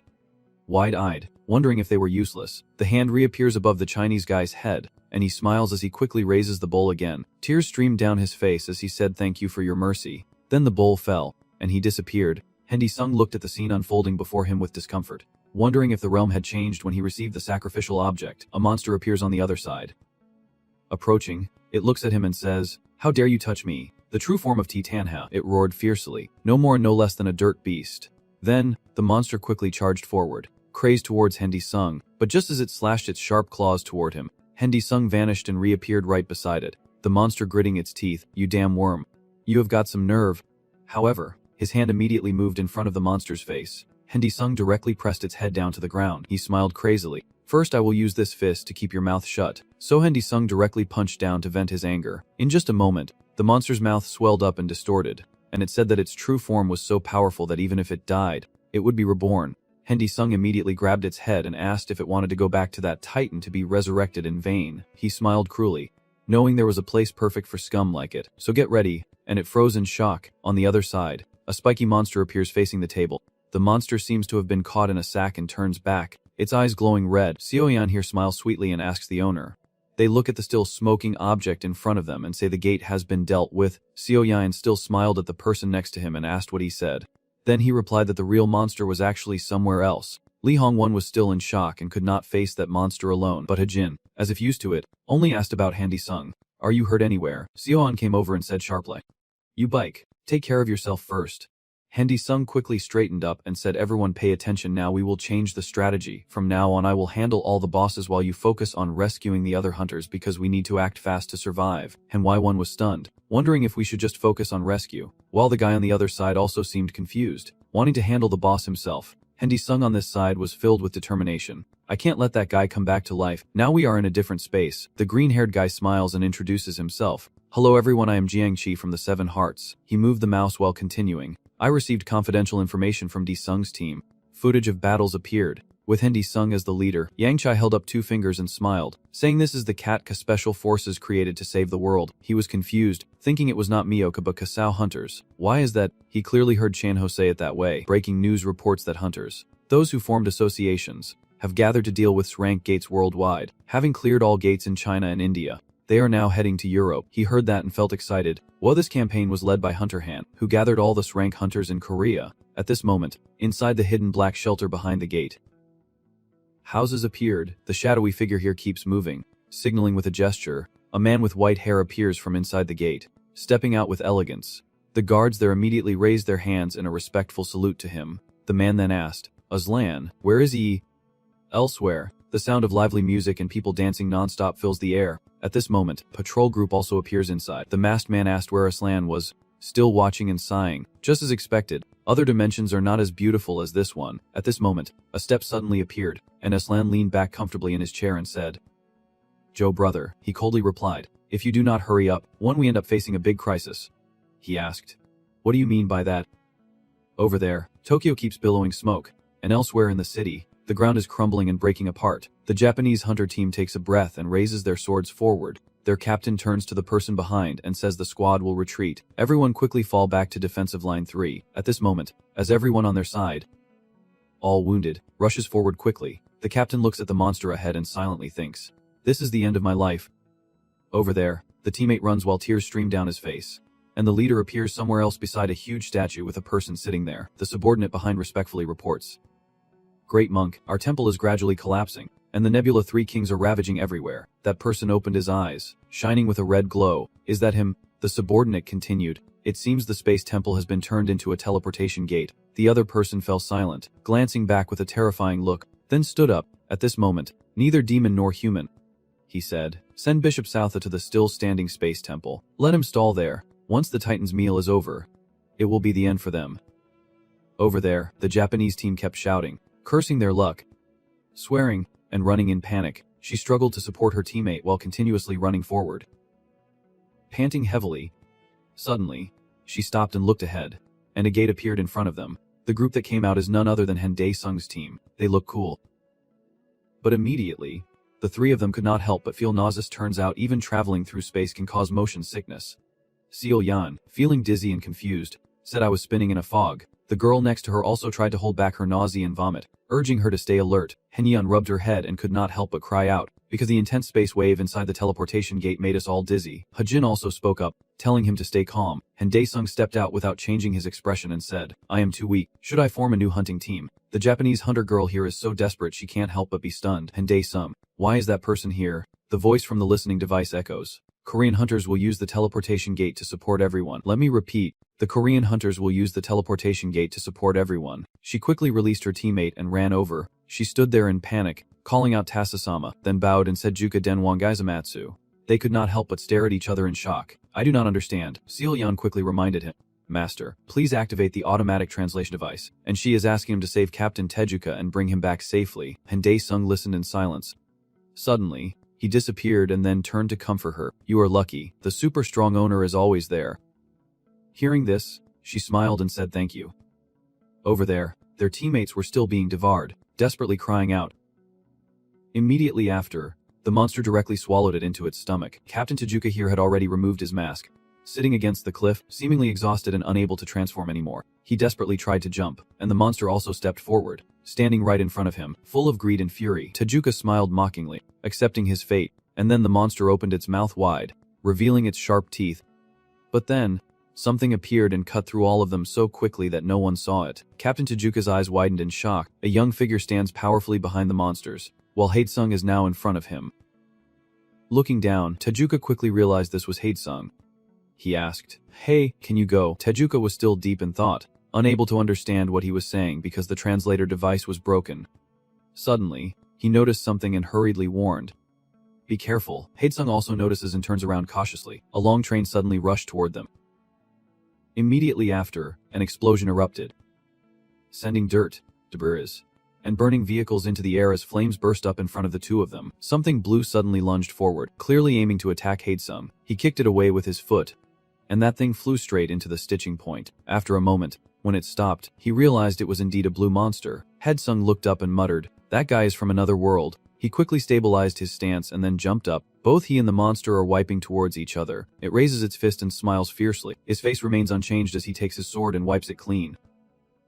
Immediately after, a blazing explosion appears in the middle of the sky. Then it exploded with a bang, sending dust everywhere. Tezuka felt the immense power and quickly covered his face, trying to stand firm. Then he happily looked at the scene before him. How is that possible? At this moment, Haesung and the monster are facing each other. He silently thinks to himself, "This is troublesome. This pig is strong to hold on." Over there, the monster also shouted, "Eat." Then it opened its huge mouth and said, "Drink." Haesung could not help but mutter to himself, "Magic are forming bonds." The system then appeared, indicating the domain could not be changed. The target's weight has exceeded the limit for domain transfer. Hearing this, his face immediately changed drastically. The monster directly stretched in front of its neck, bit onto Haesung's body, then closed its mouth and retracted into its body. The monster took a deep breath and, seeing the terrifying scene before it, could not help but feel a sense of satisfaction. That monster had already swallowed Haesung. What should I do now?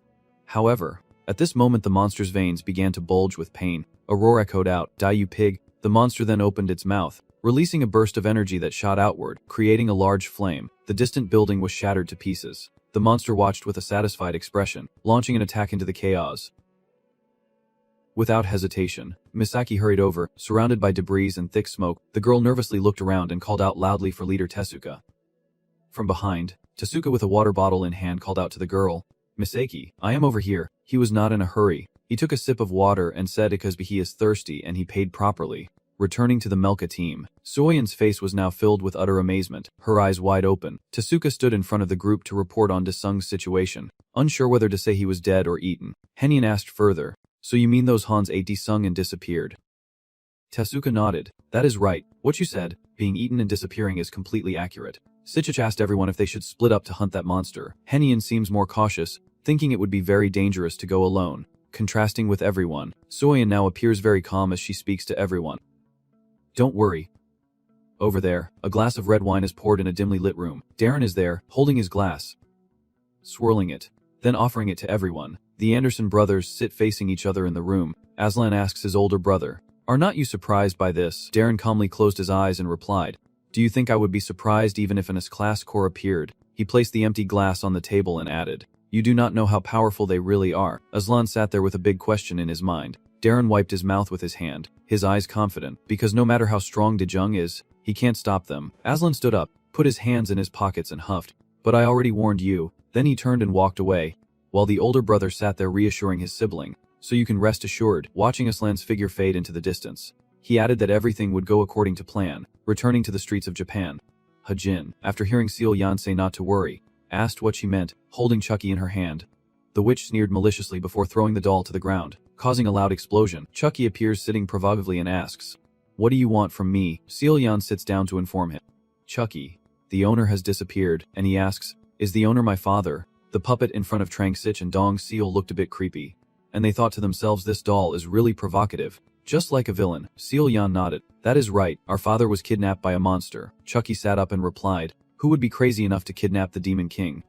Suddenly, it froze. Something made Chucky very anxious. "Wait a minute." It stood up and said to everyone, "I can feel my father's rage." Seal Yan asked curiously, "Where is it?"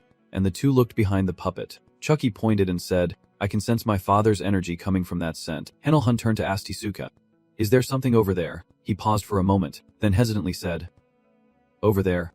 Far away, a famous mountain known worldwide, the ancient symbol of Japan. Mount Fuji. On the stone steps leading to the summit, stands an ancient-style gate. The summit is the mouth of a dormant volcano that has not erupted for hundreds of years, quite large and covered with thick snow. From above, there is a deep crater that seems endless, constantly gusting with wind. The members of Melka's team and Chucky gathered at the edge of the crater, looking down and trying to sense Sung's presence. Chucky's terrifying face reappeared, informing everyone that he could feel Sung's aura coming from inside this hole. Without hesitation, Chucky immediately jumps down below, surprising the rank hunters. Jongsin asks, "What is this huge terrifying hole?" Trangsich frowns, clearly unable to see the bottom of it. Tezuka wonders, "Something's not right. Why is there a volcano opening like this on Mount Fuji?" From behind, Koi stepped forward with a gun and said, "Let me fire the signal first." A flare shot straight up into the sky above Mount Fuji. The group behind looked up to confirm their direction and had reached the gate. Inside Archpepeza's abdomen, Sung was trying to use the Pantheon and soul transfer but to no avail. He stands in the purple circle and asks, "Have they all been sealed?" From his abdomen, the greenish liquid flows out like acid corrosion. The steam rising from that slime formed white smoke and sizzling sounds like frying fat, about to stick to Sung's feet. He stood there, sighing, half smiling, but his face showed little happiness. "You tense up, unleash your mana, your whole body shining, and your sword flashes with a sharp blue light." Then, Sung strikes a straight line toward the greenish substance and blows them away. Outside, Asa was meditating, his entire body surrounded by yellow lime aura, muttering strange sounds. Jackie arrived, smirking maliciously, holding a knife and looking at Asa, saying, "I found you, plastic pig." Following it are two rank hunters, and judging by their expressions and voices just now, they are both stunned. The swordsman turned and asked, "Do you want to go first or should I?" And Rongsi confidently replied, "You go first, but forget about the two young men sneaking up behind." Jackie used her small body to kick forward and charge ahead, mana radiating from her eyes as she rushed forward shouting loudly, "Give it back to me." The two rank hunters also widened their eyes at the fierce fighting spirit of this beast. Asa notices the arrival of new guests and glances over with his blazing red eyes. Jackie leaps up to head height, repeatedly stabbing down, but his knife is pushed away. Asa's body is almost unharmed. He stares in shock, realizing it is a puppet. Before he can react, another figure swiftly passes behind him and strikes his head, then quickly grabs Jackie and pulls him back to keep a safe distance. Changsich also takes the opportunity to slash at Asa's back but misses. Rongsun holding Jackie says, "That pig's body is as hard as stone." Changsich warns, "Be careful. I have already used all my strength but it is just resisting on the outside." Jackie is still fierce. "Let me go and I will turn that pig into pork." Asa stands up, glaring with a vicious look at the three young men and saying, "You are the most annoying weak rats. I wonder where the others are." Suddenly, his face swells up and he lets out a burp. Then he opened his mouth, and a series of fireballs shot out. Changsich shouted. Amao dodged away, but Rong Trio realized this was actually the skill of the demon used. Several fireballs shot out behind them, hitting the rock wall and causing a big explosion. The swordsman jumped up and swung his sword down, using aura skill, Tiger Claw. But Asa suddenly opened his mouth, and a blazing fire like a gun ready to fire burst from his throat. Facing the surprise attack, Sich was extremely terrified. Asa's mouth opened wide with sharp teeth like a shark, as if about to swallow and hunt Sich, who was wielding a sword and lunging forward. Luckily, just as he landed, Tezuka appeared in time, and the young swordsman dodged aside to escape the shark's jaws. Both of them fell to the ground, their large bodies, and Asa turned to look down at them. Koi also just arrived, wielding two guns with demon bullets firing non-stop at him. She focused her attack on Asa's heels, but it seemed ineffective. He was completely unfazed. Without giving him a moment to rest, Zongsun rushes forward and throws a powerful punch, delivering a false electric strike straight into Asa's back. At this moment, he understood what a festival was. Raising his head in pain as blood spurted from his abdomen, he clenched his fists, releasing green energy from his body. Just as Heniel and Hazen arrived, seeing this scene, all three were extremely shocked. The energies that touched the ground immediately sizzled and smoked, like a kind of dilute acid. Seeing the danger, Hazen immediately used the Min Shield defensive skill to protect everyone. Meanwhile, Koi also raised her shield, with Zongshan standing behind her, one foot slipping to the right. That is Yan, the girl channeling mana with a determined face saying, "Take this." "Plastic pig," Hazen anxiously asked. "What are you doing?" "Which Ziyu?" Heniel also calls for her to come back quickly. Ignoring everyone, Xian, holding a puppet in her hand, places a needle on her own head and then drives it into the puppet's head. Using a critical hit skill, the status screen shows that a critical hit was used surprisingly. If the target's soul is too large, the critical hit will turn into unconsciousness. She just finished using the skill when a beam of energy struck the Inquisitor Asa directly from above. He did not understand what was happening, the blinding light, and he could only scream once before his huge body collapsed to the ground. The young knight asked in amazement, was that monster really defeated with just one hit? Hazen and Heniel were no exception. Everyone was wide-eyed. Jackie scratched his butt and boasted, You are pretty good but still not as good as me. Even Sioyan could not believe what she just did and exclaimed, "It really works," on the streets of Philadelphia. Kensington. Everything seems quite peaceful but strangely, the people on the street look extremely lifeless. No different from zombies. The monsters move freely through the street without any obstacles. A soldier asked, "Just kill all those people and be done with it." The leader replied, "Lord Titan prefers the pure souls of warriors over those of half-breeds." In the air, several thin silk threads float down from above. Those threads connect to the tops of the people below on the street, and as they touch, their eyes light up brightly, as if provoked. All their eyes turned red, and they screamed at the top of their lungs before running together in one direction. Everyone surged forward like wild beasts, charging straight at the crowd of monsters in front of them. Filled with terror, the giant monsters swung their axes, slicing off parts of the humans, but the number keeps increasing. As one person gets thrown away, another steps in, and the scene becomes extremely chaotic. The soldier muttered, "It is really ridiculous that a bunch of fools who do not know how to control their pee suddenly turn to attack us."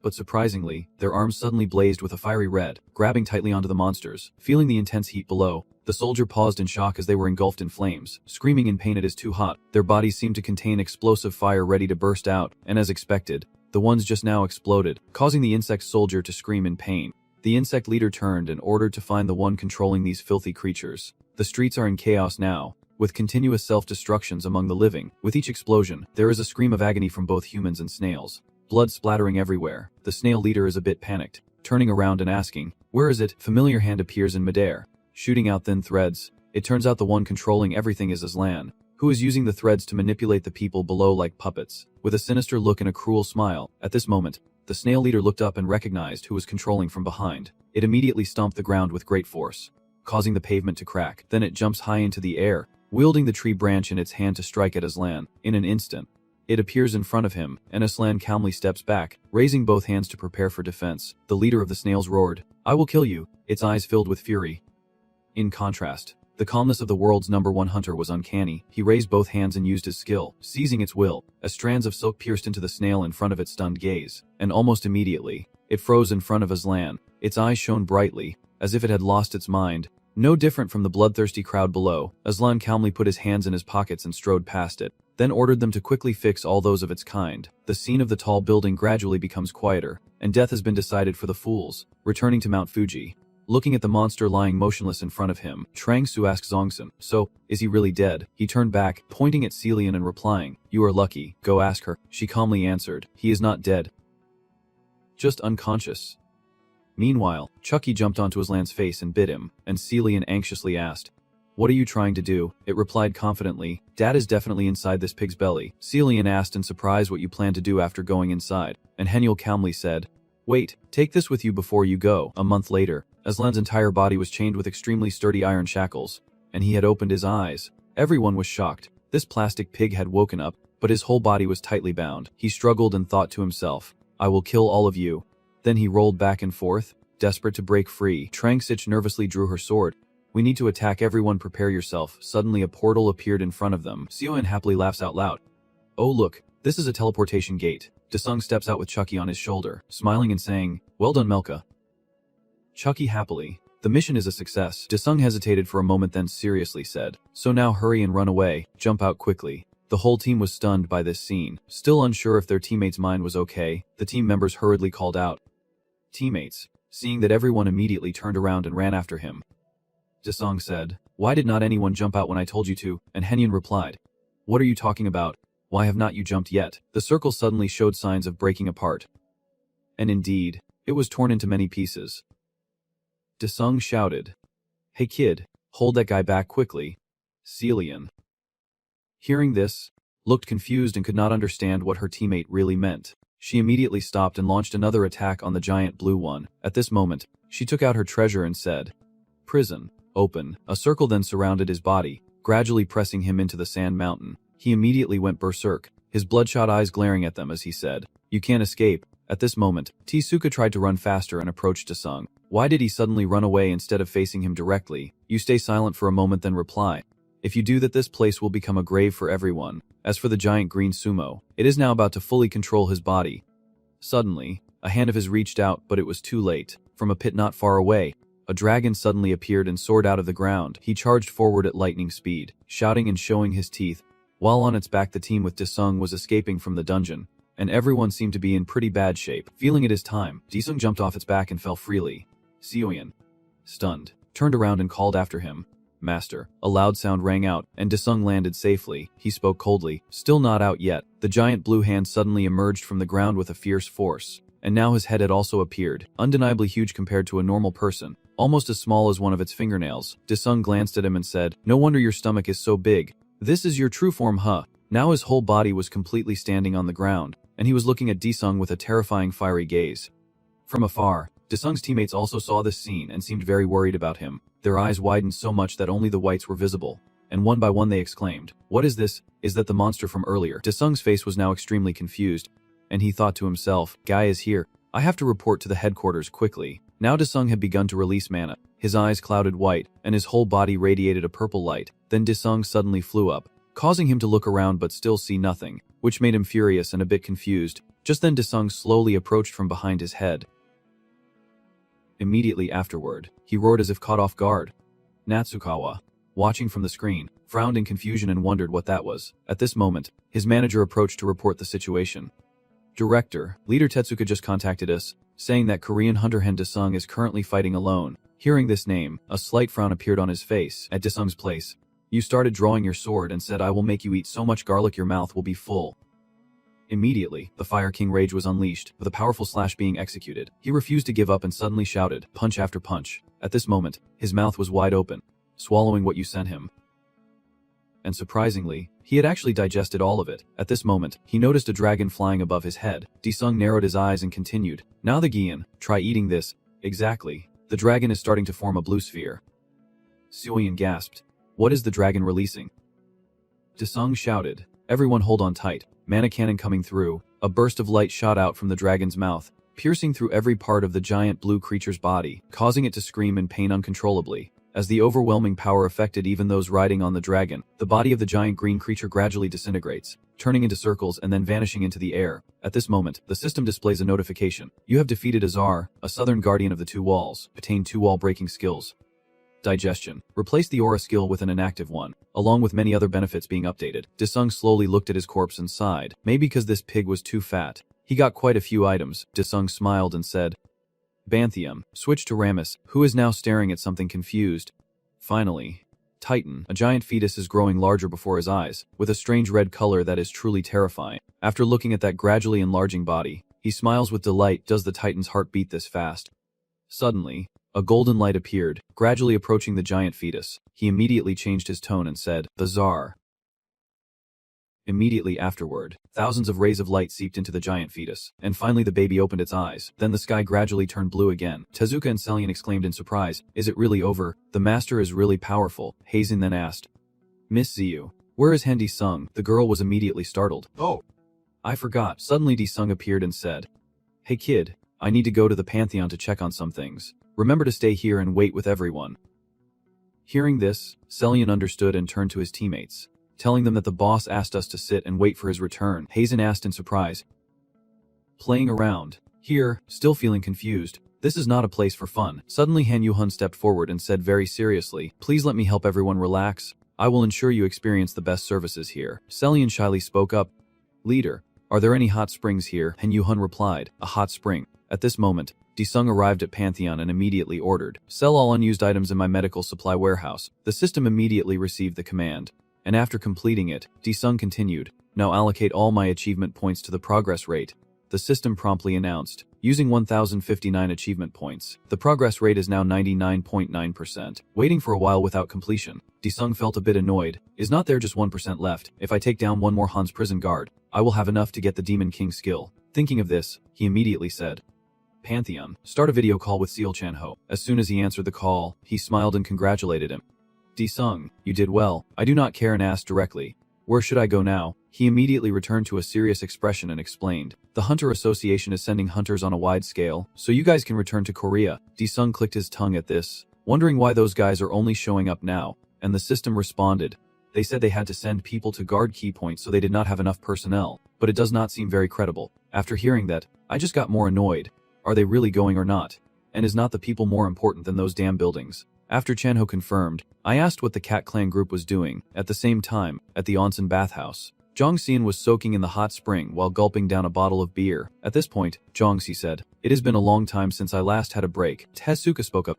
"Leader, do you still have to wear a mask even when bathing in the hot spring with your teammates?" He quickly responded with a confused look. "I forgot because these feel like my own skin." Then Jongxian reached up and took off his mask, surprising everyone with wide eyes. And Tezuka thought to himself, "He is not just handsome, he is too handsome." After removing that mask, he truly has a very delicate face. He explained, "I had surgery after being attacked by a monster, but I do not really like this face, so I wear a mask." In another bath, many bubbles appeared underwater and suddenly Xian floated up with his mouth wide open to breathe. The girl was soaking in the water tank in various poses, and Xian was indeed very comfortable. As for the one who thought she was calmer, she suddenly spoke up. "What does Hen Desung plan to do in the Pantheon?" Hajin replied with a naive look. "What is Pantheon?"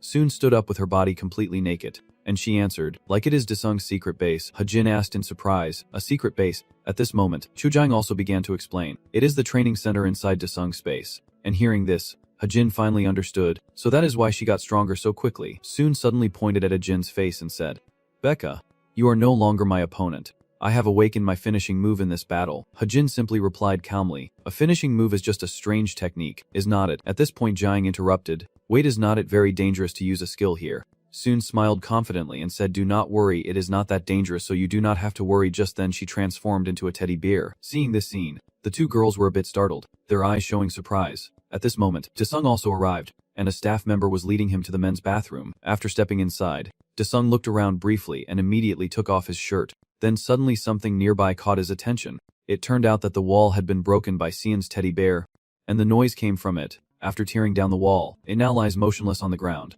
An unsuccessful performance outside the expectation makes Hajin angry and overact. "You little brat." Jiang was so scared her face turned pale. She was about to cry in 5 seconds. Seeing the situation, of course Seal Yan, the owner, was the most frightened. Her face also became tense as she said, "This is the bathroom."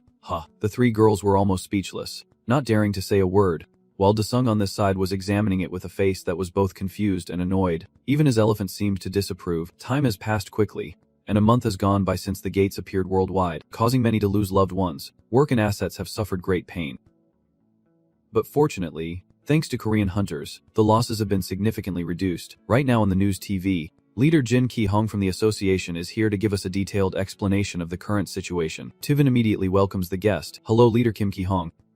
He replied, "Yes. Hello, I am Jin Ki-hong. Please provide us with the latest updates on the incident." The countries affected by the Seta Gate event from a month ago, during the World Hunter Organization, are now entering the recovery phase. Kai-hong continued, "Fortunately South Korea did not face such an incident, so we quickly dispatched a team of hunters to help, and now the Eurasian continent is gradually recovering." At this point, the editor asked again, "There is a wave of outrage from global associations over the severe damages caused by the slow response of the World Hunter Guild. What do you think about this?" Kai-hong hesitated for a moment. "This is not some game show, right?" Cut to an old man leading a protest group, shouting, "Damn Aslan bastards, kill all the Aslan, Darren resign now." They are loudly demanding their issues be addressed, like save my son and let that inhumane Aslan Anderson be punished by the law. I am currently at the headquarters of the Global Hunters Association, which is facing a wave of protests and demonstrations from the public. I will now interview a local resident here. Then she approached a man and started, "Hello sir, please introduce yourself."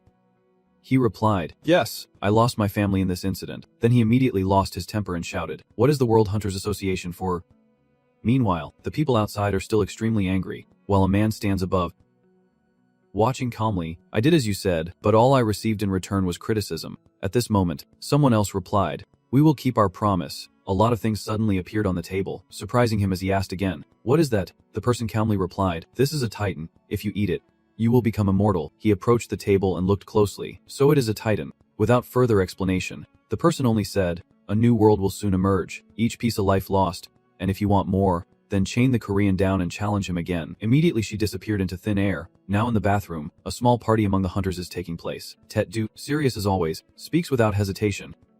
"Once again, in my position as the leader of the Uni gang, I want to express my gratitude to everyone. The Nico group, thank you all very much." Then their entire team immediately bowed and said in unison, "Truly a very kind group of people." The Cat Song group on this side sat quietly, all in a state of mutual respect. After everything was settled, Dik-sung raised his glass and said enthusiastically, "Since everyone did a great job, let us party now." Everyone started feasting, their cheers echoing throughout the room, full of excitement. Only the trio of the three girls from the Cat team remained calm and composed, enjoying tea and dinner. At this moment, Salian turned to the two sisters and spoke, And they, of course, found it quite confusing, so Jiang Li asked again, "What did she say?" Celian's smile gradually lost its humanity as she muttered to Chodong and Hazen, "The owner's stock is huge. This girl is too fierce," saying that so naturally, while the two sisters looked even more pale. "I can't believe Celian is interested in that." Kotting immediately freaked out and shouted at Celzine, "Stop it. Do not let anyone hear now," and Celzine confidently replied, "Do not worry, I have activated the sound wave blocking skill." Suddenly Hazen spoke up with a rather strange question. "Huh, how terrifying is it exactly?" Celzine began to think deeply, then extended her entire hand, making the two girls startled, not expecting the girl to take this matter so seriously. Just then, a hand suddenly placed on Celzine's head startled her, and when she turned around, she saw that it was the person mentioned earlier. Her face turning pale with fear, Disung immediately said with a fierce look, "That brat. From now on you will undergo hellish training." Celzine anxiously shouted, "What? That just now was only the Indian guy." Immediately, Disung used teleportation, and the two of them disappeared from here. Dong Trio, with a thoughtful expression, said, "Well, the captain really took Celzine away." At this moment, at the professional cleaning gang, the phone suddenly rang, and the on-duty person quickly answered and said, "Yes, this is the rice-eating gang." She immediately asked in surprise, "The Japan Upper Sen Association, right?" Hearing this, the manager also turned his attention and looked over. He quickly ran over to her and said, "Come on, it seems to be an important call. Let me handle it." She immediately replied, "Yes, please wait a moment."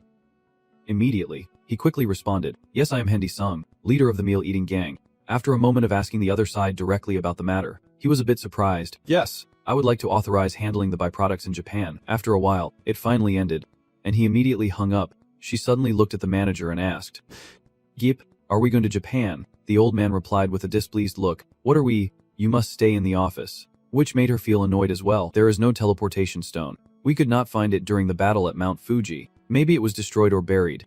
Disung, upon hearing this, immediately frowned and thought, "So we are going back through the portal, huh?" Hadin, feeling very determined, said, "No. Why go through the portal when we have a plane?" Suddenly, the grumpy silver-haired guy spoke up, "I do not want to use the portal either. It is not very comfortable. So if you want to go alone." Suddenly he shouted, "Leader Tetsuka will betray us. Everyone get on the car quickly." Everyone hurriedly boarded the vehicle, leaving a few members of Cat Clan still standing there speechless. At this moment, Disung scratched his chin with a puzzled look, seeming to think they did not want to go through the line, and hearing this, he was at a loss for words. Turns out, he was thinking about something else. "I wonder if Gio and Celian are okay." She then scratched her head nervously and walked towards the car.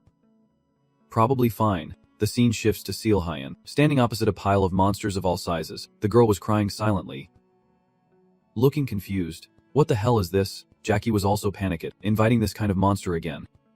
Meanwhile, at Jiangqi's house, he was live streaming the scene where Tetsuka thanked the Mioka team, saying, "See everyone, Tetsuka the leader is also called Mioka." The comments below immediately exploded, mostly praising Disung for his cleverness, strength, and sharpness in the past when he went to fight.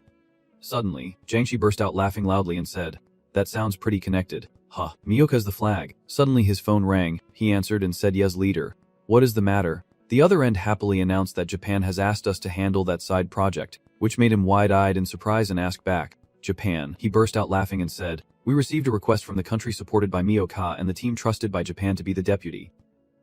Jiangqi replied, "That is great. Congratulations." Suddenly, La asked Jiangqi if he wanted to go to Japan, and he replied, "Really? That is great." A few days later at Haneda Airport, the bustling crowd hurried past each other. Outside the planes preparing for takeoff, the Mioka team has entered the economy class on the plane. Everyone looks a bit tired. Dae-dung is heading to his seat with some thoughts in mind. This is his first time flying in first class. Just as he was about to sit down, he suddenly realized the man beside him was someone very familiar, and his gaze immediately hardened, clearly not liking him. At that moment, he heard a voice in his head saying, "I am Darren Anderson." Darren Anderson. Although possessing advanced technology, it seems they still rely on telepathy. The other side continued speaking. "I came here with a special request." At this moment Darren beside him still had a cold, expressionless face.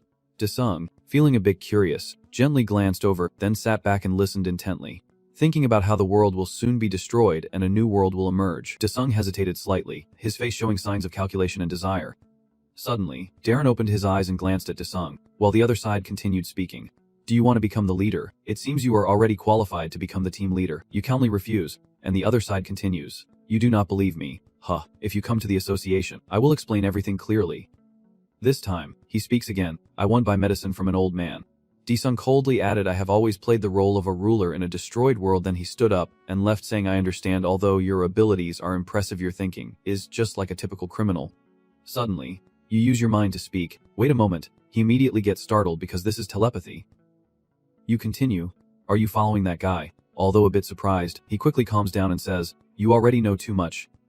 Hendi Song. Anderson returned to the guild, where others had been waiting for him earlier. One of them was biting into a piece of bright red meat. Praising, Titan meat is so delicious. The others also reached out with their hands to try the meat, their excitement growing, as this was the best meat I had ever tasted. Immediately after eating the Titan meat, one of them suddenly shed his skin, falling off in pieces like a snake shedding its skin, with dead skin scattered all over the floor. They looked at their hands and together marveled that they could be immortal. Another said, I feel like my energy is overflowing. A third, still sitting and not yet satisfied, asked, is it all gone? He looked disappointed, thinking that his skin should have been eaten first. Anderson bowed his head and said, yes. Please allow me to use the legacy to bring back more meat. The other nodded and said, I permit it. Quickly bring back more meat. Anderson lowered his head respectfully with his hand in front. Yes, Captain. He clenched his fist so tightly that his veins bulged. His hand trembling, he turned around, revealing his angry face. He thought to himself, once I take control of the legacy, I will start dealing with these old men. The next day, at Disung's building, Disung sat stroking his chin and said, from now on, we will end Miyoka's operations here. Everyone clapped, and Chanho said, everyone can go home now. Hazen turned to call Disung. Glancing at her, Hazen asked if she had heard about Disung's special training center, and wondered if he could experience it. Changsik also wants me to go. Please. Both of the people beside him glance at Changsik. Disung thinks, if they are not servants, I can't take them there. After a moment of thought, Disung closed his eyes and said, for now, everyone should go back and rest, and contact me again in a week.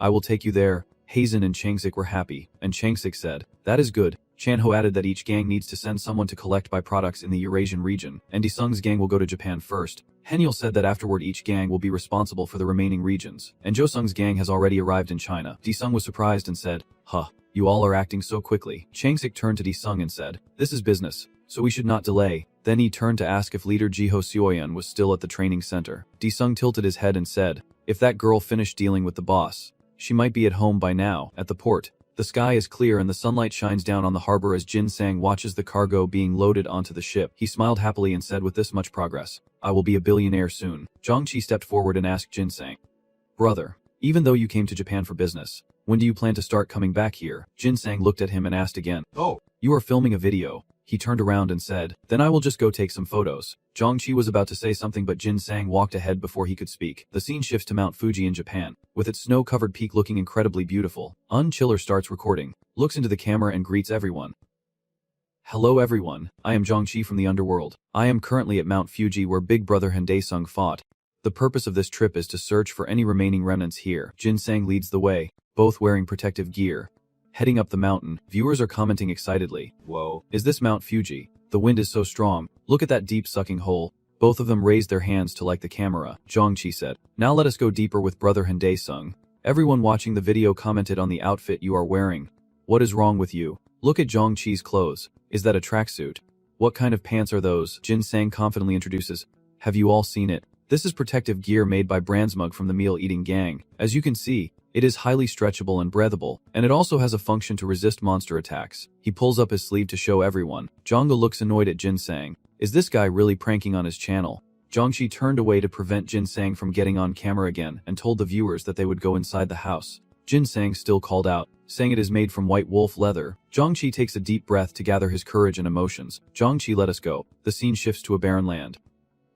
Sounds echoing, the sound of hurried footsteps trying to escape. Daesung runs while gasping for air, then ducks into a crevice in the rocks to hide. Daesung hid behind a rock, panting heavily. How did I come back to life right in front of that damn two-horned monster outside? A tall two-horned creature is approaching. Daesung was confused. Do I have to die and start over again? Daesung slowly opened his eyes now. With a blank face, he sat up suddenly, shook his head a few times. Those kinds of dreams again.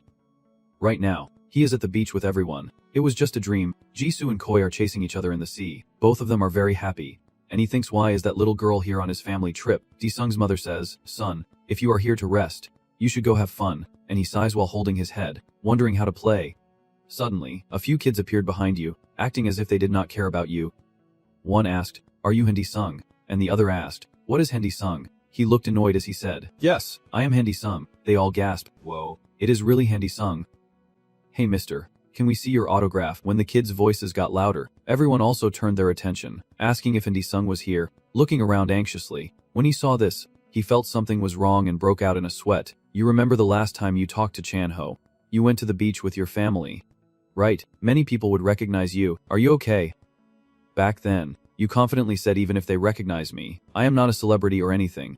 But now you did not think something like this would happen. Are they recognizing me? Should I wave hello?" Sung shyly raises his hand to greet everyone. And they even ask for his autograph and want to shake hands with him. Everyone's attention was on Sung. A girl shyly complimented him. "Sung is so handsome in real life," the kid said. "Sung, give me his rank too. Sung is so cool." Sung sat smiling softly. "Fame really is like a drug." On the side of Dong-chi, "You have stepped into the cave store. Brother, let us go together." Chiller struggled to enter the cave, filming with his phone while groping inside. It was very difficult for him. Why go so deep? A commentator told him to go deeper and he would earn 1,000,000 coins. Dong-chi, despite struggling to move, still thanked the viewers for boosting his score and appreciated the 1,000,000 coins. The viewers are getting more excited, encouraging Chiller to go deeper. "Keep boosting the camera. Let him taste some suffering. Then they will all help him boost the camera together." Dong-chi is exhausted and sweaty. "Guys, I can't go any further." The viewer encouraged him not to give up, saying if he found something inside he would get 10,000,000 coins, accepting the 10,000,000 coin mission. Another person told Dong-chi to go down there and bring back the monster's tooth. Jin Sang called out to Dong-chi, who held up his phone to look inside, but all he saw was darkness. Dong-chi called back, "What is wrong? There are some deep sucking holes in front of us." Jin Sang said, "Come quickly." He is looking at something shining brightly. In front of Jin Sang is a gate. Dong-chi stands watching him. The viewers are also curious. It is a gate. It is too small. "Very interesting. Someone asked if this is his rank gate. He told you?" Dong-chi, "It is a gate, with a strange patterned cube in front of it. The mission appears. You go inside and receive 109 million troops.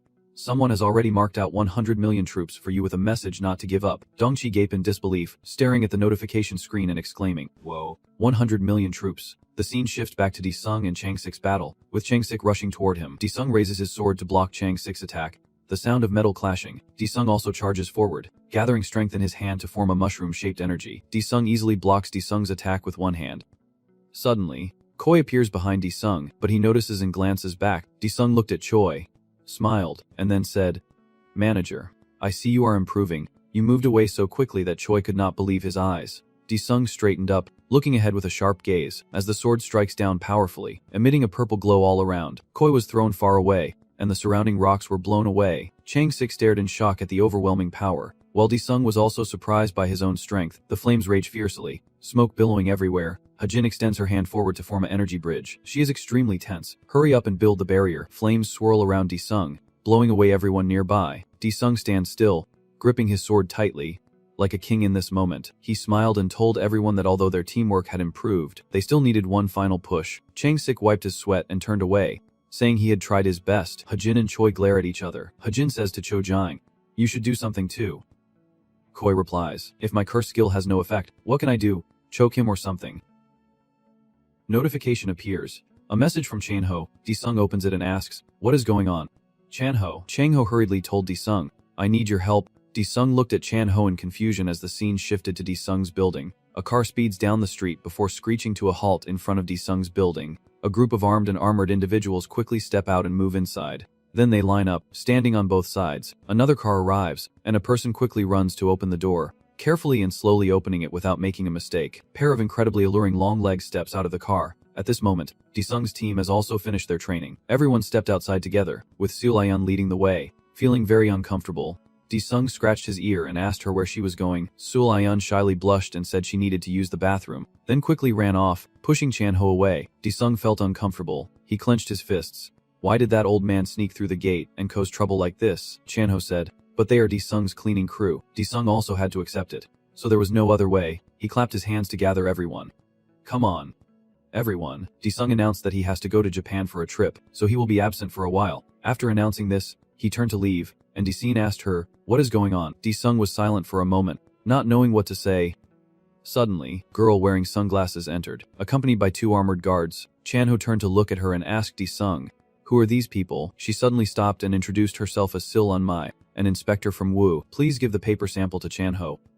she said. We have already investigated the recent global water incident, so please come with us to testify. Sung was annoyed. What the hell is this according to her? Chanho said. Is not the order to gather from the Korean Association. Sung let out a sound. So that Anderson guy called them to arrest me. Unmi stepped closer to his face and repeated. Chairman Anderson. Everyone began to tense up. Hajin said that, as far as I know, the Global Hunter Association has no arresting force.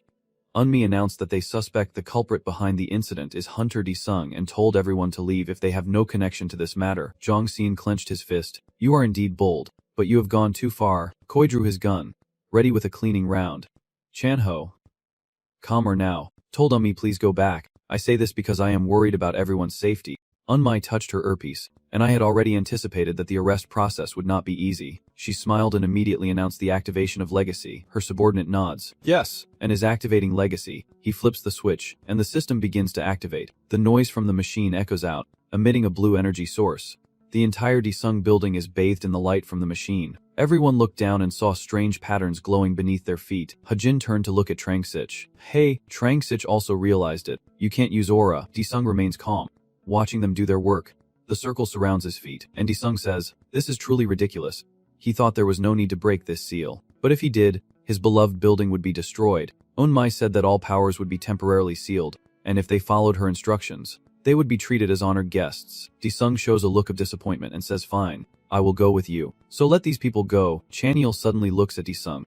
Sung asks to use his phone, then calls Seal Yan, who answers. You asked where the kid is going. Right now she is outside eating ice cream. Seal Yan said she had something urgent to do so she went out for a bit. Sung laughed loudly. The girl was startled and dropped to the ground. I knew it. She just unlocked a new skill, did not she? The girl asked again. Just awakened, to finish off Sung's retaliation. Sung said yeah. That. He smiled, having planned it all along, and told Seal Yan to use it right away. Seal Yan looked uncomfortable and said she could not do it. Sung widened his eyes and asked what. Seal Yan is smiling now. The owner has come here again and scolded me once more. I will go there soon, so for now let me be comfortable. Sung has escaped this time. Now is not the time to relax. I promise I won't scold you, so please use that skill right now. But all I got back was beeping. Sung suspected she hung up on him. He grabbed his phone and cursed. Damn it. Why does that girl always do the opposite at times like this? It is so frustrating. Eunmai smiled at him. So now you have to go with us. The group who trusts you spoke up. We can't let you take him away. Changsich and Hajin also spoke up, but it was unclear what they said. From now on, any actions that harm Sung will be considered enemies of Bang Pachis. The soldiers accompanying Eunmai, hearing this, started to attack. Eunmai speaks, letting Sung decide. If you do not obey, we will have to act. Sung also speaks now. It is shameful, but I did not do anything to it. Then your expression changed. Mana. Just as you finished speaking, Sung disappeared before everyone's eyes. Everyone was extremely surprised by his disappearance, including Chanho. Tim was speechless. Jong Seon wondered where he was. Hajin stayed silent but thought to himself that it seemed like this fool had used his skill. Eunmai announced that the target had escaped, and they should intensify the search outside and gather here with us.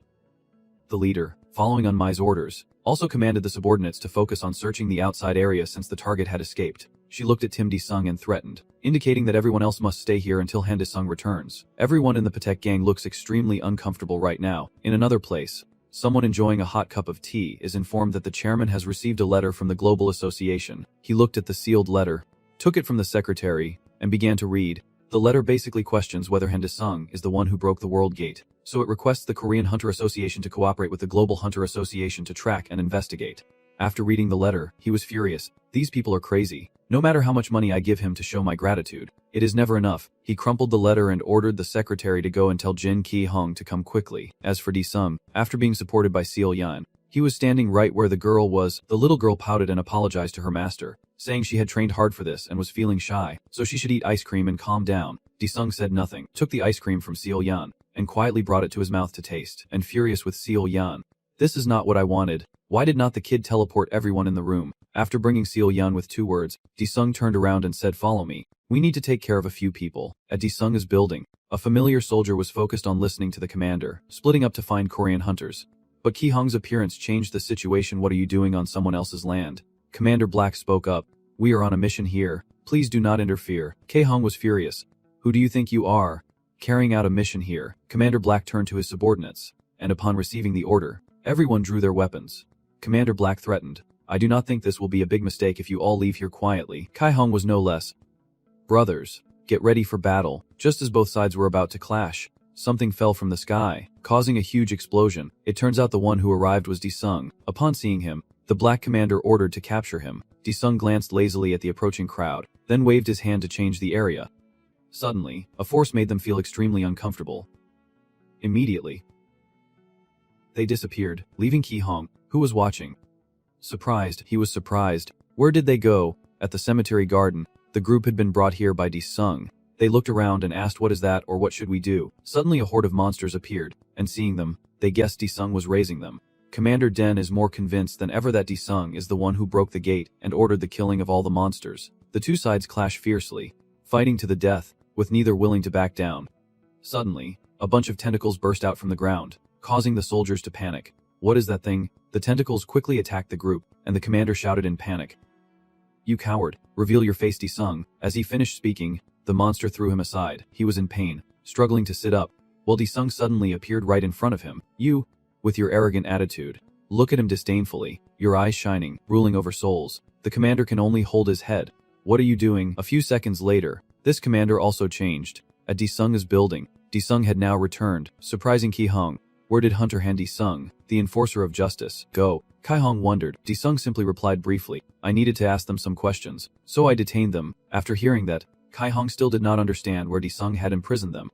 Suddenly, Disung looked up and a loud explosion rang out. The people from your gang are chasing Unmai, causing part of the building to be damaged. But what Disung cares about is his own building. The more Dong Market chases, the more intense it gets. With her gun aimed, she can't escape. Seeing the bullets aimed at her, Unmai reactivates her armor to defend herself. Having just put on her armor, she confronts Trang Sich. She thinks there is nowhere to run, and Trang's gaze is incredibly terrifying. He once pushed Unmai down hard, and she could not dodge. So she took the full force of the blow and then crashed onto the ground, with Dong and Trang Sich landing nearby. But when she landed, Unmai had disappeared completely. She had escaped. Trang Sich remained silent. But from the look in her eyes, she saw that Disung had vanished long ago, and she guessed he was chasing after Unmai. Unmai is now running face forward to escape. The sealed aura signal has been sent. But I need to get out first. I heard a voice from behind her asking why she was alone. Let me go with you. Before she could react, Disung was already right beside Unmai, making her extremely panic. A punch and kick immediately hit the girl, causing Unmai to scream in pain. She was thrown dozens of meters away, and then collapsed on the side of the road. Disung looked at her with half-closed eyes. Unmai had now returned to her original form, no longer wearing the armor face. Disung felt he had already wasted too much time. Should he hand her over to Chan Ho and go to Japan without looking back?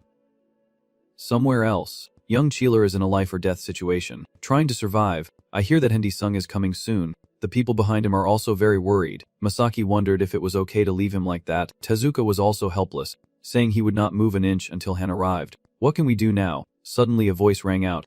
Why is there a gate here? When Masaki and Tezuka turned around, they saw it was young Cheeler, who at this moment was tearfully turning back. Young Cheeler brushes himself off a bit. It seems our gang's members have caused you confusion.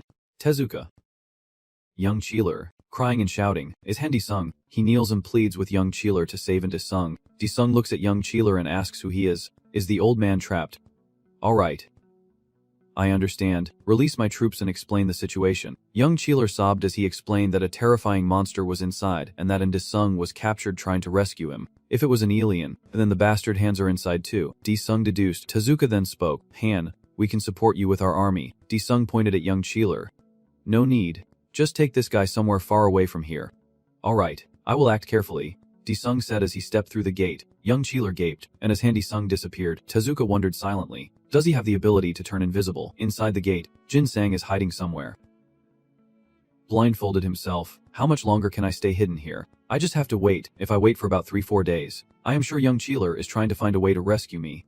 Damn it. It is starting again. Red tentacles are appearing from above. Stop right there. I feel extremely dizzy. Jin Sang watched in fear as those being attacked by it. Wait, I'm sorry. I can do anything. Seeing the tentacles getting closer, Jin Sang could only hold his head and endure. A flash of light cuts through, slicing the tentacles. The one who appears is Han Disung. What is this? Seeing the spirit form, Jin Sang was both happy and surprised. Someone flew in to attack Disung, diverting his attention, and fires a shot, but he quickly raises his hand to block it. He is pushed back, and it is none other than Vaughn, the Northern Warden. I thought an intruder had entered, but I did not expect to invite a guest instead. Now, Karina appears between us, and she attacks Dai. She suddenly attacked Disung directly. Thinking she had succeeded, she lowered herself to the ground to observe the situation. Disung was unharmed. Sitting calmly, as if she had no time for pleasantries, Karina was surprised to see you are okay. Vaughn. Pray. But Vaughn said that praying here would limit our movement. Disung stood up, dusted off his clothes, smiled, and said, "It is my turn now." Right, Karina secretly summoned the monster with the red tentacles. It immediately responded, "Gen Z, save the child." Oh mother. Oh mother. Inside, Jinsang could only cover his ears, hold his head, and close his eyes. Karina smiled softly. Humans are usually very sensitive to their own pain and that of others. But I am not sure about him. Disung was now furious. These bastards are truly disgusting. He erupted in rage, unleashing a powerful mana attack that radiated intensely from him. Both Vaughn and Karina had to raise their hands to defend themselves. Karina sighed. So he is hiding such great power. And Vaughn here is also feeling quite uncomfortable. Disung pulls out his sword. Nuajiang is dead. Endless suffering. And as he finishes speaking, he strikes down. It headed straight for Vaughn and Karina, causing them to tremble and panic. The shockwave from Disung awakens something. It has started to open its eyes, and Disung's attacks continue relentlessly. Thousands of monsters appear, leaving Vaughn and Karina no chance to react. Karina still tries to act proud, but with these low-level monsters. Do you think you can win? Disung remains confident, feeling the pain in his body as he is drained of blood and his flesh is torn apart. The monsters keep attacking Vaughn and Karina, making it extremely difficult for them, while Disung stands outside watching. As someone in another space gradually awakens, his subordinate kneels respectfully. Lord Hecaton seems to have had some suspicious appearances in this dark land. I think I need to leave for a while. The one who just awakened pointed to the sky, unleashing a powerful energy from his hand that caused a significant shockwave. As if gaining new strength, King clenched his teeth as Hecaton's glory died out. The pests. He led the attack, launching a fierce assault on Disung's low-level monsters. Karina was no less, as Hecaton's glory burst from Kota full, unleashing a powerful force that blew away the low-level monsters. Thanks to Hecaton's added power, the two escaped Disung's deadly move. Disung, furious, withdrew and called out, "Come out." My prisoners, a series of monster spirits emerged from the ground, their strength comparable to an entire army, including a giant eagle wielding a massive sword in the midst of fierce battle. They are all waiting for Disung's command. Seeing their large gathering, Disung orders an attack. As soon as the order was given, they moved quickly. The first target to attack was Karina. Karina's angry. Who are you to judge? On the other side, as if receiving information, the recently awakened one steps down to the ground. The subordinate is kneeling in fear. Hecaton, you are not fully recovered yet. The subordinate intervenes, but it seems Hecaton does not care. He walks away quickly, leaving only a trail of smoke. The subordinate can't keep up, only able to call out Hecaton's name. Over at Disung's side, he draws his sword and throws the final blow. This is the end. Without a word, he launched an attack towards Vank and Karina. The move was aimed directly at them, and Vank thought this was the end. But no, Hecaton appeared out of nowhere. Disung was also surprised. My sword's black flame. Hecaton is blocking Disung's ancient move. Vang was also very surprised by Hecaton's appearance, but it seems Hecaton is mute and can only act. He slams his hand down, creating a shockwave that blows away the monsters that Disung was fighting. They quickly disappeared. Hecaton swiftly attacked to intimidate Disung. Jinsang, realizing the situation, was extremely frightened and shouted. The dirt and rocks are quickly blown away in the middle. Disung wonders, is my move useless against him? Jinsang shouted loudly from below. Disung looked down and guessed that everyone is probably done for today. But below, the sound of water echoed as a human face appeared in the ground, surprising Jinsang. He gradually became frightened. There is something in the ground. Disung quickly flew down, standing in front of Jinsang and raising his sword. He uses the Fire King's Breath attack against Hecaton, unleashing thousands of flames that make him uncomfortable. But while he was busy dealing with his own attack, Disung grabbed Jinsang by the collar and approached the gate, flipping him off. Titan, I was very happy, but I have to leave now. As soon as I finish speaking, I run into the gate. The gate quickly closed, leaving only a puff of smoke behind. Disung stopped abruptly, while Jinsang collapsed to the ground. You hold the sphere in your hand. Hecaton, I guess today has gone too far. At the headquarters of the Korean Hunting Association, a supercar approaches and is stopped by security. The supercar quickly stopped, and as usual, the guard asked, "Excuse me, may I see your identification?" As he finished speaking, the person inside the car rolled down the window and, seeing who was inside, the guard was extremely shocked. In interrogation room 1, Unbai is tied to a chair, repeatedly hitting the computer, while the manager outside looks in, wondering why a person with the title of enforcement officer would resort to force to detain Han Disung. The association secretary suddenly pushes the door open. Branch manager, she is extremely panicked. This is an urgent situation. Branch manager. Right now, before she could finish her sentence, she looked at the cell and shouted. The branch manager also stared in shock. Aslan was in the detention room pleasuring himself with Ki Hong without realizing it. Outside, the manager and the association secretary were stunned. Aslan grabs Kai Hong's shoulder, looks at Unbi. Oh my, she really looks pitiful. Inspector Unbi. Kai Hong is being held tightly and is furious. What is going on here? If Unbai is telling the truth, is not it your job here to help me gain my freedom? Director, the branch manager also shouted loudly at this, which was extremely rude. Aslan Anderson, in a room with an extremely strange atmosphere. Kaehong's face is so furious that veins are bulging. You crazy bastard. Get your hands off me now. Aslan still pretends to joke around, looking very angry. I apologize, but his actions are completely opposite. He uses his power to unlock Mbai, causing the collar and handcuffs to clatter to the ground. The branch manager looked at him, saying he was extremely rude and had ignored all proper procedures. Kaehong was furious now. His fist clenched tightly. He now clenched his fist towards Aslan, ready to see what the number 1's rank in the world was really like. Take this. Mbai also gathered energy in her hand, preparing to attack, but a hand stopped their attack. The one who blocked him was none other than Aslan. Still calm, composed, and collected, Kaehong suddenly realized that his aura had disappeared instantly. Unbai says that the aura energy possessed by Hunter Hendae Sung is not something an awakened person can have. We must pursue him. Kaehong is angry. Stop talking nonsense. The one who has been through hell while you were hiding is Hendae Sung. Hearing this, Aslan realized that was why Hendae Sung was so powerful, so we can follow suit. The mysterious strength of Hendae Sung has now been confirmed and proven by the Korean Hunter Association. Kaehong protests, no, this is not an easy matter to resolve, but the branch manager responds, I understand. We will handle this internally and provide an answer. Aslan also agreed to the settlement, and we will temporarily escort the senior officials and members with me out of here. Aslan and Unbai stepped out of the interrogation room in front of the branch manager. Kaehong seems to be recovering. Manager, why did you just let them go? The branch manager coldly replied. Then you could have stopped them if I had not let them leave. It is really frustrating, but I can't do anything more than that. Unbai returns to her base in Korea. She told all her team members that although the mission failed, they did very well. Now, return to the base and wait for the next operation. All members responded in unison. Yes, Sir Thantra. On Desung's side, continuous alerts about mana depletion appeared, urging him to rest. Desung cursed, just a small fight and we have already run out of mana. Next to him, Unchiller and Jin Sang are hugging and crying. Hey brother, I am so glad you are alive. Unchiller. Thank you. A voice suddenly caught Desung's attention. And Desung, what exactly is that gate? Desung guessed that it was like the teleportation gate he dropped last time and got mixed up, and it seems to connect directly to the main residence of the Hands gang. Is the heady out of those bastards' hands really that important? Desung told Hey that since I recovered the cube, they won't attack this place. So you think I can rest? But suddenly, Unchiller and Jin Sang bowed 90 degrees to thank you. I do not know how I can repay this kindness. Desung found the scene a bit awkward, but it is okay. It seems there are some benefits from this after all. Unchiller stammered nervously, apologizing to Han Desung. Hearing that, Desung furrowed his brow. Aunt, please, organize a fan meeting with Han Desung's fan club. Desung was stunned. Aunt, a fan meeting. Jin Sang scratched his face, looking embarrassed, as it seems Han Desung's fan base has grown significantly worldwide due to the gate incident. That also benefits Desung's image, and if he agrees to do it, the rice cake company will cover all the expenses. So let us try to organize a fan meeting. Okay, Desung suggested, surprising Jin Sang really. Unchiller was also very surprised. Are you serious? Since we were all there, let us organize one for the others too. Unchiller wondered. The others, Desung nodded. Yes, all members of Carcass. Unchiller was so moved he almost cried. At the Haykit Tan tribe, the Titan had just awakened, and he was extremely aggressive and irritable. He kept smashing the ground, throwing up a bunch of people who were all crying for help, but he ignored them and put them all into his mouth. But it seems that is not enough, so he is very annoyed. The lower Kwai troops report that we can't gather enough blood because Titan has revived too early. Titan still feels extremely thirsty. As for Desung, he is tall and angry. What is it?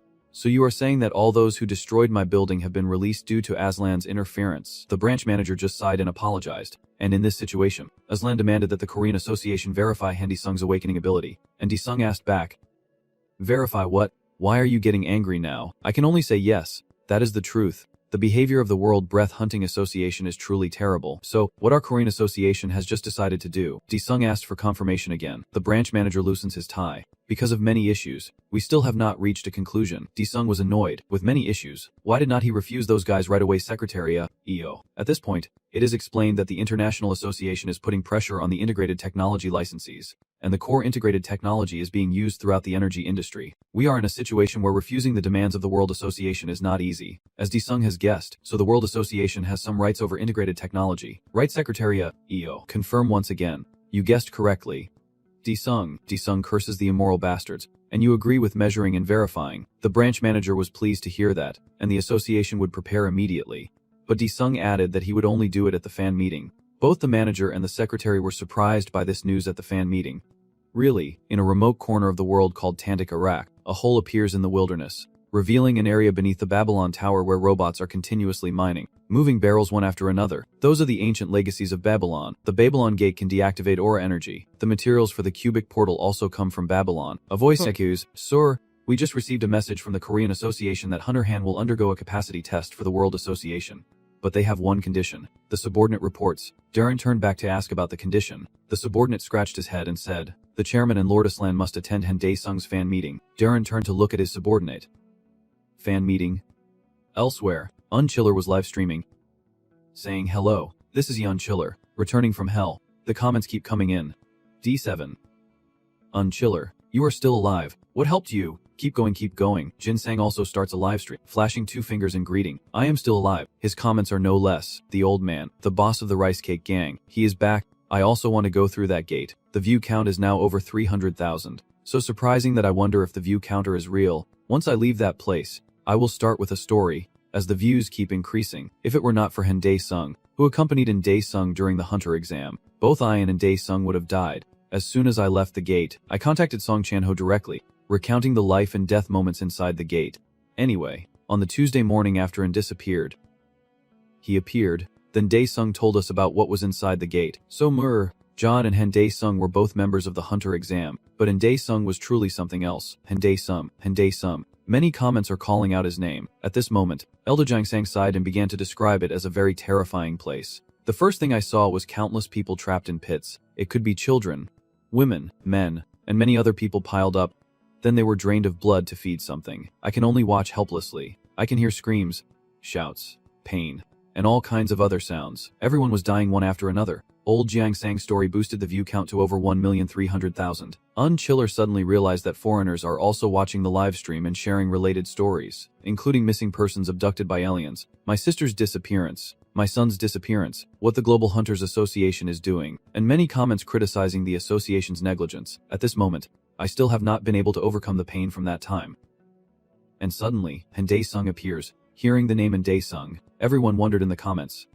Suddenly, a call came through, causing Unchiller's phone to ring. The caller is Han Dae-sung, which surprised both you and Jin Sang. Unchiller answered the phone and said, "Yes, I am listening. So you want me to connect the call to the headset? We are live on stream, and this is a connection with all viewers." As instructed, Unchiller transferred the call to make live stream. "Hello everyone, I am Han Dae-sung." Everyone cheered and kept commenting as they heard this. Han Dae-sung announced that there are a few things you are curious about me. Ask everything at the Han Dae-sung fan meeting, which will be held next week. The location is at the International Association building. Hearing this, the comments exploded even more. Everyone wanted to attend the Han Dae-sung fan meeting there, but the live stream had been cut off. Unchiller reports over the phone that Han Dae-sung, it seems the server has stopped and the live stream has been cut off, but on the other side, they reply calmly. "After all, you did very well today."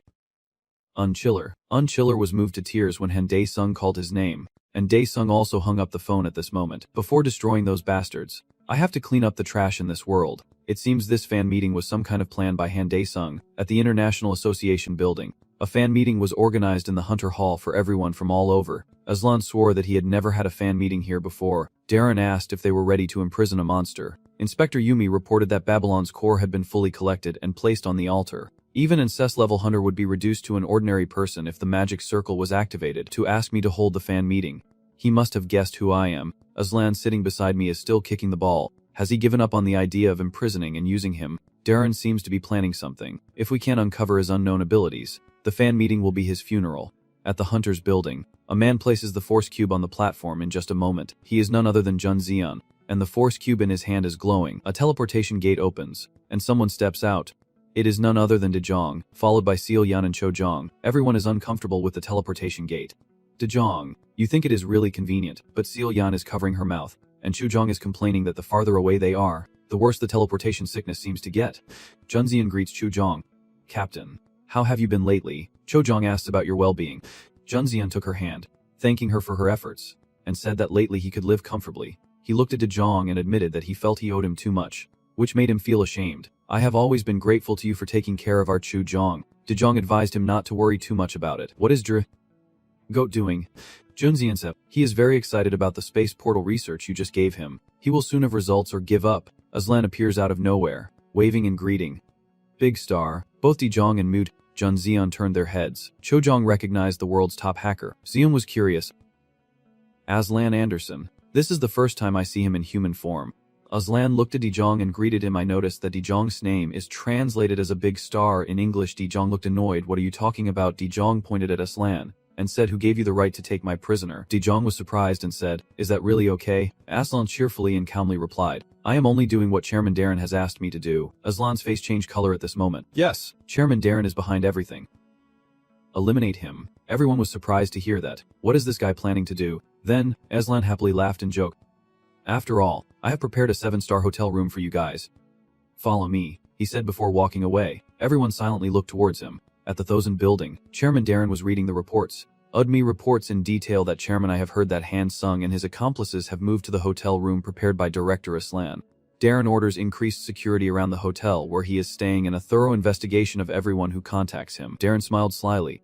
Would not it be better if more people were watching when we reveal his identity? On the fan meeting day at the International Tosin building, many people gathered here. They include reporters and journalists, all lining up to attend the fan meeting. Everyone is taking turns to enter. The reporter is currently broadcasting live. Hello everyone. I am currently at the Hwant building in New York, and the area around the Hwant building is congested with many people gathered here. She grabbed a Darren to interview. Hello. Can you tell me who you are and where you are from? Darren was also very enthusiastic. My name is Harry, and a grade minor from Chicago. Darren shared his story. I lost 2 family members in the recent super portal incident. Today I will gather information about aliens and go to their base. I have assembled a team of hunters. The reporter then steps into the camera view after receiving the information. Yes. Good luck, Harry. This is reporter Jenny. In the waiting room behind the construction workers' conference room, 4 people are standing by, waiting to hear Sung's arrangement, and I had to say a few words before the event started. Everyone fell silent and listened. Inside the auditorium, thousands of people holding glow sticks cheer and wait for their idol. A figure appears, causing them to erupt in excitement. It is none other than Eon Chiller. He is trying to reassure himself, unable to believe it. I was even more nervous than when I was being chased by monsters at the gate. I took a deep breath and stepped forward to introduce myself. Hello, I am Dragon7, a YouTuber with over 10 million subscribers, and I will be the host of Han Sung's fan meeting today. The crowd below is extremely excited. Cheering loudly, Eon Chiller announces that now we will begin the fan meeting of the world's strongest hunter, Han Sung. Tezuka is watching the livestream on a TV, while Eon 1 is monitoring Dae Sung through a computer. The fans below are all extremely excited. Chairman Darren just stands silently from above, observing. Now, let us welcome the star of this event, Hunter Han Dae Sung. Please give him a round of applause and cheer. Inside the audience, Dae Sung along with Seal Yan and Cho Jong are watching Eon Chiller hosting the show. Seal Yan looks around nervously while Cho Jong remains silent. Dae Sung takes the mic from Eon Chiller, who signals for the audience to be quiet. Dae Sung asks the fans, hello everyone, how are you feeling today? As he finishes speaking, the lights from above suddenly turn on. Suddenly the lights went out, and everyone wondered why the lights had gone out. Could this be part of the event? A circle of magic appeared around Dae Sung. The crowd thought it was just an effect and cheered excitedly, but only Dae Sung's group realized there was a problem. Dae Sung cursed. Damn it. They did not even let me speak. Big brother, it seems the enemy has started to act, Cho Jong reports, while Seal Yan still wonders, so the master's words are correct. Huh. Suddenly, from the sky, a red energy appeared and gradually transformed into a large gate. With everyone focusing all their strength on it, a monster gradually appears, growing larger and larger. The viewers are now extremely surprised as the magic circle appears and the monster emerges from it. Why are there monsters here? A series of monsters appeared, and everyone was concerned about this issue. Why isn't Dae Sung able to create a portal? Everyone stay calm. What? I can't use my aura ability. Dae Sung kept cursing. Damn it. I never thought they would use such a clever method. Press your hand to reveal the earpiece inside. Can you hear clearly? Remove this magic ring right now. The recipient of the information is Han Yuan, and he agrees immediately. We will start the show. And you reply to Dae Sung. In a room inside the World Hunter Association building, a test core is emitting continuous energy. Unmai and her team are standing inside. She demands the easy core be replaced quickly, and her subordinate follows her orders. Inserting the new easy core, one of them takes the opportunity when no one is paying attention. Sneakingly, she took out her card, swiped it at the door, and opened it. Unmai turned back to scold. But before she could react, the door swung open. A group of people disguised in organization uniforms suddenly entered, catching Unmai and her subordinates completely off guard. She has put her armor back on. What are you guys doing? Someone quickly rushes toward her. It was none other than Henian, and he was attacking her. They faced each other without yielding. Henian kicks, but Unmai raises her shield to block. Unmai flies up to attack from above, and Henian catches her hand to stop. They fought back and forth for a while. Eun-mai saw that the enemy was getting more and more numerous, so she took the opportunity to attack Henyeon's allies. Taking advantage of Eun-mai's distraction, Henyeon calls his allies, and the fairy quickly stops the magic circle. The allies obey the order. I will stop it. In the auditorium, the monsters are extremely ferocious, attacking the audience. All the spectators are terrified and rushing to escape, while Desung remains trapped inside the magic circle, but suddenly he feels it weakening faster than he expected. Desung slips past Ceilian. Hey kid, the circle is weakening. Seo-hyun smiles. This fan meeting is really fun. As soon as she finished speaking, the girl used her power. The Hell's Rebirth pillar. Swarm of insects swarmed and attacked the monsters. The monsters were driven back before they could fully form, and the chaos was no different, as she unleashed her ultimate magic shot, continuously firing her gun. The monsters were hit by a lot of bullets. Everyone suddenly realized that Desung and his allies were fighting the monsters. They were surprised and wondered if Desung was the one who opened the gate. They started to cheer him on again, urging Desung to kill them all. Desung has now sheathed his sword. Looks like I got a little carried away. The observer upstairs, Dia Ren, slams the table and angrily asks what has happened. Someone outside is calling the chairman by name. It is Eun-mai, informing him that there is a traitor in the ranks who has taken over the equipment room. The two in the observation room suddenly turn towards the door. Outside, numerous members of the International Hunter Association have been defeated. Chang Sik and Dong Son, after defeating the soldiers, sighed because this was the only place without an elevator. Dong Son sighs. It is really hard to be an observer for the president. While the two are leisurely, Hajin is busy fighting. Her opponent is extremely hard to identify. That is Islam. He is still bragging. I can believe my ability is not working. A sword is pointed at him. Changsich takes on the mission. I will handle this guy. You two go find Chairman De Ren. Aslan rubs his chin and says, you want to find D Ren. I want to let you go, but Sich loses patience. What the hell are you talking about? Then charges at Islam, but before he could reach Islam, he was caught in a spider web, immobilizing him completely. Aslan shook his head and said, oh my god, this guy is too strong. I can't stop the other two. Dongsan and Ajin are speechless. Brother, this guy is letting us go through. Right? No, Dongsan also roughly guesses. Probably so. To the door of D-Ren's office where he is hiding. Dongsan uses a wind blast to blow it away, but it does not budge. Hajin yelled, what is this? Why are our powers useless against this door? Dongsan guessed. Could this be an absolute defense mechanism? Suddenly a voice rang out, saying nothing is absolute.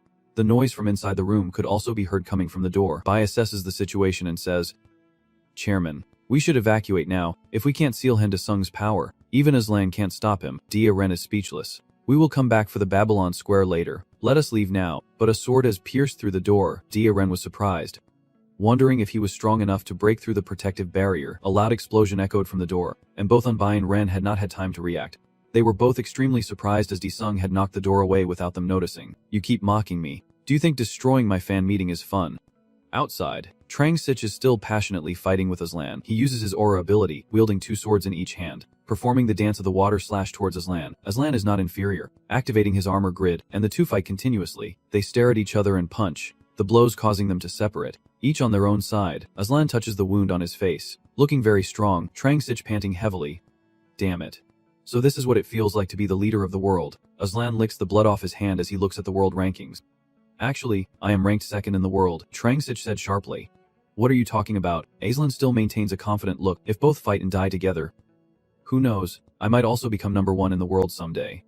Suddenly, Aslan turns his gaze elsewhere, and Trang Sich does the same, both heading towards the crowd. Kyeodong and Selian are evacuating everyone outside. All the spectators quickly run away. Aslan remains silent in this situation. Darren on this side stays calm. Truly amazed that he could break through the absolute protective barrier, Desung threatens that if he plans to do something, he should do it wisely. Darren questions whether he is truly human, as he seems no different from the monsters coming from another world. Desung is no different. Who does he think he is to speak out? He is the one who made deals with the monsters from other worlds. Darren still insists. Deals? Could it be you? Hendi Song. The one who signed deals with other worlds and gained that great power. Most awakened beings may not notice, but the aura emitted by the spells you control resembles that of monsters emerging from the gate. And Desung explains how the terrifying aura similar to monsters from his body is incredibly dangerous. It is not certain that the abilities you use are the same as those of other awakened ones. And hearing this, Desung became angry. Behind them, Hajin and Jongseon whispered, suggesting that Jongseon seemed to think Desung was faced with a difficult question, and Jongseon agreed with her opinion. Wait a moment. Darren Anderson. Hearing this, turned towards the source of the voice and asked, who are you? Jongseon, empty-handed but proud, introduced himself. I am Seal Jongseon, Korea's #1 male hunter. Let me tell you, Leader Han is the best hunter in the entire universe. That is all. Chairman Darren, it seems your eyes are so blind you can't see the truth about Leader Han. Understand. Jongxian points at Darren. Darren maintains his composure, as if he has to bow his head, facing such a low-level psychic hunter. Darren sneered. Hearing that, Jongxian exploded. Is this damn hairy bastard brainless? Hajin, calm down and relax. My friend, Desung then said, this place is not much different from hell. In hell, I have also met many liars like you, who always say unreasonable things as soon as they open their mouths. But after a beating, they only tell the truth. Seeing this effective method, Desung decided to use it on Darren. Darren was extremely surprised, then he used his awakening ability.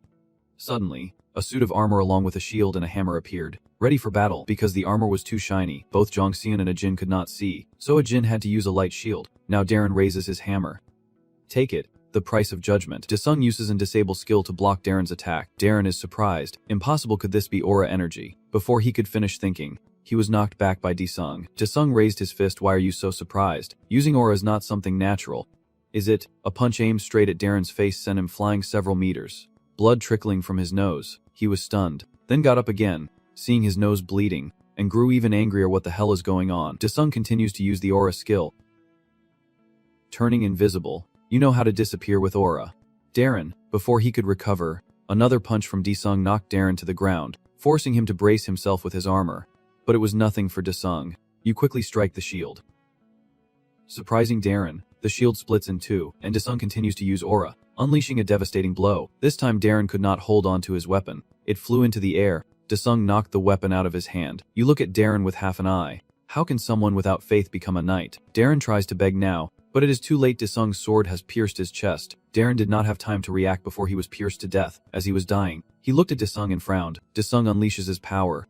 The fury of the King of Hell. Flames erupt around Darren, causing him pain. The flames burst forth, burning Darren to ash. Darren only managed to leave a message. This cannot end in vain. The system now displays a message. You have defeated a Titan's minion, with a 100% success rate. Releasing the seal, and transforming the demon god. A beam of light surrounds Desung, piercing into the sky, covering half the earth, and a suit of armor appears on him. The demon seal can only be broken on earth. You used your soul imprisonment ability, with thousands of red chains emerging from your back, piercing Darren's soul. The system displays a message that by releasing the demon seal, the capacity of the soul prison has been greatly expanded, allowing it to contain souls within the soul prison. Desung continues to use the resurrection of the dead. An obedient Darren appears, greeting the master and awaiting orders. Desung silently watched the recently revived Darren, ending the evil plan of the Global Hunters Association. The next day, reporters began their reports. Hello everyone, I am Sarah Brighton from Ken. Last night, the gate appeared at Hangta Hall. Now we will share with you an interview with Chairman Darren, who was on the scene. Darren announced that thanks to the outstanding efforts of Hunter Han and his team, they successfully prevented the gate from breaking. I am certain that Hunter Han is a treasure of humanity. The powerful old men are also watching the news now. They are discussing what they just saw. Was not Darren supposed to handle everything cleanly? So why is he acting like a fool on television? I also heard about that fan meeting. When the door suddenly opened, catching the old men's attention, Desung entered to greet them. But there were only 3 people here. Those old men suddenly shouted loudly. Where are the guards? The sound of footsteps quickly approached. 4 people surround Desung, who only glances at them half-heartedly, but the old man remains quite confident. They are all rank hunters. I do not know how you got in here, but, without a word, the chains suddenly burst out, binding the surrounding thugs tightly. They were all extremely surprised and terrified. Desung still maintained his composure. Then after a few seconds, all the guards disappeared. Desung looked at the old men with a short and long gaze. Is that all? The old men were extremely scared. After dealing with them, Desung stepped outside. Darren knelt, waiting for his command. Master. Desung asked, why are there only 3 people? Darren explained that those who ate the meat will not return here, and we are mobilizing the entire organization to track their whereabouts. If they find out that 3 of the 6 members are dead, they might hide even more. Desung sighed. It is really annoying, but I can't do anything. Should I put up more warning signs so they run away? As soon as he finished speaking, a massive explosion erupted. Desung walked away. Let us go. Commander number 31. Yes, sir. At a hidden bar on this very dark street. Only this bar is lit up, and the bartender is cleaning some glasses. Aislan was sitting, sipping his drink and cursing. Stupid idiot. Dying like that is really unfortunate. A person approached. The director. Ummi escapes the pursuit and finds Aslan, who remains silent, seemingly having also escaped. Ummi asks about the chairman. Aslan told her that the bastard is not the chairman. He might just be a puppet controlled by Han Desung. Ummi remains silent for a long time before asking, what should we do now? Aslan asks, what do you plan to do? Seek revenge or something else? Ummi recounts that Chairman Darren has taken care of her since she was a child up to now. Aislan suddenly clapped his hands. Boom. Just thinking about a car accident and leaving. Han Desung's aura ability is completely different from our level, but Unmi refused to give up. Suddenly the door opened, and someone collapsed, drawing their attention. Aslan suddenly realized that everyone had already fallen. He sensed that this aura was incredibly strange. Unlike anything he had seen before, it appeared and introduced itself. Greeting the small human, I am Bergil, third in the Angelic Council. She collapses in front of Aslan, who becomes worried, and suddenly realizes that his body is also being controlled by something. That aura is also watching. The life forms on this planet are truly unique. Even within such a fragile body, their ambitions reach the farthest corners of the universe. Aslan asked insistently, did Han Desung send people here? But it remained calm. Do not be afraid. I came to save this planet. Everyone in the tavern is collapsing, and Bergil just now seemed to sense it. Earth is pushing it back. Aslan feels an unprecedented pressure. Han could collapse if he touches Bergil. It can read Aslan's thoughts, including the high-level demons of Hands and the iron prison on this planet. It has chosen to mark Aslan. We will meet again soon, in another place. Titan is growing stronger, absorbing energy from the nearby corpses. Blood splatters everywhere, soaking into the ground, and its army slowly rises again, all of them looking terrifying, and especially because of the blood. Titan ordered Rammus to expand the range. Rammus obeyed Titan's command. Opening multiple gates will take more time, so please stay calm. Rammus turned to look at Vunk and Karina, the bishops, and said prepare to open more portals. The system displayed a message. God, Transformation 01, can perform hell skills in this orb. Demons and gods can create their own apostles, called apostles of the devil. Everyone from the podcast group has now been pulled into a different space by Desung, questioning whether we are training today. Xianyan is feeling lazy and says she has plans to hang out with Jizu today, so she won't join. Master. Desung looked at everyone, smiling. Everyone was here. Xianyan seemed a bit scared of this smile. Why does he look so suspicious when he smiles? Desung announced that he would help everyone become 10 times stronger than they are now. So let us start today's training session. Still not quite understanding what 10 times means. A blast of fire swept through, making everyone uncomfortable. It is just heat, nothing to worry about, Desung muttered, feeling extremely uncomfortable. Desung kept generating fire to increase everyone's endurance. Xianyan. Too hot. Yell, stop you idiot stupid master. Desung watches them. We only have 72 hours to train before Han's invasion. At the Hunter Guild headquarters, the secretary announced that the chairman's time had come. The chairman adjusted his collar and said let us go. Then he and the secretary went outside. Following that, when not with subordinates to protect, only a few people are in the meeting room, and the screen lights up. Everyone is waiting to start the meeting. The first to connect is Darren. Hello, I am Chairman Darren Anderson.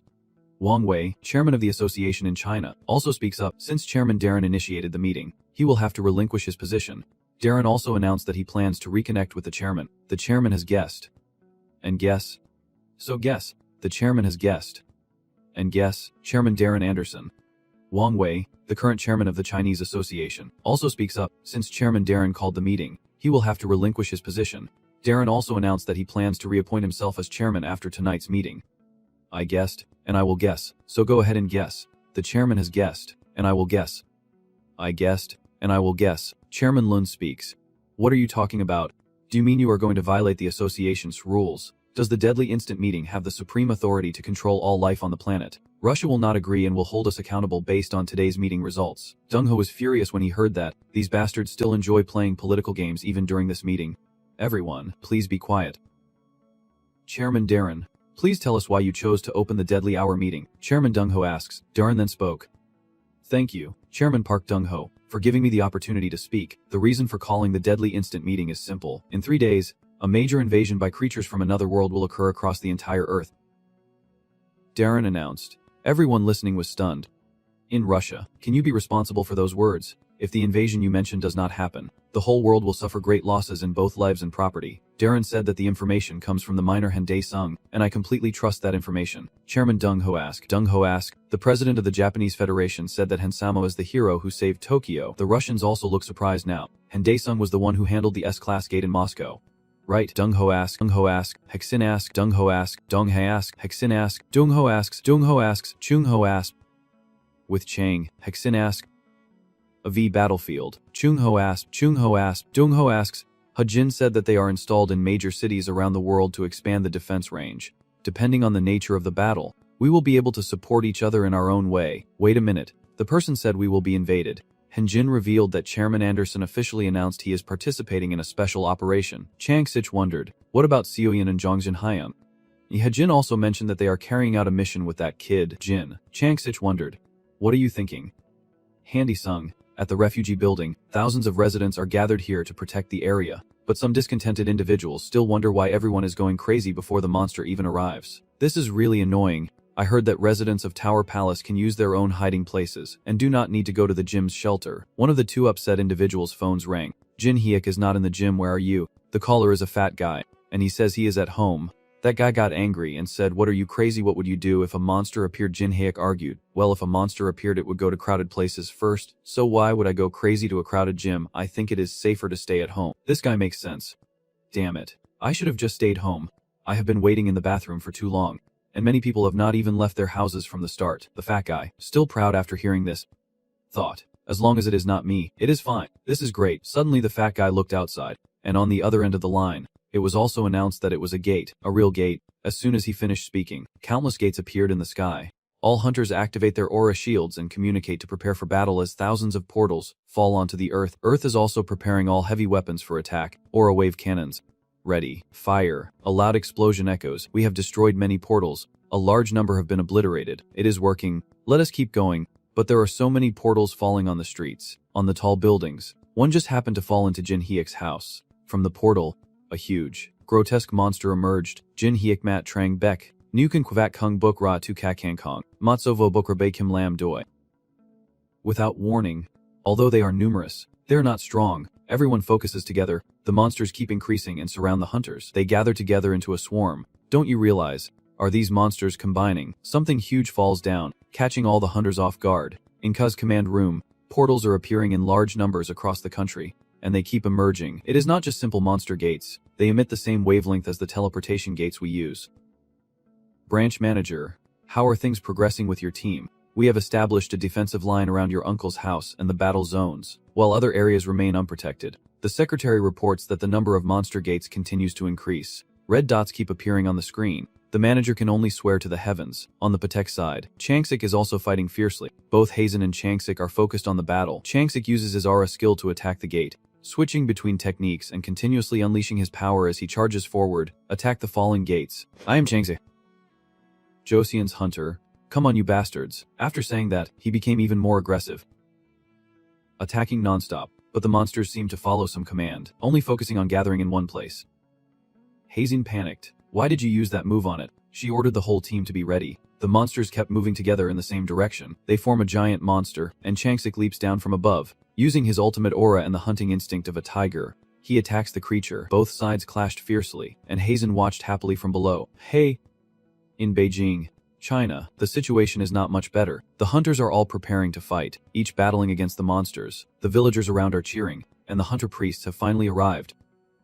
Standing tall, one of the hunters warns that this place is very dangerous. Please evacuate quickly to the hiding place. But some people remain optimistic, which is dangerous, as long as there are holy hunters. China remains invincible. The hunters are still fighting desperately against the monsters as they gather to form a giant creature. The hunters hold their ground as the monsters begin to merge and destroy it. But some hunters start to panic. This is bad. It is not like it was at the beginning. The monster keeps growing bigger, and they realize they can't destroy it. Seeing this, those around quickly ran away. A figure appeared, and it was none other than Un-1. In Japan, all the hunters are out on the streets, fighting fiercely. Everyone is focused on the battle, including Tezuka. Tezuka uses his ultimate aura skill. Heaven's Path. Thousands of tiny arrows attack the monsters. Tezuka orders the death squad to strike. The monster is still gathering into a giant form. The hunters watch the corpse in awe. The monster keeps growing bigger. Sounds start spreading around. Get out of the way. It is too fast. We can't bite it. The monster counterattacks the hunters. Tezuka grabs his sword, leaps into the air, and strikes the monster from above. Die. The monster was cut, but it does not seem to care. Roars loudly and counterattacks Tezuka. It made him sweat just to watch. At the palace headquarters, Disung's building. Some monsters are attacking the building while guards are hurriedly fighting back with guns. The monsters keep attacking the protective barrier until it shatters. The online viewers are terrified it is broken. No way. Oh my god. The parking lot is full of monsters, causing concern among the residents. The monsters are searching for life, and they have come to Disung's house. Your sister was so frightened she froze in place. Your mother quickly calmed her down to keep her from making any noise. She thought of Disung, the monster searching for survivors outside the corridor, as it prepared to attack Disung's house. A sword pierced straight through its core. It was none other than the demon Disung had tamed. After the invasion of the territory by the Divine Family's demon, and the remnants of the Han's army had set foot here. All the Iron Legion, eliminate all these remnants of Hans. This is an order. Thousands of undead rise from the ground. They spread out everywhere, sweeping through all the monsters. The sounds of fighting and killing echo throughout the area. Sir, we have dealt with all the remnants of the Hans that invaded Lady's residence. Disung inquired about what the hunters are doing. I told them everything beforehand. But it seems like it might not be enough, Master. Give me the order, the Iron Legion leader said. Disung told him to stay there. Disung was furious. You dare to break into my house. 3 figures appeared behind you, each with a very different aura. One looked stronger, and finally there was Seo Yan, the girl clutching her doll, looking truly terrifying. Disung rotates the cube. We are ready. Portal opens. And you and the 3 others step through it. In Korea, Chansich was swallowed by the monster, which transported him to another dimension. When he lands, he observes the situation and suddenly realizes that this place is truly terrifying. Everywhere there are cries for help, and the kidnapped people are definitely here. Chansich looks around and suddenly realizes he is standing in the palm of a giant hand. He quickly runs and leaps away from it. That hand belongs to a titan. It quickly snatches up the people and puts them into its mouth. After eating, it looks down to see if there is anything left. Chansich watches this scene, sweating profusely, with a large gate beside him. People are constantly being captured and dropped in to feed the titan. Chansich's face paled. What can I do now? Another person has also been captured and taken into the gate. It was none other than Tezuka. Tezuka had not yet grasped the situation. He wondered, what is this? Chansich shouted loudly upon seeing a familiar face.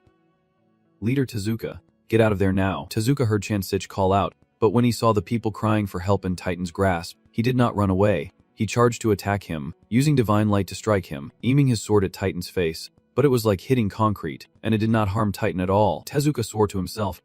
Damn it. The Titan still swallows Tezuka and the others calling for help. Tezuka thought he was really going to die. Suddenly, where did the red fire chain come from? They chained the Titan's arms. This red fire chain has injured the Titan. Disung has appeared. Stop eating so much food. As if it is enough for Mei's last meal, Disung and his allies decide to face the Titan head-on, but Ramus and the other guards block their way. Ramus orders the guards to attack and wipe out Disung's group. The guards quickly move towards Disung. Just as Vang was about to reach him, expecting a confrontation, he was struck by a thunderous punch from Zongzhen. Karina tries to attack Zongzhen but is stopped by Zong, who is now stronger, and quickly overpowers her, but suddenly many eyes appeared around Zong, surrounding her and making her extremely confused. The attacker is Elim. He is arrogant. I have been granted new eyes by the Titan, and you will experience the torment of hell. Jackie, who was behind him without realizing. What are you trying to do? Jackie rushes forward, stabbing repeatedly at Elim with a small knife. Elim can't defend himself and just stands there. Taking the hits, Jackie stabs so many times that he drew blood from Elim's eyes. While unwatched from outside, psychological attacks would not work on him. At this moment, the Titan's hands are scorched by Disung's fiery chains. He declares, the one who blocked my meal must die. Disung unleashes his mana. It bursts out powerfully from within him. It tightly grips the Titan, with more and more iron wires constricting it. Try to kill me, you beast, Disung shouted. The Titan now obeyed, returning to him. The Titan bodies receiving orders to capture people on Earth are turning towards the Titans and disappearing from the planet. Everyone wondered where they had gone. The hunters saw them gradually flying away and quickly ordered, do not let them escape. Attack now. Everyone quickly tried to stop the monsters, but only managed to hold some back. The monsters gradually moved away. Hatsun wondered what was happening. Why were all the monsters retreating back to the gate? Everyone captured by the Titan is crying out for help. Disung sees this scene and immediately recalls his undead minions. A horde of undead rises from the ground, waiting for orders. Disung commands everyone to leave through the gate quickly. All the undead obeyed the order to carry away the injured, even though they were extremely frightened. Chansik and Tejuka gathered with Disung. Tejuka thanks him. I owe you my life again. Suddenly, Disung senses movement, the chains of fire starting to ignite. Titan is getting stronger, Disung said. We do not have much time to talk. Let us evacuate everyone first. Tejuka spoke. Han, we can't save everyone here. Disung mentioned the word home. They just want to go home. Many people are still crying and worried. I have been like that too. Disung recalls the past and feels the pain of those who were captured. Chansich and Tejuka remained silent. Then Chansik regained his composure. Disung, your eldest son. I will save the others. Tejuka saw this and ran after him. I will join too. Disung's eyes turned cold. Fine. I will have to control that Titan. The Titan is still struggling to break free from the fire chains. It swears it will never forgive you. It will destroy all of humanity. The system displays a message saying that Han's power has drained the strength of gods and demons, forcing Disung to unleash the demon's power before it is completely consumed. Disung frowned. What is this? The transformation will end if my level drops. Disung ordered. Apostles 1, 2, 3. Go defeat Titans Lola. The 3 quickly obeyed the order and rushed to heal Karina. Karina was angry. How dare you? But Dong did not care. They keep attacking Karina fiercely. The gods and demons are at their peak. Come on, let Dong endure the revival. Then she drove 2 swords into the ground, from which thousands of sharp green crystals jutted up. They attack Karina. Karina is furious, wondering where they think they have the right to do this. She shattered the crystals. Because she was busy dealing with them, she did not realize in time. When did Chodong get behind her, give Chodong a knife to cut her throat? Karina was about to be defeated when she managed to shout out, "Titan, accept me." As she finished speaking, her soul flew toward the Titan. Chodong looked and wondered, "What is that?" "I think I have defeated it," Titan roared as he saw his subordinate being dealt with. Sun also suspects that this leader might become even stronger by absorbing his own allies. On this side, Chakai has also completed his mission of crossing and killing Elheim. Aleem could only deny, "Titan, accept my soul." The defeated souls fly towards the Titan and merge with him. The system displays a message. The second apostle, Sin Choi, has purified his demon form to defeat the Western Bishop Karina. The first apostle, Xiu Xian, has purified his demonic form to defeat Bishop Elim from the east. The demonic form has consumed 70%, leaving 30%. Sung suddenly realized, wait, we already defeated them, so why are they getting stronger? Is the boss's balance broken? On this side, Songxin is also quite powerful. Sung tries to stop him. Do not take them down yet, but he has not finished speaking. So you are speechless now. Vunk was defeated by Tae-Tu, and he could only deny it. Titan. The system displays a message. The third apostle, soon, has purged a significant amount of the demon to defeat the northern bishop, with 90% of the demon form consumed and only 10% remaining. Titan grows stronger, and Sung can only swear. Suddenly, something appears from the bodies of the defeated bishops. Su sat down, looking and wondering, what is this? The system displayed a notification that the first apostle Xiu Xian had absorbed flesh containing the power of the Chaos God. The demon's transformation had increased to level 2, and the demon's form had been fully restored. The second apostle Sin Choi has absorbed flesh containing the power of the Chaos God. The demon transformation has increased to level 3, and the demon form has been fully restored, surpassing the resurrected. With overall capacity increased, Sung feels the power growing within his body. He smirked confidently. Yes, this is how the story should unfold. The system then displayed a notification that the third apostle Xiao Zong Xian had absorbed flesh containing the power of the Chaos God, with the demon's transformation level rising to level 4, unlocking unique hell skills: Hellfire, Pain, Eternity, and Judgment of the Void Fire. Sung, like a tiger with wings, gains extra power as a pair of black wings appear behind him. He flies toward Titan, who is immediately surprised to see it. No way. You are the demon god of hell. Sung laughed and looked at it. You bastard. What have you thought of me all this time? Wait. Demon god, we share the same fate. I use chaos and planetary destruction, while you embody finality and punishment. This is the great design of the Heavenly Court. Sung paused upon hearing that.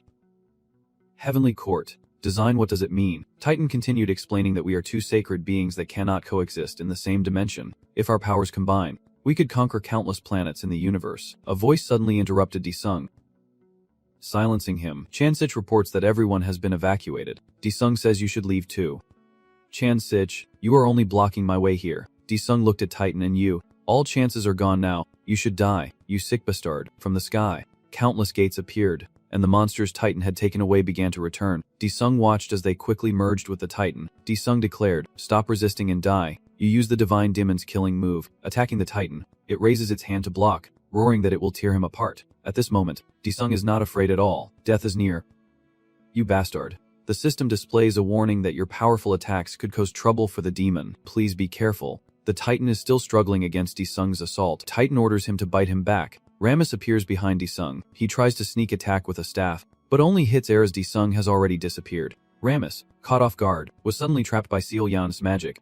Enraged, he pulled out his book. Those damn creatures. But before he could use the book, his hand struck him down. The action was too fast for Ramus to react. At this moment, Seal Yan appears, punches Ramus. Die, you monster. Ramus never expected his grand plan to be thwarted by these living people, but before he could finish thinking, Seal Yan knocked him out cold. Over here, Sung used all his strength to finish off the Titan, and it died. Titan painfully struggles to resist but cannot match Sung. Blood pouring from its hand as Sung splits the Titan in two with a sword. The Titan swore that this shame would be avenged. Sung looked down at the fallen Titan from above, smoke and flames billowing everywhere. System notification. You have defeated or sealed the Titan God of Chaos, with a 99% absorption rate of the Kwai God's power, leaving only 1% for the Kwai God. Sung Lan. Panting heavily, that bastard is finally dead. A huge meteorite appears before you. System notification. You have defeated or sealed the Titan God. Now you can absorb the divine power of Hans. Sung looked at the news. I really need to have it. A spear suddenly pierced into him, and a voice echoed. Lucky indeed. Not too late. That person is none other than Aslan. Sung, angry. What are you doing? You bastard. Aslan pats your shoulder. Impressive, my child. You have defeated Hans Titan. However, Hans and destruction do not belong to you. Aislinn approaches the Titan's core. Disung, furious, stop saying pointless words. You want to pull out the spear that Aslan stabbed into you. The system keeps warning that pulling out the spear will harm much of your divine power. Disung was angry but could not do anything more. Aslan turned to look back. You are smart and won't pull it out. The spear of destiny is made to block divine power. Disung decided to ignore it and charged forward, attacking Aslan with his sword. The blade whistled through the air, but Aslan skillfully dodged. Aslan gently took the sword. Disung asked, "Who are you?" Only then does the attacker reveal herself as Baradiel, her hand still gently catching the sword. Seeing the opponent's true form, Disung realized you might be an angel. Baradiel explained that although he had protected his planet, soon a new titan from the Horde would bring destruction. From now on, focus on your role. And then Baradiel disappears, leaving only one message. Until we meet again, I hope you make the right choice. Kid, Disung cursed. Damn it. But when he looked back at the wound pierced by the spear, it had disappeared without him noticing. At this moment, his friends also appeared, and Seolyan ran from afar to his side. Master, she wondered what you did to us, Jong Sin also asked. Leader Han, we lost blood. And where is this on Earth? Jong still thinks we are in the middle of intense training. Right. Disung, judging by their clueless expressions, can tell that they do not remember anything about becoming apostles. Diozan clapped his hands and said he would tell everyone when we return, but suddenly Chu Jong pointed elsewhere. Leader, something unusual is over there. Disung turned back to look. In Korea, everyone is helping each other recover. After the fierce battle, everyone is exhausted, and some are thanking Hajin. Suddenly a gate appeared, causing everyone to panic and think it was a monster portal. Hajin looked and objected. No wait. That is, both Changsich and Tijuka looked on. Have they really defeated the monster? Hende Sum, Seolyan, Jong Seon, and Jong stepped forward. Everyone recognized him and expressed their gratitude. He has returned from hell, and Daesung has saved us. Thank you, and Daesung. Everyone is happy, but Daesung whispers to himself, has the disaster truly been prevented? Daesung strokes his chin with his hand, carefully examining the book. After a moment, he says the Space Pantheon magic book. Why is this book called Pantheon? The text appears to be a question or prompt, so the translation would be, does the line appear, and Daesung, do you want to use the Pantheon Space Magic Book? You said you understood option 1. But what about option 2? Is Pantheon related to this book? Then the text suddenly disappeared. Daesung did not understand what that meant, and the book began flipping its pages automatically. Suddenly, the book emitted a blinding light, and Daesung exclaimed, what the hell is this?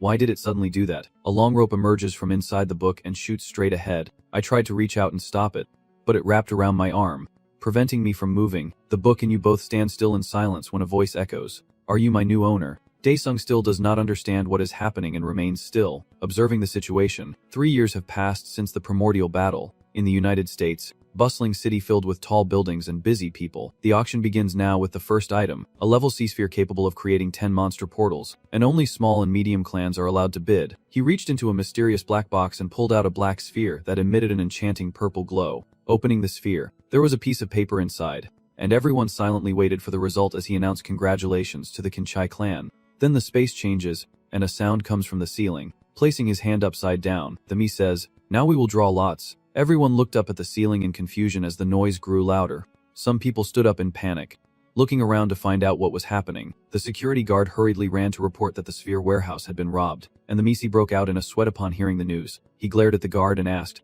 what are you saying? The security team gathered and quickly moved to the storage room, with the Messi rushing after them, as the tense atmosphere grew heavier. When they arrived, they found the door open and the 2 guards on duty unconscious. The warehouse door was fully open, and everything inside had been stolen. The Misi clenched his teeth and told the guards to quickly inform Chairman Tran Ho as the scene shifts to the shopping mall. At a clothing store in the shopping mall, bustling with people. Today the girl's style is very different from usual, with a rebellious look in black tones and accessories like a choker. Isu was both surprised and pleased, wondering what was going on. She could not understand why Seelheim was dressed like that today. Celia shyly avoided Isu's gaze, twirling her hair, and said that lately she felt tired of those music competitions, so she also needed to go out and relax a bit. Isu glanced and with a mischievous smile asked, so you dressed like this to meet Hen Daesung? Right. The girl blushed and stammered, no way. Jisoo continued, so that is true. Really, to make it happen, I was planning to create opportunities for you two to get closer. Seelheim blushed, her eyes shining. Really, Jisoo was surprised, wide-eyed, looking at her, so she really has feelings for Daesung. Celian said nothing, only blushing and remaining silent. Celian said she was not sure either, but maybe she started to develop feelings for Daesung 3 years ago. and when she is with him, she feels a very strong connection. A black shadow from the wall casts light across the room. Chano slowly steps in, adjusting his tie. With bottles of half-drunk alcohol on the table, Dae-sung is sleeping on the sofa, snoring loudly, and Chanho looks at him, feeling he is truly at ease. As if living in a dream, Chanho gently reached out to wake Dae-sung, but Dae-sung grabbed his hand, eyes full of suspicion. Recognizing him as Chanho, Dae-sung sat up, exhausted, saying, "What is going on?" "It is just Chairman Chanho." Then he collapsed back onto the sofa to sleep again. Chanho looked at Dae-sung with a tired expression, truly wondering if he could really do this. Chanho told Dae-sung that something had happened in North America, and his face showed that this time it was quite serious. Chanho noi teep, ko tinko a ko kwan laobak mai bai kop, ton bo ko get dedu bai dan kap roy, Dae-sung niam tuk tro lay. Kahoy Chanho, ko bao liu quo trongo bak mai. Chanho said there are 7's rank, 20 a rank, and fewer than 40 C rank spheres. Dae-sung looked at Chanho in surprise. Has he really sold 7's rank spheres? Of course, we built Dae-sung's house with that money. Now Dae-sung just remembered, and Chanho is worried that everything was just settled. As if something could happen at the company, Dae-sung immediately interrupted Chanho, accusing him directly, saying it was all his fault because he was the one who told him to sell those orbs. And Chanho, fearing the worst, nervously replied that it was Dae-sung who had ordered him to sell them. Dae-sung stroked his chin, thinking that anyway we have to find the thief before something bad happens. But Chanho does not know how to find that person. Dae-sung stood up and said there will be a way, but it will cost quite a bit of money. There will be a way to find clues. Someone enters outside, drawing their attention. It is Jisoo and Seelahyun. Jisoo cheerfully greets the Manhwa character. "You are here too." Jisoo links arms with him affectionately, making him shy. Jisoo comments, "You have been so busy lately. Huh, it has been days since I last saw you." And he wonders if Jisoo could step back a little. Dae-sung felt uncomfortable seeing the two of them and glanced at Chanho. "Is there something going on between you two?" Jisoo nonchalantly said, and Dae-sung does not know anything. "I am dating Chanho." Chanho nervously shook his head repeatedly. Dae-sung looked at Chanho again and asked, "Are we dating?" Jisoo added, "Do you know how much Chanho has taken care of me while you were away?" Dae-sung, with red eyes, looked at Chae-ho and asked, "Do you have anything to say to me?" Chae-ho stammered and denied it, saying he and Jisoo are really not dating. Seelian glanced at Dae-sung, gently placing her hand on her lips and calling out, "Dae-sung." Dae-sung looked over, his face sweating and eyes wide as if about to burst. Seelian said that Jisoo told her to start calling him Dae-sung. Jisoo straightforwardly said, "And Dae-sung, Seelian likes you. How do you feel about that?" He was scared, looking at the two of them. "Jisoo, what are you saying?" Seelian shyly stood behind Jisoo. Suddenly a glass broke behind them. Everyone was surprised by the noise and turned to look. "That is for Dong." She stammered, "Sorry." Jisoo was surprised. "Oh, why is Dong here too?" As everyone stood looking at each other, a voice rang out, after awakening as a god or demon, "If I want to see, I can see." The threads of fate connecting people are linked to other threads of fate. Dae-sung stood silently listening as red and purple threads appeared before him, pierces through Dae-sung's chest, connecting him to everyone. He stands silent, while Seelian stares wide-eyed at Dong. Seelian thought that Dong might also have feelings for Dae-sung. Dong also looked at Seelhyun, and she thought that clearly Seelhyun had feelings for Dae-sung. They both stood silently, looking at each other, unsure of what to say.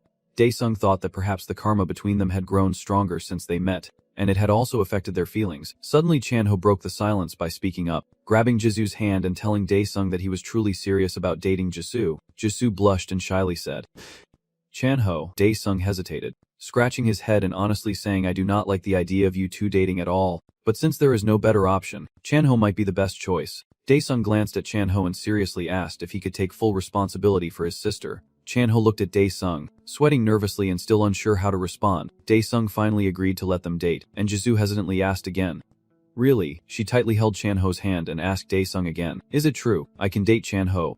"Right." Chanho looked happily at Jisoo, and he also blushed shyly. Seelyun and Chojong stand silently, watching the happy couple of Chanho and Jisoo. Chojong thinks about what she should do to break the tense atmosphere between her and Seelyun. She walks over to hold Jisoo's hand and congratulate her, still a bit shy, and Jisoo happily thanks her. Seelyun approaches and whispers to Jisoo, "Have you forgotten what you promised the girl?" Jisoo whispered an apology, saying it was because Chanho was here. Dae-sung interrupted their conversation, saying, "All right, if everyone is done, then go outside so he can do his work." The scene shifts to a neighborhood where someone is preaching, telling everyone to believe in the Mother in Heaven. The Mother in Heaven is omnipotent and loves us all. She walks around handing out flyers to passersby. Two men walk by and start talking, asking if that girl belongs to a new sect, and the other thinks so. Recently, many new factions have appeared suddenly, and then a sphere appears in the middle of the street, shooting out electric sparks around. A person driving a car is startled by a lightning bolt. Without time to react, Dae crashes straight into the sphere, which is right in front of the car. Everyone began to realize it was the monster gate. Someone shouted and quickly reported the incident to the Hunter Division. The girl who was handing out flyers suddenly threw all the papers into the air at the resurrection point. Her whole body emits a purple light as she slowly steps out of the frightened crowd. She approaches the monster gate, everyone surrounding her watching closely. Is she okay? Run quickly. It is very dangerous. She places her hand close to the gate and murmurs, "Mother, please close this door." Then the gate gradually shrinks, and the energy diminishes, as everyone records the phenomenon with their cameras. The gate is closing, and everyone is curious to see if the girl can shut it. She raises one hand, and a swirling aura gathers in her palm. With her hands clasped in front of her, she continued to speak, "If you believe in the Virgin Mary, you will be blessed and receive power from the heavenly angels." At this moment, the police also arrived, but she remained focused on her prayer, and her body began to emit a faint yellow light. The police car struggles through the crowd and approaches the monster gate. The scene shifts to Desung, who throws a bag full of gold onto the ground. Although a bit annoyed, he told it, "Here, eat this."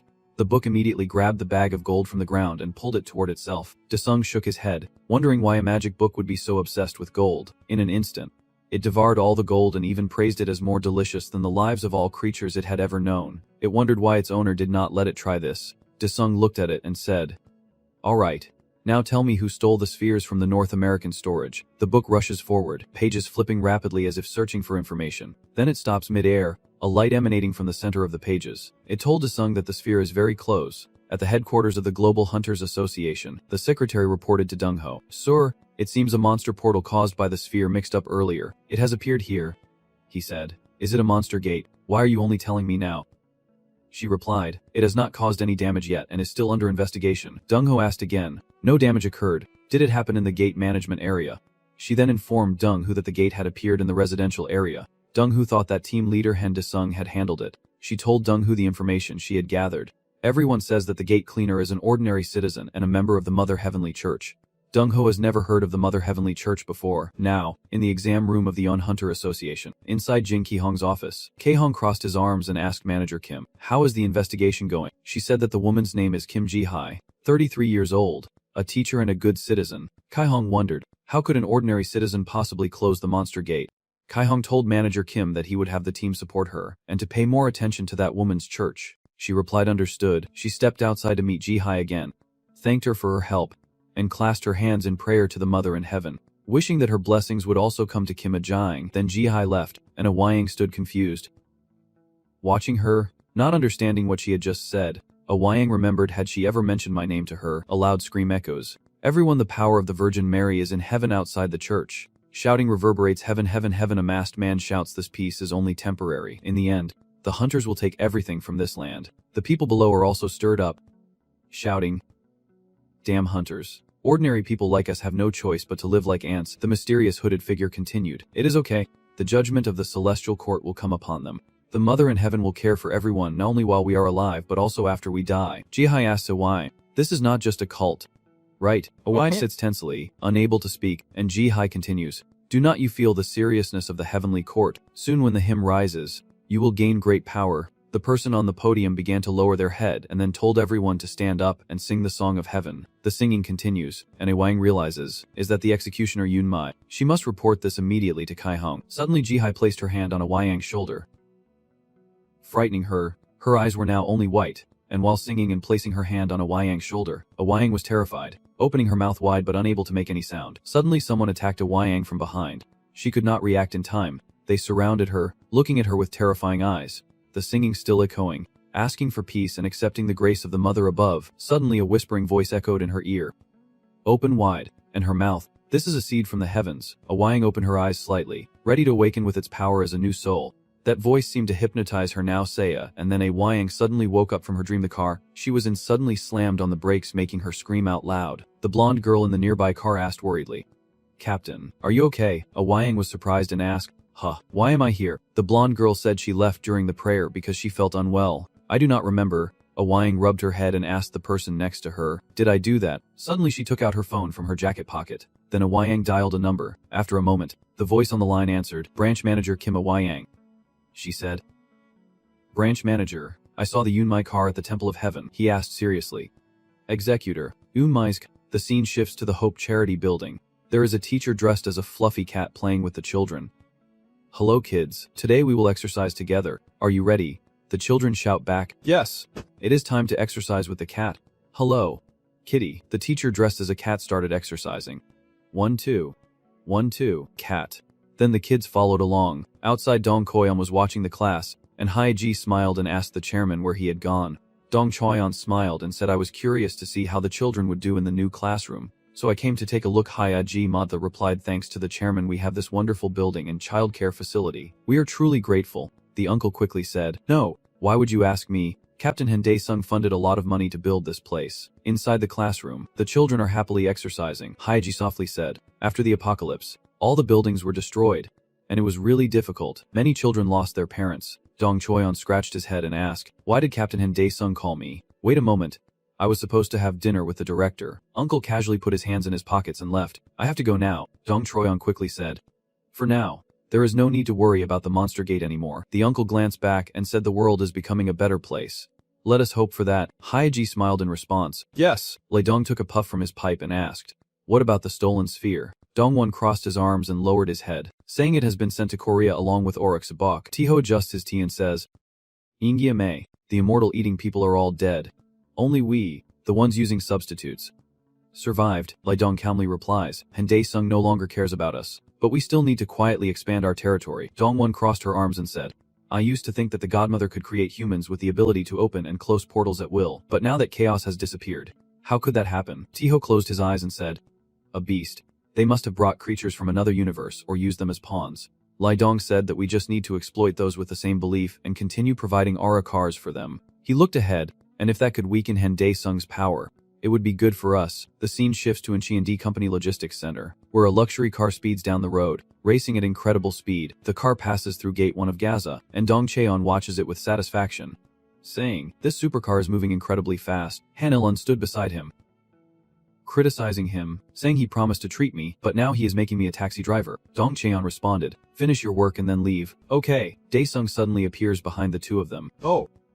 Captain Du, long time no see. Han Il-un turns around in surprise, and Dae-sung. Dong Cheon looks back and asks Dae-sung why the strongest hunter in the universe called me here. Han Il-un wonders if it was Han Dae-sung who called him. Suddenly the Pantheon book appeared before them, flipping through pages and glowing brightly. Dong Cheon exclaimed in confusion. Han Il-un looked at the book and wondered to himself, this must be a 10-star aura equipment.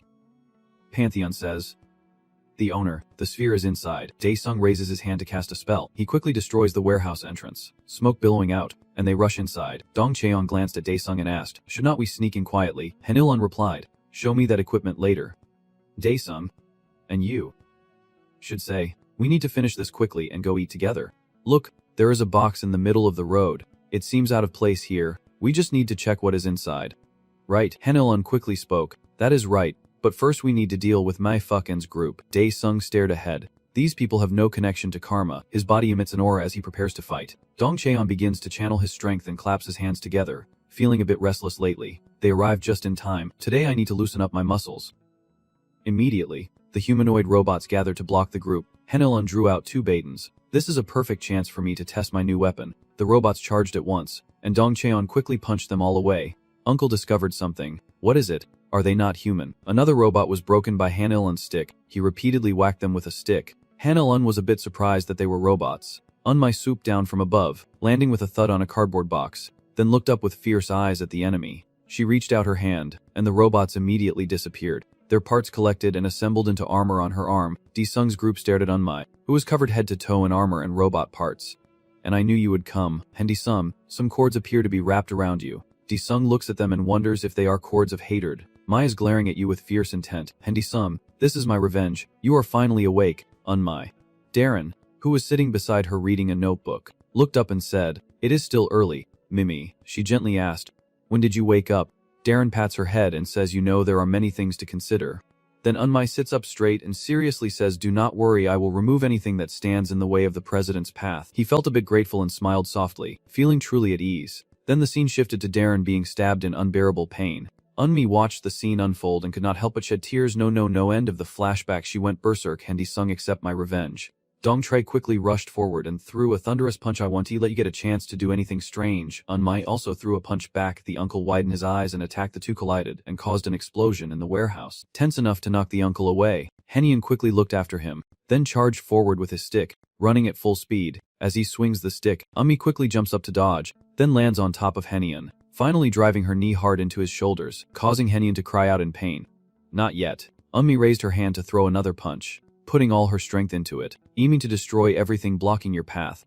Disung suddenly appeared and stepped in front of her, surprising Unmi a little. Based on her punch trajectory, she hits Disung directly, and you cross your arms to block the blow. Unmi is pushed back by the counterattack, while Henyan collapses. Disung stared at her intently. Unmi cursed angrily. "Motherfucker," he asked. "It seems you have a grudge against me. Who are you?" Unmi dodged the question as expected. "It is hard to kill you with physical damage." Then she took out a device that looked like a smoke generator, and Unmi pressed the button. The cardboard box starts to move. Disung panics and wonders. "The sphere." She looked at you and said, "We will meet again soon." And Disung, she quickly disappeared. Disung watched her leave. Then he ordered Red to follow her. It quickly chased after Unmi. Henyan cried out in pain. The cardboard box emitted a huge burst of energy before exploding and destroying the entire warehouse, and Disung leapt out just in time. I carry Henyan and ask nervously, "Captain, are you okay?" He replies, "I'm fine." Then Henyan glances toward the warehouse, but a powerful wave of aura emanates from the other side. A huge magic sphere suddenly appeared there. Dong Cheon tore his hair in frustration and shouted, "Where did that bastard go?" Disung turned to his uncle and said, "Wait and see."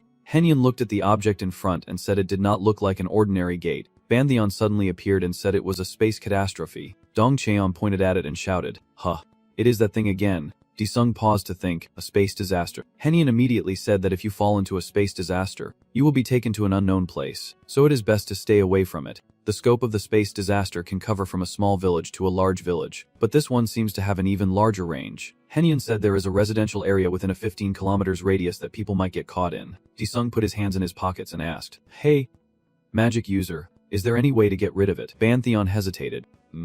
It would be effective if the owner attacked with divine power. But is not the spear in front of you blocking that? You glance around and say, "So it can be stopped." Then Disung hurriedly runs away. Henyan calls out to him. Disung, Dong Xian Ninjiang calls, "Captain Han," and you keep rushing forward. Disung drew his sword to face the gate. He gathered his strength, unleashed the power of the demon god, when suddenly a spear pierced through his chest. Warning system, stop releasing the demon god's power immediately. All-powerful one, you are damaging the demon god's divine position. Disung endures this power desperately, and the warning system continues to blare nonstop. Disung shouted, "Demon god slash," and swung his sword with great force at the gate, slicing a deep vertical line into it. Henyan looked at Disung in shock. Even Dong Qian was stunned. The space gate shattered into dust. Disung hugged himself tightly and cursed, "Damn that worm, I will tear it apart." After saying that, he collapsed unconscious in the street, and Dong Qian shouted out loud when he saw that. "Hey, Captain Han." Henyan also shouted. And Disung was taken to the hospital for care, still unconscious with his eyes closed. Disung slowly opened his eyes, and in front of him was Seal Yan looking at him intently. "Oh my god! Disung, you are awake." Disung sat up but hesitated for a moment. "Oh, why do I feel so empty?" The little girl holding a towel innocently says, "Because I am wiping myself for him." "Disung, your body looks fine, but you have been unconscious for 3 days. You know." The door to the hospital room opens. Then Choi Rang walked into the room and saw Seal Yan wiping Disung's hand. Choi Rang narrowed her eyes and asked, "What are you doing?" The girl glanced at her and replied, "Oh, Choi Rang, you are here. Right, Jisoo told me to take care of Disung. You understand." Choi Rang quickly reached out, grabbing Seal Yan's hand and pulling it away firmly. The girl stared threateningly at Choi Rang and said, "Haha, manager, you are quite bold, daring to challenge me like that." She also did not hold back and glared, saying, "The captain is feeling uncomfortable, and more precisely, I have always been older than you." "No, you can't because of that cursed spear. You still can't use your powers properly if you need to do something. Go ahead and ask for it." Choi Rang thought to himself, "The cursed spear, huh?" Disung looked surprised and asked, "Can you see it?" Choi Rang quickly asked, "What are you talking about? The cursed spear, huh?" Disung sat on the bed and nodded. "Yes." This morning, at the hospital, Choi exclaimed in horror, "What do you mean the spear stuck in the captain's chest is stealing his powers?" She asked worriedly, "Is there any way to remove it?" Disung helplessly replied, "I have tried everything for 3 years, but nothing has worked." Seoline, resting her chin on her hand, said, "I have always thought about one thing whenever I see that spear." He glanced softly at the girl and thought, if it were her and her curse system skill. Suddenly, Seoline leaned in close to Disung's face, telling him to stay still. The girl was about to kiss him, while Disung pressed his lips together, his face covered in sweat. Choi Jiang shouted, "What are you doing?" Seoline smiled mischievously. "Sorry, that was my first kiss." Disung angrily shouted, "You little reckless girl. Do you want to be reborn?" Choi Jiang shouted in panic, the spear on the captain's chest. Seoline covering her mouth in surprise. "What?" The spear. Each spear emerges from Disung's chest, and the system notifies that the plan to unlock the original spear's sealing mechanism is underway. The seal is being lifted. What the hell is this? The spear gradually disappeared. Seoline rushed towards Mif Disung but was pushed away. Haha, I knew it. A true love kiss is the way to break the curse. Disung looked clueless. But it actually works. Choyan is calling you. Captain Jiang, wait a moment. A dark energy source has appeared on the statue in front of you. It is red. He is back. The scene shifts to the building of the Celestial Mother Association, with people protesting in front of the headquarters. If you won't give me my daughter, I won't leave until you hand her over. The security guards pushed back the crowd, warning them to step aside or risk death. The crowd shouted in despair. Give us back our daughter. A staff member stepped forward in frustration. The children are praying now. Please come back tomorrow. The parents in the crowd are crying out. I have not seen my daughter in a month. At least let me see her face. My child is still just a high school student. Are you locking our children up or what? Another staff member spoke. Prayer rooms are sacred places that must not be disturbed without permission. This is completely lawful. Please come back tomorrow, Jai quietly told the security guard. Let them go and leave, the staff member softly said. Pastor. She softly said they would be at ease seeing their children receiving the love of the Heavenly Mother. Please follow me. A woman hurriedly shouted. Do not go in. Many people have gone inside and never come out. Ye calmly replied. Everyone remaining in the church is voluntary. Please do not insult our church. An elderly man, crying and shouting, said my daughter Jomi El-ung. Take me to see her immediately. I want to see for myself that she is safe. Jai gently closed her eyes, then turned and entered inside. So please follow me. The hall of the society stood tall on the street, and inside the corridor was dark and gloomy. The parents following Yehi looked at each other nervously. Filled with fear, she pointed to the door and said, Come in here. In front of them was a door labeled prayer room. The scene inside shows girls in green uniforms laughing hysterically, looking like they have lost their minds. Mizong's father exclaimed in horror. What? The girls are raising their hands to the sky, chanting strange words. Especially a girl standing in the middle reaching out to catch the mysterious light shining down on her. Mizong is crying and praising the divine. Is that the blessing of the Heavenly Mother? Gigi steps forward clapping to cheer the girls. Everyone rejoice because our sisters have been called to the world. The other girls cheer and congratulate. Congratulations to you, Mizong calls out to the Divine Mother. Mizong's father stares in shock calling her name. Mizong. He shouted. Mizong. Mizong, her body gradually burning away. Mizong's father grabbed Jigi's collar. You bastard. Where are you taking Mizong? Stop right now. The girl's body instantly turned to smoke before her friend's eyes. Mizong's father rushed forward. No. Mizong, he cried out in despair. Mizong. Mizong's father clenched his daughter's shirt tightly and kept sobbing. Mizong, my child. He smiles mischievously and congratulates, saying that through the baptism of the Celestial Mother, Mizong has been called to the world. He roars in anger, shouting, Shut your mouth. You bastard. Mizong's father lunged forward, grabbing her collar tightly. Give her back to Mizong. Give my daughter back to me now. Suddenly, he was jolted with a sharp electric shock, as a stern guard pressed a stun gun against him.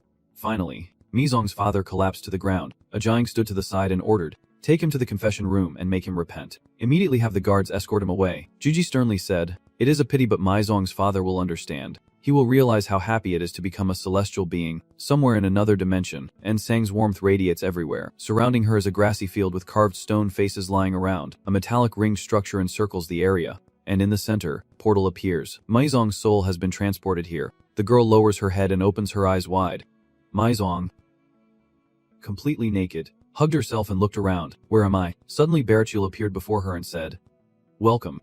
Welcome, child. Mizong opened her eyes in shock and exclaimed, Mother of Heaven. She heard Sang say, Now, remove that useless shell. Barachil raised her hand and cut across Mizong's neck. The poor girl's head rolled on the ground. Then Barachil used a golden cup to collect her blood. The flowing red blood moves from Mizong's body into the glass as she brings it to her lips and says it will become the vessel of a holy soul. Barachil turns and walks toward a place where Aslan is chained to a rock. His blue heart was exposed. Barachil asked quietly, Do you still refuse to accept the Titan's heart? Then Aslan slowly opened his eyes and woke up, tiredly saying, I have told you many times I do not want to become a monster. She does not understand human language.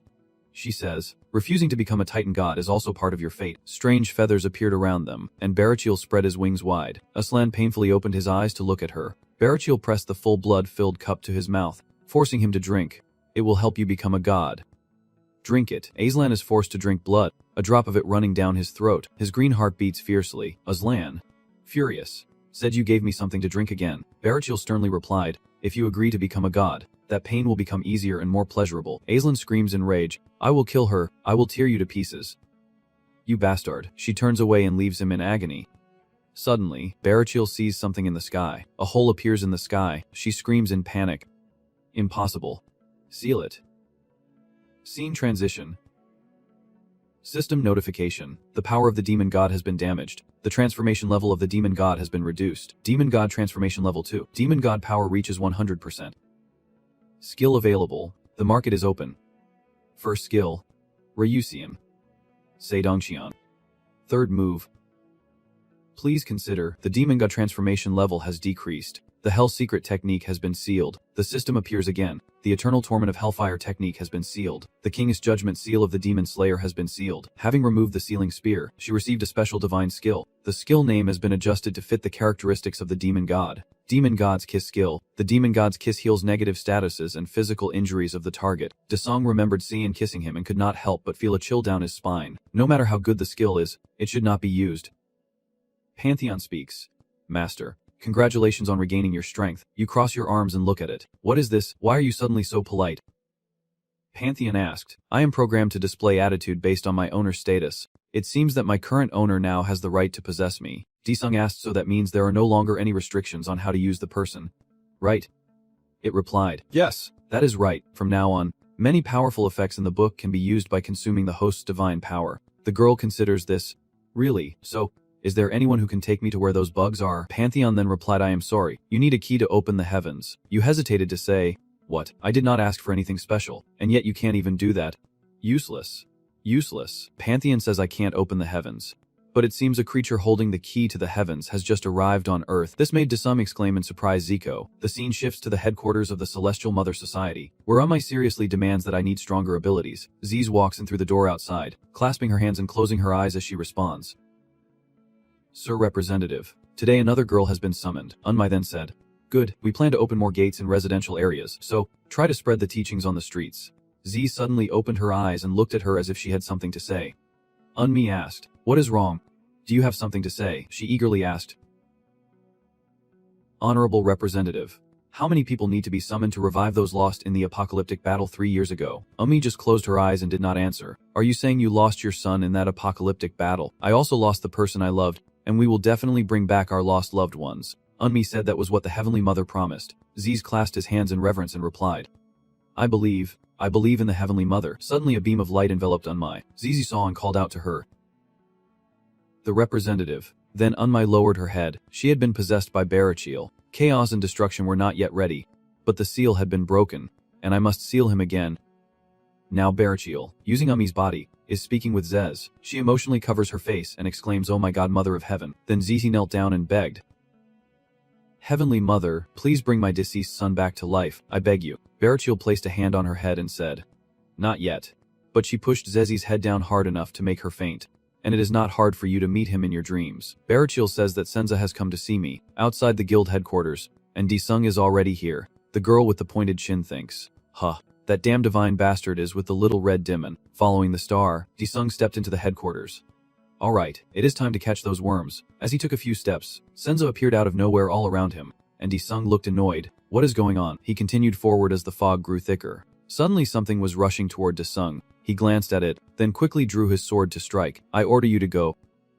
My soldiers, as a hand emerges from the ground. The commanders slowly rise up, quickly standing ready to fight. One commander notices something strange. As the opponent struck faster, they launched a flurry of slashes, quickly knocking back a group of commanders. Desung charged wildly with his sword, slashing at Unmai and being blocked by her raised blade. She is indeed being controlled by Baradiel. Desung sneered and said, Are you taking over her body this time? You evil thing, she coldly replied. Not yet the time, but if the seal has been broken, could this also be fate? I will take your head and seal it. Do not resist. He pushed Unmai aside and retorted. How ridiculous. Then the two of them charged into a sword duel. Desung recites a spell, exchanging territories, gradually revealing his domain. Unmai sneers, it is useless. Desung fixes his gaze on his collapsing domain. The territory exchange is happening. She asked with confusion, You are not even human. Why are you trying so hard to protect this place? You look at Unmai with a sinister smile. What is this? Is this bug crazy? I am Handy Sung, from the Republic of Korea. He drove his sword into the ground and shouted. The soul flames burst out, quickly transforming into Dong Qian, Cho Jiang, and Seal Yan. Desung ordered them to charge and attack, while Unmai calmly raised her sword. Seal Yan tried to sneak up from behind to ambush her, but she threw a doll to help Unmai. She then unleashed her power. and Eunmi's counterattack sent the doll flying away. Both Dong Qian and Chu Jiang were pushed back. She glanced at Disung and said, "It is useless." Then Eunmi looked extremely surprised. "I do not know when she was drawn into Disung's domain," he whispered softly. "Finally, this is my domain." The three spirits lined up behind you. Disung shouted triumphantly. "You are finished." Barachil decides to reveal her true form. A tiger. "It seems you have misunderstood something." She spreads her black wings wide. Barachil confidently said, "I can use all my power here too." Then she launched her feathers to attack you. Disung punched away the pile of feathers, then launched an attack. But the chains wrapped around Barachil, and she used her wings to block them. Disung quickly seized the opportunity, jumped up, and aimed to strike her. She shouted loudly, "Demon Godslay." Barachil recites a spell, her Wings of Destiny. She uses her wings to block Disung's attack. An explosion of heaven and earth fire occurs. You continue to push the pain forward. Then Disung lunged forward and slashed at Barachil. She immediately responded with her sharp claws. Those claws really did touch your face, but your body transformed into a mass of energy like a soul. Seal Yan quickly moved Disung away and looked at his bleeding hand, saying, "I almost had a few more holes in my body if it were not for her.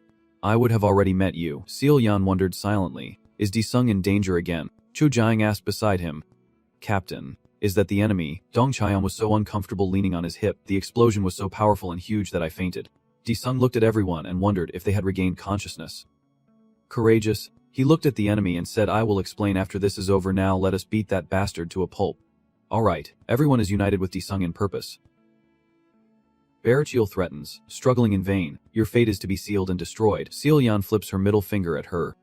"Come on, charge in you bastard." Seal Yan slams her hand down to cast a water spell. A puddle of water spreads at Barachil's feet, quickly turning into mud that clings to her legs.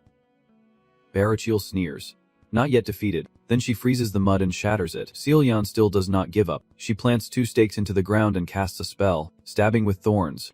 The sharp spikes shoot out in a row towards the opponent, quickly piercing through Barachil. Dong Cheon channels his strength into his punch. Uncle Jiang from above summons lightning, and he raises his hand to call down a bolt of lightning on her. After that attack, Barachil still stood there unharmed. Dong Cheon muttered, "Damn it. Is it nothing? She really used her wings as a shield to protect herself."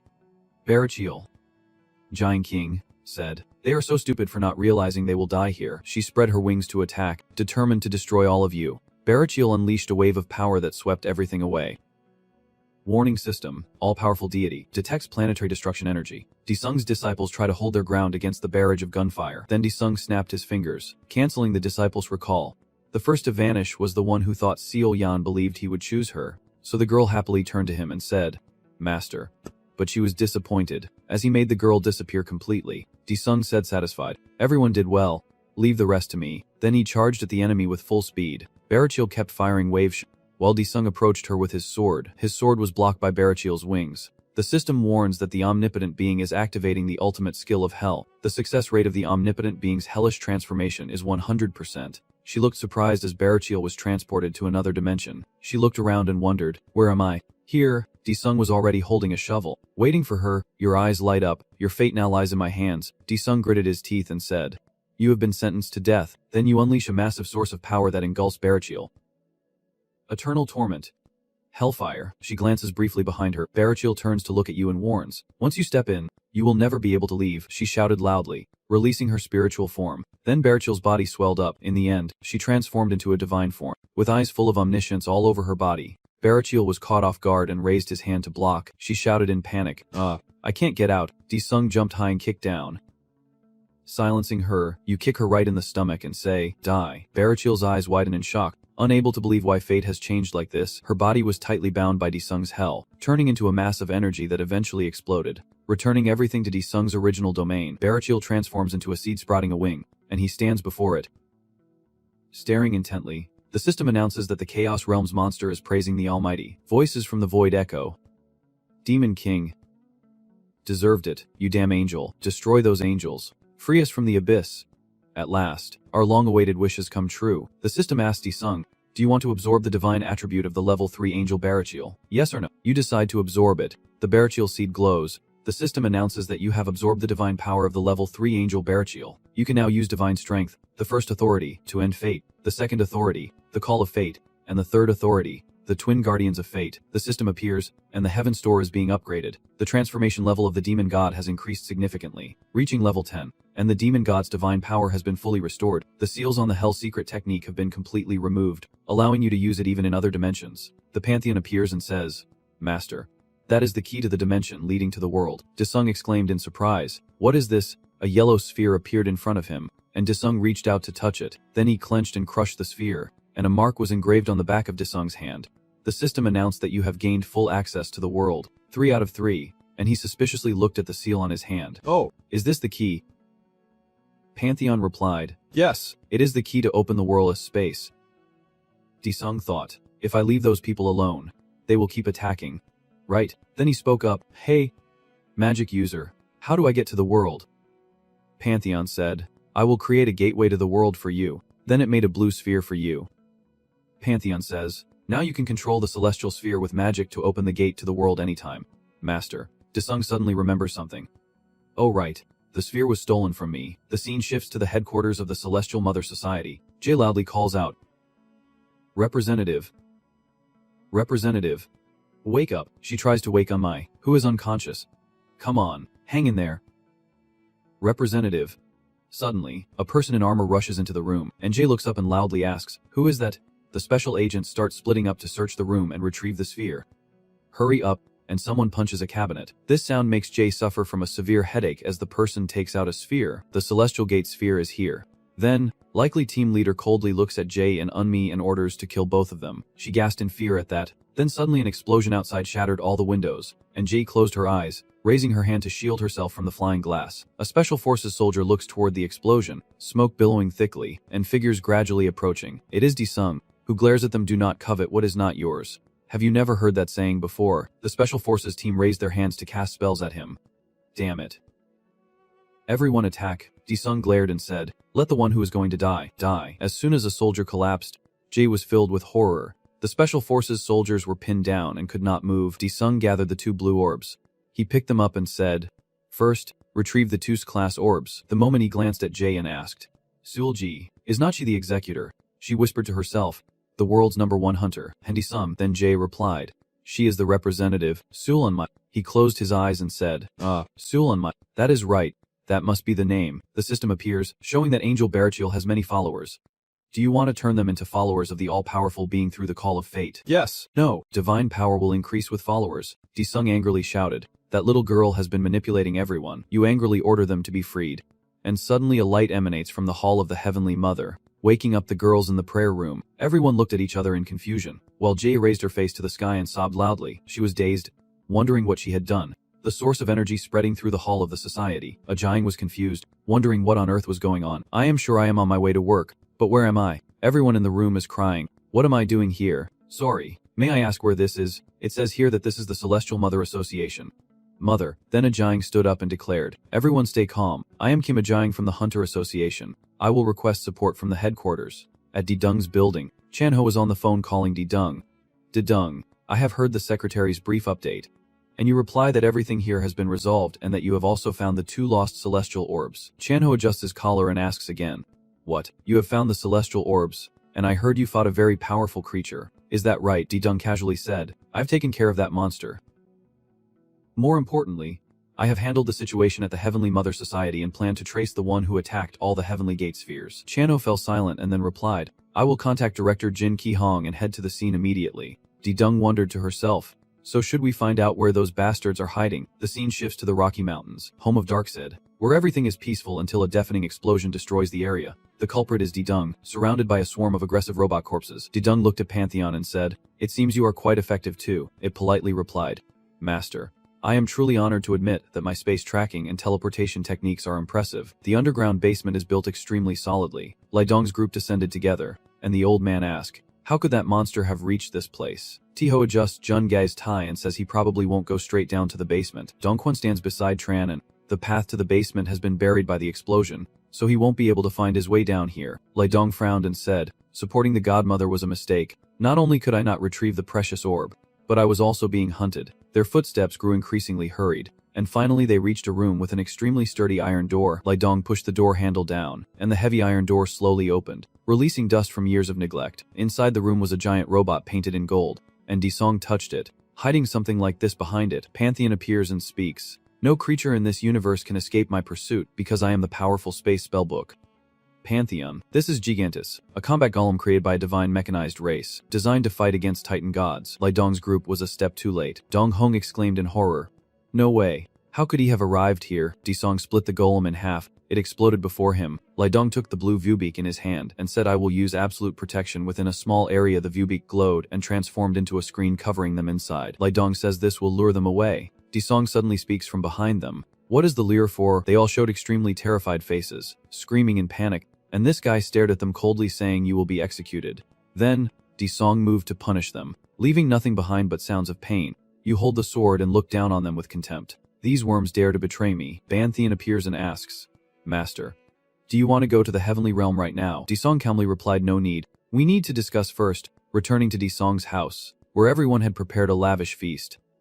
Dongtheon, eating and praising how delicious it is. Oh my god!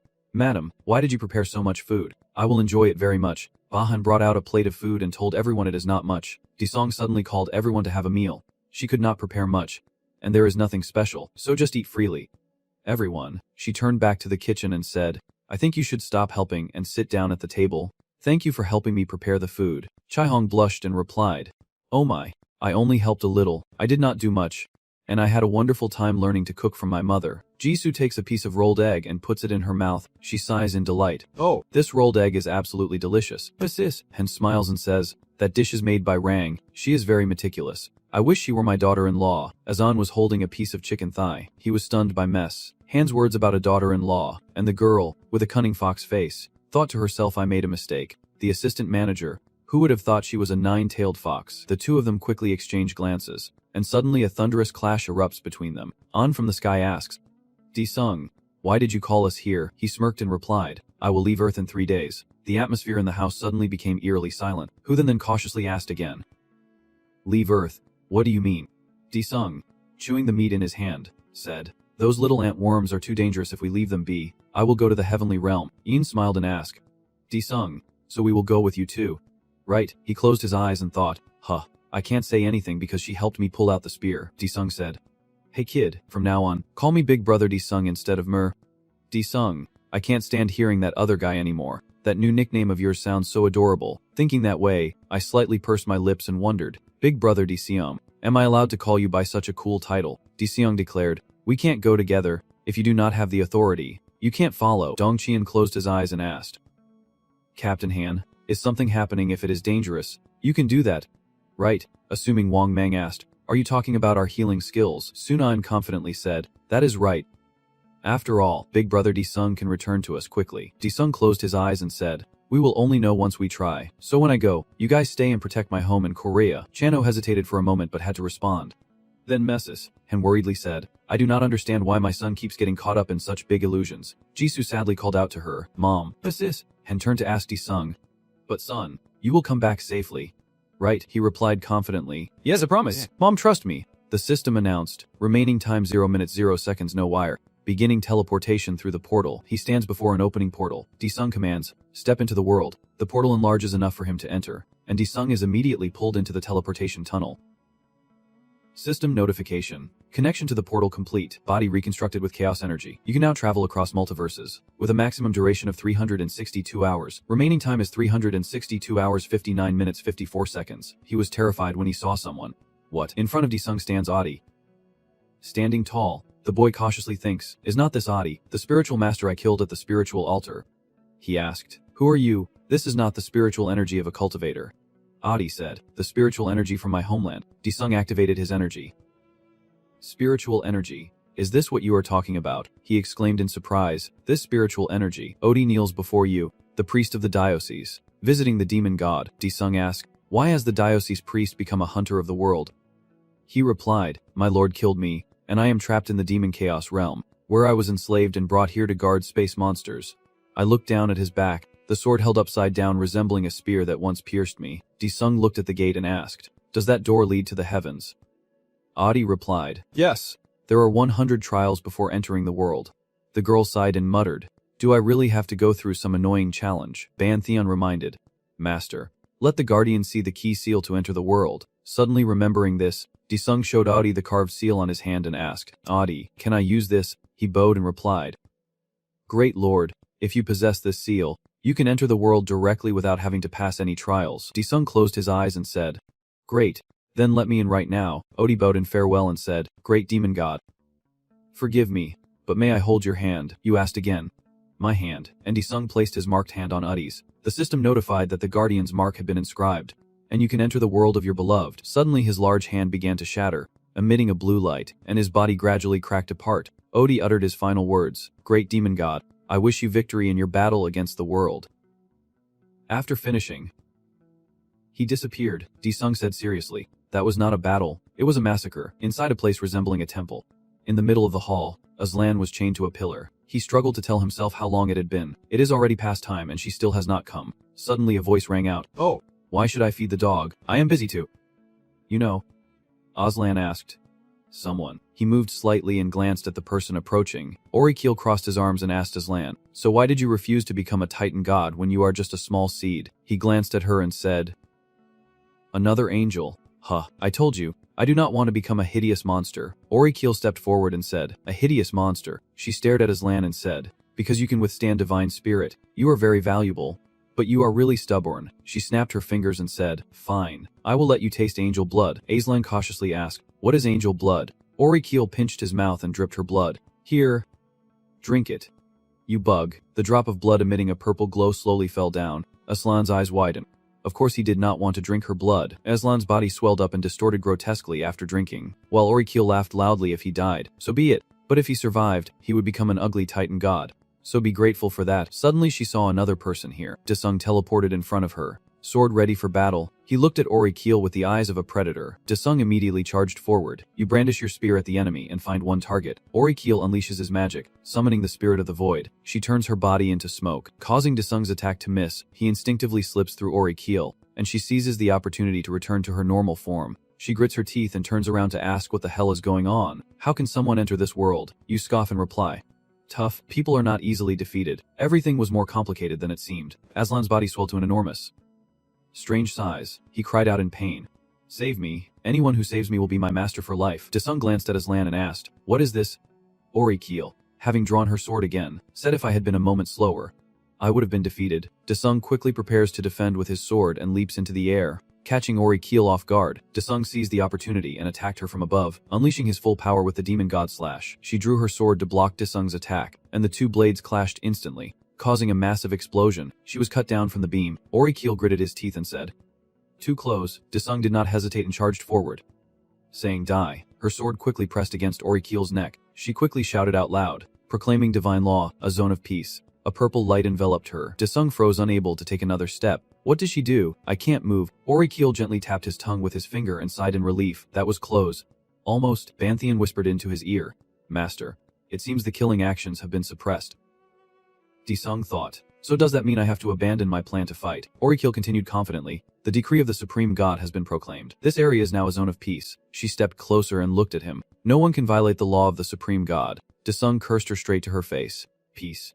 Since when could you bastards calmly talk about peace like that? Orikeel scratched his chin and said, Hung, with the law of the Supreme God. You now. Disung shouted, Release your mana, which surprised her a little.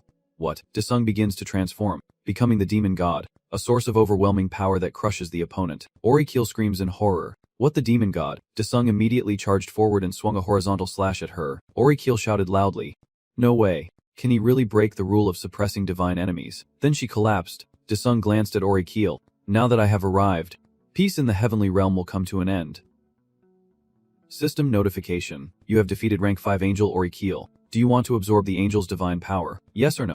You look at the butterfly, the remaining piece of Orikeel. So is this her divine power? The system says you have received a mask containing Orikeel's divine power, allowing you to use her strength. Orikeel's strength. The masquerade ball allows perfect copying of appearance and abilities if the target's level is lower. The demonic transformation level has increased to 15, and Disung glances to the side. Aslan throws 5 giant punches at you but is stopped by Disung with one hand. He looks at Aslan and thinks, then remembers, I think I have seen this face somewhere before. He transforms into a giant with broad shoulders and bulging muscles. Continuously shouting, Pantheon reminds you, Master, it seems this person is in the process of turning into a Titan. Aslan tearfully pleads for help. Save me.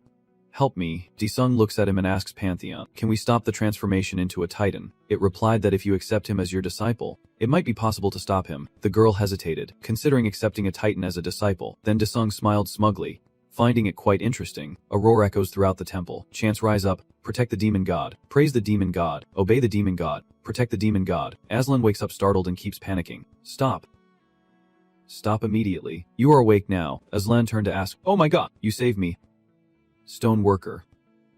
Disung replied, I was just passing by. He looked at you silently for a moment, while Disung quietly stared into the fire. Aslan frowned and asked, are you the demon god? Disung glanced at him as if admitting he was the demon god. Aslan tore off the cloth covering himself, then bowed and swore loyalty. From now on, Aslan Anderson would serve the demon god as his master and submit to him. Disung replied calmly, from now on, you will fight for me. Aslan, at the temple, Simiaza, sitting with his chin resting on his throne, asked, has a cultivator broken the divine law? A demon servant stepped forward to report that countless dimensions of the heavenly realm had been connected, and this could not be confirmed. Then he handed over a scroll of gold. All the minions looked surprised. Wait, is not that the sacred object containing the divine power of the supreme god? Another minion spoke up. Simiaza. Hold on, is not it a bit too much to use the divine power of the supreme god on such a lowly human? He calmly replied that a lowly human could not break the sacred laws of the supreme god. At least, he must be a creature of the same level as me. Then Simiaza unrolled the scroll, which began to glow, and he held it out before the assembled beings. Simiaza confidently declares that the demon creature will not escape the judgment of the supreme god. Aslan asks, so this is the heavenly realm in another dimension. I can't imagine this, master. Disung hesitated. Damn it. I feel like we have been wandering around here forever. Pantheon reminded you, master, if you get through this forest, you will surely see the path leading to the village of the world. Disung sighed. Because the space on Earth and in the heavenly realm are different. I can't even fly.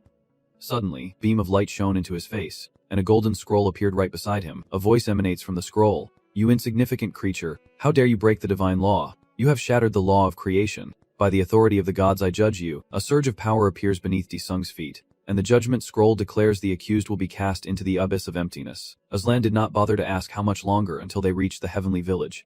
When he turned to look for Disung, he had already disappeared. Master. In another place, Disung is being pulled into his memories, where he witnesses his father dying in the end. Disung sobs loudly. Calling out, he pursed his lips and continued, as the scene shifted to the moment he was attacked by a monster, then to Disung severely wounded, losing half his body. I want to go home. Disung as a child appears, starting over again, now lost in his endless painful memories. Unable to stop thinking, Pantheon warns, Master, something is coming. Disung opens his eyes and mutters, In front of him, a void worm is flying toward him, its mouth wide open, ready to swallow him. The void worm lunged forward, and you quickly drew your sword to confront it. Disung closed his eyes. Seems like it is hungry. Then suddenly he forcefully split its mouth open and said, Demon God / Eat this. Some spirits escaped from the space worm's body, shouting freedom. We are tired of that void worm. We do not want to live inside it anymore. He reappeared and looked ahead. In front of Disung was a pitch-black void. The monsters that escaped from the worm crawled up. Oh! The void worm had disappeared. They moved toward you. But it will come back. It never truly disappears. Who controlled that deep abyss monster? A horned beast snarling with fangs bared stands alongside its companions, blocking the way in front of Disung. You look confused and wonder what these things are. The system announces entry into the Chaos Realm, the deepest part of the monster world. The scene shifts to the Divine Temple, where a feather quill is automatically recording onto a scroll of yellow paper. Semiaza sits cross-legged in his study, with Arakiba standing before him, paying a formal visit. He asked, Sir Semia, why are you forcing me to train? He closed his eyes and ordered, Arakiba, I want you to go to the demon Chaos Realm and confirm the identity of that demon. Arakiba widened his eyes at Semiaza, then softly replied, No one can escape that abyss. Are you planning to use me for something pointless? Semiaza said seriously, Arakiba, the body of the great demon god is there. This caught his attention. If that is the great demon god, does that mean the ancient demon god that the supreme god destroyed? And what if the demon creature invading the heavenly realm is acting on the will of the great demon god? Arakiba thought to himself, No, I have made a terrible assumption when I was writing my notes. Semiaza requests that to prevent any issues, a third-rank angel be brought along. Arakiba respectfully nods and replies, I will follow your command. In another place, someone is digging through the dirt. That person is the administrator of the Chaos Realm. Yen, the old man, exclaimed, There is nothing there. Yen dusts off his hands and wonders if a new demon has arrived since the void deep has disappeared. Suddenly, he looks up at the foot of the house and sees the surrounding space distorted. What is that? Arakiba and his subordinates land right on Yen's house. He Uriel and Semziel look around cautiously. Suddenly a cluster of trees floated up from the ground and quickly turned into Yen, who bowed respectfully. Why would Arakiba be hesitant to come here? He looked down and replied, Administrator Yen has opened the gate to the demon chaos realm.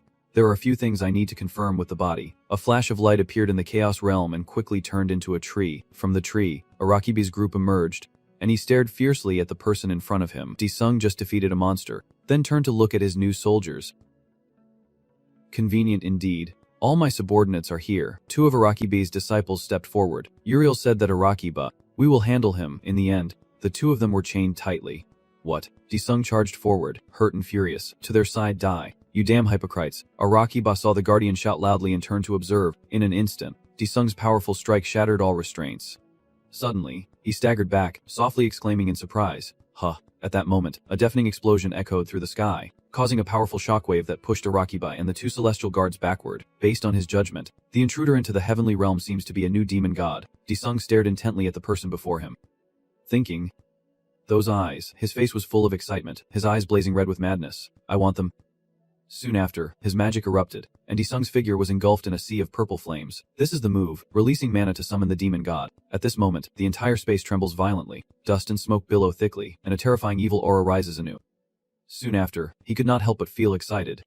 Suddenly, he sensed a murderous aura approaching, and he tensed up, his face full of tension. Amidst the mist and dust, your figure flashes. Disung tightly grips his sword and charges at Arakiba, shouting loudly, surrendering your divine spirit and accepting death.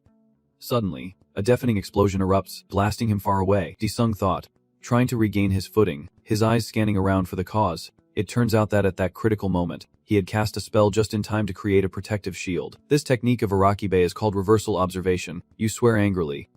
Damn it, is that an upgraded version of my precious eyes? Banthian warns that his master's power seems to allow him to completely reverse everything. He pauses, deep in thought. Puzzled normally, monsters lose more than half their strength when crossing the abyss, so why does that bastard not lose any at all? Then Arakiba's face suddenly changed color, as if he had just discovered something terrible, and he shouted in fury. You bastard, did you absorb the divine nature of the heavens? Disung sneered and said, Oh, so you have been found out. Magic power erupts once again, swirling fiercely around your body.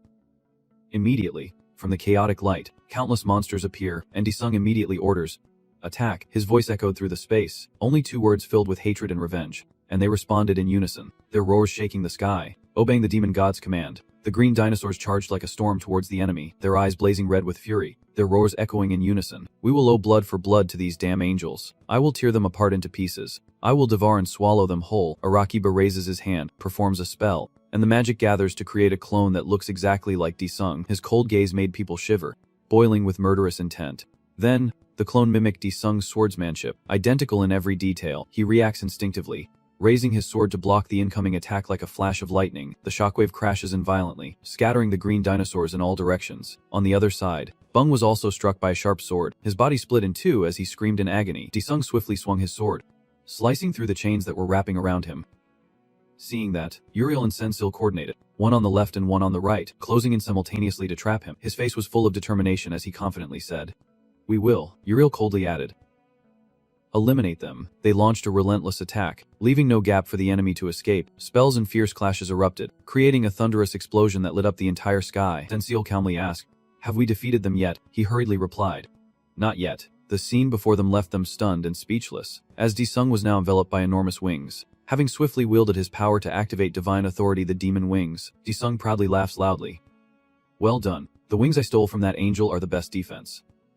Araki baking, wide-eyed with terror, screams in panic. That bastard absorbed Baradiel's divine power. He looked at him, thinking to himself that he could disable all his skills, copy and use them, and if he had his minions here, he could turn the tide. After a moment, Disung paused, muttering to himself, I have my minions. He faintly smiled and snapped his fingers, summoning the legion of minions, the seeds of destruction. Immediately, amid the purple magic mist, a figure gradually appeared, and Eslan respectfully spoke. My lord, you called for me. Disung immediately pointed forward and ordered, My first task is to kill that bastard. He confidently replied, Master, when you are away, I have tested all the skills I possess. Let me show you their true potential. The words you said next left Aslan speechless. Oh, if you succeed, I will promote you from intern to official demon. He could not believe what he just heard, staring blankly at himself. What? I am still just an intern, Disung calmly replied. Yes, that is right. You are still just an intern. Aslan gritted his teeth, clenched his fists. So I have to show you my true power then. Without hesitation, he quickly used his awakening and transformed into the Titan god form. Arakibi's eyes widened in shock as he shouted, "Oh my god! How can that bastard withstand the Titan?" In just a moment, Aslan had completed his transformation. Towering giant with an aura of dominance, he quickly threw a punch at the enemy, accepting his fate and death. Heaven's will, the opponent reacted in an instant, executing a series of skills. Nullifying observation, missing the chance to observe. Amidst the swirling light, a giant hand emerged, stretching out from the circle of spiritual energy, reaching straight for Aslan. Due to his overconfidence, he was caught a punch to the face, and that immense force made him fall backward, body flying straight through the middle. Seeing the opponent's figure standing firm in the sky, Arakiba chuckled happily. Overwhelmed, just like that, in that very moment, a sharp sword suddenly pierced straight through his body. Disung said coldly, "Got you now." My scent. Arakiba uses all his remaining strength to perform a move, shifting and observing, his body transforming into a thin mist to escape from your grip. Senshil immediately closes in on Disung, eyes blazing fiercely. Arakiba.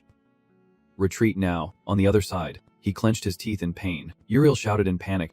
Arakiba, struggling to use his spiritual power, hurriedly gave the order. Stay calm, take us away from here immediately. But just then, his eyes caught the moment his teammate's head was severed from his neck. Uriel stared in horror, screamed in despair.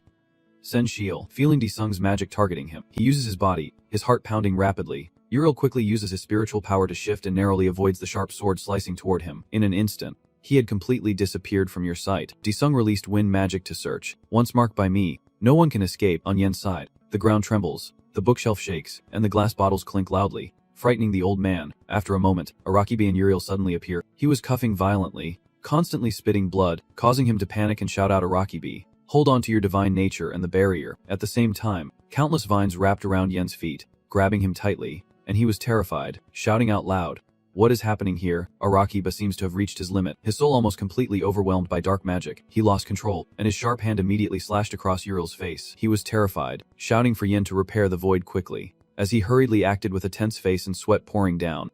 Outside, Disung kept absorbing Arakiba's power, the blazing golden spiritual energy flowing into his body. In that moment, the system displayed information about absorbing Arakiba's second-level divine eye. The demon eye of the all-powerful being had transformed into a demon eye. The power of the demon god. The demon eye can disable or copy the actions of the selected target. 2. Can read and extract all past actions of the target. It can detect the flow of space-time and determine the rank of the targeted entity.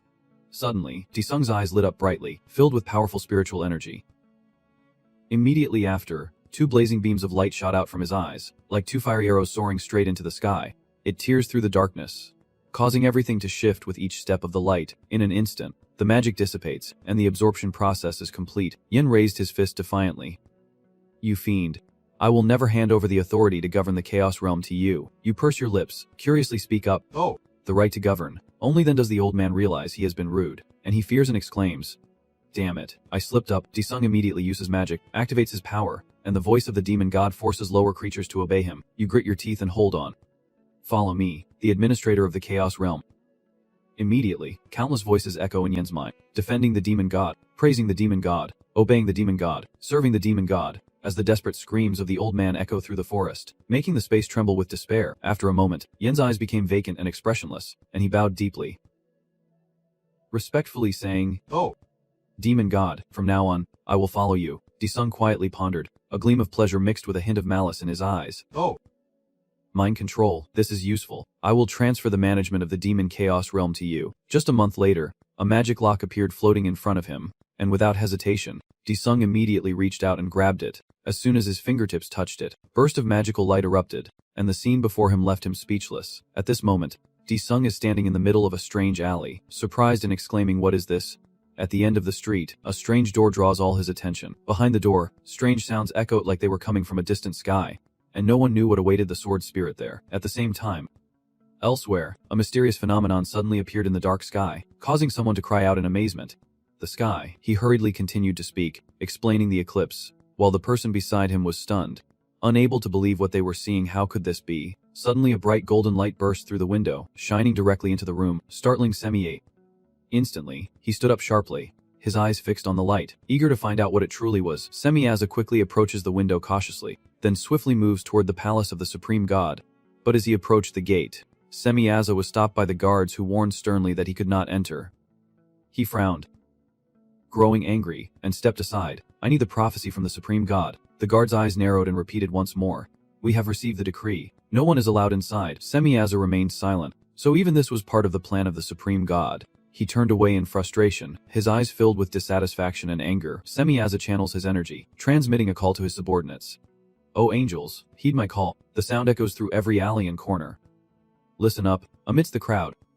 Rank 3, Sahariel stumbles slightly, his hands trembling, his eyes flashing with surprise before immediately turning toward the source of the sound. His voice still echoed continuously, each word like engraved in emptiness. Listen here. Second rank Ramiel clenched his weapon tightly, his whole body tense, ready for the clash. Soon, the summon arrived. Second rank Kokopil looked up, eyes wide with curiosity, wondering what urgent matter could have prompted this call. On this side, third rank Duriel was attentively playing the instrument while listening to the orders. Semiaza spoke seriously, "Prepare for the battle between angels and demons." At the same time, Desung quickly approached the door, his footsteps echoing in the silent corridor. After a moment, he stood in front of the door, his eyes determined, his breath slightly rapid as if ready to face whatever was waiting behind it. Desung quickly inserted the key, and the door slowly creaked open. He pushed it gently and stepped inside, the dim light illuminating his face, but the scene before him made Desung momentarily stunned. Behind the door was just a normal classroom with neatly arranged desks and chairs, a clean blackboard, sunlight streaming through the window, and an unbelievably quiet atmosphere. Desung suddenly stopped. "Wait a minute. This is my middle school." Suddenly, he was surprised to see a figure. The girl was bowing her head, focused on doodling something in her notebook. Sensing the intense gaze from him, Lucifer gently lowered his hand, lifted his head, and her eyes widened in surprise. "Oh, finally, you are here." Lucifer laughed excitedly, a crisp sound echoing in the quiet space. Desung gently pulled out the chair from the desk in front, then quickly sat down, his eyes fixed on the girl before him, and in a deep voice he asked, "Who are you?" She tilted her head slightly, a smug smile on her lips. "Who do you think I am?" Seeing the opponent's hostility, Desung immediately cast a spell. He immediately focused his mind, activating his third demon eye power to read the target's rank. What appeared before him shocked Desung greatly, and he muttered to himself, "Who is this little girl with such power?" At this moment, a shadowy figure suddenly appeared behind Lucifer, tall and shrouded in swirling black smoke, with glowing red eyes and sharp teeth forming a terrifying grin. At the same time, a system notification appeared. "You have encountered the ancient demon god, Satang." "I wonder." Satang. She chuckled happily, "And the person even has my demon eye. That is incredible." Desung wondered, why did she call me here? Lucifer's next words stunned him, revealing the hair, "The one who possesses the key to the abyss and can meet me. I secretly set a trap to activate it." She was excited, her eyes blazing with madness. "Just as I thought. Finally, the chance to defeat him has arrived." Lucifer burst into loud, ringing laughter that echoed throughout the room. Fentong whispered to Desung, "Are you ready yet?" "I am sure he is already prepared." She flicked her finger playfully, her tone teasing. "He is still a newcomer. We need to help him." It immediately split into three, ghostly figures appearing all at once, surrounding him and pressing down with heavy pressure, making Desung feel as if his heart was being squeezed and his breath becoming heavy. I am annoyed, gritting my teeth and saying these guys are really something. "Desung, do not get involved. I refuse to back down. I just came to do my job and then go home." Lucifer warns, "Hung, if you leave now, you will die." Desung's face is full of rage, veins bulging on his temples. "Die. Me." She continued, "The rookie has potential. I will show him." Lucifer without hesitation spun around and delivered a powerful kick towards him. Desung quickly raised his hand to block her strike. Do not even dream about it. But he did not expect that kick to contain such incredible power. Desung's whole body was thrown backward, crashing into the wall with a deafening bang. The water wall burst, bricks shattered and fell apart. He sat up quickly, his sharp eyes fixed firmly on the figure before him, determined not to give in. In an instant, Phantom Toad's clone lunged right in front of Desung, sly smile curling on its lips. He immediately activated his first power, reversing his perspective, and a thought flashed through his mind. What if I change my point of view? Henel smirked and said, "Unfortunately, we can't be observed." Rookie. In an instant, Desung's figure floated in midair, a blinding flash erupted, engulfing the entire scene, and everything vanished into the white light. Suddenly, his eyes widened and his body froze. The scene before him left Desung stunned. Am I dreaming? Below, a ruined city appears, as if a fierce battle had taken place here, and he feels confused. Are these illusions? At the same time, Heron anxiously calls out, "Changzik, hang on." At this moment, a shimmering illusion surrounds them, her voice full of determination. He cannot die. On the other side, Henian lies motionless on the ground, her arm cut in deep wounds all over her body.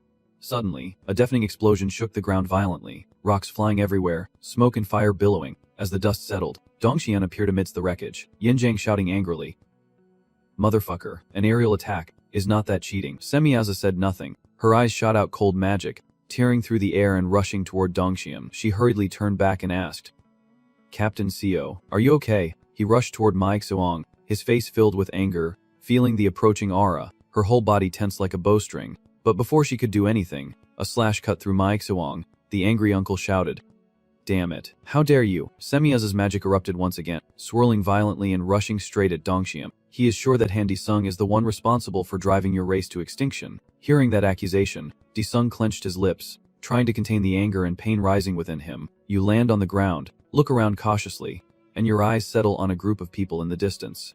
A hint of doubt in your heart about where you are. Currently, they are trying to hold their position. Jisoo panickingly calls out, "Seal Yan, own.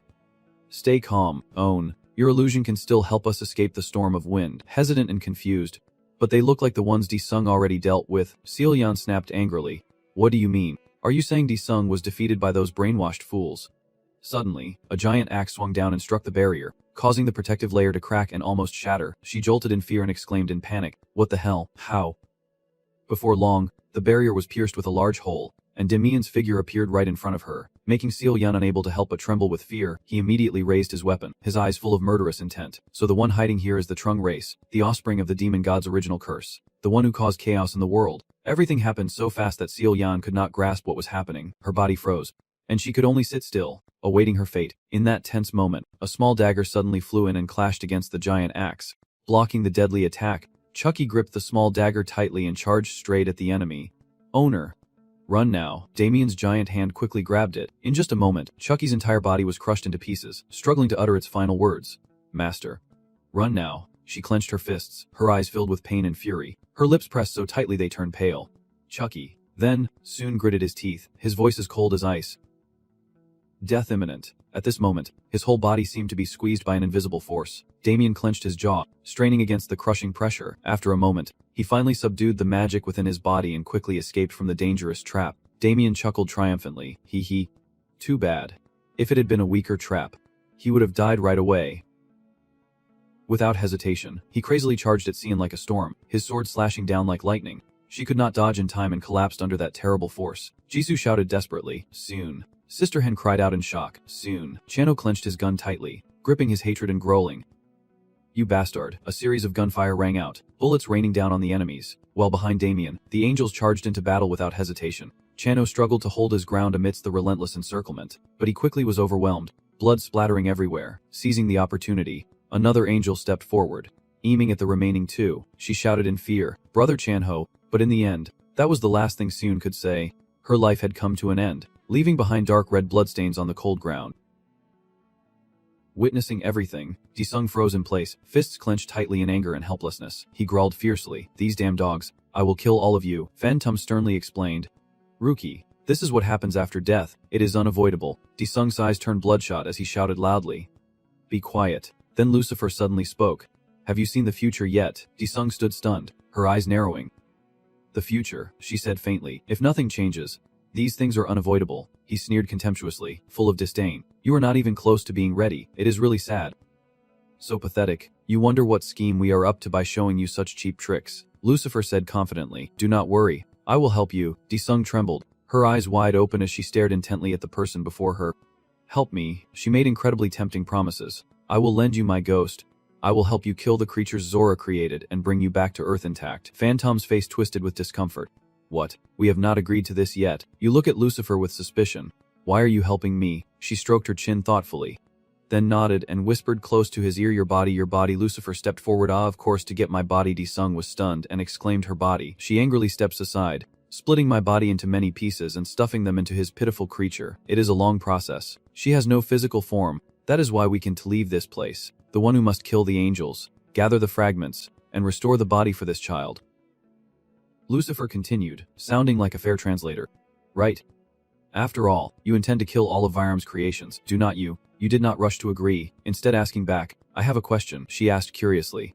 "What is the question?" Disung tilted his head and asked, "Are you the one who took me to hell?" That question makes Lucifer happy. Her lips curl slightly. She answers softly, "Maybe or maybe not. Just tell me clearly." Lucifer immediately pulls out an item. "The one who sent people to hell is because of my artifact. But I am not the one who used it to send people to hell." Daesung's eyes fixated on the book. Could that item be the Pantheon? His face paled at Phantom's response. Pantheon excitedly repeated, System panel. System panel. System panel. It stared intently at Pantheon with shining eyes, the system developing a demonic god. Show off. The Pantheon spellbook is something I created to generate variables. I send it into the universe to avoid Rudra's sight. Hearing this, Didung was stunned. Is this girl the creator of Pantheon? He questioned. So who used it? Lucifer calmly replied.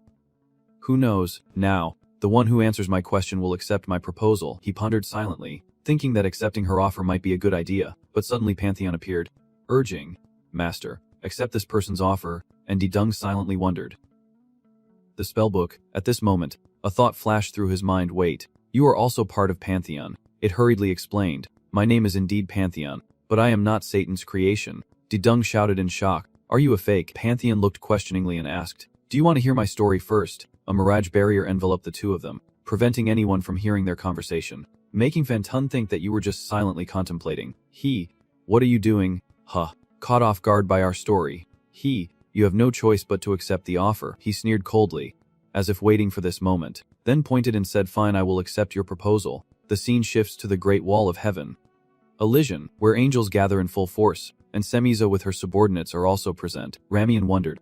Semiza, if this is a battle between gods and demons, then has the ancient demon god already returned? He calmly replied. The 7 solar eclipses are a sign of Satan's return. At this moment, the eyes of the angels are filled with worry as Semia's voice continues. It is another brutal battle. Duriel is confused, so he is trying to regain the strength he lost. He asked again, What is the will of the supreme god? And replied calmly, We simply do what must be done. That is the will of the supreme god Utara. Suddenly, an urgent alarm blared out. Cabal tensed like a stretched string, vigilantly watching from above. He immediately drew his bow. As they finally arrived, arrows filled with magic shot through the air straight at the enemies. Below, the wind howled as if swirling, and soon Disung's figure appeared. Feng moved like a flash, and he remembered Lucifer's words. I will deal with the supreme god Utara, and you need to gather all the pieces of my body while clearly defining your current objective. First, I need to eliminate all these damn winged angels. At that moment, Cable's arrows also shot toward me. Disung swiftly cast a magic spell, his eyes spinning and shining brightly. The arrows continued to fly forward without stopping. Quickly, Disung's eyes turned bright red as he cast a spell, creating a surveillance gaze that suddenly stopped. Unexpectedly, the arrows halted and hovered in midair. Then, they suddenly changed direction at your shout, creating observation and communication. The traitorous arrows turned back to where they were shot from. At that moment, Cabal realized that the man had stolen Arakima's observation eye. He quickly dismissed it, withdrew his divine power, and soon the arrows vanished, leaving only a faint mist behind. The scene before him made Semiaza so angry that he stomped his feet loudly. He quickly ordered all the angels to attack together, and in an instant, the angels charged forward with fierce eyes full of bloodlust. Immediately, Young Sword was ready to counterattack if they tried to swarm like rats. Then, at Disung's command, the space gate opened, revealing eternal suffering, the gates of hell. From within that gate, a giant hand with sharp claws emerged, unhesitatingly stretching out and smashing down onto the ground with terrifying force. He quickly stepped forward, each step causing the ground to shake violently. Aslan stared fiercely at the angels closing in on him, laughing excitedly. Oh, so this is war. Then, the battle erupted fiercely, with both sides attacking each other, smoke billowing everywhere, and explosions filling the sky. He lipped arrogantly, and the divine attacks from above were shattered by his magic. Immediately after, Aslan descended with a powerful kick, knocking the enemies below to the ground before they could lift their heads. He roared triumphantly, I will kill you all, you damned angels, as monsters poured out from the gate, eyes blazing with fiery hatred. They are brimming with fighting spirit, determined to crush and avenge the angels, following the command of the demon Lord Aslan. At this moment, thought arises in Aslan's mind, feeling that he is probably qualified to become an official disciple. Seeing their side weaken, Juriel immediately broke the lute, the music resonating, as if boosting the angels' power, making their eyes shine brightly. Once again, they rose up, charging at the enemy with fierce momentum like a storm, causing the monsters to be shattered, blood splattering everywhere. An angel pierced its arm into the beast, and spiritual energy immediately poured into its body. Suddenly, the beast's body transformed, and it screamed in horror. No way, I am turning into those damn angels. Her eyes flashed with a cold glint. She refused to retreat. At the same time, on the other side, Aslan threw a punch like a sunset toward the enemy. Ramian immediately raised his hand to block the incoming attack. He angrily cursed, You damn Hika. Do you dare attack the heavenly realm? Have you forgotten the destruction of the Hika planet? He keeps throwing another punch. What the hell is he talking about? Ramian can't dodge in time and takes the hit. Aslan roared in anger. I am a human from Earth. The punch sent the guy flying backward, body crashing down amidst thick dust and smoke. At the same time, Cabal jumps down, pulling her bowstring tight. and the arrows from her fingertips shoot out like flashes, raining down on the 7 monsters like a deadly storm. In just a moment, he landed with heroic grace, like a war god in battle. Kublal silently thought that her arrow chamber would pave the way for the heavenly army. Dugong's voice suddenly rang out, catching him off guard. Here you are, my right arm. At that moment, he had been standing behind Kublal for some time, but in that instant, a spear was suddenly thrust directly at Dugong. He gently raised his sword, blocking the powerful attack. Disung was pushed back, slipping on the ground as dust billowed around. Sahariel gritted his teeth, his voice full of frustration. Why can't these filthy shadows defeat the Abyss army immediately? You sneer. You know how to use that filthy beak of yours. Immediately after, Call and her subordinates launch a new attack together. He confidently asserted that even if you had keen eyes, you could not dodge my illusionary arrows. But at that moment, he also quickly wiped his weapon. Death to you, fiend. The scene before him made the phantom within him burst into a cold, mocking laugh, cruel smile curling on his lips. They all attacked each other simultaneously, with fierce combat and relentless strikes. Kokobul quickly landed and immediately took a defensive stance, her whole body tense with alertness. Seeing the dark magic spreading toward him, he exclaimed in surprise, "This is a world without darkness, so why him?" Quickly, the spear materialized, grabbing Kabul's arm instantly, his face showing a cold expression. In that brief moment, his arm was torn away from his body. Kibble froze in shock, her eyes filled with terror, unable to believe what had just happened. You grinned triumphantly. He caught another one. Suddenly, through the thick fog, a brilliant beam of light pierces the bone screen and rushes straight at Disung with terrifying speed. Everything happened too quickly for him to react, and Disung stared in shock as the beam of light pierced straight through his body. Simiasa's cold voice echoed, "I have always been watching you, Srazan." Black energy swirling around you, seeping through your wounds and closing them in an instant. Fentong emerges from within Disung, a twisted smile echoing, so that is it. So Rura gave you my right eye without a word. He activates his spiritual power. The third eye on his forehead opens, shining with blinding light. Then, the spiritual energy surged fiercely, illuminating the entire sky. The explosion plunged everything into a thick cloud of dust. All the nearby monsters were greatly affected, and a nearby beast could only watch helplessly without knowing what to do. A different version of Disung gradually appears beyond the foggy village. He laughs cunningly and says, "Ha! So you really know how to deal with me." Semiaza coldly replied, "It is over." He raised his hand to direct that power toward Disung. It was speaking strangely. What the hell is that rookie doing? Suddenly, something moved at lightning speed past the two of them, took one of Semiaza's eyes, and in just a moment, a different version of Disung had already left them far behind, and as he passed by, he realized he had lost an eye and shouted. Disung looked at the eye in his hand and praised it. "This eye looks pretty powerful." The system announced that the Ez-Call disguise ability has been activated if the target's level is lower than the user. The user can perfectly copy the target's appearance and abilities. Deactivating the power of Ez, Semiaza covers his eyes with his hand and speaks. "That guy, he has absorbed the essence of Ez-Call. While he was distracted, you inserted the eye from earlier into your own. Now Disung has 2 different colored eyes." At the same time, the system notification appeared. "You have absorbed the right eye of the ancient demon god Sadang. Now you possess both demon god eyes, and from now on, you can use the secret techniques from the Pantheon spellbook when in the human world." A different version of Disung scolds, "You rookie brat, why are you so late?" And he replies, "I was just waiting for the right moment." In another dimension, Lucifer's voice catches Disung's attention. "Quickly take out the binding chain." Then the fiery, lava-like chain appears, wrapping around her and him, and Disung, sensing something's wrong, stays silent. Lucifer grabs the chain, shouts, attaches his sword to it, and uses it, enabling him to unleash his special skill. Disung asked again about the special skill, then used the chain in the current dimension, wildly swinging it, attacking the demon lord, unleashing continuous moves that Semiasa could not defend against, creating a radiant sphere. Their powers collide to form a massive explosion, and Disung shouts out in front of such a scene. Semiasa closes her eyes tightly,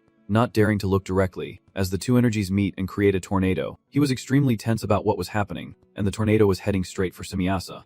There was no way out left, so he had to accept his destruction. The heavenly realm was collapsing, the tornado dissipated, and behind the smoke, a sword and a fiery chain appeared. "You slowly walk closer. In the future we saw, you killed my family." Sahariel anxiously holds Ko-Gabriel as he lies there. "Simiasa, we have to leave here now." That sword suddenly appeared from Safai de Vunvut, piercing through the guy and making him scream in pain. Disung stepped forward and retracted the sword, while Ko-Gabriel just woke up and swore to the heavens. "Damn it. He lay there watching you approach." Suddenly Ko-Gabriel's fierce glare surprised everyone. Amidst the thick fog, you and that sword appeared. Then something caught Disung's attention, making him turn his face away. Ramian with his giant body appears. "You bastard. You pretend to be surprised. Oh, you bastard." He angrily curses and yells, "How dare you?" Hearing that, Disung also became angry and grabbed the chain. Then with all his fury, he repeatedly struck Ramian. Disung only looked with a fierce gaze. This is because of Chucky and Seal Yan. He is also transformed into Hugo. Now only you remain, and then the system sounds echoed repeatedly. He kicked away the great demon god's leg, kicked away the great demon god's foot, kicked away the great demon god's left arm, kicked away the great demon god's hand, and kicked away the great demon god's spine. Another version of Disung laughed happily. Ha ha ha, I am about to regain my body. You smirk mischievously, confusing it your body. Disung pout. Do you mean my body? Making it surprised. What are you talking about? It split into multiple bodies around you and started bothering you. Have you forgotten our agreement? You bastard. Disung waved his hand. Calm down. I was just joking. Just joking? Oh my god, you are so serious. Do not make everything so awkward. It seriously asks you to hurry up and call me by my real name. Disung interrupted. Wait a minute. Before that, you shout loudly, hey, fake Pantheon, and the fake Pantheon immediately responds. Master, fake Pantheon. What do you mean by that? Disung turns away. Are not you the fake Pantheon? You are not even real. Then you ask again. Anyway, fake Pantheon, how much time do we have left?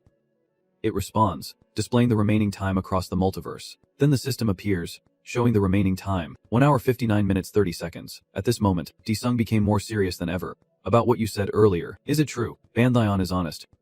Of course, even though I am a fake, I use it as well as a real one, so you can trust me. You turn to the other version and ask, so I just need to call your real name, and then what should I say? It replies, just call my real name and tell you to return my body, that is all. Suddenly, a great burst of power erupts behind the city wall. Disung turns back, confused about what is happening. The other version announced that it was here, then looked around. It is coming, and with a triumphant expression said, finally it has arrived. A massive explosion erupted in front of the grand castle, and the gate guards could only turn to look at each other. Then the one on the left side nervously said, Supreme God, and the other also added, the day has come. On Disung's side, the other version continued urging him, hurry up and call my real name. It keeps flying around bothering Disung. There is no more time. Hurry up. At this moment, Disung closes his eyes to calm himself and ignores his surroundings, then opens his eyes and says, let me see who that is. That version is extremely impatient, flying back and forth. Then Disung soared high into the sky, leaving them behind. Hey idiot, stop right now. Do you think you can use all my power as I move?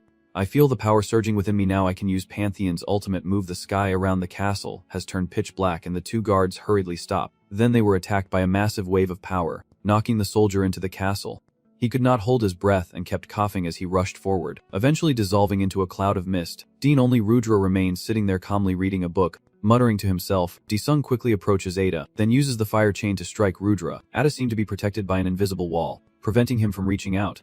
Disung, with his red eyes, asked, are you Rudra? Ada says your name, Disung, and you ask with an exasperated look, do you know me? Rudra points to the book he is holding. The book about people. Disung was a bit surprised. The book about me. Ada lowered his head.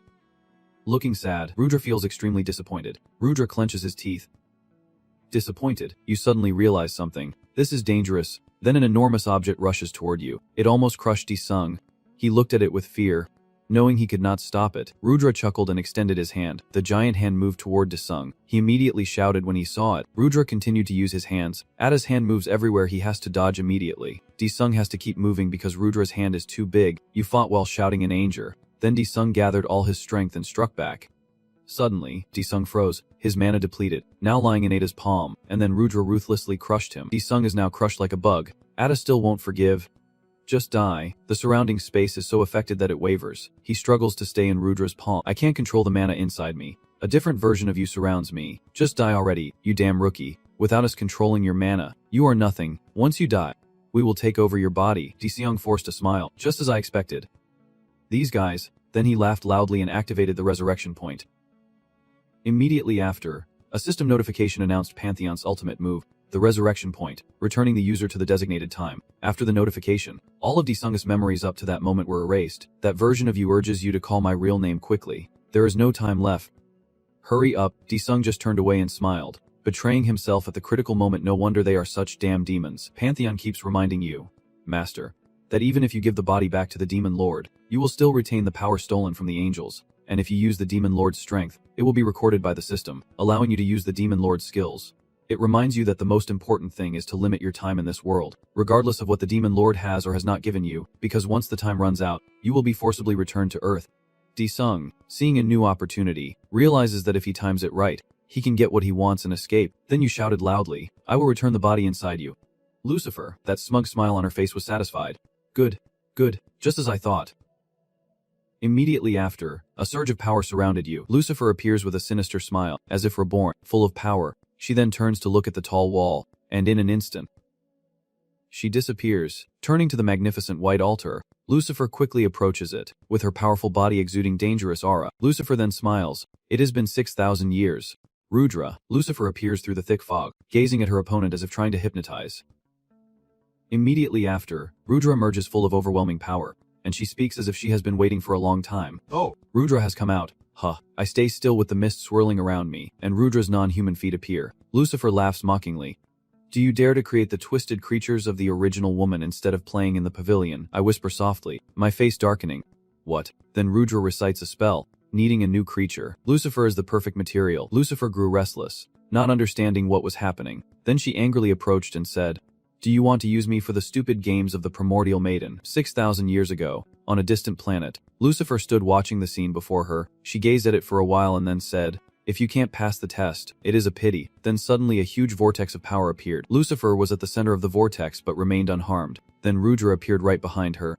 Furious, Lucifer turns back to respond. Your creation was flawed, that is why it's self-destructed. But Ada screams out, it is all Lucifer's plan. Lucifer's fault. Then part of her body slowly peeled away, caused by Ada's sharp claws attacking. Lucifer is in pain. What the hell is going on? Rudra simply said. Lucifer's body. Then Ada revealed her glowing red eyes, the source of her power, while Lucifer remained silent because her eyes had been taken away. Lucifer's arms and legs are gone, and her dismembered body falls before Rudra's eyes. Then Ada uses her power again. Rise up. The soul inside her body slowly emerges from her eyes, nose, and mouth. Those severed words also have souls, and then they gradually turn into bizarre faces. Those faces transform into strong bodies that kneel before Rudra. Mother. Mother. Mother. Lucifer's body is now just a soulless corpse. Suddenly a massive energy source strikes the bodies. A coil of information rolls out from the black mist, soaring up to the sky without falling down. Then it made a sound and said, Rudra, I will wait until your twisted creation is finished. I will returning to the present. That black energy source is Lucifer's. She smiles with satisfaction. I told you I would return. Rudra uses her power, the hand of creation. Thousands of long hands appear and rush forward, clashing with Lucifer's strength, creating a chaotic scene. She shouted loudly, from today on Yuan will forever become my toy. Ada continued, Lucifer cannot refuse. The creative material. Lucifer can no longer stay calm. She uses the dark fire to try to engulf Ada, but Rudra is very confident. Lucifer's domain is useless. Ada unleashes a fire suppression move, sparks of creation. Water and fire clash. Who will emerge victorious? Lucifer rages forward in a furious attack. Rudra refuses to give in easily, and Ada manages to dodge her strikes. Desung sat watching and swore, damn it. We can really leave when the time is up. Moving to Desung's building. His portrait is printed as a large photo on the wall. That portrait was also printed as a mouse pad. My trunk sat seriously working with intense focus. Then she sighed. Captain Hen did not come today, and suddenly the landline phone rang. The landline phone rings. Captain. There is a guest. You can't just walk in like that. Celine enters from somewhere. Hello, Captain Shane. Mai was startled because she did not know when the girl had entered.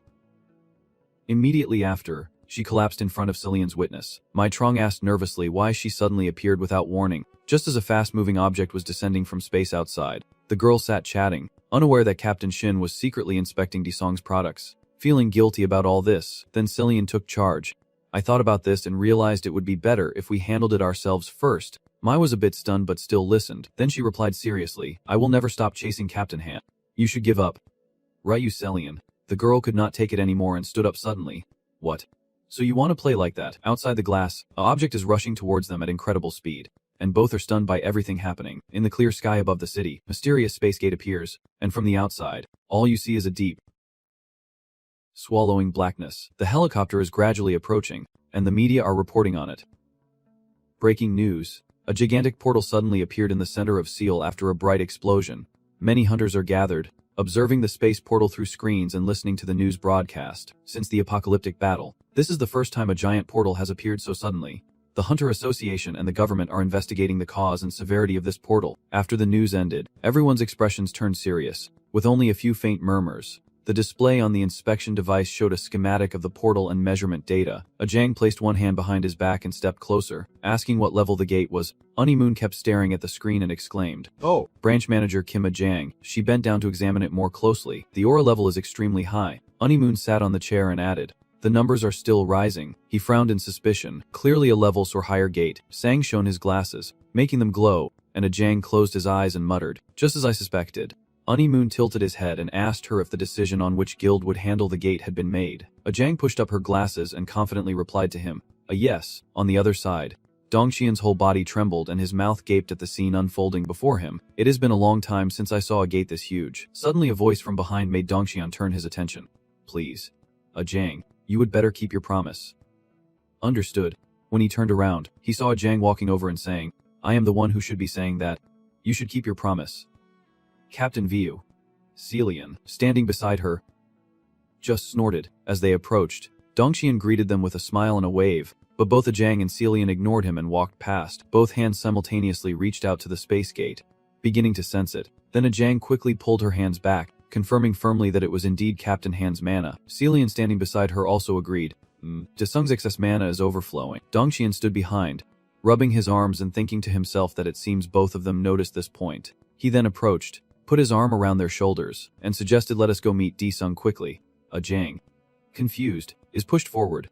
Celian also calls out uncertainly, "Sir." Dongxian just pulled the two of them inside the space gate and urged us to go. "Let us go." "Over here." Han Yuhan tilted his head to confirm again. You mean, isn't Han Desung the commander of this operation?" Ajang stood upright and replied vaguely, "I only said he is not present at the scene right now." Han Yuhan looks at the scene before him with concern, wondering how they can handle the gate without Han Desung. Ajang informs him that Captain Han Desung will be joining them from inside the gate. Han Yuhan took a deep breath, silently repeating the words he just heard from within the void. The massive space gate stood still, the fog hung motionless, and the wind whistled through the air. Inside the gate, Dong Trian and Celian slowly lead Ajang forward, causing a loud sound as they stomp on the ground below, with thick fog surrounding their feet. Celian, walking at the back, sighs and wonders what this dense fog is all about. Ajang shouted at the girl to hurry up. After what felt like forever, Dong Trian suddenly stopped walking and stared intently ahead with wide eyes. A man with long yellow hair appeared in front of them, standing there as if waiting for them. Thinking he looked extremely cautious, I asked him, "Are you? So that is not Desung." Only then does Dong Trian suddenly remember, "Isn't this Di Ren's younger brother?" Finally, Ajang spoke up. "Hold on, you must be Su Hu and Su They," the expressions of the three people. Celian all became blank at the name he just called. Su Ho and Su the Dick E. Ajang closed his eyes, placed one hand in front of him to introduce himself. "I am Ajang Anderson, the official fourth disciple of Captain Han Desung." Still grinding his teeth and not fully trusting his words, Dong Trian asked again, leaning on one hand and beginning to analyze. "Because he knew we were Captain Han's disciples, so he must be trustworthy." Celian remained silent, her face turning fierce as she quickly stepped toward Ajang. She placed her hands on her hips, lifted her chin, and shouted at him, "Han Desung." Aslan did not immediately answer the girl's question, but turned and headed toward the cave where a large rock was blocking the way on the other side. He gently lifted the massive stone with both hands and then threw it forcefully to the side. Aslan stands silently, the stone entrance to the cave now crumbling and impassable. He quickly signals to the others, "Follow me." On the walls and floor of the cave, countless glowing colorful stones are embedded. Aslan, leading the way, reminds everyone to be careful from now on and to use protective mana. Before he could finish speaking, a sudden burst of intense fire shot out from deep inside the cave, startling him and causing him to glance forward. Aslan reacted quickly, raising both arms to create a shield to protect himself and the others. Dong Qian's face was covered in sweat from the intense heat of the flames, but Uncle had quickly used mana to protect himself, believing that Celian and he were also hit by the orange-red fire. The two of them activated mana within their bodies. After a long while, the flames retreated deep into the cave, and when everything returned to normal. Feeling puzzled, he asked what was that. Slan closed his eyes and dusted himself off, seeming to have just unleashed his mana again. Next, he led the three of them into a room inside the cave, where a man was lying on a bed. Celian was shocked to see the person on the bed and ran over to the side, calling out loudly. Daesung. Daesung's unmoving hand suddenly started to move. His eyes widened as he tilted his head back and let out a terrifying scream. Daesung floated in midair, emanating an extremely powerful energy that prevented Celian from approaching. Thinking of approaching the bed, she raised her hand and recited an incantation, creating an extremely negative energy barrier that encased Daesung's entire body inside. Believing to hold your position, trying to focus your mind to maintain the protective circle. Dong Cheon whispers a prayer. Captain Han, stay strong. Celian is beside you, calling your name anxiously. Daesung. Aslan touches the barrier. She really managed to block the mana surge with the extreme negative barrier, explaining to Han, "It won't last long. Tell us what happened." Both Celian and Dong Cheon, as if they had a limited role, turned their heads to stare at Aslan, waiting for Han's answer. Aslan bowed his head and recounted that Han Daesung had saved him when he was captured in the heavenly realm. And then they fought against them. The past scene unfolds, with Rudra floating in the air surrounded by 3 phantom-created shadows, their black forms intertwining like tangled cords, trapping Ada with no way to escape. A surge of energy from beneath the ground shot straight into the sky, destroying the phantom's tangled strings and causing a massive explosion. Rudra's body, after breaking free from the 3 shadowy forms created by the phantom's split, fell heavily to the ground in front of Lucifer. A triumphant smile spreads across her face as she raises her foot to declare, "This time I win." Rudra. Lucifer exerts all her strength and stomps hard on Rudra's head. One cheek of Ada was pressed firmly against the ground by Lucifer's foot, causing her to whimper softly, but soon her crying turned into excited laughter, and Rudra lifted her head, her neck stretching out as if without bones. Ada shouted and stood up. Immediately Lucifer's arm deformed, swelling into a heavy mass covered with lumps that seemed to move, rapidly spreading toward her shoulder. Rudra extends his long tongue, smiling with delight, as Ada has planted seeds of creativity within the corpses. Rudra opens his mouth wide, revealing sharp teeth, silently reciting a spell. Human flesh is the soil that nurtures the seeds, allowing them to sprout and bloom. "My children," one of her arms swelled up more and more, so heavy that it just slammed down onto the ground, rendering Lucifer completely immobile. Her face was covered with blue veins, and she shouted angrily, "Rudra, the one who set the trap for me." At the same time, in a space as dark as ink, a bright orange flame suddenly appeared, illuminating the area. Behind the fire, a person's face was revealed, with hair hanging down covering their eyes, and a smile curled at the corner of their lips. The demon's face is illuminated by the flames. His eyes turn sharp as he asks, "So even humans can't do anything?" Lucifer bows his head, seeing the flames appear out of nowhere and burning his arm, gradually returning it to its normal shape. She widened her eyes and stared intently at her arm, wondering how it happened. Just as Lucifer was about to stop the evil, a voice echoed in her ear, "Now it is my turn, give me back my body." And as soon as she finished speaking, a hand pierced through her stomach to emerge outside. Lucifer was startled and shouted, "What?" As the white smoke gradually dissipated, Lucifer's image had completely vanished, and the person standing there had become a Disung holding a sword and laughing loudly. He raised his sword parallel to his face, sighing to himself that he finally regained his body. His demon's eyes flashed red as he lifted his sword and assumed a fighting stance. He shouted loudly and swung a powerful blow at Rudra, the great demon god slasher. The strike from the top of his head extended downward, splitting at his body into 2 halves. Disung was also pushed back by the force of the previous blow, but in an instant, a few strands of beard sprouted from both of Rudra's separated bodies, twisting around each other. Finally, Ada's 2 halves fused back together into a whole, completely intact without a single crack. Rudra extended his long tongue and shouted angrily, "You are nothing but Lucifer's trash. Why are you here?" One side of Disung's face twitched as he repeated the word he just heard. "You trash." He clenched his fist tightly, angrily shouting back at the bastard god, "Who do you call trash?" An information panel appears, displaying a message that the multiverse travel has ended and the entity is being reconstructed with void energy. Disung frowns as if sensing the change, then bows his head to observe, his entire body showing signs of gradually vanishing. Disung curled his fingers, keeping only the middle finger, and threatened fiercely, "You should feel lucky. Next time we meet, I will teach you a lesson." Rudra extended his arm, rushing towards him at lightning speed. Her hand clenched tightly around one of Disung's legs, but he remained calm, bowing his head to look at what was clinging to his leg. Her grip tightened even more, and Rudra confidently declared, "You can't escape now." At this moment, Disung has gone berserk again, searching frantically, and Banthian appears to remind him that the owner should return before the gate closes. Suddenly, Aslan jumps, directly elbowing Rudra in the face, knocking her away and causing her to fall to the ground unconscious. The hand gripping Disung's leg releases. Aslan turns back and shouts, "Master, you must leave now. The space gate appears behind you." Disung smiles and calls out to him. That Aslan, a chain of iron emitting a golden-orange glow, was thrown behind, accompanied by a shout to catch it. Aslan did not understand what was happening but still acted quickly without hesitation to catch it. "Master." Disung, holding a piece of chain as she steps inside the space gate, glances and says, "We will leave together, Aslan, my 4th model." Aslan looks at the person standing far away, instinctively muttering the words he just heard. 4th model, Disung's woman has entered the space portal, and Aslan, holding the chain, is gradually being pulled inside. Rudra straightens up, furious as he sees them about to escape, and screams out, "You bastards." Ada runs towards the portal with both hands and feet. Rudra's extended hand trying to grab the portal, but it has already closed tightly, unable to catch them. Ada roars, "How dare you interrupt my process of creation?" A voice full of anger echoes through the space. And Disung, the one waiting there, inside the space portal, after flying for who knows how long, Aslan is being pulled along by the chain and, upon seeing something floating in the distance, reports that Earth is right in front of them.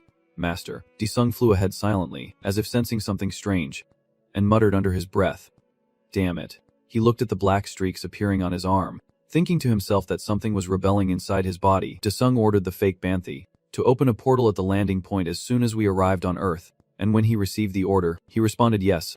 When we were close to Earth, he turned back and told us land behind him. At the moment we reach Earth, I will open a portal and go through it. Ji-seong continued flying toward Earth and added, if I go crazy, stop me. Aslan's forehead beaded with sweat as he nervously asked, go crazy. Back in reality, Ji-seong was lying still on the stone bed, surrounded by a source of energy emanating from him. Aslan recounted a few events that happened upon arriving on Earth with the others. After entering here, we dealt with the monsters inside the gate, and I have stopped a few mana explosions of his, but when he fainted, Seo Yan, standing with her hands on her hips, smiled confidently and said how I am an expert in this field. Dong Cheon stood on the right, open-mouthed, asking Celia, do you have any way? Meanwhile, on the left, she closed her eyes and straightforwardly concluded that it would not work. Celia did not give up at all, and she smirked. So how did she know it would not work when she did not even know what that method was? Facing Celia directly, without any hesitation, she asked outright, are you planning to kiss him again? Celia pointed and proved herself, showing that last time it worked because his power was suppressed. This time, his power is out of control. Aslan, after repeatedly analyzing and absorbing the power of angels during battles, must be the cause of this. Dong Cheon crossed his arms and comments that Captain Han is now like a ticking time bomb, thinking of looking at the others, but then suggesting a method. So what if we try to absorb Captain Han's mana, the four of them Aslan? Thinking of Seo Yan, and Dong Cheon stood in a line next to the stone bed where Dae-sung was lying. Thinking for a moment, she looked down at her wrist. So what if we try to absorb Captain Han's mana? Celia and Dong Cheon were extremely focused, both raising their hands. Aslan silently raises his hands like the others, while Dae-sung, lying on the bed, has glowing red eyes and black veins spreading across his hands, crying out in intense pain. Seizing the opportunity, he shouted a signal to the others. Now is the time. Dae-sung's body shone brightly as all four of them simultaneously reached out to absorb the mana dispersing in the air. Dae-sung's face was covered in sweat, clenched his teeth, and let out sounds that seemed extremely painful. In another dimension, Dae-sung opened his eyes to see a sword stabbing directly at him. Fawn Tun, now in the form of a spear in Lucifer's hand, is stabbing continuously at him, but Dae-sung swiftly blocks the attack with a quick punch. Her legs submerged in the water were pushed back, the heels of her shoes scraping the ground and leaving a trail. Dae-sung, facing her, also retreated after the previous strike, creating a long ripple across the water. You look at the person in front of you and ask nervously, do we really have to fight now? Lucifer sneers, pointing her sharp tongue forward. No, we have assessed and found that the danger is greater. A sudden movement catches her attention as she looks up and observes. From beneath the water many dark figures with wings on their backs have risen to the surface. Those shadows are angels, Azura's minions, each wielding a sword. The black angel leading the others hovers in front of a giant shining circle and loudly demands that everything follow Lord Azura's will. Surrender and let me absorb you, it screams loudly, accepting to be devoured, while the remaining angels rush towards the demon. Lucifer's eyes flashed with a fiery red as he seized this moment to swing his sword, ending the life within him. The angels and Lucifer seem to work together, attacking Di-dung simultaneously. You lift your face, gritting your teeth as you curse. Damn it, these bastards are working together against me. Suddenly, from the bright circle above, a surge of intense energy descends, targeting the angels below, causing them to scream. Lucifer was also struck by those energies, grimacing in pain as he knelt down, trembling on the ground, silently questioning what was happening. Di-dung looked at their condition, excitedly asking, is not this a great opportunity? He presses his face with a fierce expression, gathers all his strength into his arm, and raises his sword. To hell with you, damn parasitic weapons. Di-dung constantly weaves through the angels and Lucifer, his hand wielding the dagger moving swiftly and lightly, slashing non-stop at them. Lucifer's face grimaced as he could only stand and endure, his current image becoming blurry, while the angels around him clenched their teeth, their bodies beginning to dissolve. Finally, Di-dung suddenly jerked awake, opened his eyes wide, and returned to the real world. Then, he sat up abruptly with his hands empty. Not noticing that 4 people were unconscious beside his stone bed, Di-dung furrowed his brow, staring intently at his 2 hands, one white and one black. He wondered if he was absorbing their power correctly. Suddenly the white hand became twisted and moved strangely, and Di-dung frowned in annoyance. Damn it. Without hesitation, he slammed the black hand with powerful strikes while saying, die. After a long while, Di-dung saw that his white hand had returned to normal, so he stopped hitting it, but in the blink of an eye, his normally black hand transformed into the shape of sharp, thorn-like tendrils. Di-dung had to once again wildly punch the black hand with the white hand. Stop, stop, stop. I do not know how long it took, but both of his hands returned to normal. I sealed their power into my hands, but they still remain rebellious. Di-dung suddenly fell silent, as if sensing something, and turned to look to the side. He saw the 4 people Dong Cheon, Seo Yan, Cho Jang and Aslan lying unconscious on the ground, and uncertainly asked if they had saved him. Dong stepped down from the stone bed and walked a few steps to where one of the 4 people was lying on the ground. He called out, "Hey, Ryu Siam. Wake up," and Seal Yan, hearing the call, also reacted. The little girl, hearing her name called, raised herself up with empty hands, her face still confused from just waking up, while Seal Yan kneeled, straightened her back, and gasped when she saw the person standing in front of her. The little girl happily ran to hug Dung. "Big brother Dung, you are alive," I smile and reply. "Thanks to everyone I survived." Nearby, Cho Jang also woke up and smiled, calling out to you, "Captain." Dung tilted her head and glanced at her. Cho Jang wraps her arms around him, feeling relieved that he is safe. Dung, being embraced by both, is a bit stunned but still responds to her, "Yes, thank you, Captain." Seal Yan was dissatisfied with the request, saying, "Hey, I think you hugged him a bit too tightly. Stop and go away with that." Cho Jang also refused to give up and fought back. "You should let go first, Captain Ryu." Dung, standing in the middle, is sweating all over. Seal Yan's eyes sparkled like lightning as she thought to herself, "This girl is just like a sly fox." Cho Jang faced the girl and also thought, "Yeah, I won't give up." Dong Qian also woke up, stood up straight, ruffled his hair, and called out, "Hey Dung, I heard you fought a pretty intense battle in the world." Dung was freed, and immediately left the 2 women fighting behind. Running up to greet him, Dong Qian turned his shoulder and asked, "Why did not you invite me?" Aslan standing nearby explained, "Master, I have explained everything that happened to the senior brothers and sisters." Dung closed her eyes and sighed. "Anyway, I am glad everyone is safe." Thinking it was awkward, I suggested absorbing the captain's mana, and I also transferred mana to him. Dung nodded and replied, "Oh, so that is why I felt the order from him." Suoyan stepped forward, pretending to ignore her, and hurriedly said, "Big brother Dung, do you know your mana explosion almost destroyed me?" Hearing her words, he twitched the corner of his mouth. "Well, you did a good job." Dung quietly wondered to himself why they kept sticking to each other, and then put his hands in his pockets, turning to the others and asking, "Well, should we head back now?" Somewhere, a man appears on the screen and introduces himself. "Hello everyone, I am Anchai from D7. He squints to interact with the camera. It is Yunchai with the cheering team in front of the gate. Below the screen, numerous notifications appeared. Unchai's dungeon was live streaming. Bayup had donated 5,000 coins. The signal has been so good lately that he could broadcast from a C-grade gate. Lotus sent 5,000 coins. I heard they installed fiber optic cables inside the gate. Phones also have signal. Hunter sent 5,000 coins. Damn it. The world has advanced so much. Luffy donated 5,000 coins. On the broadcast screen, the cheering girls are lined up, cheering enthusiastically. "Hey brother, we have arrived," and the notifications keep popping up below.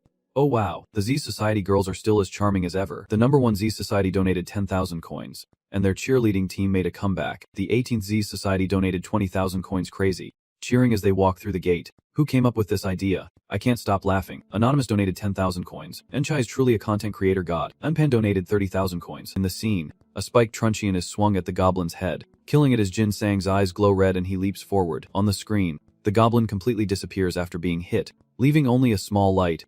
Jin Sang, carrying the spear on his shoulder, strikes a confident and cool pose, then declares that these goblins are no big deal. Below the comments, people keep saying, "Wow, it looks like Sung has awakened. Look at the blood red aura on his spear," and the hunter who donated 10,000 coins. Yun Che stands on the other side, holding his phone live streaming all of Jin Sang's actions. Then he turns and points in another direction, as in Sung just defeated a goblin. "Let us go." The screen switches back to the cheering squad, where the girls in uniform enthusiastically dance and cheer as notifications pop up one after another below. Amethyst has gifted 100,000 coins, and Aoksu has gifted 200,000 coins. Whoa. Amazing Hunting and Cheering Squad and 1 Zoro has donated 100,000 coins. Jin Sang looked at the screen, raised 2 fingers to his forehead, smiled and said, "Thank you everyone. Humble C-rank Hunter and Sung greeting you." He raises the item he is holding to promote it. This spear makes Basilisk's fangs feel and touch the best.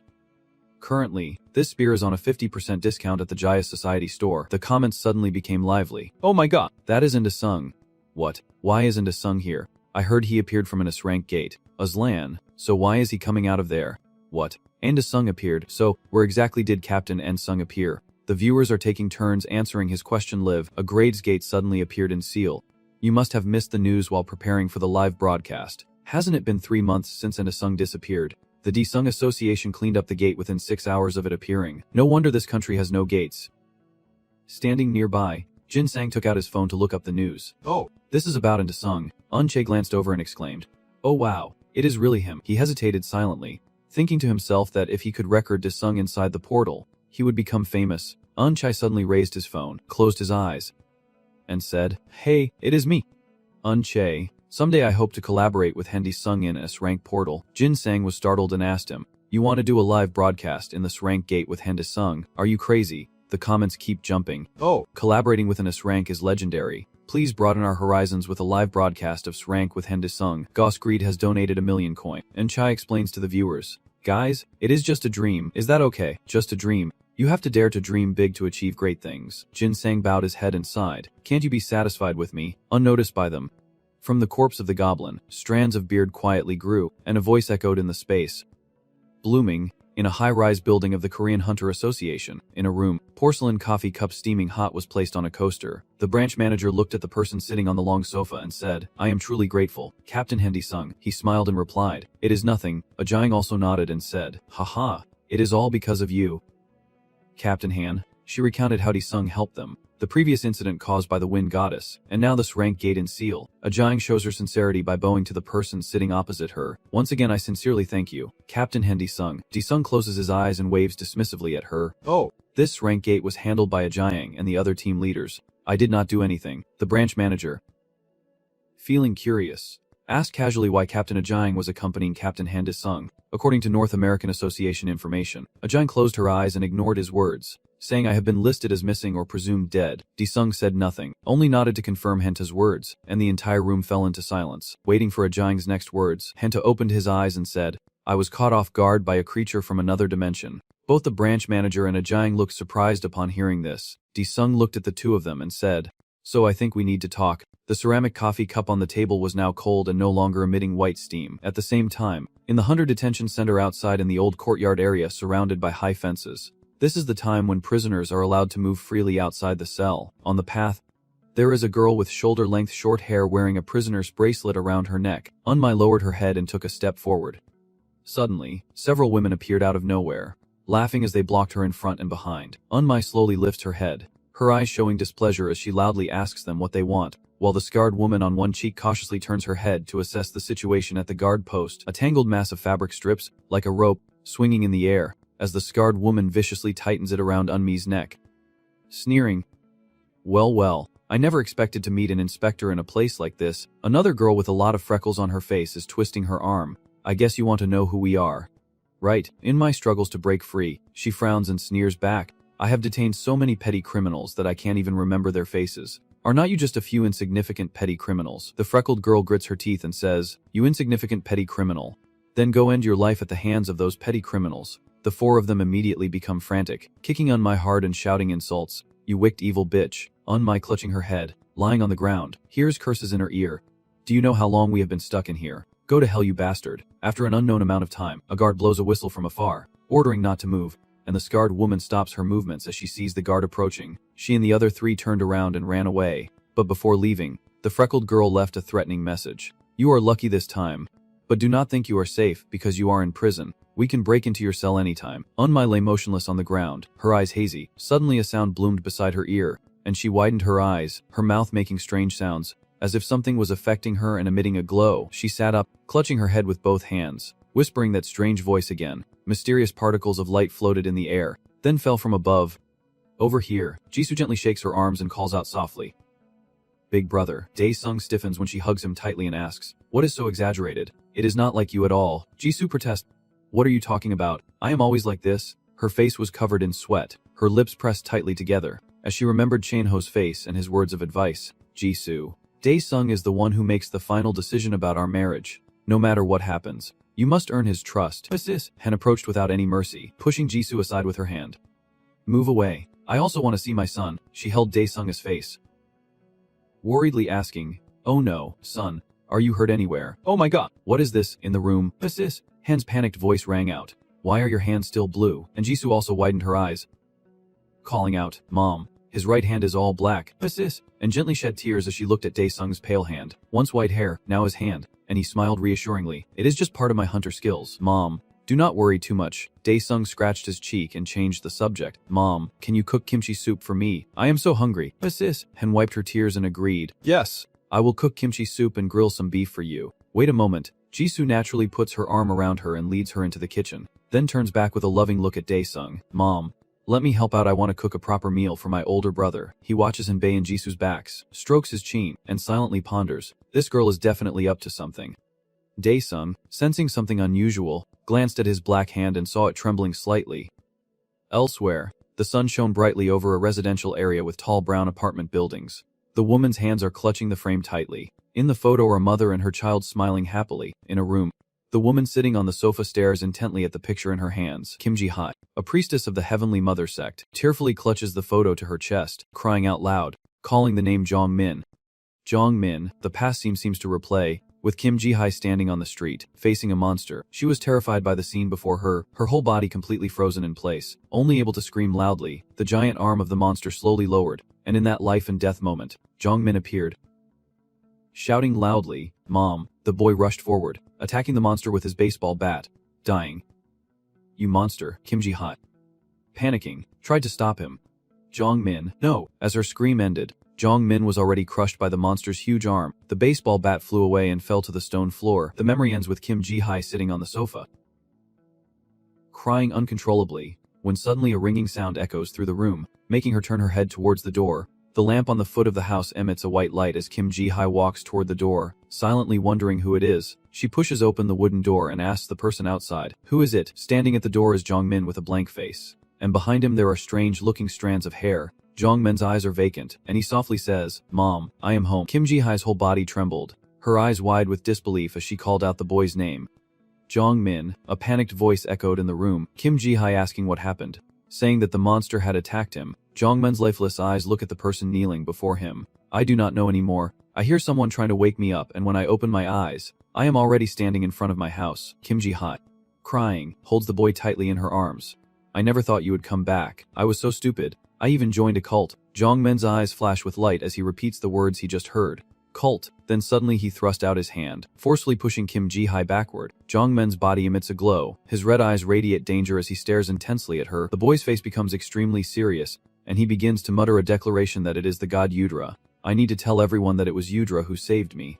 The world needs to know this. That is why I came back. That is why I am alive." Kim Ji-hai only then sensed something unusual and, frightened, called out her son Jong Min. On the TV, the face of the news anchor appeared, focused on reading the latest news. The missing persons from the apocalyptic battle 3 years ago are starting to return around the world. They are preparing for any possible emergency situations. The large screen in the control room is also showing the news segment just now. The branch manager closed his eyes, crossed his arms, and wondered how the people who died 3 years ago could possibly come back. According to the survivors of that battle, they should have been dead. Ajang, standing beside him, handed him the document he was holding and called out, "Director, please take a look at this." The branch manager flipped through the newly received documents, reviewing what was written inside, then asked again, "Are all the rescued individuals connected to members of the Celestial Mother Society?" Ajang replied, "Yes. Those who were rescued are actively spreading that information." The branch director took a deep breath and ordered, "Did not Daesung say that the gods in heaven would invade the earth? So prepare for the official announcement from the association." In a room, many representatives from different agencies are seated on ready chairs, surrounded by numerous reporters with microphones to record the upcoming announcement. The woman's slender fingers gently tapped the microphone a few times as Ajang stepped onto the podium to speak. The Hunters Association announced that those returned from the apocalyptic battle would be called the Returned. All those brought back are required to cooperate with the investigation. If they do not do so voluntarily, her voice echoed throughout the room, "We will have to use the authority of the government." The Hunter Association considers this incident a major disaster and asks the families of the returnees to advise them to cooperate with the investigation. "This concludes our announcement. We will not accept any questions." After hearing Ajion's announcement, all the reporters at the scene looked visibly confused and anxious. Then another news report aired on TV, saying that gatherings are being held worldwide to worship the goddess Rudra. These gatherings revolve around the carriers and their prayers for the goddess Rudra to descend to earth, as they are protected by the participants who deeply believe that Rudra will resurrect their loved ones. Many people have lost loved ones in the apocalyptic battle and are participating in these gatherings, with the number of marchers increasing exponentially. Meanwhile, at night, the sky above the Hunters Detention Center is covered in darkness. In a certain prison cell, the entrance is locked with a metal door, and Unbi is sitting with her back against a wooden shelf, her head bowed low as she falls into sleep. A sound reached her ears, making her alert and slowly open her eyes. Unbi calmly looked up, and a pair of shoes approached her. The freckled girl pursed her lips and looked down from above. "Oh, you are awake, huh?" The long-haired woman behind her laughed smugly and mocked, "Ha-ha. You only wake up because we come into your cell every day," a freckled girl asked. "Are not you curious why we visit you every day?" The long-haired woman answered herself, haha. Guess what? Even the guards here hate you a lot. He said he lost his wife because of your useless antics. A hand reaches out and grabs Unbi's hair, forcing her to tilt her head back. The freckled girl asks calmly, "It is great that our goals are the same, is not it?" Unbi just slightly pursed her lips and said 2 words. Blooming. The freckled girl looked confused and asked again, "What?" Strands of hair are growing and wriggling on her hand. Powerful energy bursts out from Unbi, causing countless strands of oil to sprout all over the people in front of her. Long strands of hair also hang down from the top of the cell. Unbi straightens up, raises her voice, and says, "That is enough." 2 angels reveal their true forms in front of her. They quickly move to stand beside Unbi. At this moment, the situation outside the city has become chaotic. Right in the main hall of the Heavenly Mother building, many civilians are gathered along the roadside. And below the street, black cars are parked disorderly in a long line. The group on the sidewalk held up a piece of paper and kept shouting, "Please. Heavenly Mother, bring back my son. My mother has not returned. I will join the Heavenly Mother Church. Please bring back my daughter." I stood aside, watching them go into the building while shouting, "I believe in Heavenly Mother. Please bring my child back." He hesitated for a moment, wondering what this chaos was about. Then he turned to the black-clad soldiers behind him and said, "Do not use too much force. Disperse the crowd." And all the soldiers responded in unison, "Yes, sir." They formed a barrier, blocking the people trying to enter the building, and kept urging them to disperse. "The Heavenly Mother Church is dangerous. Everyone, disperse quickly." The villagers, seeing the black-clad soldiers not letting them inside, became agitated. "Who are you to tell us what to do? If you can't bring my daughter back, then get lost. Where is your superior? Call them out here. Just because you are the hunter soldiers, you want to do whatever you want." The group of soldiers still insistently urged the panicked crowd to disperse, and at that moment, a group of people steps out from inside the building. A man seeing them get excited. Someone steps out. They are from the Heavenly Mother Church. Dong Bin is the leader of that group, and they are heading toward the crowd, but stopped just a short distance away. All the people here looked at Dong Bin's group with hopeful eyes as the boy loudly introduced himself, saying hello to everyone. "We are the ones who have returned." Kai Hong, sweaty-faced and tense, is watching their every move. Dong Bin begins to call out, "If everyone wants their families to return, pray for the Heavenly Mother to come to the earth." The boy finished speaking and turned to face Kai Hong, who was already there. He directly asked the boy to return with Dong Bin and to quietly follow us. Dong Bun's face was covered with stubble as he indifferently asked why he had to go with him. The tiny hairs silently curled around Kai Hong's arm, controlling him to reach out and grip Dong Bin's neck tightly, causing the boy Jensi to cry out. Kai Hong wondered silently in his mind, "What is this? I did not do this." The others in Dong Bin's group seized the opportunity to accuse. "The hunting teams are attacking the returning people. Everyone stop them now. If you want your children to come back, stop them now." The villagers once again panic and shout, "Stop! I want T, let them take him away. Turn back and post it online. Catch me first, you bastard." The reporters arrived at the scene, their cameras flashing nonstop, and one man, witnessing what had happened, asked in confusion what was going on here. When Dong Bin and his group were taken away by 2 soldiers, he turned to look at them. They cursed and swore, "That bastard had used me." 2 soldiers holding his arms tightly whispered, "Let us get out of here quickly." Suddenly, in the high sky, the blinding sun was partially obscured by a faint shadow emerging from somewhere, blocking some of the light. Suddenly, a deafening sound echoes through the space, causing everyone to cover their ears. Long legs stump firmly on the ground, white dust and fragments of rocks flying everywhere. Camera flashes flicker rapidly, and the reporters gasp in shock. "It is Hendi Sung." Hendi Sung. Sung pursed his lips, stood upright, and was surrounded by a surge of energy. Calmly, he announced, "Stop pretending to be dead. Follow me." Your words made everyone there tremble with fear. Immediately after, Zhang Min loudly asked, "What do you mean, pretending to be dead?" The boy insisted that we are those who returned thanks to the mercy of the goddess Vudra. Hearing that, Sung simply nodded and calmly replied, Yes. I know all of this because I also came back from hell. Actually, you could say I am your senior in terms of returning people." Zhang Min asked in surprise, "So you too, thanks to Vudra?" Then, he slowly approached and replied, "I was once a plant person and then returned. In the hospital, but how and where did you come from to come back?" Sung's questioning left the boy at a loss for words. Then Zhang Min, overwhelmed, shouted out that we can't prove it, but we truly have come back to life. Ignoring the boy's answer, he crossed his arms and stood firm. If it is for family, he should not have to revive monsters. Do you know how terrible Vudra is before trying to revive Ada? Reluctantly, Zhang Min is too grown up, and the Divine Mother Vudra has come to Earth to guide us. A new world will be revealed. As soon as the boy finished speaking, Sung gently waved his hand, calling Zhang Min over. Then, he spoke up, "Before that new world opens, I need to talk to you guys." Suddenly, the boy unexpectedly pulled out a small knife and held it high. In an instant, Jong-min used his body to test the sharpness of an object that should have been in the kitchen, causing Sung to narrow his eyes in suspicion. Even while bleeding, the boy stubbornly said, "I will prove I am real, please do not hurt others." The other children saw this, and followed suit. "We will go with you." Seeing this scene with her own eyes, Kim Ji-hye immediately shouted in panic, "Jong-min!" She quickly rushed to hug the boy in her arms. Jong-min, the crowd around immediately started to stir. Jong-min whispered a warning. "Mother, when the Divine Mother withdraws, she will come again." The villagers immediately took out their phones to record and accused Sung. Sung has returned as a murderer. They keep discussing, what? Did the group that returned give up their lives on their own? Maybe that is Sung's power. Damn it. Does he have the ability to make them give up their lives? In the blink of an eye, I realized it. Damn it. This was all your game. Just a moment later, the latest news about Jong-min appeared here on social media. Breaking news. Sung returns after killing someone, sparking an immediate outcry with many opinions. Are all returnees monsters? Is Sung a hero or a villain? The returnees are also our family. Sung is the culprit. The returnees gave up their lives voluntarily, and Sung still wants to come back. Please update us on the investigation. Inside the meeting room, after reading the article, the branch manager angrily slammed his hand on the computer on the table. Kai-hong spoke up to explain on behalf of Sung. "I was at the scene. But Sung did nothing. Those who returned had already taken their own lives." Hearing that, he could not help but fall into his thoughts, as the situation grew increasingly strange. The next second, the ringing of the phone caught the branch manager's attention. He calmly asked, "What is going on?" Kim Ajang calmly replied, "Chairman, Seon-mi has escaped from the Hunter's prison."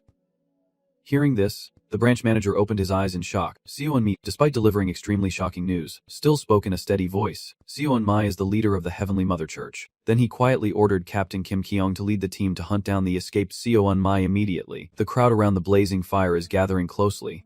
Then, the host loudly asks, "Everyone," Henta seriously asks, "Do you want your loved ones to come back?" The Nave villagers quickly replied, "Yes, we want to." At the same time, Jin Sang silently thought, if only he could bring his daughter back. The host quickly cuts in, introducing our guide. According to the hand's words, Yunmai slowly lowers her head and removes her hat. She respectfully prays, asking the goddess to come to this land. As Yunmai finishes her prayer, the flames before her burn even more brightly. The flame gradually spread around. Then she shouted loudly, "Vudra, Mother of Heaven, let this new life flourish on this land." From within the flames, angels appeared, causing those present to gasp in surprise. "Look, angels. Angels have arrived." It seems Unmai is very pleased with their reaction. And you will witness the appearance of the goddess Vudra. This scene leaves Jin Sang stunned with his mouth agape. Back with Daesung, Chanho angrily slams his hand on the table. "Daesung, are you just going to sit there?" he shouted anxiously. "Everyone outside is going crazy and saying you killed someone. But the bigger problem is that the number of civilians and hunters joining the returning group is increasing exponentially." Despite Chanho stumbling forward, Daesung remains calm, which only shows how many people have lost loved ones to the monsters. While they were talking, suddenly footsteps sounded from outside. Turning around, Chanho was surprised and asked, "Captain, excuse me, why are you here?" Koi Jing hesitated to speak, but before she could finish, Captain Han had already narrowed his eyes as if he had anticipated it. Seeing that, she avoided his gaze and pressed her lips together. After a while, Daesung gently pats Choi Jiang on the shoulder to comfort her. "Koi Jiang, joining the Church of the Heavenly Mother cannot bring back your parents, who were killed by monsters." With a surprised look, Chanho told Jiang that if she needed family, we would be her family. After a moment of reflection, she gratefully agreed. "Okay, next." Chanho curiously asked Han what he planned to do with the Celestial Mother Church. Daesung's tone suddenly turned serious, and after a brief pause of about 2 seconds, he said firmly, "Let us just let them do as they wish." Right now, at the hotel where Jin Sang and Unchill are resting, Yunchill anxiously shouts, "Daesung, are you really planning to hang out with those returnees again?" Even under questioning, he remains calm and explains, "Unchill, if I could see Juzian again, I would not care if it is a demon or not." He is still trying to help Jin Sang stay rational. "You have heard what Chanho said, right? They, who claim to be the returnees, are all fake. Do not be fooled." My friend, ignoring Unchill's warnings, he gently gazed at the picture of himself and Juzian, and his lingering sorrow only made Jin Sang more determined no matter what the world says. "I will bring my daughter back." Seeing his stubbornness, Unchill angrily stood up and shouted, "I will expose those frauds with video evidence." Ignoring Unchill's anger, Jin Sang continues to gaze at the photo. On the table is a flyer for the Apocalypse Festival, where we will bring back the family lost to monsters. The scene shifts to the desolate wasteland, where a lively tune suddenly echoes across the vast emptiness. It turns out this is where the Apocalypse Festival is held, with the crowd continuously cheering. "Rudra, Rudra," the gentle singing of the singer on stage echoes. "Revive, revive, those who have overcome death. Praise, praise, praise," as they draw their weapons. Similar chants continue to resound. As the song ended, The singer on stage spoke up, thanking everyone, saying that was the group praising the goddess and wishing Rudra's blessing upon you all. The excited shouts from the crowd echoed even louder, and as expected, locations like London, Tokyo, and China were all broadcasting the Apocalypse Festival live. Soon after, Yumi appeared and spoke, "Followers of the Heavenly Mother Church from around the world, we sincerely await you. From now on, we will hold a reunion of returnees to pray for the appearance of Heavenly Mother Rudra, along with believers from all over the world." From afar, a dark figure swiftly runs by, creating a cloud of dust and smoke. It turns out that Yumi's pursuit team led by Kaiyong has already begun their action. In the car, Giselle curiously asked why Elite Hunter Han was not involved in this operation. Kaiyong replied in a low voice, "This is unofficial news." He said he would not participate in any actions related to the returning event. Hearing that, he became even more curious. Is it because of public opinion that he is not involved in this? As if he is used to it, he calmly explained that he does not care about public opinion at all. At this point, Kaihong seriously reminded him to focus on our mission, capturing Cell Yumi. Back at the Apocalypse Conference, Yumi quickly spoke up, saying that they would now select a believer to participate in the return ritual. After observing for a moment, she confidently pointed ahead, revealing that Yumi had chosen Jin Sang. "The one to come up here." He looked surprised and asked again. She asked seriously, "What is your name? You seem quite worried." "Yes, I..." Before Jin Sang could finish speaking, Yumi interrupted. "And Assam, right? I can see you want your daughter to come back." Hearing this, he quickly confirmed, "Yes." Then she waved to the people inside the wing. A fierce demon was brought onto the stage, and Yumi's two subordinates tried their best to subdue it. Her accomplices immediately drew a sharp sword and stabbed the demon fiercely. This scene immediately made the audience there turn pale with fear. Jin Sang was no exception. "Huh, what is this?" The wound on its thigh made the demoness kneel in pain. Yumi calmly approached, cast a spell, and in an instant, she launched her attack with a smile. The agonized scream of the demon immediately echoed, and it began to transform, its head gradually replaced by vine-like tendrils resembling tree branches. Thanks to Yumi's magic, Juzin was restored. This horrifying image made Jin Sang angry. A moment later, the little girl called out, "Dad." After regaining his composure, Zhang hid his tears of emotion and called out, "Juzian, Juzian, Juzian." And the father and daughter immediately embraced each other. Yumi confidently announced, "Did you all see that if the Celestial Mother withdraws, everyone here can reunite with their loved ones?" But I could not believe my eyes as everyone kept talking. One person returning, "It is crazy. I do not know when Kihong got so close to the stage and allowed himself to open fire. The explosion caused the believers to panic and scream, 'What is going on?' Chaos quickly erupted to hold them back and protect the returning people. After evacuating the crowd, Giselle's team and Kihong were ready to act. He quickly ordered, aiming to capture Cell Uni. Everyone move into position. Immediately, he and everyone else rushed forward like a gust of wind, secretly thinking to himself, "I must control Cell Uni first." Kehong rushes toward the stage like a flash, but the civilians and believers remain oblivious, trying to stop them, protect the people returning. They keep blocking his way. But in just a moment, Kehong is very close to the stage, calling out to Cell Uni. At this moment, a muscular thug stepped in front of Kehong. "Where do you think you are going?" Without hesitation, he kicked straight into his face to gain momentum. The next second, Kehong soared onto the stage. Filled with boundless fury, he launched an attack at Uni, who seemed to have been provoked. "How dare you!" Right in front of Jin Sang. Uni delivered a strike that pierced through Kaihong's neck. Before he could finish his move, blood was flowing like a river, and Kihong's head was severed from his body. In Jin Sang's panic, he opened his eyes wide and called out, "Captain Jin." Jin Sang shouted a code across the stage. "Captain Jin." Even after taking a life, Uni remained so calm. It seems the situation has eased a bit. She continued speaking. "All right. Believers, now it is time to welcome the goddess Yudra to this land." Following their screams, Kehong's teammates were thrown back and then pushed into a nearby dirt patch. As two angels gradually appeared on the scene, they used their power to crush the brave soldiers. And the aura of the angels was so overwhelming that it covered everything. The believers were amazed and exclaimed in awe, while Jin Sang grew even more terrified. "What is happening?" Seeing his frightened expression, Unbai gently turned away. Then she spoke, telling him to stay here, as a sacrifice was needed to open the gate. "And look, we already have some people offering their lives. O goddess Yudra, we offer them as flesh and blood to you." Next, a giant demon has been summoned. The pressure of this demon seal made Kaihong's allies scream in pain. "No! Save me!" The curious followers looked up at the sky where the demon seal was growing larger and larger, and that terrifying power quickly corroded the soldiers. In the blink of an eye, they were torn apart and turned to dust. Unbai roared loudly, "Yudra! Come now." Jin Sang's face turned pale with worry. "This is not what I wanted." From the sky, a beam of light begins to pour down to the ground, shifting scene to the hellish wasteland inside the Pantheon, where the sound of hurried footsteps echoes across the vast land. The Fan Tun keep appearing, blocking Dongxian and Koijiang's path. Seeing that, she immediately strikes with a move. Using extreme cold and ice, Koi Jang's attack aimed directly at them. Not to be outdone, Dongxian also unleashes his magic, executing the Heavenly Slash. Uncle Chu's technique combined with Choi Jang quickly took down the phantom monsters. From above, Dae-sung smirked and praised. Not bad, but he is ready to unleash an even more devastating attack. Dongxian and Koi Jang could not bear this light and had to cover their eyes. Oh my eyes! But at this moment, Xiu Yan stepped in front and started singing. According to her awakening, a dark singing circle gradually appeared from the sky, but it seemed like that attack was only meant to distract. In the blink of an eye, a giant foot was very close to Dae-sung. It turned out Aslan had arrived, the core of power.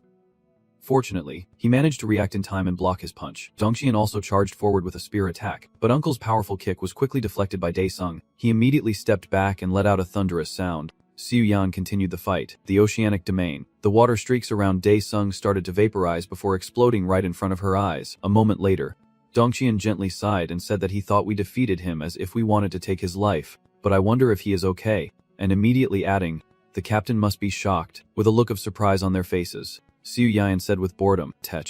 In the end, we could not even make him exert himself. As soon as she finished speaking, a huge beam of light shot straight down from the sky, so Dae-sung is holding a black orb and a white orb floating above him, and in the next moment, he uses his strength to make the two orbs merge into one. Even though Dae-sung was grinding his teeth, the two spheres still could not merge.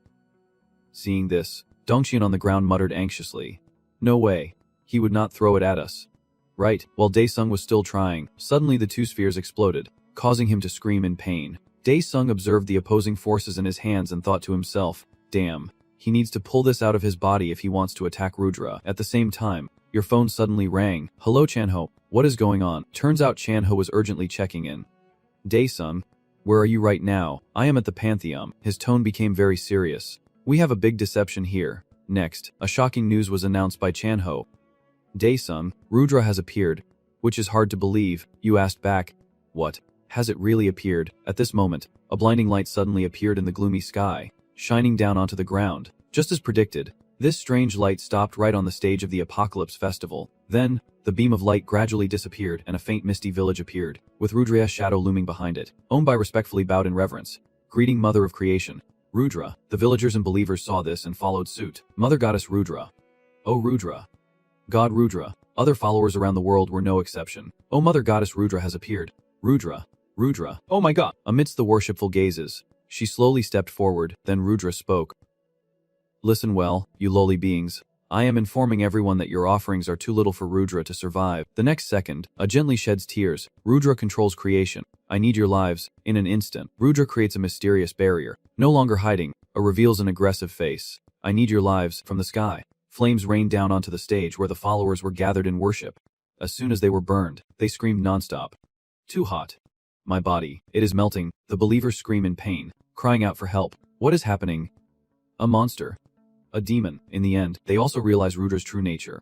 Hurry, inform the Hunter Association. The previous Hunter team has already been wiped out. At the same time, Jin Sang hurriedly embraced Josian and ran away from there. Despite being terrified, he stubbornly convinced himself that Jin Sang was not doing wrong. If he wanted to protect his daughter, he had to leave this place. The girl calmly asked, Dad, where are we going? Jin Sang hurriedly replied, Josian, I am taking you somewhere safe. Please stay still. Just listen to me. Josian hesitated and said, Dad, but her eyes quickly clouded over. Mother Rudra is calling you. His voice grew more frantic. Do not listen to her. You are my daughter. You must only listen to me. As Jin Sang continues to run, the flames grow thicker and more intense.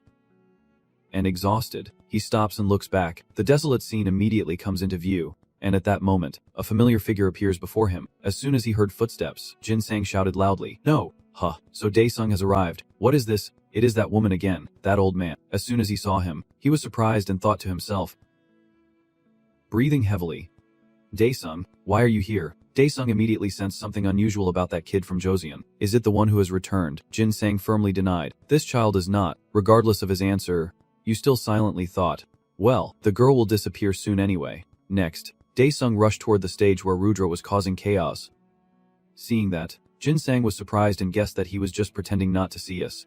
First, Josian. We need to take the girl somewhere no one can find her. He immediately continued to hold Josian tightly and ran away quickly. The imperial city now looked extremely devastated. A stark contrast to the lively scene earlier. Rudra and her subordinates are looking around.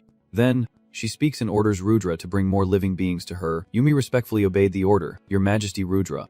As she was about to leave, a moving portal suddenly appeared. This scene makes Rudra marvel. The legacy of the spirit race is truly astonishing. From the portal, a strike with immense power shoots out. Her minions rush to protect Rudra, trying to block his attack and hold him back. But it was useless. Rudra's subordinates were swallowed up by this power. Desung's family has arrived, and Rudra's fate is sealed. You did not hesitate to call her out. Hey, after causing all this chaos, you run away. You lying god. Yumi opened her eyes wide in shock.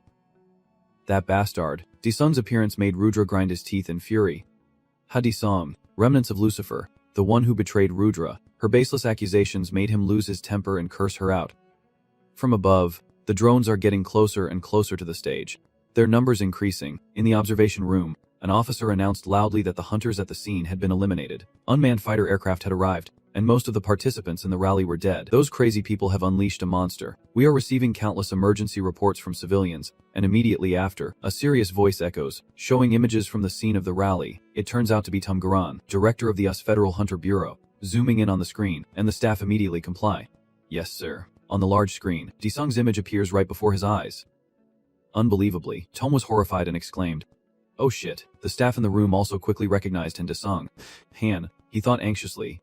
Thousands have been killed. If we want to overcome this crisis. After a moment of thought, Tom clenched his fist as if he had made a decision. Next, he asked, "Can we broadcast this scene worldwide via satellite?" The monitoring officer hurriedly replied yes. "We can't delay any longer," Tom said, "then broadcast it now."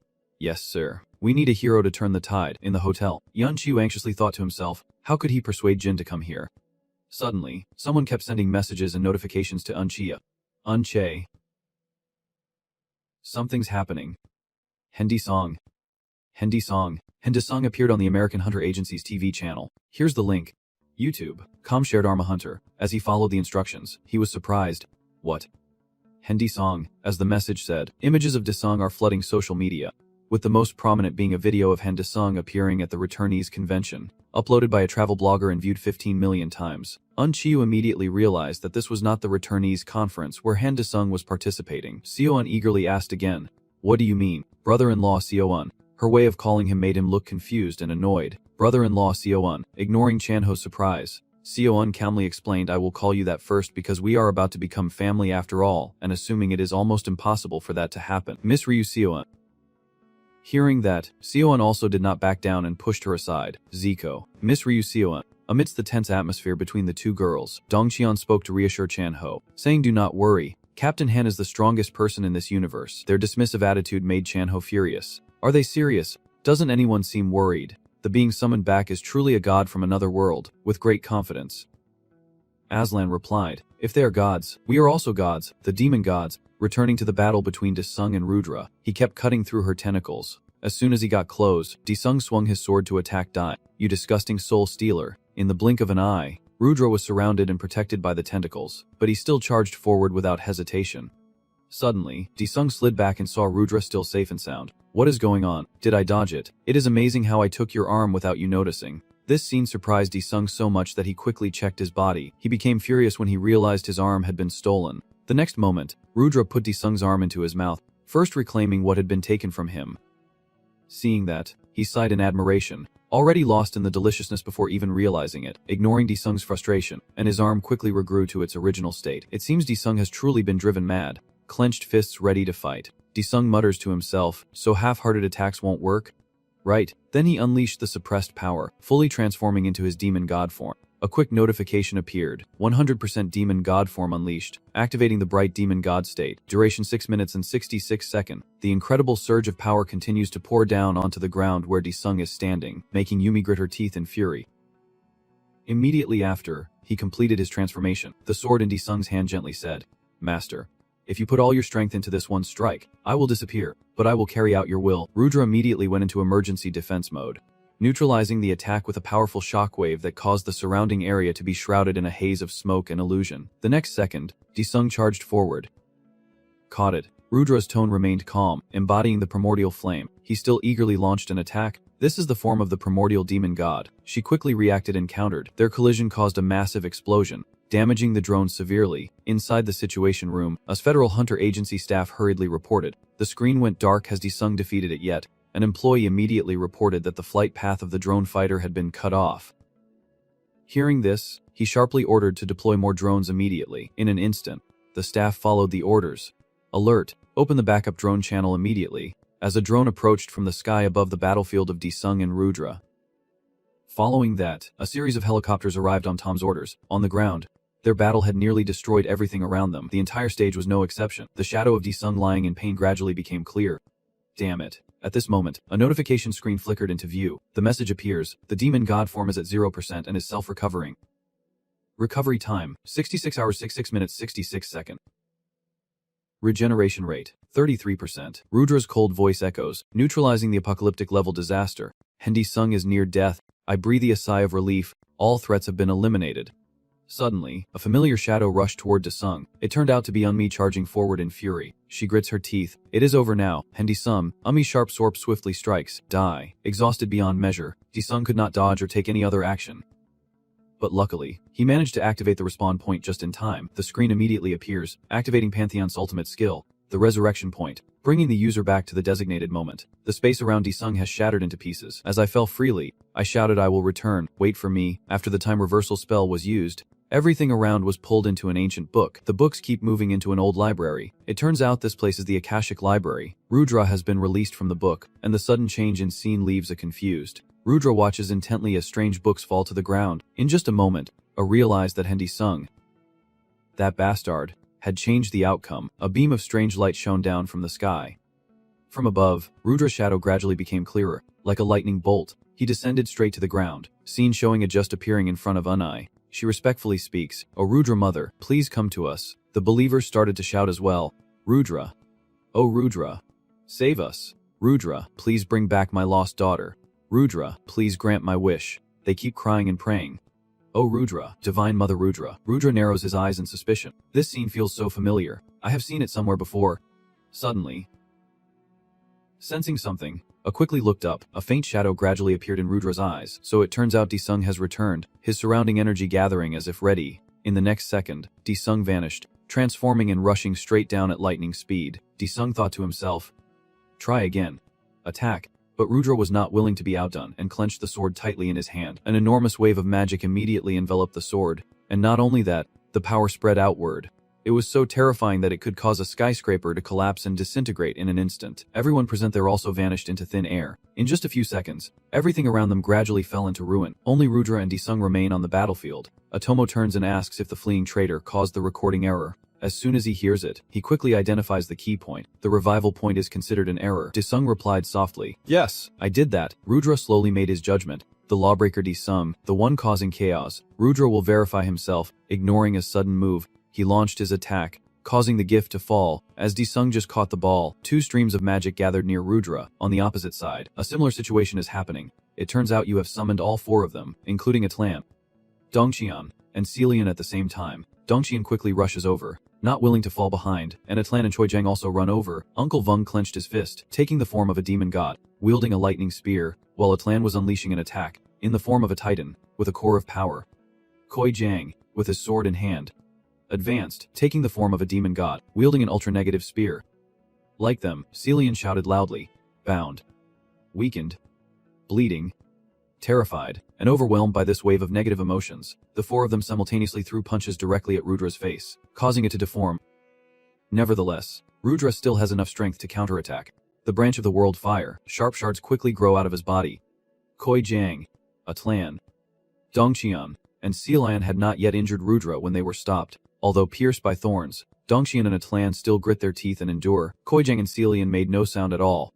Enraged, she shouted, I will send you to be reborn. Faced with this situation, Disung quickly changed tactics and cancelled the resurrection to avoid more serious injuries. The four of them quickly disappeared. Seeing that, Rudra furrowed his brow in frustration. Disung still refused to give up and continued. The demonic god's mixture touched.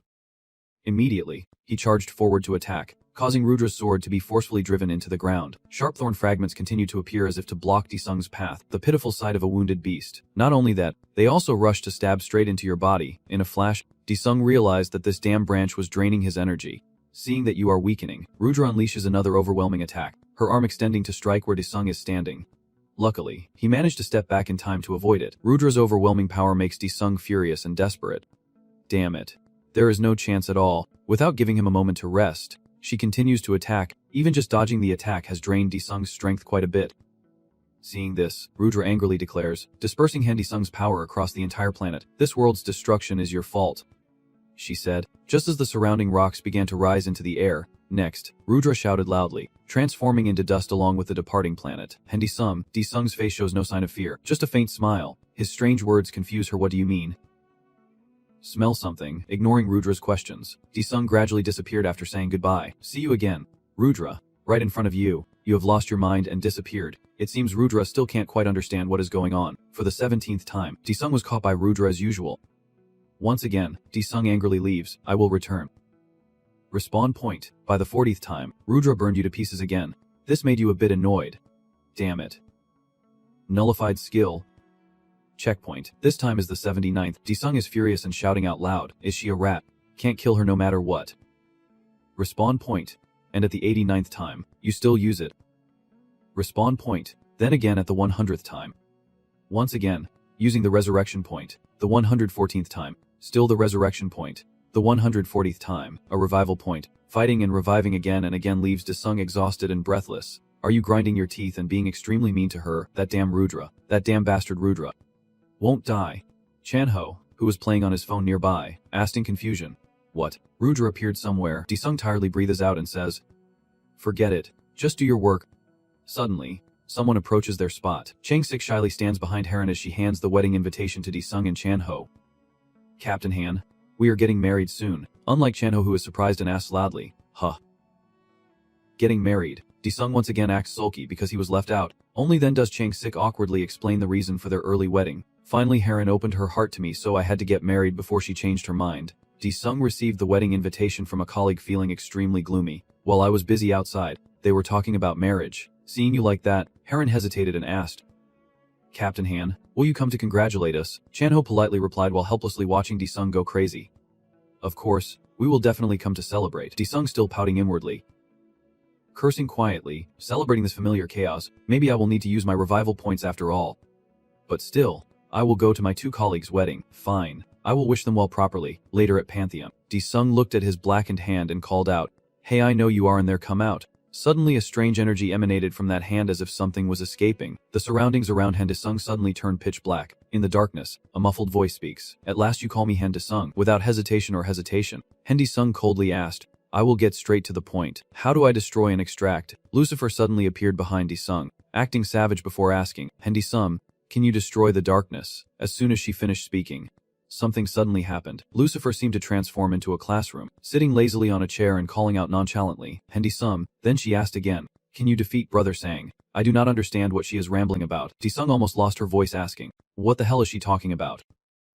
Speak normally. Lucifer simply said one thing. That is divinity. She asserted that is why gods cannot be destroyed. So Sung retorted sarcastic. But is not it true that you, Demon King Lucifer, have been sealed for thousands of years? Lucifer calmly admitted. Yeah, that is right. I think there is a way, but it is hard to do. Suddenly she took out a powder and drew something on the board. Like this. And this. I do not know what she drew, but she loudly claimed that to keep expanding this infinite universe, we need that thing. Moreover, she straightforwardly said that if the universe begins to collapse, you and your planet will be doomed. After hearing this, Sung immediately understood Lucifer's point. Damn it. She means I will have to keep this cycle going forever. Suddenly Lucifer mentions your dream. But Sung, you have a strange power. Right, I have seen your illusion of constantly fighting Rudra. Then she revealed something, and after each time, Rudra grew weaker. Suddenly her voice turned lower and hesitant. Sung. Perhaps, she smiled and directly asked, you can turn back time. Seems Lucifer asked about my dark secrets. So I hesitated for a moment but then admitted that I can reverse time to a specific point. Lucifer, upon hearing this, happily said, so that is how it is? That is how you overcome the Pantheon's challenge. Now I understand everything. I never thought a weak person could become a demon god. I can't believe the Akashic would grant you such incredible power. When Sung heard the place name she mentioned, he was a bit curious about the power from the Akashic increase. And she revealed an important piece of information to him. Sung, Rudra, and I were once one, which made him exclaim in shock. We are one. Lucifer calmly explains how to merge Rudra. Now we are split into two. But if we become one again, the warped space of the universe will return to normal. However, Sung still did not quite understand and asked again. So what does that mean? Lucifer mischievously smiled and said, as you wish, we will disappear. More precisely, we will return to a divine form that you cannot see, existing only as air or wind, as a true god. When Sung heard this, He hesitated for a moment. Lucifer's voice continued steadily. And you, the one with the power of the Akashic tapestry, can use your white hand to pour all our strength, including mine, into Rudra. Her eyes fixed on Disung's glowing hand and she continued, if our powers are balanced, this method will work. At that moment, Pantheon appeared and confirmed everything Lucifer had said so far. Master, the power of Akashic surpasses even Satan and Rudra. What she said is true, and seeing it firsthand, Disung was a bit surprised, so he asked Pantheon the old man, who has not appeared since we returned from the celestial realm. What happened? He honestly explained that when I returned to Earth, I created a portal without using the power of the Void Core, so I had no choice but to enter in sealed state. After hearing that, Disung had no objections and returned to Lucifer's matter, so if I try her method and fail, there won't be any real danger. Right, Pantheon quickly gave an answer. Yes. The vital point is the extraordinary ability that allows him to return to the moment stored in the Akashic record. Since she already said that, Disung also dared to try Lucifer's method, but before doing so, he had to warn her. Hey Lucifer, if you mess with me, you are done for. Your words make Lucifer realize that you are going to try her way. It seems you have made your decision. As the wedding of Trang-sik and Heron approaches, everyone is present at the ceremony. Jisoo saw Celian's face all messed up and immediately asked, are you okay? Sister, Celian, exhausted, sighed and complained, I do not know, and Daesung is really annoying. He is.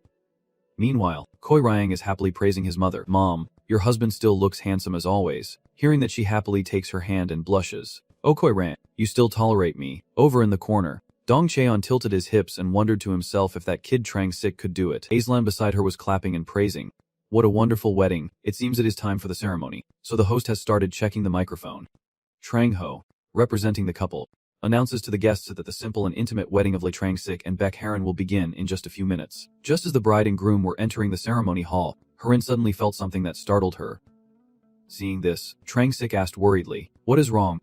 Suddenly, a beam of light from the sky shone directly onto their wedding ceremony, piercing through the hall and destroying everything. Is there a shadow of someone emerging from the middle of that beam of light? The guests in the hall are extremely surprised by this terrifying phenomenon and can't help but be alarmed. What is it? What is happening? A wedding. Who is this? The one responsible for all this is none other than Rudra. Now she finally spoke, so everyone closely connected to Han Daesung is here. It seems Aslan recognizes her, so he immediately shows hostility, gritting his teeth and calling out Rudra. Dong Cheon, of course, does not know who she is, so he asked quite menacingly, huh?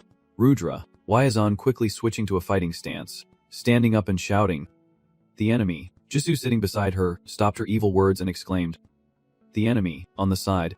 She immediately drew her sword and stood in front of her mother. Mom, I will protect you, her mother anxiously asked. Is that a monster? Realizing the danger ahead, Heron loudly commanded, everyone, evacuate immediately. Before she could do anything, Changzik stepped in front of her and said, Heron, let us get everyone out of here. Now everyone at the wedding hall started to panic. That is a monster. Aislan and Dong Cheon hurriedly moved forward. Rudra, now filled with excitement, loudly declared, I will recreate you all in a new world. Before Ada could show off, someone suddenly punched him right in the face. Disung appeared out of nowhere, rushed over, and hit Ada hard, then sighed.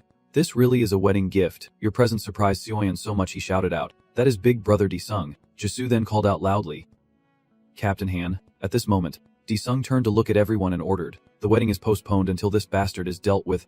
Got it. Heron and Changsik, hearing that, called out together with a mixture of anger and confusion, Captain Hendisung, back with Yudra. After taking a punch from Disung, Ada also realized his strength and thought to himself, Hendisung's aura is completely suppressed, and he is balancing on the edge. Suddenly, Disung shouts out loud, it is really time for someone to die, as he uses his ability to switch locations in battle, exchanging electricity and health. Suddenly, flames burst out fiercely, and the scene around Disung and Yudra shifted from the wedding hall to a fiery courtyard, as both sides fell into contemplation before fighting. Disung was trying to figure out how to pour Satan's power into Person 8, while Yudra was still looking around, wondering if this was Han Disung's space. After a moment of silence, Disung almost shouted, Yudra, no one invited you. Why are you causing trouble here? Yudra ignored him and began transforming her own power. Ada's voice, both arrogant and calm, rang out, Hendisung, the threat to creation, must be eliminated. As for Disung, he turned around and quietly asked Phantom, you are ready? Right. The Phantom gradually materializes and eagerly responds. Of course, its power entities rush towards Yudra and Dong Then Ho, bringing destruction, chaos, darkness, chaos, and death. Disung stands still and signals, charging forward. While Udra, not waiting to die, scolds or immediately attacks, Ada's tentacle rushes toward Lucifer's true form. Both sides fought fiercely, the power of the phantom gradually fading as it clashed with Udra's Suck 2. At the same time, Ada was horrified to realize it was an old friend. Unable to distinguish Sung's or Lucifer's strength, Sung quickly activates his ability, switching to Satan's shadow state. Seeing the situation, Udra immediately uses his skill to reassess Sung's strength. Not to be deceived, with 10 eyes watching, eyes begin to grow all over Ada's body, each with its own purpose and the ability to observe every corner. Not stopping there, Ada also uses a manifestation, the Sword of Life. Then Ada launched an attack to disable him. Sung also did not stand idly by and used his skill, the Demon God Chain. Your sharp chains grab Udra's hands. Another binds Ada's neck, and now Ada is under your control, making you boast triumphantly. Just as I thought, the weak one in this form, Udra responded with a hearty laugh. Then Ada arrogantly declared, "It is useless. Udra is immortal." Sung also did not hesitate to use this information. "That is right. No one understands it better than me." Then he calmly asked, "So Udra once shared a body with Lucifer?" "Right." His question made Udra pause, unsure how to respond. Ada's expression made Sung even more confident as he said, "Look, that bastard is really confused according to Lucifer. My left hand that was absorbed earlier is the contact point with your body." "Right." After a moment of confusion, Udra finally regained her composure, struggling and loudly affirming that Lucifer is a deceiver. She wants to take over Udra's body and destroy this universe. Your choice will make the whole universe regret it. Leaving no chance for Ada to escape, Sung clenched his fist with full strength. "Of course you do not believe Udra's words and instead rush forward." Growling, "Maybe I should follow Lucifer's advice." You punch the hand holding Lucifer and Udra and quickly give the order. "And go." Lucifer, receiving the signal from you. Lucifer appears, smiling with satisfaction and saying, "Finally I have become one with this bastard." Sung is still struggling to transfer Lucifer into Udra's body, his fist deep into Ada's body, causing Ada to panic and scream, "Stop, stop quickly." Of course Sung could easily stop. He roared and used even greater strength to hold his ground. Suddenly, a beam of power descended from the sky, dust and smoke billowed everywhere, and thunder roared loudly. Sung's steps remained steady after the series of events earlier. The system simultaneously displays a message. All power in demon god form has been exhausted. Satan's major demon state has been deactivated. Mana is depleted, and emergency recovery mode has been initiated. Now exhausted, Sung gasped for breath and wondered if he had succeeded. Then, as a shadow appeared in the smoke, this figure calmly declared, "Finally." Lucifer in his new form after merging with Udra stepped out of the dust and joyfully announced, "It is done." Seeing him silent like that, Sung felt a bit strange and asked, "Does it work or not?" Suddenly, the all-powerful one approached him and asked, "Who are you?" This question leaves Sung a bit stumped and he responds evasively, "What kind of dog is this? Does merging bodies make people lose their minds or something?" The all-powerful figure did not quite understand what was said and asked again. Fusion, after some thought. He also realized that it seems I have been temporarily separated. Sung gradually lost his composure and continued in a near whisper, "I made a deal with Lucifer. If I help you fuse with Udra, I will completely disappear." The all-powerful being, hearing this, also understood one more thing. So that is why people can see me. At this point, Sung hesitated and asked, "So are you planning to disappear now?" The all-powerful being honestly says, "I will not disappear. The reason you can see me is because part of me is inside you. No one else can see me." Hearing this, Sung feels exhausted inside. Damn, of course it won't be that easy. "So you decided to start over from the beginning."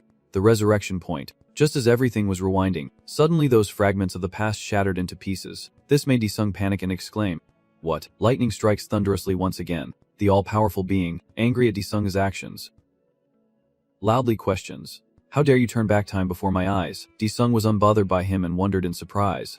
As the distant resurrection point stopped at the face without features of the all-powerful being, which seemed to want to cover this place with his body, and then Sung was taken into a space outside the universe. This made him a bit uncomfortable. "Damn it, this bastard dragged me into another space." Now the all-powerful one appears with a huge body and loudly commands, "Speak." He furiously questions Sung, "How can a tiny being like a speck of dust reverse time?" Sung calmly smirked and retorted, "You crazy idiot. As if I would tell you the truth, I will wipe you out." The scum of the universe, knowing he could not fight him, Sung shouted for help, calling Lucifer, that bastard, to appear and do something. Just when it seemed like he was about to be doomed, the all-powerful being appeared and stopped this furious attack. "Please wait." The all-powerful one, as soon as he saw its form, Sung was startled and thought to himself, "Fake Pantheon." The all-powerful being also recognized who it was, the one who is not the supreme knowledge overseeing the Akashic records. It is another familiar name that makes Sung mutter to himself, "Akash does not have time for this person. It is me." Moreover, it also confirms one thing, and you are wrong. This universe is polluted because of you. This statement makes the all-powerful being stunned and ask again, Because me, Pantheon calmly explains, splitting himself in two and arguing with himself, continuously polluting the universe. And the one I chose to stop this is Han Di-sung. Of course the omnipotent one does not believe that the universe's collapse is because of me. It is absurd. Regardless of this fool's disbelief, Pantheon calmly continues, to restore cosmic order, I must become your reason. The Almighty stands stubbornly claiming that there is no reason for the separation of the Almighty to pollute the universe. And if there is, it is your fault. Supreme wisdom. Faced with this absurdity, Di-sung could only sigh inwardly. This crazy man has forgotten what he did, and still dares to call himself the Almighty. Reading his thoughts, the omnipotent being shouted angrily. Shut up. How dare a filthy little ant like you insult me? Realizing he could hear his thoughts, Di-sung was a bit panicked. Damn it. Can he really hear my thoughts? But then he quickly regained his composure and said, I understand now you are very strong, so stay calm. I won't waste more time. The omnipotent one decided to solve the pollution by destroying and recreating the entire universe. That is my answer. With this situation, Pantheon can only borrow Di-sung's body to stop the Almighty. And Di-sung, I will become your reason for a moment, so please stop the Almighty. As soon as he finished speaking, he quickly used his fusion ability with Di-sung. The system notification appeared. Mana has been restored. Mana consumption restrictions have been removed. All demon god forms have been restored. Demon god power restrictions have been lifted. You can now use time powers, death powers, life powers, chaos powers, and DevOps powers for equality. A statement from the system confirms that you can now use the power of exchange to achieve equality. At this moment, Pantheon and Di-sung merged into a sinister laugh from Di-sung's mouth. His power had been elevated to a new level. The all-powerful being, witnessing this scene, asked in a broad tone, Supreme Intellect, are you trying to stop me? Suddenly the scene shifts to a school, and Di-sung unexpectedly appears behind the Almighty One, biting his ear and then walking away. After saying that, he punches the Almighty One hard, causing him to stagger back. At the same time, it drove him crazy and made him growl, and suddenly five-colored light appeared on his face like a human. Di-sung challenged him without hesitation, saying, I want to fight you properly, so I used my power to exhaust your strength. Now it is a fair one-on-one fight. And there is no reason for you to refuse. His words, along with the five-colored glow appearing on his face, made the Almighty furious and roar, impossible, you limit the power of an Almighty. I said nothing more to him. Di-sung delivered a punch to his stomach, causing him to bleed profusely. As he prepared for the next strike, he loudly declared that it was time to fight and be reborn as a new person. As soon as he finished speaking, he punched the Almighty One again, his strikes causing the Almighty to feel both pain and frustration. Before he could counterattack, Di-sung went berserk and delivered a few more blows without power. You are nothing, stop pretending to be so superior. Just as the fight was reaching its peak, Pantheon appeared and praised Di-sung, as expected of him. Di-sung, that is very much your style, suppressing the Almighty in your own unique way. As soon as I saw it, I asked, hey fake Pantheon, is the real one finally here? And he just smiled cryptically and replied, you are still as interesting as ever. He did not bother asking more about it and turned to ask about the Almighty. So what should I do with this guy now? Pantheon calmly states that you have done enough and it is his turn now. From now on, let me handle it. Pantheon commands firmly, now, come with me, Almighty. And then, as if obeying his order, the Almighty begins to float and refuse. Suddenly the omnipotent one clenched his fist and called out, Supreme Intellect. Seeing him act like that, he quickly raised his fist and threatened him further, saying, try saying one more word. Fearing you might attack the omnipotent again like before, Pantheon hurriedly intervened. The omnipotent then turned to ask Pantheon to release him immediately. Following him, Pantheon calmly releases him. Then he solemnly says, I was truly surprised using your power to balance and restrain my strength. Then he asked, is this also part of your plan? Pantheon simply replied, I only guessed Han Di-sung's choice beforehand. The Almighty looked surprised upon hearing this, glancing at Di-sung and wondering if he chose to suppress his own power to stop me. And this statement made Di-sung feel uncomfortable and sigh. What is this? Are you reading my mind again? Now the omnipotent figure calls out, Han Di-sung. Then at this moment he made a decision. I will postpone the destruction and reconstruction of the universe. However, he also faces some difficulties, but we cannot restore the universe right now. This made Di-sung grit his teeth and shout, what? You can't make a peace deal. Seeing them argue like that, Pantheon could only think to himself, so this is how things operate, and Di-sung felt uneasy. Damn it. I had a bad feeling something was about to go wrong. Just as you predicted, at that moment Pantheon spoke up, saying that the rules you imposed on us were too harsh, and we could not immediately activate the universe restoration.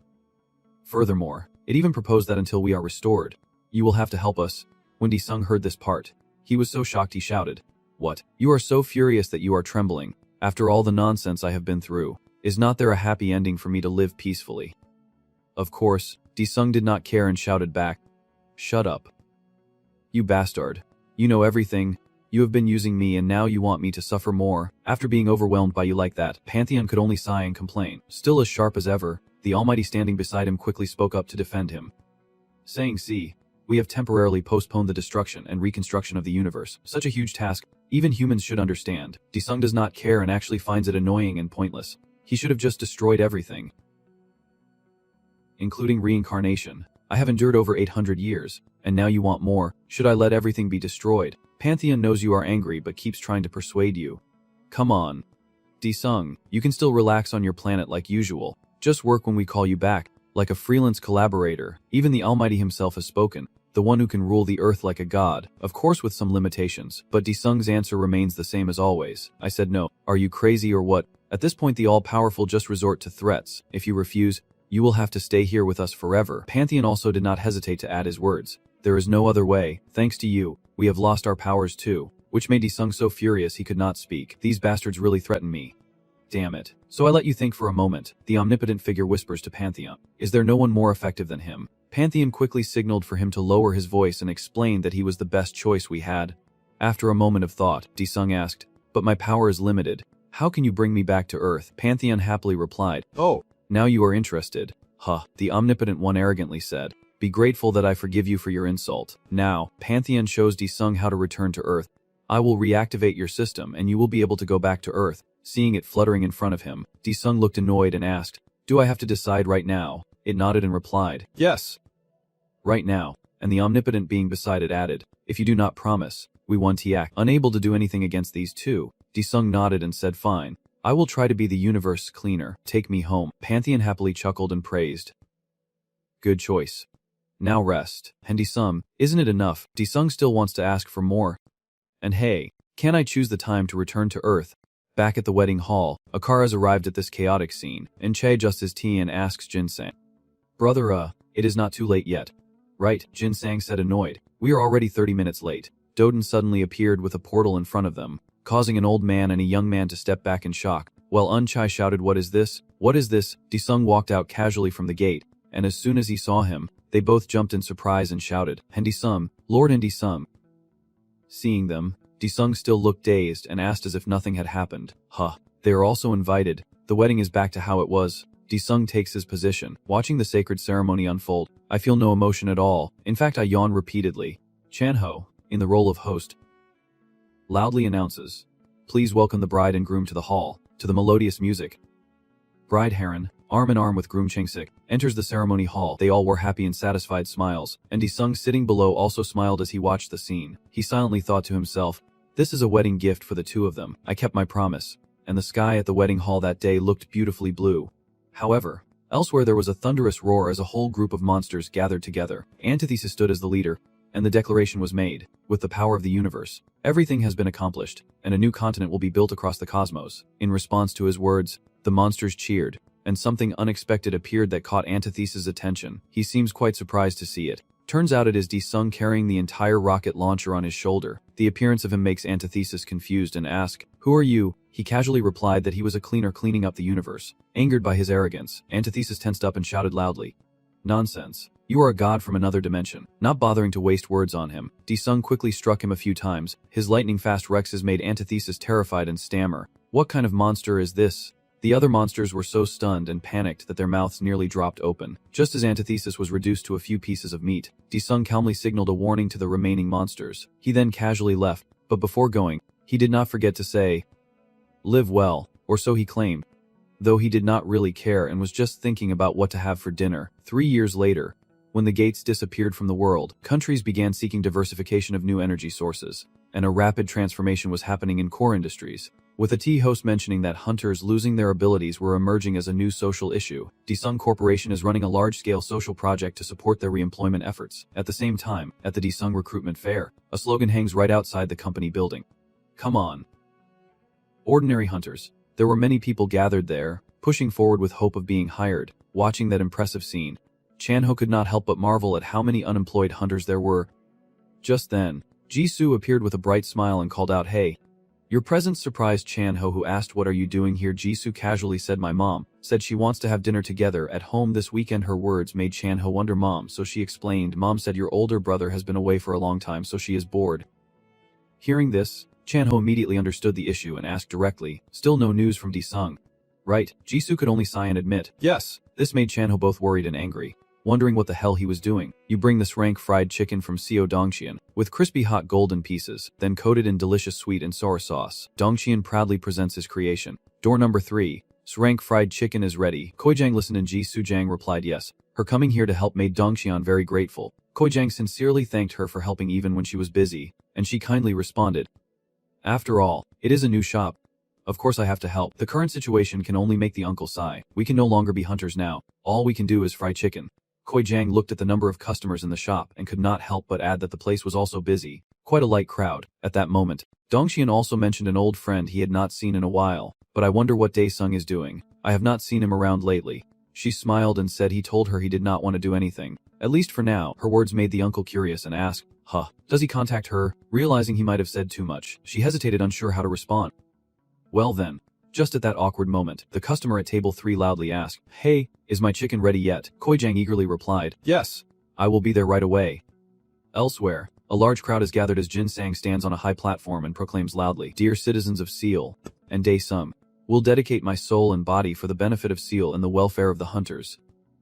In response, the hunters cheer loudly, and Dae-sung, and Dae-sung. Below, Yuncha also loudly shouts and Dae-sung, and Dae-sung. At the same time in South America, a loud cheer echoes. Everyone, this is not the end. The appearance of the Heavenly Mother. A young girl stands in the middle of the street trying to say something to everyone. Soon the Celestial Mother will appear.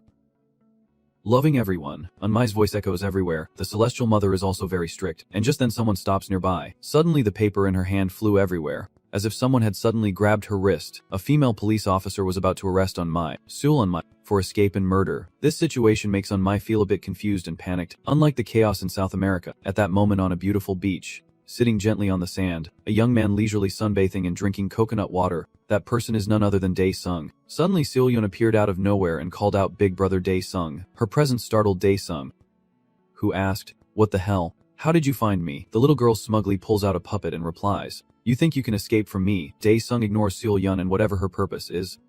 Right now, I just wish you would not disturb my peace. I need a few years to rest, but Seolyun hesitated and called out, but Dae-sung. Big brother. My strength? It is gone. Seolyun immediately showed her attitude. So bored. I fought monsters before and now I have nothing to do, so I am super bored, like a lizard. At that moment, the system sent a notification. A new space water source was discovered. Invasion in 3 minutes. This message made him jump in fright and shout loudly. Damn it. Only 3 minutes left. So he snapped his fingers, and time immediately froze. A portal appeared, then disappeared after a while, and soon after, Dae-sung returned. He sat down on the chair, sighed, and snapped his fingers to rewind time. Immediately Seolyun asked, 3 minutes. What is left in 3 minutes? Dae-sung tiredly replied, you do not need to know. Before he could rest, another notification came. A new space water opening detected. Invasion in 1 minute. This drove him crazy as he cursed. Motherfucker. Are they cursed today or what? So he had no choice but to go quickly. Right now. Right now. After the fight, Dae-sung returned to the beach. He sighed tiredly. Damn it. Dying young is really disgusting. When Seolyun saw him step out and walk through the portal, she immediately shouted in panic, it is crazy. Big brother Dae-sung. Having this girl see what I do makes me pretty unhappy. Oh right, she is here too. So the girl happily asked Dae-sung if the gate and the monsters. You just returned from a monster slaughter. Right. Right. This made Dae-sung feel a bit annoyed. Damn it. Caught red-handed by the most troublesome one. Seolyun could not help but say, hey, do not be so happy all by yourself. Take me with you. But of course Dae-sung would not allow it and chased the girl away. Quietly heading home, the little girl stubbornly refused to leave him and kept following. No, I won't go. No chasing away. Unable to resist her, Dae-sung finally gave in and let her come along. Alright then, let us go, let us go. With the permission of the boy, Seolyun was so happy she started jumping around. Wait a moment, you damn monsters, deep sea sorceress Ryu Seolyun is here, and suddenly Dae-sung realized something.